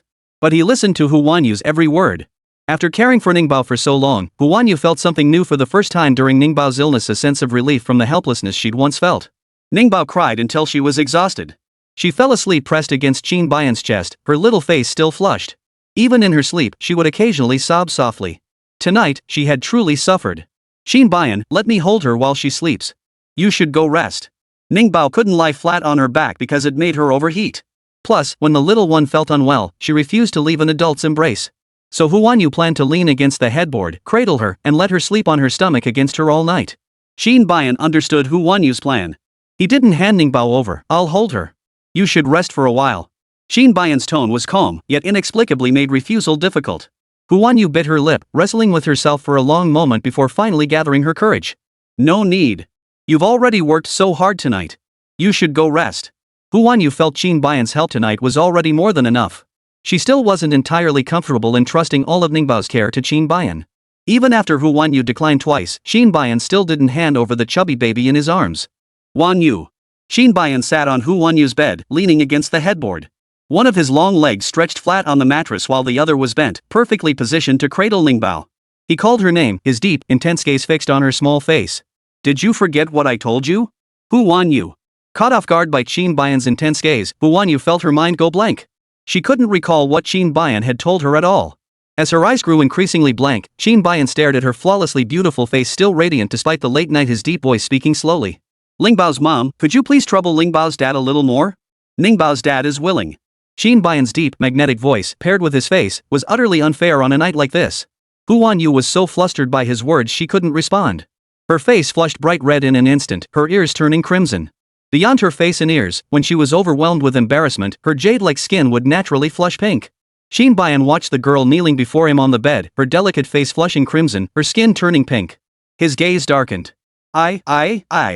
Hu Wanyu stuttered, unsure how to continue. Her gaze darted away, avoiding Qin Bayan's eyes. Once she stopped meeting his gaze, her words finally flowed smoothly. "Then I'll rest for a bit. We'll switch shifts. Wake me up later tonight, and I'll take her." Hu Wanyu suggested switching shifts, and Qin Bayan hummed in acknowledgement. Hearing his response, Hu Wanyu assumed he'd agreed. She steeled herself, lay down, and prepared to rest. Even when Qin Bayan remained silent, his presence was overwhelmingly strong. Facing him, Hu Wanyu simply couldn't fall asleep. After forcing herself to stay awake for a while longer, Hu Wanyu gritted her teeth, turned her back to him, closed her eyes, and forced herself to sleep. Though falling asleep had been difficult, once she was sound asleep, her entire body relaxed.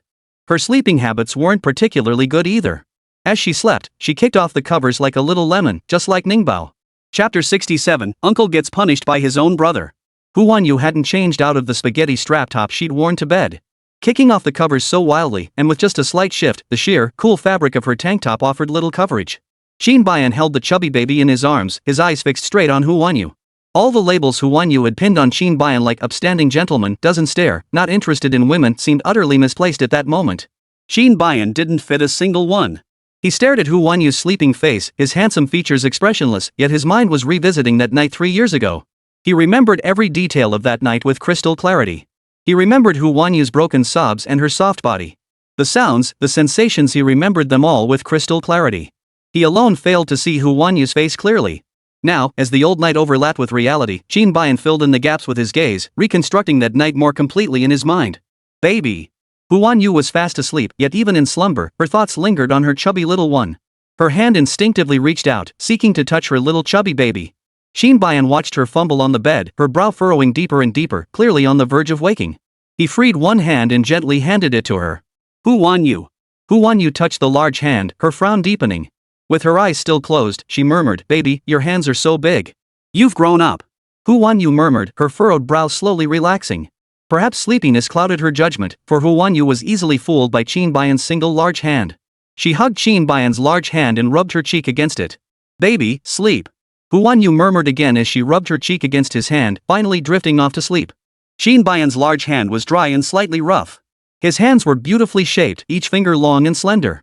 But years of training had made his palms somewhat coarse and calloused. After resting her cheek against his hand for a moment, Hu Wanyu found the texture a bit unpleasant. She gently removed his tightly clenched hand from her small face and tucked it against her chest instead.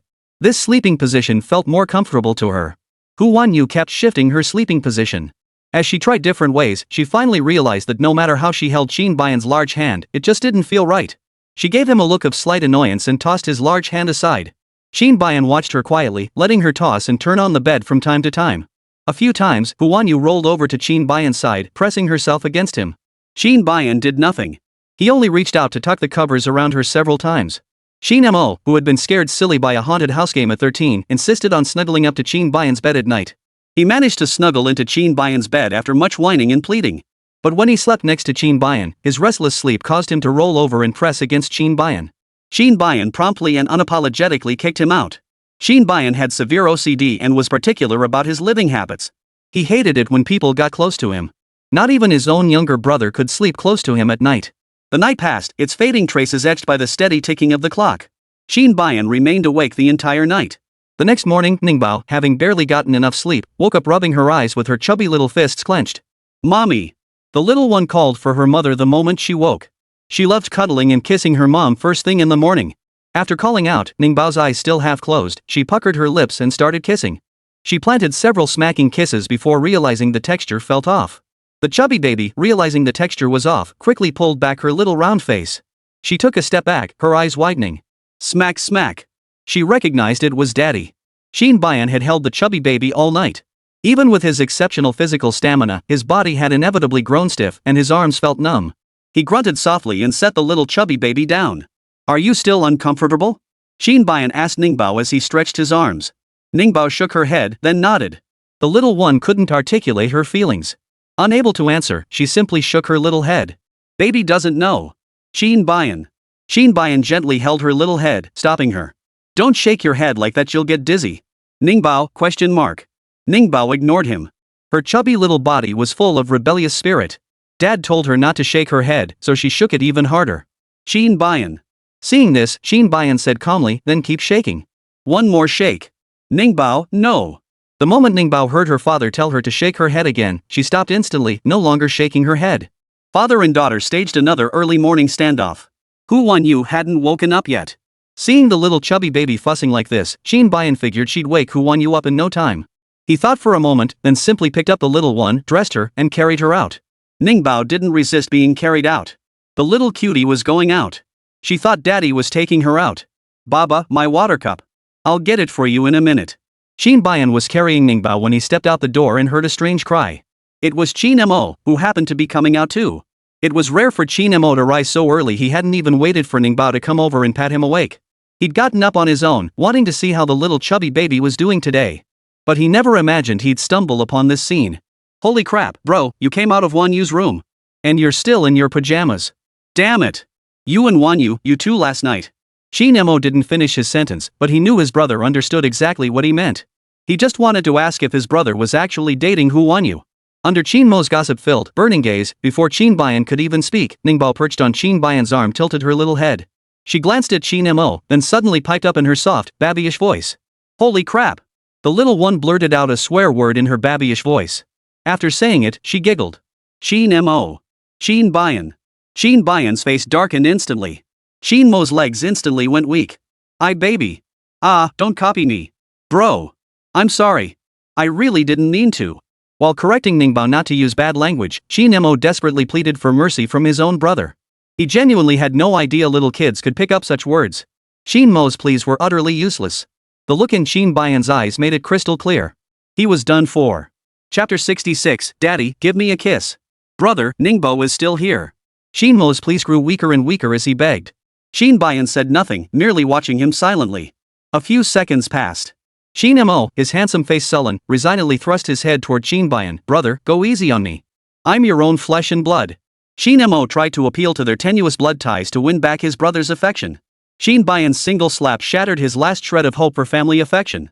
Ouch, Ningbao, that hurt. Qin Mo clutched his head, stinging from his own brother's blow, as he lectured Ningbao on the spot. Uncle got hit because he said something bad. If you keep copying Uncle, you'll get hit too. Do you want to get hit too? Seeing Qin Mo clutching his head in pain, Ningbao instinctively reached up with her chubby little hand and touched her own head. Don't hit baby. Baby's sick. Little Ningbao, that little dumpling, was still very afraid of getting hit. She tilted her chubby little face upward, her expression turning serious. I'm taking medicine. To avoid getting hit, Ningbao desperately emphasized her role as the little patient. Qin Mo was nearly melted by her adorable expression. If he weren't still mindful of his task to properly discipline this chubby little one, he'd have picked her up right then and given her a big, smacking kiss. Uncle knows you're sick. But you absolutely cannot imitate Uncle's words anymore. Otherwise, even when you're sick, you'll get spanked. Qin Mo used himself as an example of punishment to teach Ningbao a lesson. His lesson worked. At least Ningbao stopped mimicking his foul language.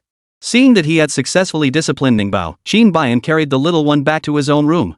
The little one hadn't changed clothes or washed up yet. Qin Bayan intended to get her tidied up before taking her to eat. No wash. I want dinner. Ningbao wasn't easy to manage. Even getting her to wash her face was a struggle for Qin Bayan. The little one's thoughts and emotions were all over the place. She'd even washed her face on her own yesterday morning, but today she refused.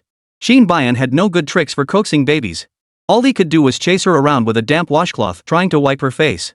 Just tending to this chubby little bundle all morning left Qin Bayan feeling more exhausted than after 2 hours of exercise. Meanwhile, next door, Hu Wanyu woke up later than usual without her little chubby baby's daily wake-up call. Baby. Hu Wanyu opened her eyes halfway, reaching out several times but failing to find the chubby baby. She propped herself up on her elbows and sat up. Baby? Qin Bayan? Hu Wanyu didn't see the two figures, one big and one small. She froze for a moment before slowly coming to her senses. She found her phone and sent Qin Bayan a message. Where's Ningbao? Qin Bayan didn't reply. Qin Bayan couldn't spare a hand to check his phone right now. He was chasing after Ningbao to help her put on her shoes. Ningbao was brimming with curiosity about his room, darting around to explore every nook and cranny. Qin Bayan held her little shoes, chasing after her. Ningbao, be a good girl. Qin Bayan had repeated this phrase countless times that morning. But Ningbao wasn't giving him much leeway. Just as Ningbao was still keeping her dad busy, Hu Wanyu finished getting herself ready and came over. Baby, what are you doing? The moment Hu Wanyu approached, the chubby little one who had been fussing moments before stood still obediently. She wiggled her bare little feet. Mommy, shoe paper. Baby, put on shoes. Ningbao wiggled her chubby little feet, demanding her shoes. Qin Bayan was utterly speechless at how quickly she'd changed her tune. He crouched down, speechless but still putting the glowing little shoes onto Ningbao's chubby feet. Once the little one had her shoes on, she stomped her feet heavily on the floor twice. The shoes fit perfectly, and Ningbao grinned, her little mouth stretched wide. After her smile faded, her chubby little body moved closer to Qin Bayan. The next second. Smack. A loud smack landed on Qin Bayan's right cheek. Soft, with a hint of baby scent, it smelled delightful. Qin Bayan felt no aversion to this intimate contact. He only felt a strange sensation welling up in his heart. Indescribable. He didn't reject it. While Qin Bayan was still savoring the psychological and physical sensations from the kiss, the little chubby baby had already finished kissing and dashed off. She threw herself into Hu Wanyu's arms. Hu Wanyu held her close, gently stroking her little cheek as he spoke softly. Daddy stayed with you all night last night. Today he took care of you and helped you put on your shoes. What do you want to say to Daddy? Ningbao blinked, thought for a moment, and blurted out, "You're welcome." "Who won you?" "Who won you? You're supposed to say thank you." Hu Wanyu was determined to raise her chubby little girl to be a polite child, so she had been teaching her these manners all along. After mom's correction, Ningbao finally said thank you correctly. "Thank you, Bobby A." The little one's soft thank you, along with the kiss he'd just given, instantly melted away all the exhaustion Qin Bayan felt from taking care of the baby. For the first time, he vaguely sensed that being a father wasn't just about responsibility, it could also bring other emotions. "Qin Bayan, the director from my production crew, is back. I need to return to the set today. Should I take Ningbao with me, or?" "I'll take her." Qin Bayan replied calmly, "I'm more available than you are. There's a business dinner at the Chu family's place today. I'll take her along so she can play with Chu Dun Dun." "Hu Wanyu, alright." Hu Wanyu added, "Just make sure to tell Chu Dun Dun to keep an eye on her." Hu Wanyu knew her chubby little girl wouldn't last long with just dad at the Chu residence. She'd inevitably follow Chu Dun Dun around everywhere. Hu Wanyu feared she might get into trouble while running around. Qin Bayan hummed in agreement. Both had their own matters to attend to, so after breakfast, Hu Wanyu prepared to leave. "Qin Bayan, if anything happens to Ningbao, remember to call me. If I don't pick up, just keep calling. In short, if anything happens to her, come find me." Hu Wanyu repeated her concerns repeatedly before leaving, her words essentially conveying the same message over and over. If anyone else had spoken such nonsense to Qin Bayan, he would have turned cold and walked away long ago. But when Hu Wanyu spoke, though he remained expressionless, there wasn't a trace of impatience in his eyes. When Hu Wanyu finished her instructions and turned to leave, she noticed Qin Bayan following behind her, holding Ningbao in his arms. "Hu Wanyu?" Hu Wanyu froze, puzzled. "Why are you coming with me?" Qin Bayan replied indifferently, "I'll take you to the set first." "Hu Wanyu?" That really wasn't necessary. Before Hu Wanyu could refuse, Qin Bayan casually added two words, "It's on my way." Hu Wanyu, alright then. If it was on the way, they could go together. Soon, the family of three boarded the same vehicle, heading first to the film set. At the set, the director was eagerly awaiting Hu Wanyu's arrival. Meanwhile, Hu Wanyu's agent and assistant were waiting for her with cruel indifference. The incident where Hu Wanyu clashed with the assistant director and forced him to leave had already begun to stir up trouble within a small circle. Her agent thought Hu Wanyu was acting far too impulsively. He had rushed over today specifically to discipline Hu Wanyu properly. He needed to constantly remind Hu Wanyu that climbing onto the Qin family's young master's coattails was nothing special. Her wings hadn't even grown strong yet. Unaware of the agent's weight, Hu Wanyu sat in the car, still chatting with her chubby baby. "Baby, when you go out to play with daddy later, you have to listen to him. Understand? If you miss mommy, call mommy. Don't hit anyone outside." Hu Wanyu placed the chubby little girl on her lap, playing with the excavator toy while reminding her of the rules for going out. The little one fiddled with the excavator's shovel, clearly not paying much attention. Seeing her lack of interest, Hu Wanyu felt helpless. The little one was too busy playing to talk to her mom. Seeing this, Hu Wanyu simply picked up her phone to check her messages. Her WeChat messages weren't numerous. Her best friend Yi Zhanshin, pinned at the top of her chat list, had sent several messages, all asking about Ningbao. Hu Wanyu snapped a photo of Ningbao and sent it to her. "I'm heading to the set today, so her dad will be taking care of her. I feel like her dad can't quite keep her in line. She's too good at reading people's expressions. Her dad has never hit her, so she's not afraid of him." Hu Wanyu's analysis of her little chubby girl was spot on. She didn't mention Guomu in the message she sent to Yi Zhanshin. Ever since she last saw Guomu, she'd let him handle confessing on his own. But she still wasn't entirely sure how things were progressing on Guomu's end. All Guomu had said was to give him a week. He would resolve it within that week. The week hadn't passed yet, and Hu Wanyu still hadn't exposed his true colors. "Mommy, look at the excavator." Hu Wanyu was engrossed in her phone when Ningbao tossed the toy excavator from her chubby hands and asked her mom to show her the excavator on TV. The excavator she wanted to see was the one from the Little Construction Vehicles cartoon. Hu Wanyu held up her phone, not letting her grab it. "The excavator's off duty now, so we can't watch it," Hu Wanyu said, about to put the phone away. As she moved, the still lit screen accidentally flashed into Qin Bayan's line of sight. Qin Bayan glanced casually and saw the WeChat page on the screen. Prominently pinned at the top was a single chat. The sole pinned contact had a little heart icon as its nickname, labeled with the character treasure. Such an intimate label instantly darkened Qin Bayan's expression. "Ningbao, stop fussing. Mommy's getting angry. What little kid watches TV all the time? Too much TV will ruin your eyes. Do you want to be a little blindy, Ningbao?" Hu Wanyu clutched her phone, still focused on dealing with the chubby little one. Unable to grab the phone or watch TV, Ningbao's lips puckered in pout. "Hu Wanyu, no crying. If you cry, we're not going out to play." "Ningbao." Ningbao sniffed and looked at her mother. As she watched, she suddenly twisted her chubby little body, buried her face into daddy's lap, and stayed still. "Qin Bayan, question mark." Qin Bayan stared at the little one with her chubby face pressed against his leg, puzzled. Just then, Yu leaned in slightly and whispered to him, "She's upset. Don't mind her. Qin Bayan, okay?" The little one, still sulking, kept her face buried in her dad's lap and didn't speak a word for the rest of the journey. Seeing her settle down, Yu couldn't help but smile. At least I get some peace and quiet now. The mother let the baby sulk until the car was about to stop before picking her up and soothing her. There, sweetie. Mommy has to go to work now. Be a good girl, okay? Mommy will take you out to play after work." Yu kissed Ningbao's chubby cheeks as she told him she had to go to work. Ningbao had already gotten used to mom going to work. The little one wasn't upset anymore. She rubbed her cheek against her mom's face and obediently waved goodbye. "Mommy, buy me a bulldozer, mommy." After waving goodbye, the little one asked her mom for a bulldozer again. Bulldozers are different from excavators. The little one knew the difference perfectly well. Yu pinched her chubby cheeks and chuckled, "Alright, I'll buy you a bulldozer after work." After spending a few more minutes cuddling with the chubby baby in the car, Yu saw it was getting late and hurriedly got out. Even after she left, the car didn't drive off immediately. Ningbao pressed her face against the window, wanting one last look at her mom. Just then, she spotted her agent coming out to find Yu. "Yu, why did you show up so late? Do you have any idea how long I've been waiting for you? You're not even famous yet and you're already acting like a diva? Do you realize if word gets out about this, you'll get slammed again?" The agent was skilled at putting people down. He started by unleashing a torrent of criticism, giving Yu a taste of his authority.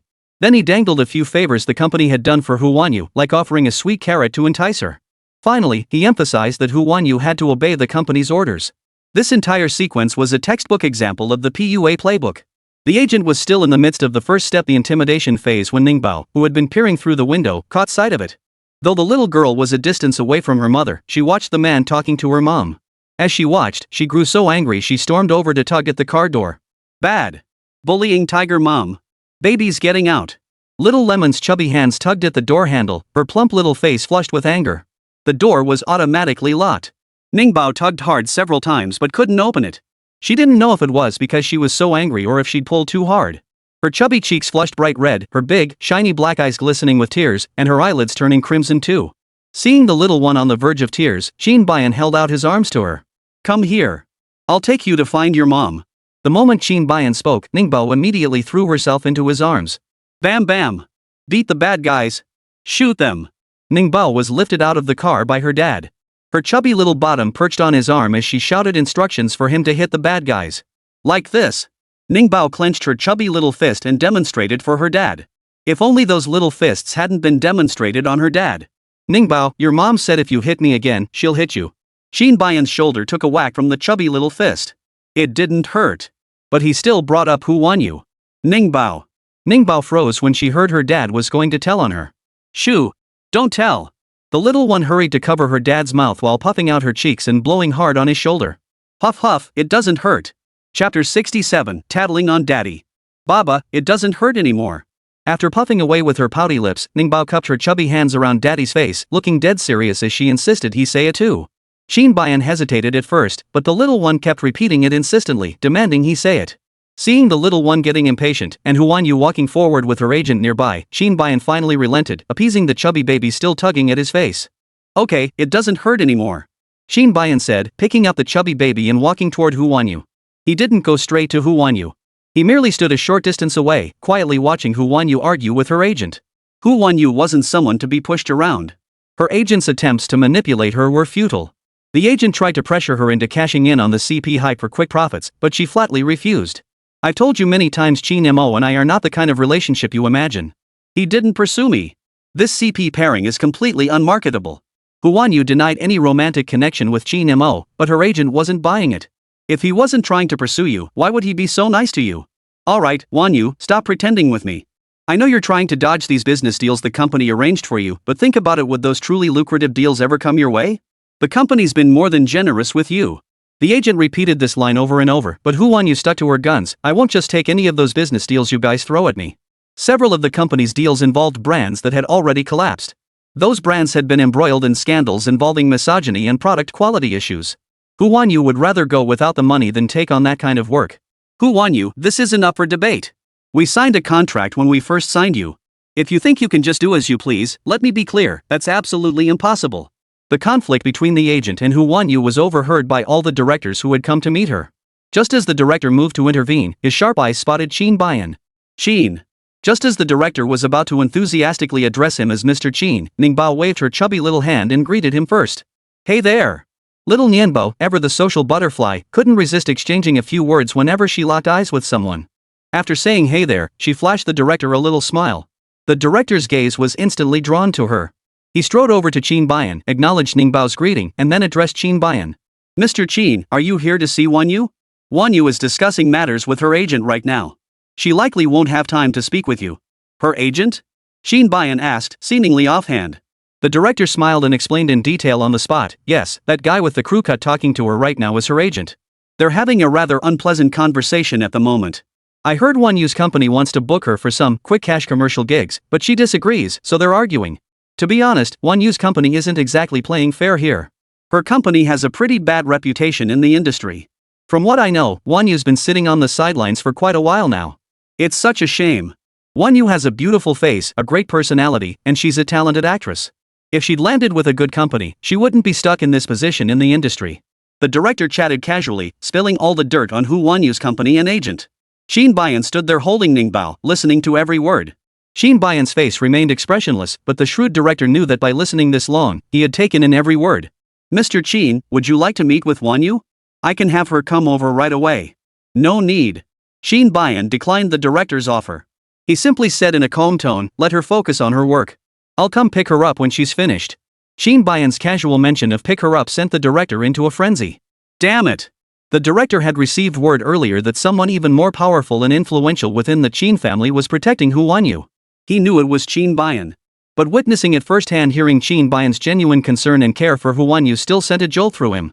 Who was Qin Bayan, after all? He was the head of a genuine top-tier powerhouse family. Just among the female celebrities he knew in the entertainment industry, top-tier starlets and award-winning actresses alike, many had set their sights on Qin Bayan. The entertainment industry was a messy place, tough to navigate. Powerful tycoons always liked treating glamorous stars as amusing little prey, mere playthings. To thrive and stay safe in this circle, you either need a strong background yourself or the protection of a powerful figure with connections.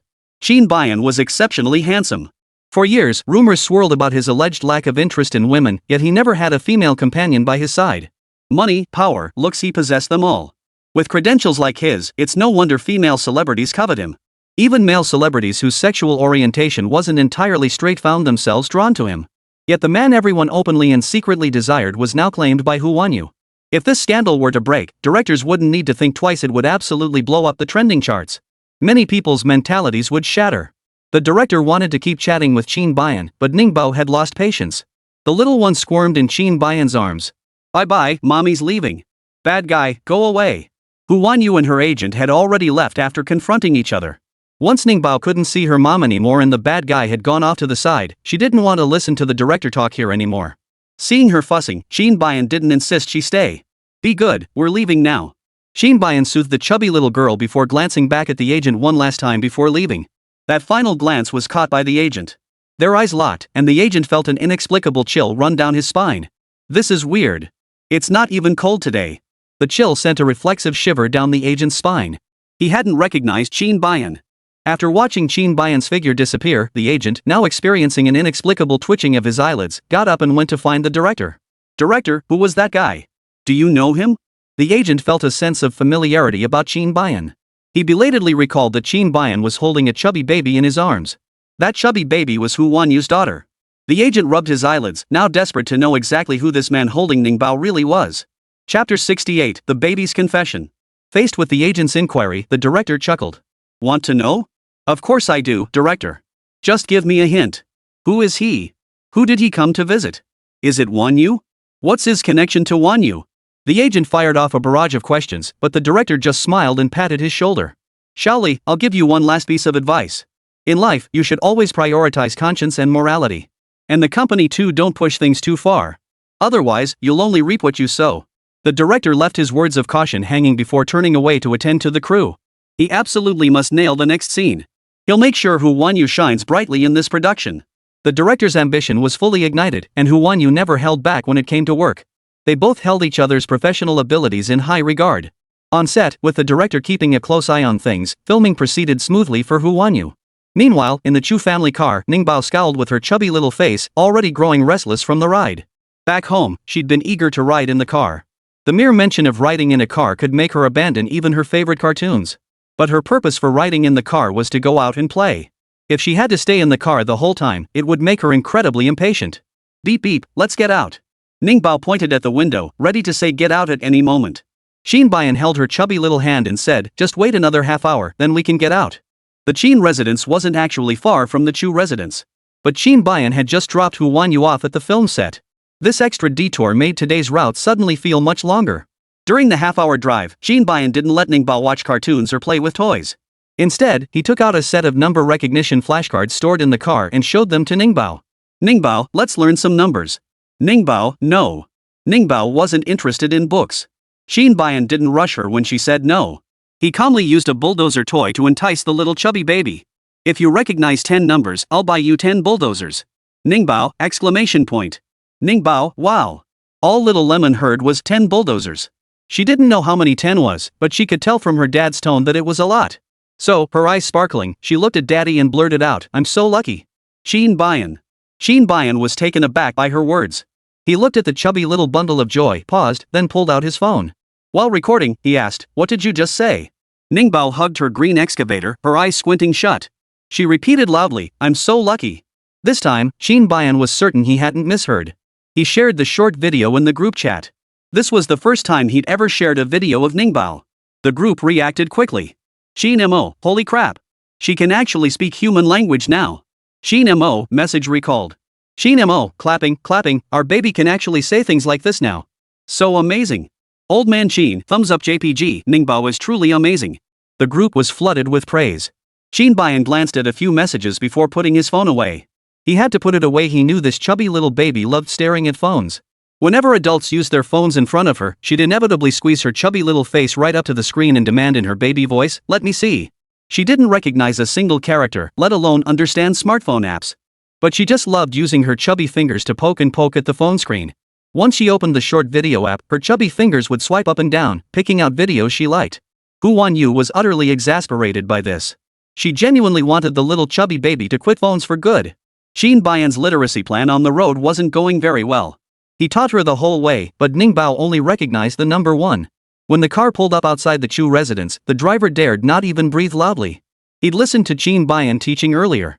Though Qin voice had remained calm throughout and his expression showed no signs of distress. But having driven for Qin for so many years, he could sense the low pressure radiating from him. While the driver remained silent, Ningbao, who had reduced Dad to a living corpse, was bursting with excitement. Beep beep, we're here.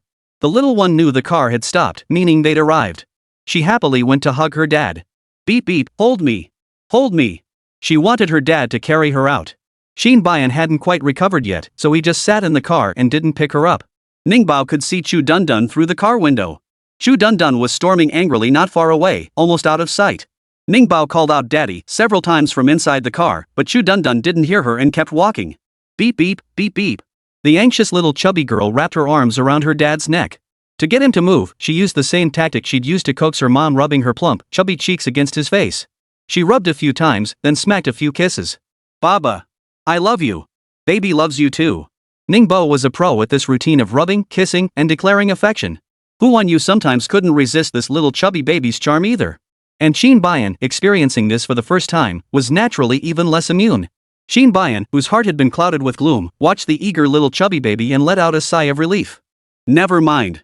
The little one was still young. He'd teach her slowly over time. He refused to believe his daughter, Qin's child, would be an academic underachiever. Qin composed himself and stepped out of the car, holding the impatient Ningbao. The moment she stepped out, Ningbao slipped from his arms like a little loach. She was off to chase after Chu Dundun. Chu Dundun was leading the way, looking utterly furious. Who the heck did this? Who took the wheels off my car again? This was the 5th time someone had secretly removed the wheels from his Mercedes. Whoever kept doing this was utterly despicable. Chu Dundun searched everywhere for the culprit, while Ningbao chased after him, calling out Guagua the whole time. After calling out Guagua many times, Chu Dundun finally heard her. Hey! Ningbao, you're here. I knew you'd come. I was even planning to drive over to pick you up. This is infuriating, my wheel's been stolen again. Guess we can't ride in my car now. Though Chu Dundun was furious, he didn't take it out on Ningbao. He walked over, took Ningbao's chubby little hand, and led her away. Qin watched them from behind. The little chubby baby who had just been saying she loved daddy hadn't looked back at him once since getting out of the car. Chapter 69, Baby's Game. Daddy, is the car broken? Ningbao, being led by Chu Dundun, noticed the car wheel he was carrying in his other hand. Chu Dundun nodded, his little face looking fierce. Don't let me catch whoever did this. If I catch them, I'll definitely beat them up. Don't hit the baby. Hearing about hitting someone, Ningbao quickly shielded herself in panic. Chu Dundun pinched her chubby little hand, amused by her reaction. Why would I hit you? You didn't take my wheel off. Even if you took off my wheels, I wouldn't hit you. You're my little sister. Chu Dundun was different from Chu Liang. Chu Liang had been disciplined by Qin Bayan alongside Qin Mo since childhood, so he avoided Qin Bayan whenever possible. But Chu Dundun actually liked Qin Bayan. He idolized Qin Bayan in his heart. His current kindness and patience toward Ningbao weren't solely because Chu Liang had instructed him to look after her. First, it was because of Qin Bayan. Second, it was because Ningbao was simply adorable. She was absolutely the beautiful little sister of his dreams. Good pot. Hearing Dao Guegua promise not to hit her, Ningbao grinned widely. She showered Dao Guegua with praise, her little mouth full of sweet flattery. Chu Dundun was practically floating on air from the flattery. Ningbao, come back to my place and be my little sister. Chu Dundun was tempted to kidnap Ningbao and take her home. But while Ningbao was all about the sweet talk, she flat out refused to become someone else's little girl. Go, take me back to mom's house. I want mommy. Chu Dundun, alright then. Chu Dundun failed to kidnap the chubby little one, but he didn't let it get him down. He took Ningbao and continued wandering around. Many people had come to the Chu residence today. Xia Cheng from the Xia family was meeting with Qin Bayan at that moment. The two greeted each other, and Xia Cheng chatted casually with Qin Bayan. Ningbao is adorable. How's the experience of being a dad lately? Qin Bayan's tone was cool, his reply clearly casual, it's okay. Xia Cheng smiled, so when are you planning to hold Ningbao's public banquet? Qin Bayan, in a while. Xia Cheng lifted her champagne glass and took a sip, her eyes still sparkling with amusement. Are you and Ningbao's mother planning to have a wedding ceremony? If you do, remember to let me know in advance so I can prepare a wedding gift for you both. Qin Bayan's tone remained cool, no need to go to all that trouble. His words clearly meant she needn't bother preparing a wedding gift for him. He hadn't outright denied the possibility of a wedding. In an instant, Xia Cheng understood his meaning. How rare. Xia Cheng swirled the wine glass in her hand, her words a mix of a whisper and a tease, so this iron tree really does bloom after all. She had always assumed Qin Bayan, that emotionally detached man since childhood, would never care about any woman in his lifetime. It seemed he'd been mistaken. Just as Xia Cheng and Qin Bayan were talking, Xiao approached, dressed in a delicate, pale yellow cocktail dress. Sis. She called out to her sister, seemingly there to find her. But her eyes were fixed on Qin Bayan. Before she could reach them, Qin Bayan rose and walked away the moment he heard her voice. I'll go check on Ningbao. You go ahead. Xia Cheng, alright. Xia Cheng watched Qin Bayan leave, then turned her gaze to Xiao. Xiao, what's up? Need something? Sis, it's nothing major. By the way, what were you and brother Bayan talking about just now? Xiao leaned closer, adopting a coy, teasing tone to draw Xia Cheng out. Xia Cheng acted as if she hadn't caught on, replying, we were talking about Ningbao's mom. At brother Bayan and Ningbao's mom's wedding, little Ningbao could even be a flower girl. That little one is so adorable. She'd be perfect as a flower girl. Xia Cheng smiled as she spoke about Qin Bayan's family of 3. Xiao listened so intently her fingernails dug into her palms. Sis, brother Bayan is having a wedding? He and Lemon Mom are actually in love? That Lemon Mom is just some overrated little starlet. She clearly has ulterior motives toward brother Bayan. Sis, you're so close to brother Bayan. You can't just watch him get taken advantage of. You have to warn him. Don't let him fall for that fake starlet's tricks. Xiao earnestly urged Xia Cheng to persuade Qin Bayan and Hu Wanyu to break up. Looking at her sister's earnest expression, Xia Cheng sighed softly and replied, Xiao, I've taught you many times before whether speaking or acting, you must always maintain decorum. You can't slander others. Sis, I'm not slandering her. It's that Hu Wanyu Lingbao's mother, Hu Wanyu, who's the one behaving improperly. She's been linked to Qin Mo in rumors. Just search online and you'll find it. She not only had an affair with Qin Mo but also bore Qin Bayan's child. Don't you think she's truly cunning and manipulative? Xiao cut Xia Cheng off, recklessly spewing insults about Hu Wanyu. She even brought up Yi's testimony to prove Hu Wanyu wasn't a good person. Yet Xia Cheng remained unconvinced. Xiao, I haven't met Ningbao's mother, but I've met Ningbao. She's such an adorable baby, and I really like her. I imagine her mother must be a very likable person too. Xia Cheng spoke these words sincerely. She genuinely felt a strong affection for Ningbao. She usually felt indifferent toward children. But for some reason, when she looked at Ningbao, she felt a deep, heartfelt warmth. In fact, whenever she looked at Ningbao, she couldn't help but think of her own beloved younger sister, Xiao Yuan, the one she cherished most and missed dearly. She used to look at her own Xiao Yuan and feel her heart melt at just one glance. And now this Ningbao had the same effect on her. Sis, why are you so protective of that kid? She's got a terrible personality. Xiao Yuan. Listening to Xiao Yuan repeatedly criticize others, Xiao Qing finally frowned and raised her voice in warning. Xiao Yuan, receiving the warning. She was resentful but shut her mouth. She was a little afraid of Xiao Qing. Having been put in her place by both Xiao Qing and Qin Bayan, Xiao Yuan bit her lip and walked away, unable to sit still. She intended to clear her head, but fate had other plans. Just as she wandered aimlessly, she stumbled upon Ningbao in the garden, eager to splash in the pond. The little one had already dipped her chubby feet in when Chu Dundun pulled her back just in time. Don't play with that. Chu Dundun sternly warned Ningbao, you'll get spanked. Chu Dundun didn't mention the real dangers of playing in water. He only said that playing with it would get you punished. Ningbao. Ningbao blinked her eyes, her expression looking utterly innocent. She spoke in her soft, sweet voice, but Mom isn't here. Without Mom around, no one would punish her. Chu Dundun, ? Chu Dundun, your mom isn't here right now, but she'll be getting off work. She can still spank you when she gets back. After Chu Dundun's persistent persuasion, Ningbao finally stopped thinking about wading in the water. But her little socks were already soaked. Wet socks felt uncomfortable, so Ningbao stretched out her chubby feet and politely asked Chu Dundun. Daddy, take them off. Chu Dundun, huh? Confused, Chu Dundun took off both her shoes and socks. Ningbao, barefoot and chubby-footed, stamped her feet on the ground contentedly, her little mouth sweet as honey. Thank you, Go-Go. Chu Dundun, you're welcome. The two children played together, looking surprisingly harmonious. Xiao Yuan watched the scene unfold, feeling a surge of irritation welling up inside her. She hated both of these kids.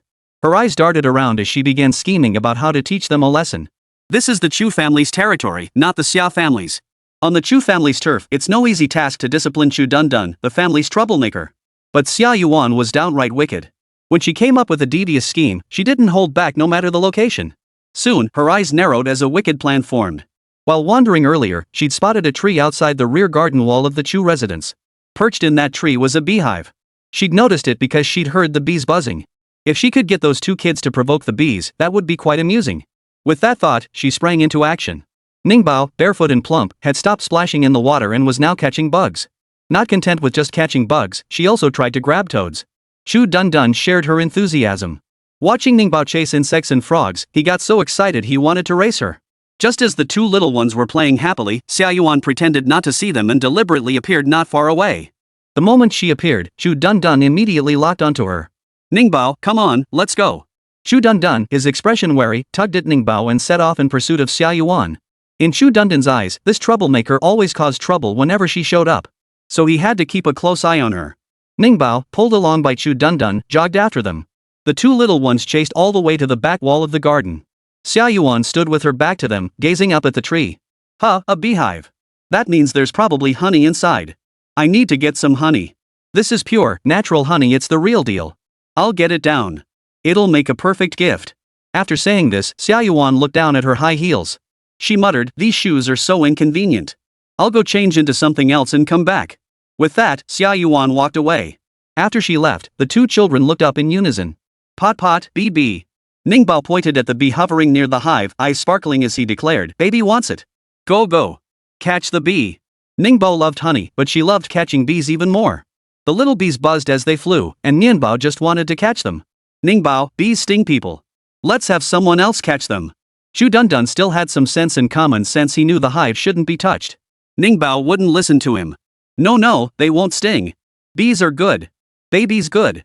Ningbao kept insisting that good bees don't bite good babies. Chu Dundun tried to pull her away but couldn't budge her. The big and little one stood frozen in place while Xiao Yuan, who hadn't gone far, watched closely from nearby. She was certain Ningbao was in for trouble this time. Little did she know that the one in trouble wasn't Ningbao at all, it was her.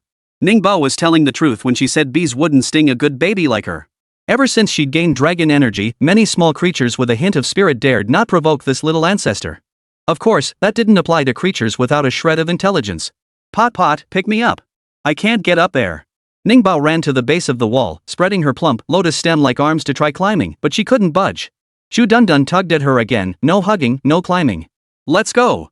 This is impossible. I've been stung by bees before. If you get stung, I won't be able to explain it to the adults. No amount of persuasion worked on Chu Dundun. Ningbao watched the little flying bees, completely captivated. Just as Chu Dundun seemed to be running out of ideas, one little bee suddenly flew straight toward Ningbao without hesitation. Ningbao quickly held out her chubby little hand. The bee landed in Ningbao's palm and truly didn't sting her. Wow! Pretty! Ningbao praised the little bee too. After praising the little bee, she happily tucked it into her pocket and walked away, completely satisfied. Daddy, catch lots of bugs, catch big bugs. Let's go! Having dealt with the little bee, Ningbao went off to catch other bugs. She wanted to give them to Dad as a gift. She'd given some to her mom before, but Mom's face turned a bit green and she didn't say a word. Mom never played with her bugs and would even throw them away. Ningbao wanted to catch bugs to play with Daddy. Come on, let's not stay here. Let's go catch something else. Chu Dundun was genuinely terrified of bees. He couldn't wait to lead Ningbao away. To keep Ningbao from going back to watch the bees, Chu Dodo even caught a toad himself and gave it to her. Thank you. Ningbao carefully tucked the toad into her little shoulder bag. Her pockets were already full of bugs, so there was no room for the toad. Both her pockets and her little bag were full. Ningbao stopped playing around and happily went to find her dad. The moment she stepped away from the garden's back wall, Xiao immediately crept over. Xiao stared at the beehive above, puzzled. Strange, why aren't these bees stinging anyone? The words had barely left her mouth when, in the next instant, a swarm of bees erupted from the hive, charging at her without mercy. The bee suicide squad charged fearlessly at her face, one after another. Xiao let out a piercing scream as she was stung. Help! My face! Xiao's agonized screams echoed behind her, faintly reaching Ningbao's ears. She rubbed her little ears, hesitated for a moment, but still didn't turn around. All she wanted now was to find Daddy. The little chubby baby, her mind completely occupied with thoughts of her dad, easily spotted him sitting on the sofa. Across from Dad on the sofa sat an unfamiliar uncle. Ningbao toddled over on her stubby little legs. Qin Bayan immediately noticed her feet. Ningbao, where are your shoes? Qin Bayan frowned as he asked about her little shoes. Having already discarded her little shoes, Ningbao didn't answer the question. The little one was busy checking out the few uncles around. There weren't many uncles. The generous chubby baby patted his pocket and began handing out gifts to each uncle one by one. Uncle! Handies! Hold out your hands! The little one flashed the uncles a sweet smile, melting them so much they instinctively held out their hands. Chapter 70, Daddy's Online Tutoring for Baby. Yengu, is this your daughter? She's so adorable. Her smile is so sweet. I'm starting to want a daughter myself. The uncles were utterly charmed by Ningbao's soft, pudding-like smile, their hearts melting one by one. Their lips curved upward, and their hands reached out in unison. Seeing them reach out, Ningbao began rummaging through her pockets. Several still wriggling bugs, along with 2 shelled ones, were distributed among the uncles based on their looks. The best-looking uncle gets 2 bugs. Ningbao swiftly and generously distributed the insects. The uncles who had been smiling warmly one moment had their smiles freeze on their faces the next. Especially the handsome uncle who got 2 bugs, his face went pale. After 3 seconds of silence, he shot away like a spring, frantically shaking his hands. He absolutely dreaded bugs. The handsome uncle was frantically shaking his hands, and the other uncles weren't faring much better. Even if someone wasn't afraid of bugs, the feeling of one crawling in their palm was far from pleasant. Uncle, play with us. Bug paper. It won't bite. After giving away all the bugs, Ningbao saw the uncles either frozen in place or screaming in horror.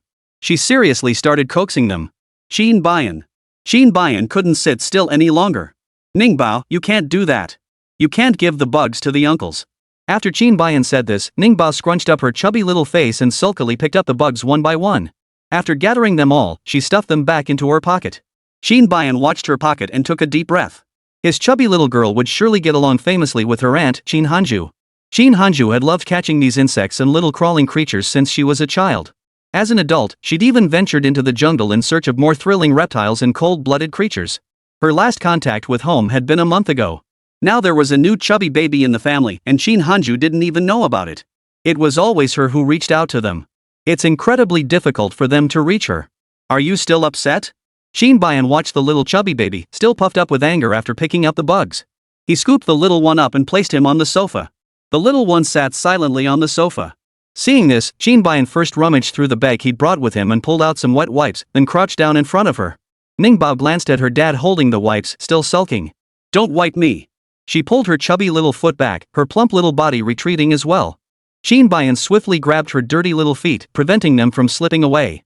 It's dirty. You can't step on the sofa. Ningbao, I will. Qin Bayan. Qin Bayan didn't argue with this chubby little baby. He bent down, using his strength to forcibly wipe the little chubby feet in his hands. Get away. Don't touch baby. Ningbao was even more stubborn than Qin Bayan. She kicked her chubby little feet with all her might, wriggling like a piglet about to be slaughtered, impossible to hold still. Father and daughter staged a scene straight out of a battle royale. After being kicked several times, Qin Bayan finally began coaxing the little piglet. Many people are afraid of bugs, Ningbao. Giving bugs to others like that isn't polite. Uncle got scared by the bug. You need to apologize to uncle. Once you apologize and uncle forgives you, you'll be a good baby. Qin Bayan's last line, which sounded less robotic, was something he picked up from Hu Wanyu. He often heard Hu Wanyu use similar phrases to soothe this little one. For example, baby, just one more bite of veggies. Kids who love their veggies are good babies. Or like this. Oh my, our baby drinks water in such big gulps, what a good baby you are. Hu Wanyu's speech was full of little interjections. When she spoke to Ningbao like this, her voice sounded sweeter than usual. Qin Bayan couldn't manage that kind of tone. He could only try his best to mimic a similar sentence structure. Buggy, don't bite. Ningbao understood her dad's words. She puckered her lips and spoke up for her bug with a pouty expression. Qin Bayan patiently repeated the lesson. Even if bugs don't bite, some people still get scared. After repeating it several times, Ningbao sniffed and understood. The little one even gave an example. Big black chaser. Baby scared. Big Black Face was a character from a cartoon. Ningbao was terrified of this character. When Hu Wanyu couldn't control her anymore, she'd bring out Big Black Face, threatening that if Ningbao didn't listen, she'd send him over. Big Black Face was sometimes more effective than a spanking. After realizing her mistake, Ningbao would admit it. She obediently lifted her chubby little feet, letting her dad slip the new shoes onto them. Once her new shoes were on, she walked over to the group of men she'd seen earlier. Uncle. The little one tilted her chubby face up, looking at the men. She tried to pout but held back. She obediently apologized. I'm so sorry. Qin Bayan corrected her from behind. Just say I'm sorry is enough. Ningbao rubbed her eyes and obediently repeated, just say sorry. Qin Bayan. Qin Bayan frowned slightly and instructed her for the third time, emphasizing each syllable, I'm sorry. Ningbao, you're welcome. Qin Bayan, ? Qin Bayan's eyelid twitched uncontrollably. Watching this father-daughter exchange, especially seeing Qin Bayan flustered in front of his daughter, the uncles who had been genuinely startled by the insect moments ago couldn't hold back their laughter any longer. Sweetie, it's okay. Uncle isn't mad at you. Yengu, I don't remember you handling Qin Mo like this before. Ha, looks like little Ningbao's got you wrapped around her finger. Those sitting closest to Qin Bayan were all on good terms with him. Unlike other domineering CEO types who had no friends, Qin Bayan was different. He was a man of few words, emotionally detached, living like a human machine. Yet he'd never been disconnected from society since childhood. He was highly educated and spent a considerable amount of time in school. Over the years, he maintained connections with classmates and friends. He simply hadn't formed any close bonds with anyone besides Hu Wanyu. Amidst her uncle's playful teasing, Ningbao's mood lifted. Seeing everyone laugh, she giggled twice. Bap bap. After smiling at her uncles, Ningbao turned her little body and threw herself onto Qin Bayan's lap. Hold me. The little one looked up at her dad with sparkling eyes, her clingy side kicking in. Qin Bayan looked down at her and lifted her into his arms. The little one's mood swings are quite unpredictable. Right now, she stretched her plump, lotus stem-like arms around her dad's neck, pressing her chubby little body close. Qin Bayan felt the little one's closeness, and his own mood was unconsciously swayed by this tiny being. If you want to play with bugs, you can bring them to me. I'll make you an aquarium. What's an ecological enclosure? Ningbao didn't understand. But Ningbao understood that daddy could play with bugs with her. Her eyes sparkled even brighter as she looked at her dad. Baba. I love you, daddy. After declaring her love loudly, Ningbao happily opened her little shoulder bag. She was going to give daddy the biggest present. Chapter 71, The Agent's World Collapses. Baba. Play. Ningbao's chubby little hand reached into the bag and the next second, she pulled out a huge toad. The toad, bigger than her own chubby hands, was pulled out by the neck.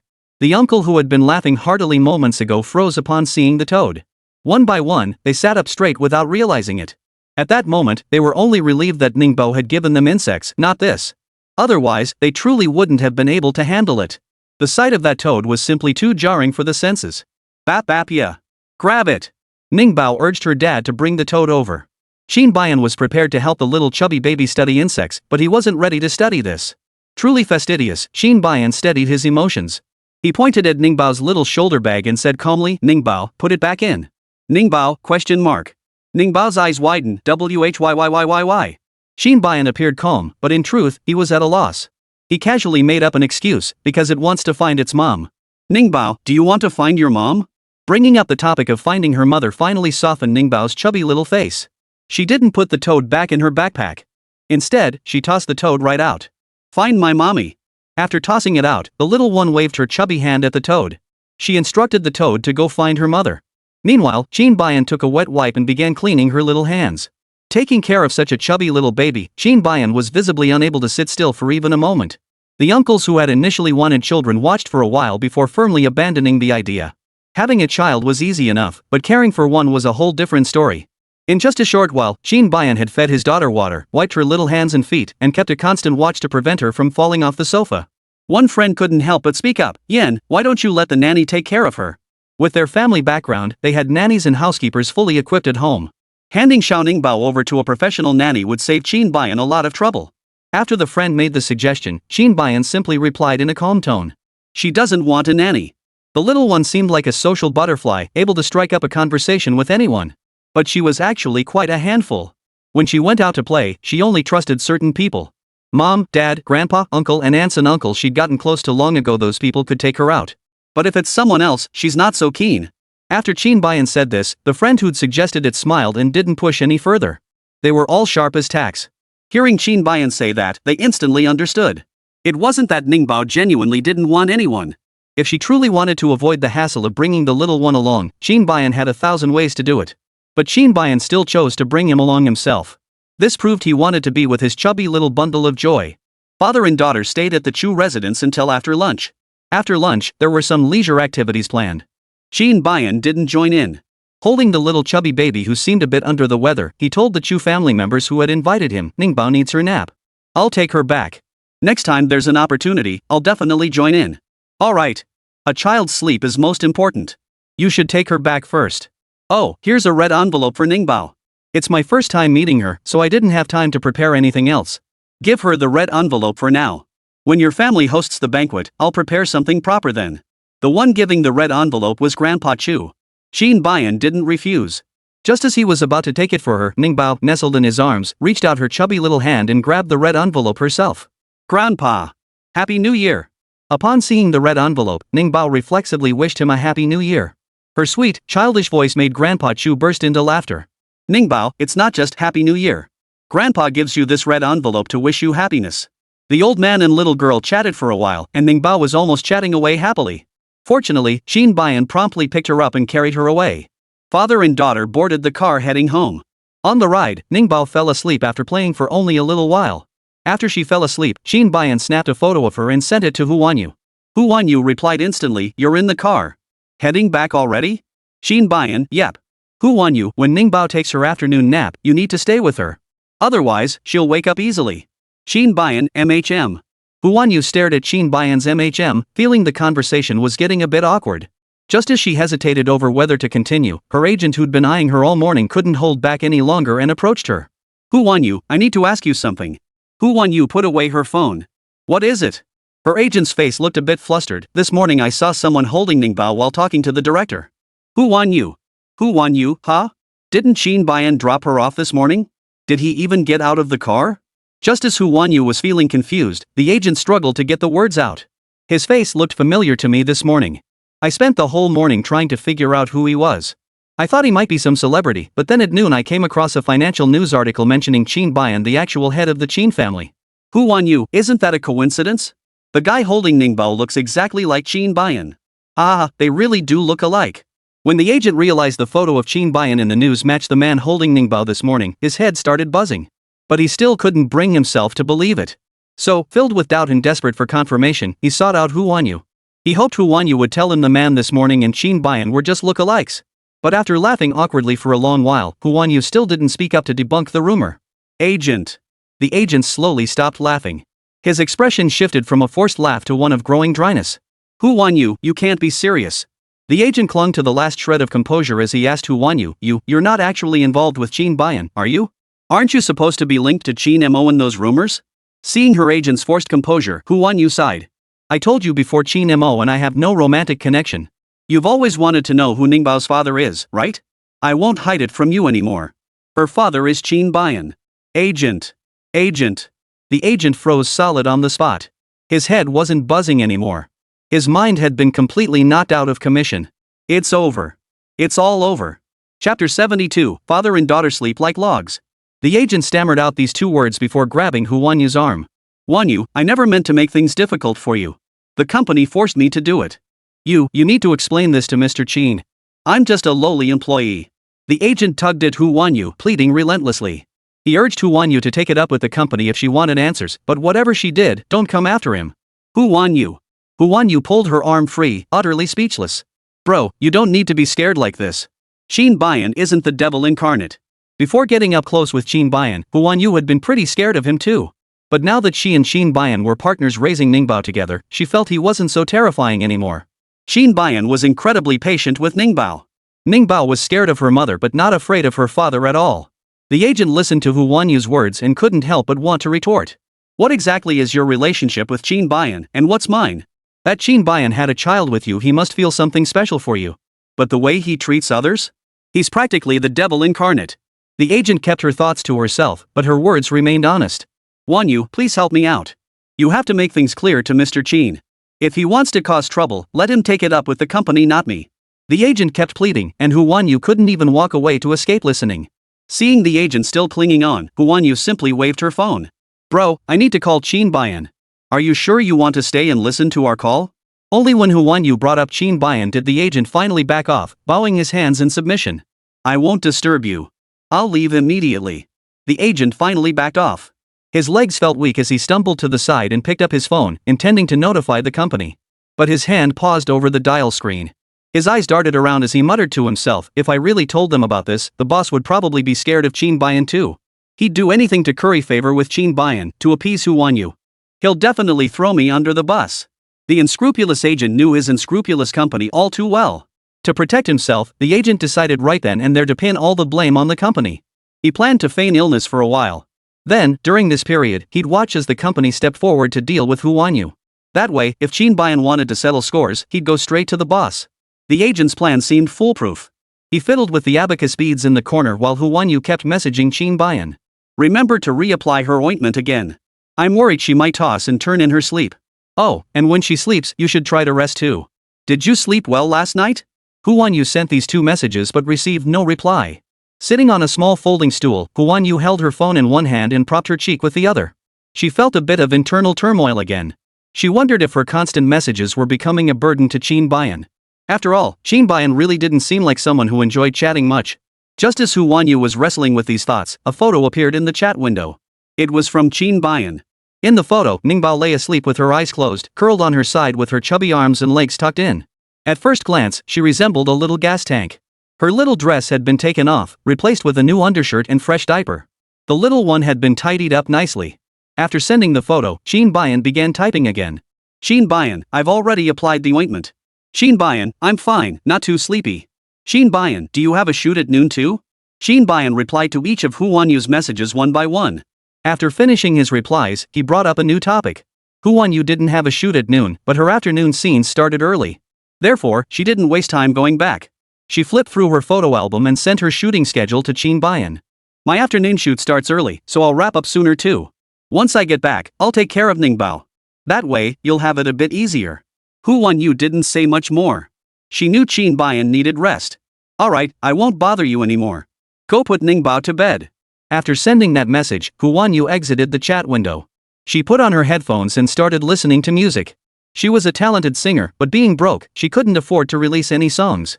The company saw her as too obscure and refused to release her music. Nowadays, when celebrities release songs, fan purchases make up the bulk of sales.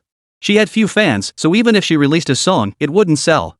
The afternoon hours flowed quietly by. Hu Wanyu dozed off while listening to music in a corner of the set, while Qin Bayan slept beside a small gas canister. Little gas canister behaved slightly better today than last night. Though she whimpered, she didn't cry or fuss. When Qin Bayan heard her whimper, he gathered her into his arms and gently patted her back. Her whimpering grew much quieter. The big and little ones fell asleep together. The little gas can, whose sleeping position kept changing, ended up crawling right onto her dad's chest, sleeping right on top of him. Despite her wriggling, Qin Bayan remained largely undisturbed. Father and daughter slept soundly through the entire afternoon. Around 5 or 6 o'clock, Qin Bayan awoke to find Ningbao sitting beside him, tearing at a picture book. Surprised, he asked, Ningbao, when did you wake up? Ningbao held up the picture book, Dinosaurs. The book in her hands was a dinosaur picture book. Qin Bayan propped himself up on the bed and sat up. He observed the little one and realized she had just woken up too.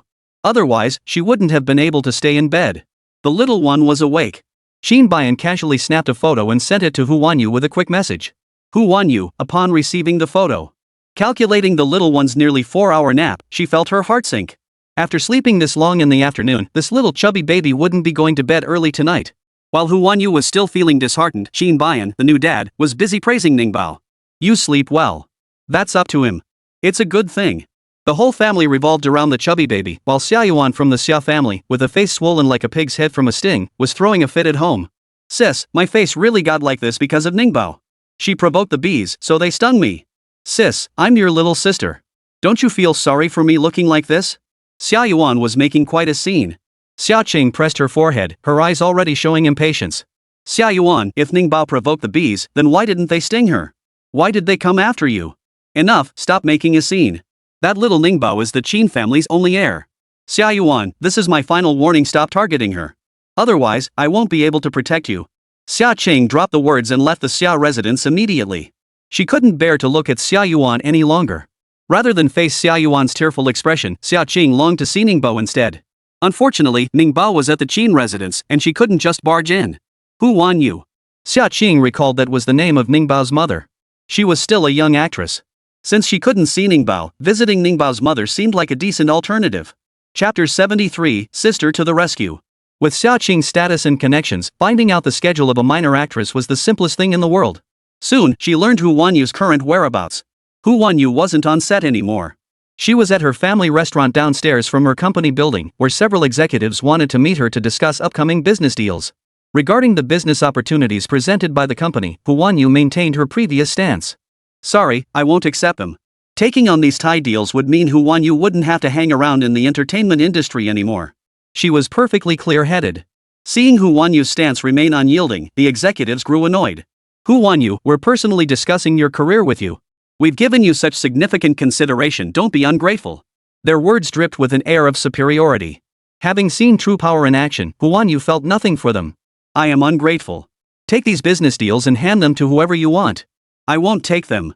And don't bring up the contract either. Didn't you say it yourselves?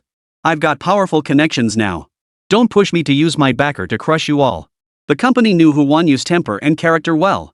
She'd rather scavenge scraps outside the company gates than compromise her principles.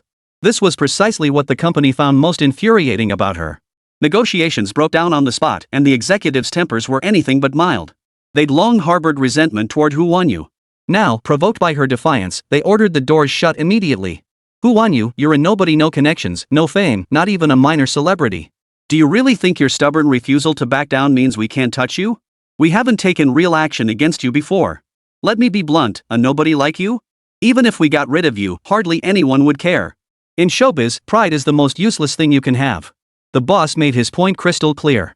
Hu Wanyu looked at this new boss and realized he wasn't someone to mess with. She knew confronting the company head-on like before wouldn't work this time. The door slammed shut. Hu Wanyu reached for her phone. But just as her fingers touched it, the leader who had just issued the threat gave her a mocking smile.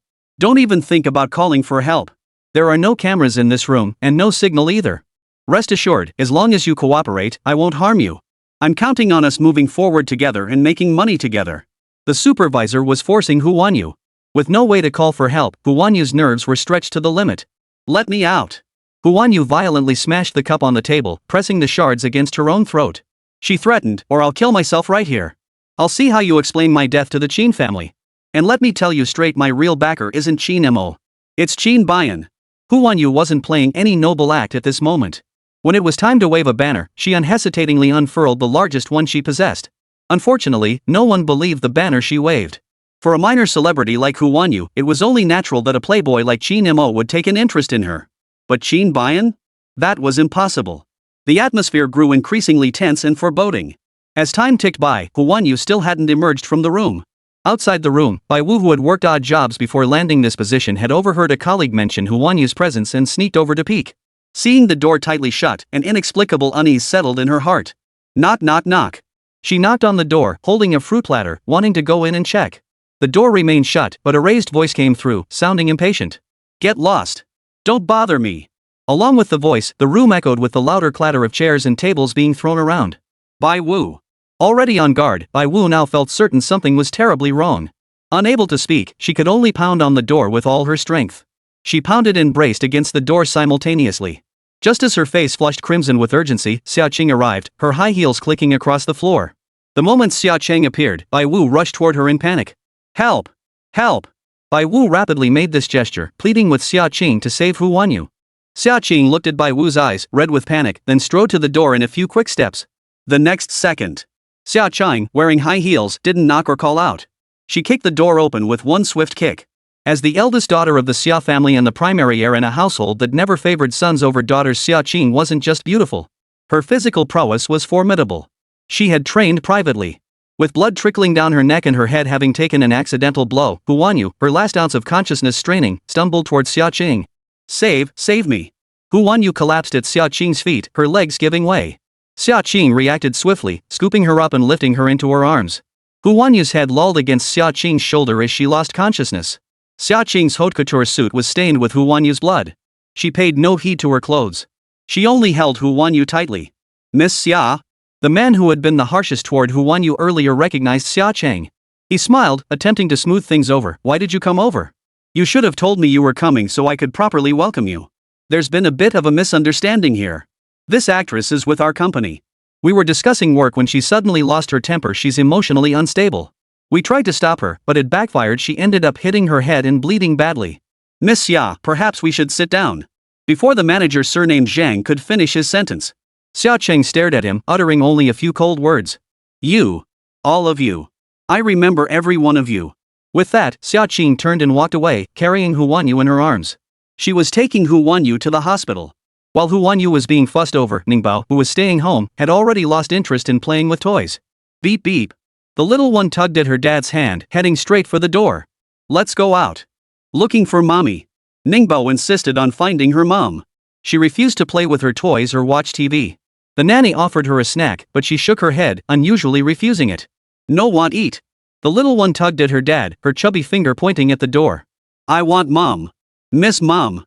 Chapter 74, Baby doesn't cry much. Ningbao kept searching for his mom. Qin Mo had already planned to pick up Hu Wanyu. He'd planned to let the little one eat first before going.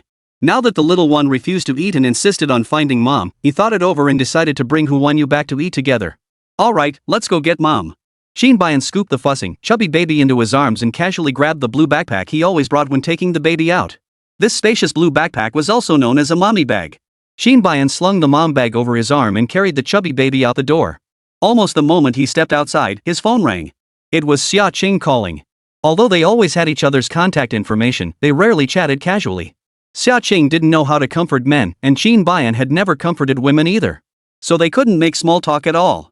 Facing Xiao call, Qin Mo didn't think twice before freeing his hand to answer. He knew that if Xiao was calling him, it must be about something important. Hey, Qin Mo, come to the hospital right away. Hu Wanyu's in trouble. As soon as Xiao finished speaking, Ningbao, who loved eavesdropping on adult conversations, wide-eyed. Mommy. The little one had heard her mother's name. And she heard hospital. What happened to mommy? Ningbao reached out with her chubby little hand, frantically trying to grab the phone. Qin Mo raised his arm to stop her from snatching it. Ningbao, be good. Qin Mo said, asking for the hospital's name. After getting the name, he added, send me the details on WeChat. I'm heading over now. Xiao, okay. Xiao heard Ningbao's voice and realized Qin Mo was about to take her, making it inconvenient to continue the call. So after giving the address, she sent a message about today's events to Qin Mo's WeChat. After hanging up, Qin Mo picked up Ningbao and headed to the hospital. On the way, Ningbao sat on Qin Mo's lap, eyes brimming with tears. The little one had never been so well behaved in the car before. After sitting for a while, she lifted her chubby little face and said to Qin Mo, looking for mommy. Qin Mo held her chubby little hand and replied softly, yes, we're going to find mommy. Ningbao repeated find mom all the way there, and Qin Mo patiently answered her every time. While father and daughter rushed to the hospital, Xiao remained by Hu Wanyu's side the entire time. Hu Wanyu had suffered a head injury. After the hospital completed her examination, she was now receiving in 4 drip. The wound on her neck had been bandaged. Xiao had watched intently the entire time while the wound was being dressed. Seeing Hu Wanyu's injuries, Xiao felt inexplicably tight in her chest. Even though Hu Wanyu was unconscious and temporarily unaware of the pain, Xiao still took her hand and spoke softly beside her, offering comfort, it won't hurt much longer. Don't be afraid. The doctor noticed Xiao Qing's instinctive display of concern for Hu Wanyu and reassured her, Miss Xia, please don't worry. Your sister is not in any life-threatening condition. She has a concussion and will need rest for a while. For the injury on her neck, we'll apply the best ointment available. Xiao Qing, MHM. Xiao Qing didn't deny the word sister. Her eyes lowered, resting on Hu Wanyu's pretty little face. This was her first time meeting Hu Wanyu. She rarely followed entertainment news, and Hu Wanyu's fame was genuinely too minor. So, while she'd heard the name Hu Wanyu recently, she hadn't deliberately looked her up. Now, seeing her in person, all of Xiao Qing's attention was drawn to her. She studied Hu Wanyu's eyebrows and eyes, and the more she looked, the more an indescribable sense of familiarity washed over her. Miss Xia, please take a seat here. We'll come back shortly to check on her condition. Hu Wanyu's injuries had been treated, and she was now receiving in-4 drip. The doctor saw no need to stay. After speaking with Xiao Qing, the doctor exited the ward. The moment the doctor stepped out, Qin Bayan walked over, holding Ningbao in his arms. Ningbao was afraid of doctors. Spotting the doctor in the white coat, she quickly pressed her chubby little face against her father's chest. No doctors. The little one's muffled, childish voice came out. Qin Bayan stroked her head and walked into the ward. Inside the room, Xiao Qing did nothing else. She just stared at Hu Wanyu's face, lost in thought. Xiao Qing.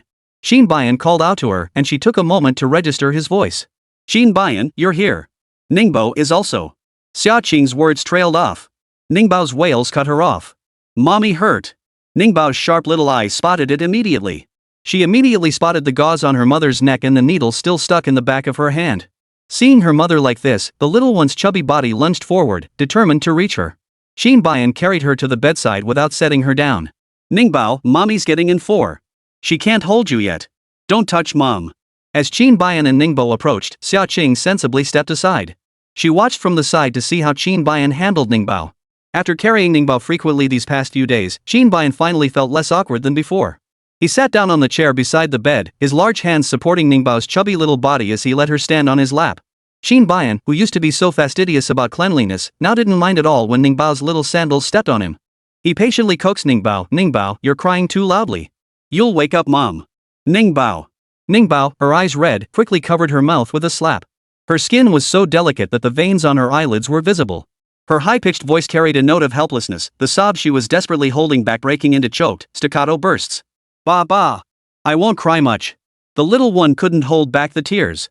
So she lowered her voice and promised Daddy she'd cry just a little bit. Qin Bayan watched the chubby baby struggling to hold back her tears, then glanced at Hu Wanyu lying on the bed. His eyes darkened.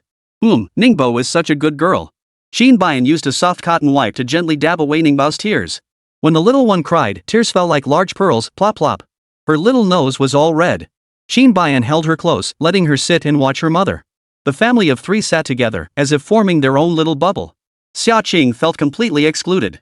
She stood there for a moment, then decided to leave the hospital room to them. Mama got hurt. Ningbao stared at her mother, her chubby little hand pointing at mom's neck again. Qin Bayan murmured a low, solemn MHM. Mommy's hurt. Ningbao needs to be a good girl and stay with mommy. Ningbao, okay. Ningbao stared at her mother for a few seconds before speaking up loudly again. Baba. Bad guys. Ningbao was saying that because of the bad guys, her mom got hurt. Chapter 75, Retribution. Even without Ningbao saying it, Qin Bayan knew Hu Wanyu was hospitalized because someone had harmed her. He'd seen Xiao Qing's message on his way over. Beep beep, bad guys. Seeing her didn't respond, Ningbao kept repeating bad guys. Until Qin Bayan squeezed her little chubby hand and whispered down to her, Daddy knows. Daddy beat the bad guy. The little one heard beat the bad guy and immediately nodded her little head solemnly. Bad guys are so bad. Bap Bap will beat them. After calming the little one, father and daughter continued watching Hu Wanyu. Hu Wanyu's small face looked weak and pale from blood loss. She lay still with her eyes closed. Her naturally curled, thick lashes resembled tiny fans, occasionally fluttering with each breath. Ningbao had inherited her long lashes. Qin Bayan stared silently at Hu Wanyu. That morning when he dropped her off, she'd been perfectly fine. She had even said she would return early that evening.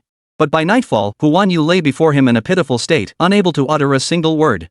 The memory of Hu Wanyu's injuries made the coldness in Qin Bayan's eyes almost tangible. If Xiao Qing hadn't suddenly decided to visit Hu Wanyu today, if Xiao Qing hadn't arrived just in time, what would have happened to Hu Wanyu today? Beep beep. Touch me. Just as Qin Bayan was lost in his own dark thoughts, radiating an oppressive aura, the chubby little Ningwa spoke up again. She interrupted her father's thoughts. She wanted to touch her mom. With this chubby little one around, Qin Bayan had to temporarily suppress all his thoughts and emotions. He had to soothe this little one. Mommy has needles in her hands. You can touch the hand without needles. Ningbao, okay. After responding loudly, Ningbao stretched out her tiny hand and cautiously touched her mother. She touched once, then again, her eyes fixed solely on her mother. Qin Mo didn't stop her. Taking advantage of the little one's momentary stillness while touching her mother, he retrieved a baby bottle and some portioned-out formula from his backpack. There was water in the hospital room. Qin Mo expertly prepared a full bottle of milk. After testing the temperature, he handed the bottle to Ningbao. Have some milk first. The little one hadn't eaten dinner and must be hungry by now. Sure enough. As the bottle was handed over, Ningbao clutched it with her two chubby little hands and began gulping away. After several big gulps, she suddenly handed the bottle back. Mom, drink some. The little one wanted to share her milk with her mother. Just as she was about to hand it over, Qin Mo reached out and stopped her. Mommy doesn't need any. You drink it all yourself. Drink more, so you'll be full and can take care of mommy. Qin Mo's words to soothe the baby worked like a charm. Ningbao nodded her little head, repeated take care of mommy, and then drank her milk with great determination. She gulped away with all her might, while Qin Mo sent several messages on his phone during her feeding breaks. To be precise, Qin Mo wasn't sending messages, he was issuing commands. His 10-person assistant team and his deputy immediately sprang into action upon receiving the directives. Hu Wanyu's company, along with everyone involved tonight. Qin Mo intended to settle accounts with them all. The company Hu Wanyu signed with wasn't large, but it had been operating in the industry for quite some time. Its top executive had some connections. When Qin Mo's people moved against them, they struck with ruthless force. Old Zhang, have you gotten in touch with Miss Xia? Why would Miss Xia come to rescue Hu Wanyu? What's their relationship anyway? Old Zhang, Miss Xia isn't actually going to come after us, is she? At Hu Wanyu's company, the very people who had hospitalized her were gathered together, discussing today's events. Xia Cheng had issued a warning before leaving. They were all terrified of Xia Cheng. Just as they were scrambling to contact Xia Cheng to smooth things over, the legal affairs manager and the PR manager burst into the room. Boss, bad news. Bad news. We've been reported. We're trending on social media. The company Hu Wanyu worked for was no squeaky clean operation. It couldn't withstand close scrutiny. And now, it was clear they were about to be investigated. Hearing that the retaliation had come so swiftly, several executives and even the boss were stunned. How did Xia Cheng move so fast? What's her deal with Hu Wanyu? It's been barely a moment, and she's already made her move. Quick, find someone. We need to make her stop immediately. Everyone assumed Xia Cheng's retaliation had arrived. But the boss took a call. After hanging up, he was completely dumbfounded. It's not Xia Cheng. The boss slumped back in his chair, muttering to the others, it's Qin. Qin Mo? He got wind of it too? But he doesn't have the clout to take us down this fast, does he? Not Qin Mo. The boss shuddered violently, his face drained of color as he finished his sentence. It's Qin Mo. It was Qin Mo who did it.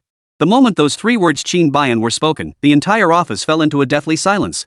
The leaders who had just been discussing how to resolve the issue now fell completely silent. Their expressions gradually darkened. Zhang Shan, who had been the most relentless in pressuring Hu Wanyu tonight, had lost all color in his face. Hu Wanyu said today that her backer is Qin Mo. Zhang Shan stammered out the question, his voice thick with disbelief. She actually meant it? No one had believed Hu Wanyu's claim at first. After all, no one could imagine Qin Mo, that great Buddha who never touched a woman, being connected to some minor celebrity. Now, they believed Hu Wanyu's words. But it seemed they'd come to believe it far too late. What do we do? Is there any way out now? Is there any hope left for us? The group exchanged glances, each now pinning their hopes on the others to offer a reliable way out. While they were still pinning their hopes on each other, Qin Mo, inside the hospital room, had already decided to stay the night. Xia Cheng had booked Hu Wanyu a top-tier VIP room. Besides a companion bed, it featured a sofa, balcony, and bathroom. In short, the room was fully equipped with everything one could need. Staying here wouldn't be a bother for Qin Mo. Beep beep, is mommy coming home? Ningbao was still afraid of the hospital. She wanted to go home with her mom. Qin Mo was packing her things when he heard her voice. He replied calmly, Mommy isn't going home yet. We'll go back once mommy wakes up. Ningbao, okay. Though she said okay, not long after, she asked again, Mama, are we going home? She asked several times, and finally, seeing that mom really wasn't coming back, she clung to Qin Mo's leg, her little face filled with sorrow. Baba, baby scared. Chapter 76, Uncle Qin's Breakdown. Ningbao had been rushed to the hospital before, and Qin Mo hadn't woken up then. But after he regained consciousness, old Master Qin and Qin Mo had sent him the video footage and photos from that time. Therefore, Qin Mo knew exactly how pitiful Ningbao had looked back then. Hu Tianxi, the one who had harmed Ningbao, had been conveniently taken away by casino enforcers before his sentencing and imprisonment. The casino demanded repayment, but he couldn't pay. So, they collected the debt in their own way. Rumor had it Hu Tianxi was sent to an overseas livestream where his limbs were severed live on camera, drawing a flood of donations. After her son was taken away, Hu Tianxi's biological mother searched everywhere for him. Her search drove her to the brink of insanity. Neither Qin Mo nor Qin Bayan had mentioned Hu Tianxi and his mother's situation to Hu Wanyu. Now, looking at Hu Wanyu who hadn't woken up yet, Qin Bayan picked up the baby from his lap. He said, "Don't be afraid."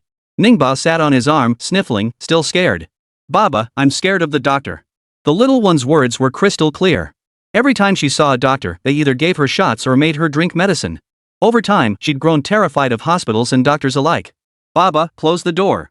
Ningbao turned her little face as if suddenly remembering something and pointed at the door. She wanted Daddy to close the door. Qin Bayan saw the little one was genuinely scared. He walked over to the door in a few strides. Before closing it, he glanced outside. Xia Qing had already left. Qin Bayan silently acknowledged the favor Xia Qing had done him. Then he closed the door. Once the door closed, only the family of 3 remained in the hospital room. Earlier, Qin Bayan had someone bring his clothes, laptop, and Ningbao's belongings. He didn't turn on the computer just yet.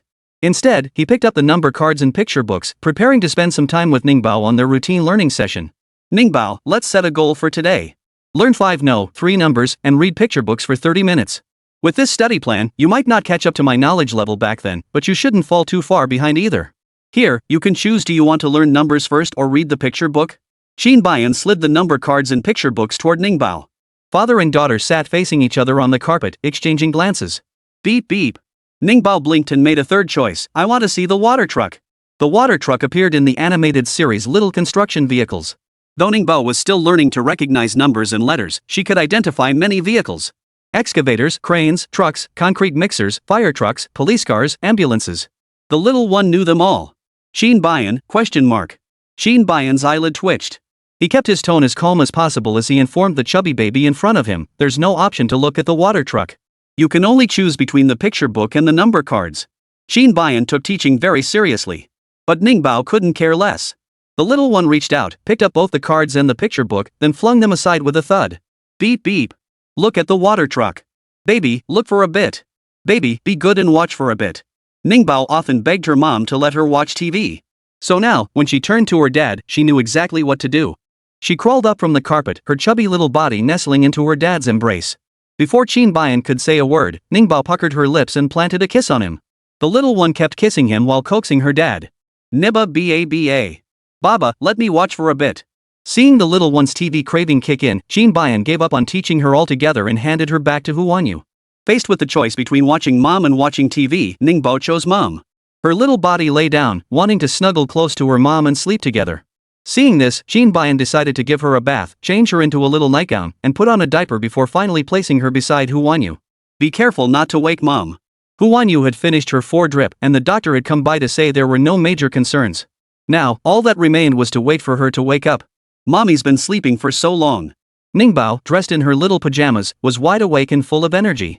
Her little hand touched mom's face as she started chatting with dad. "Baby won't sleep. Mommy sleep. Don't disturb mommy." Little chatterbox Ningbao kept touching her mother's face while babbling away, even when her father didn't respond. Qin Bayan sat beside them, occasionally murmuring to show he was participating in the conversation. As father and daughter chatted, Ningbao's smartwatch suddenly buzzed. The moment it rang, Ningbao perked up. A call. She loved answering calls the most. The video call was from Bai Wu. Having witnessed Hu Wanyu being carried out by Xiao Qing, Bai Wu was concerned about Hu Wanyu's condition and had called to check. Seeing Bai Wu on the screen, Ningbao's eyes lit up. "Auntie." Bai Wu signed back, greeting Ningbao in sign language. "How's your mom doing?"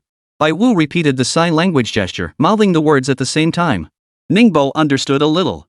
Her little voice rang out crisply, "Mommy's sleeping. I didn't wake mom up." Good girl. Ningbao could say quite a few sentences now, though sometimes they didn't quite flow together. Still, Bai Wu could understand her. Bai Wu signed again. "Are you with mommy at the hospital?" Ningbao might not have understood the gesture, but she grabbed the smartwatch and held it right up to her mom's face. "Mommy's right here." The two chatted across the video call, one big and one small, while Qin Bayan didn't intervene. He got up, went to the side, and picked up Ningbao's water bottle to give her a few sips. Just as he held the bottle, a knock sounded at the door. It was Qin Mo, who had received word and rushed over. He had sent Qin Bayan a message before coming over, but Qin Bayan hadn't replied. So he came directly. "Brother, is Wanyu okay?" What did the doctor say? Qin Mo began asking about the situation the moment he entered. Qin Bayan glanced at him and replied flatly, she needs rest. Qin Mo. Qin Mo instantly lowered his voice. Following behind Qin Bayan, he saw Ningbao sitting on the hospital bed, her back turned as she talked on the phone. The little one was deep in conversation with someone, talking with such earnestness.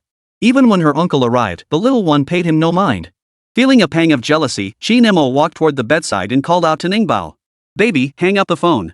Don't you think uncle is more important than whoever you're talking to? Qin Mo deliberately lowered his voice to express his displeasure. Ningbao turned her head to look at her seemingly angry uncle. After a moment's thought, she waved goodbye to her auntie. Auntie, bye.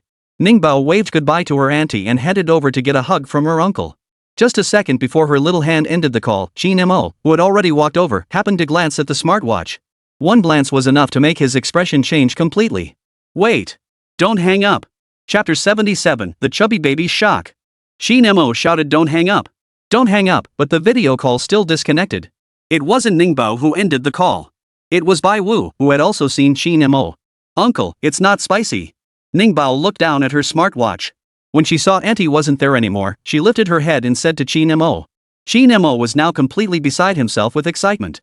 He boldly pushed his own brother aside and moved closer to Ningbao. Ningbao, when did you add her contact info? How many times have you two called each other? Quick, quick. Help uncle call her again. Qin Mo's hands were trembling with excitement.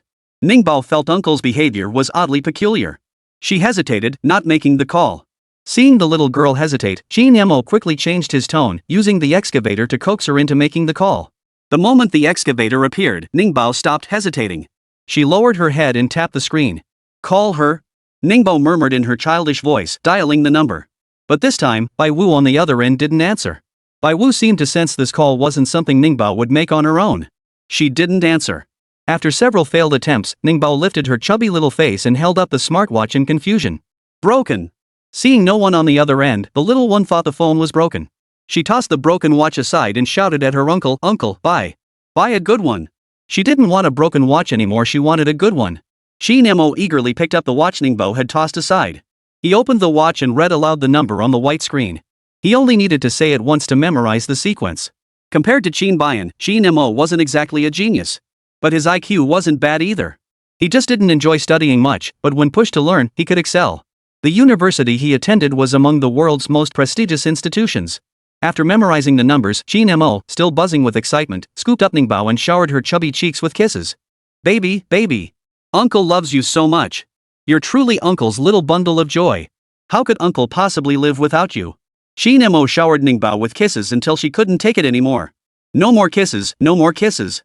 Don't kiss me. Ningbao raised her tiny hands to cover her face, but they were too small to shield her properly. Seeing uncle's endless kissing, Ningbao could only turn to her dad for help. Baba. Save me. Help me. Ningbao's cries for help drew Qin Bayan's attention. Qin Bayan's face remained cold as ice. Without warning Qin Mo, he raised his hand and delivered a sharp slap to the man's head. Qin Mo! Exclamation point. Qin Mo, ouch. Qin Mo was stunned by the blow. He tried to protest angrily, but Qin Bayan coldly declared, if you dare utter another word, you'll be back at the company tomorrow, working like a good boy. Qin Mo. Qin Mo, who had no desire to go back to work, forced himself to swallow his protests. He dared not make another sound. Ningbao was taken into Qin Bayan's arms. The chubby baby, rescued by Daddy, gazed at him with eyes brimming with admiration. Daddy, you're so awesome. The little one praised his dad, thinking he was absolutely amazing. Just as the little one continued to admire his dad, a faint voice sounded from the side. Qin Bayan, don't hit people in front of Ningbao. It was Hu Wanyu, who had just opened her eyes. Hu Wanyu had just woken up, and her head still felt quite uncomfortable. But she endured the discomfort to warn Qin Bayan first. Qin Bayan's reprimand of Qin Mo seemed both forceful and dignified.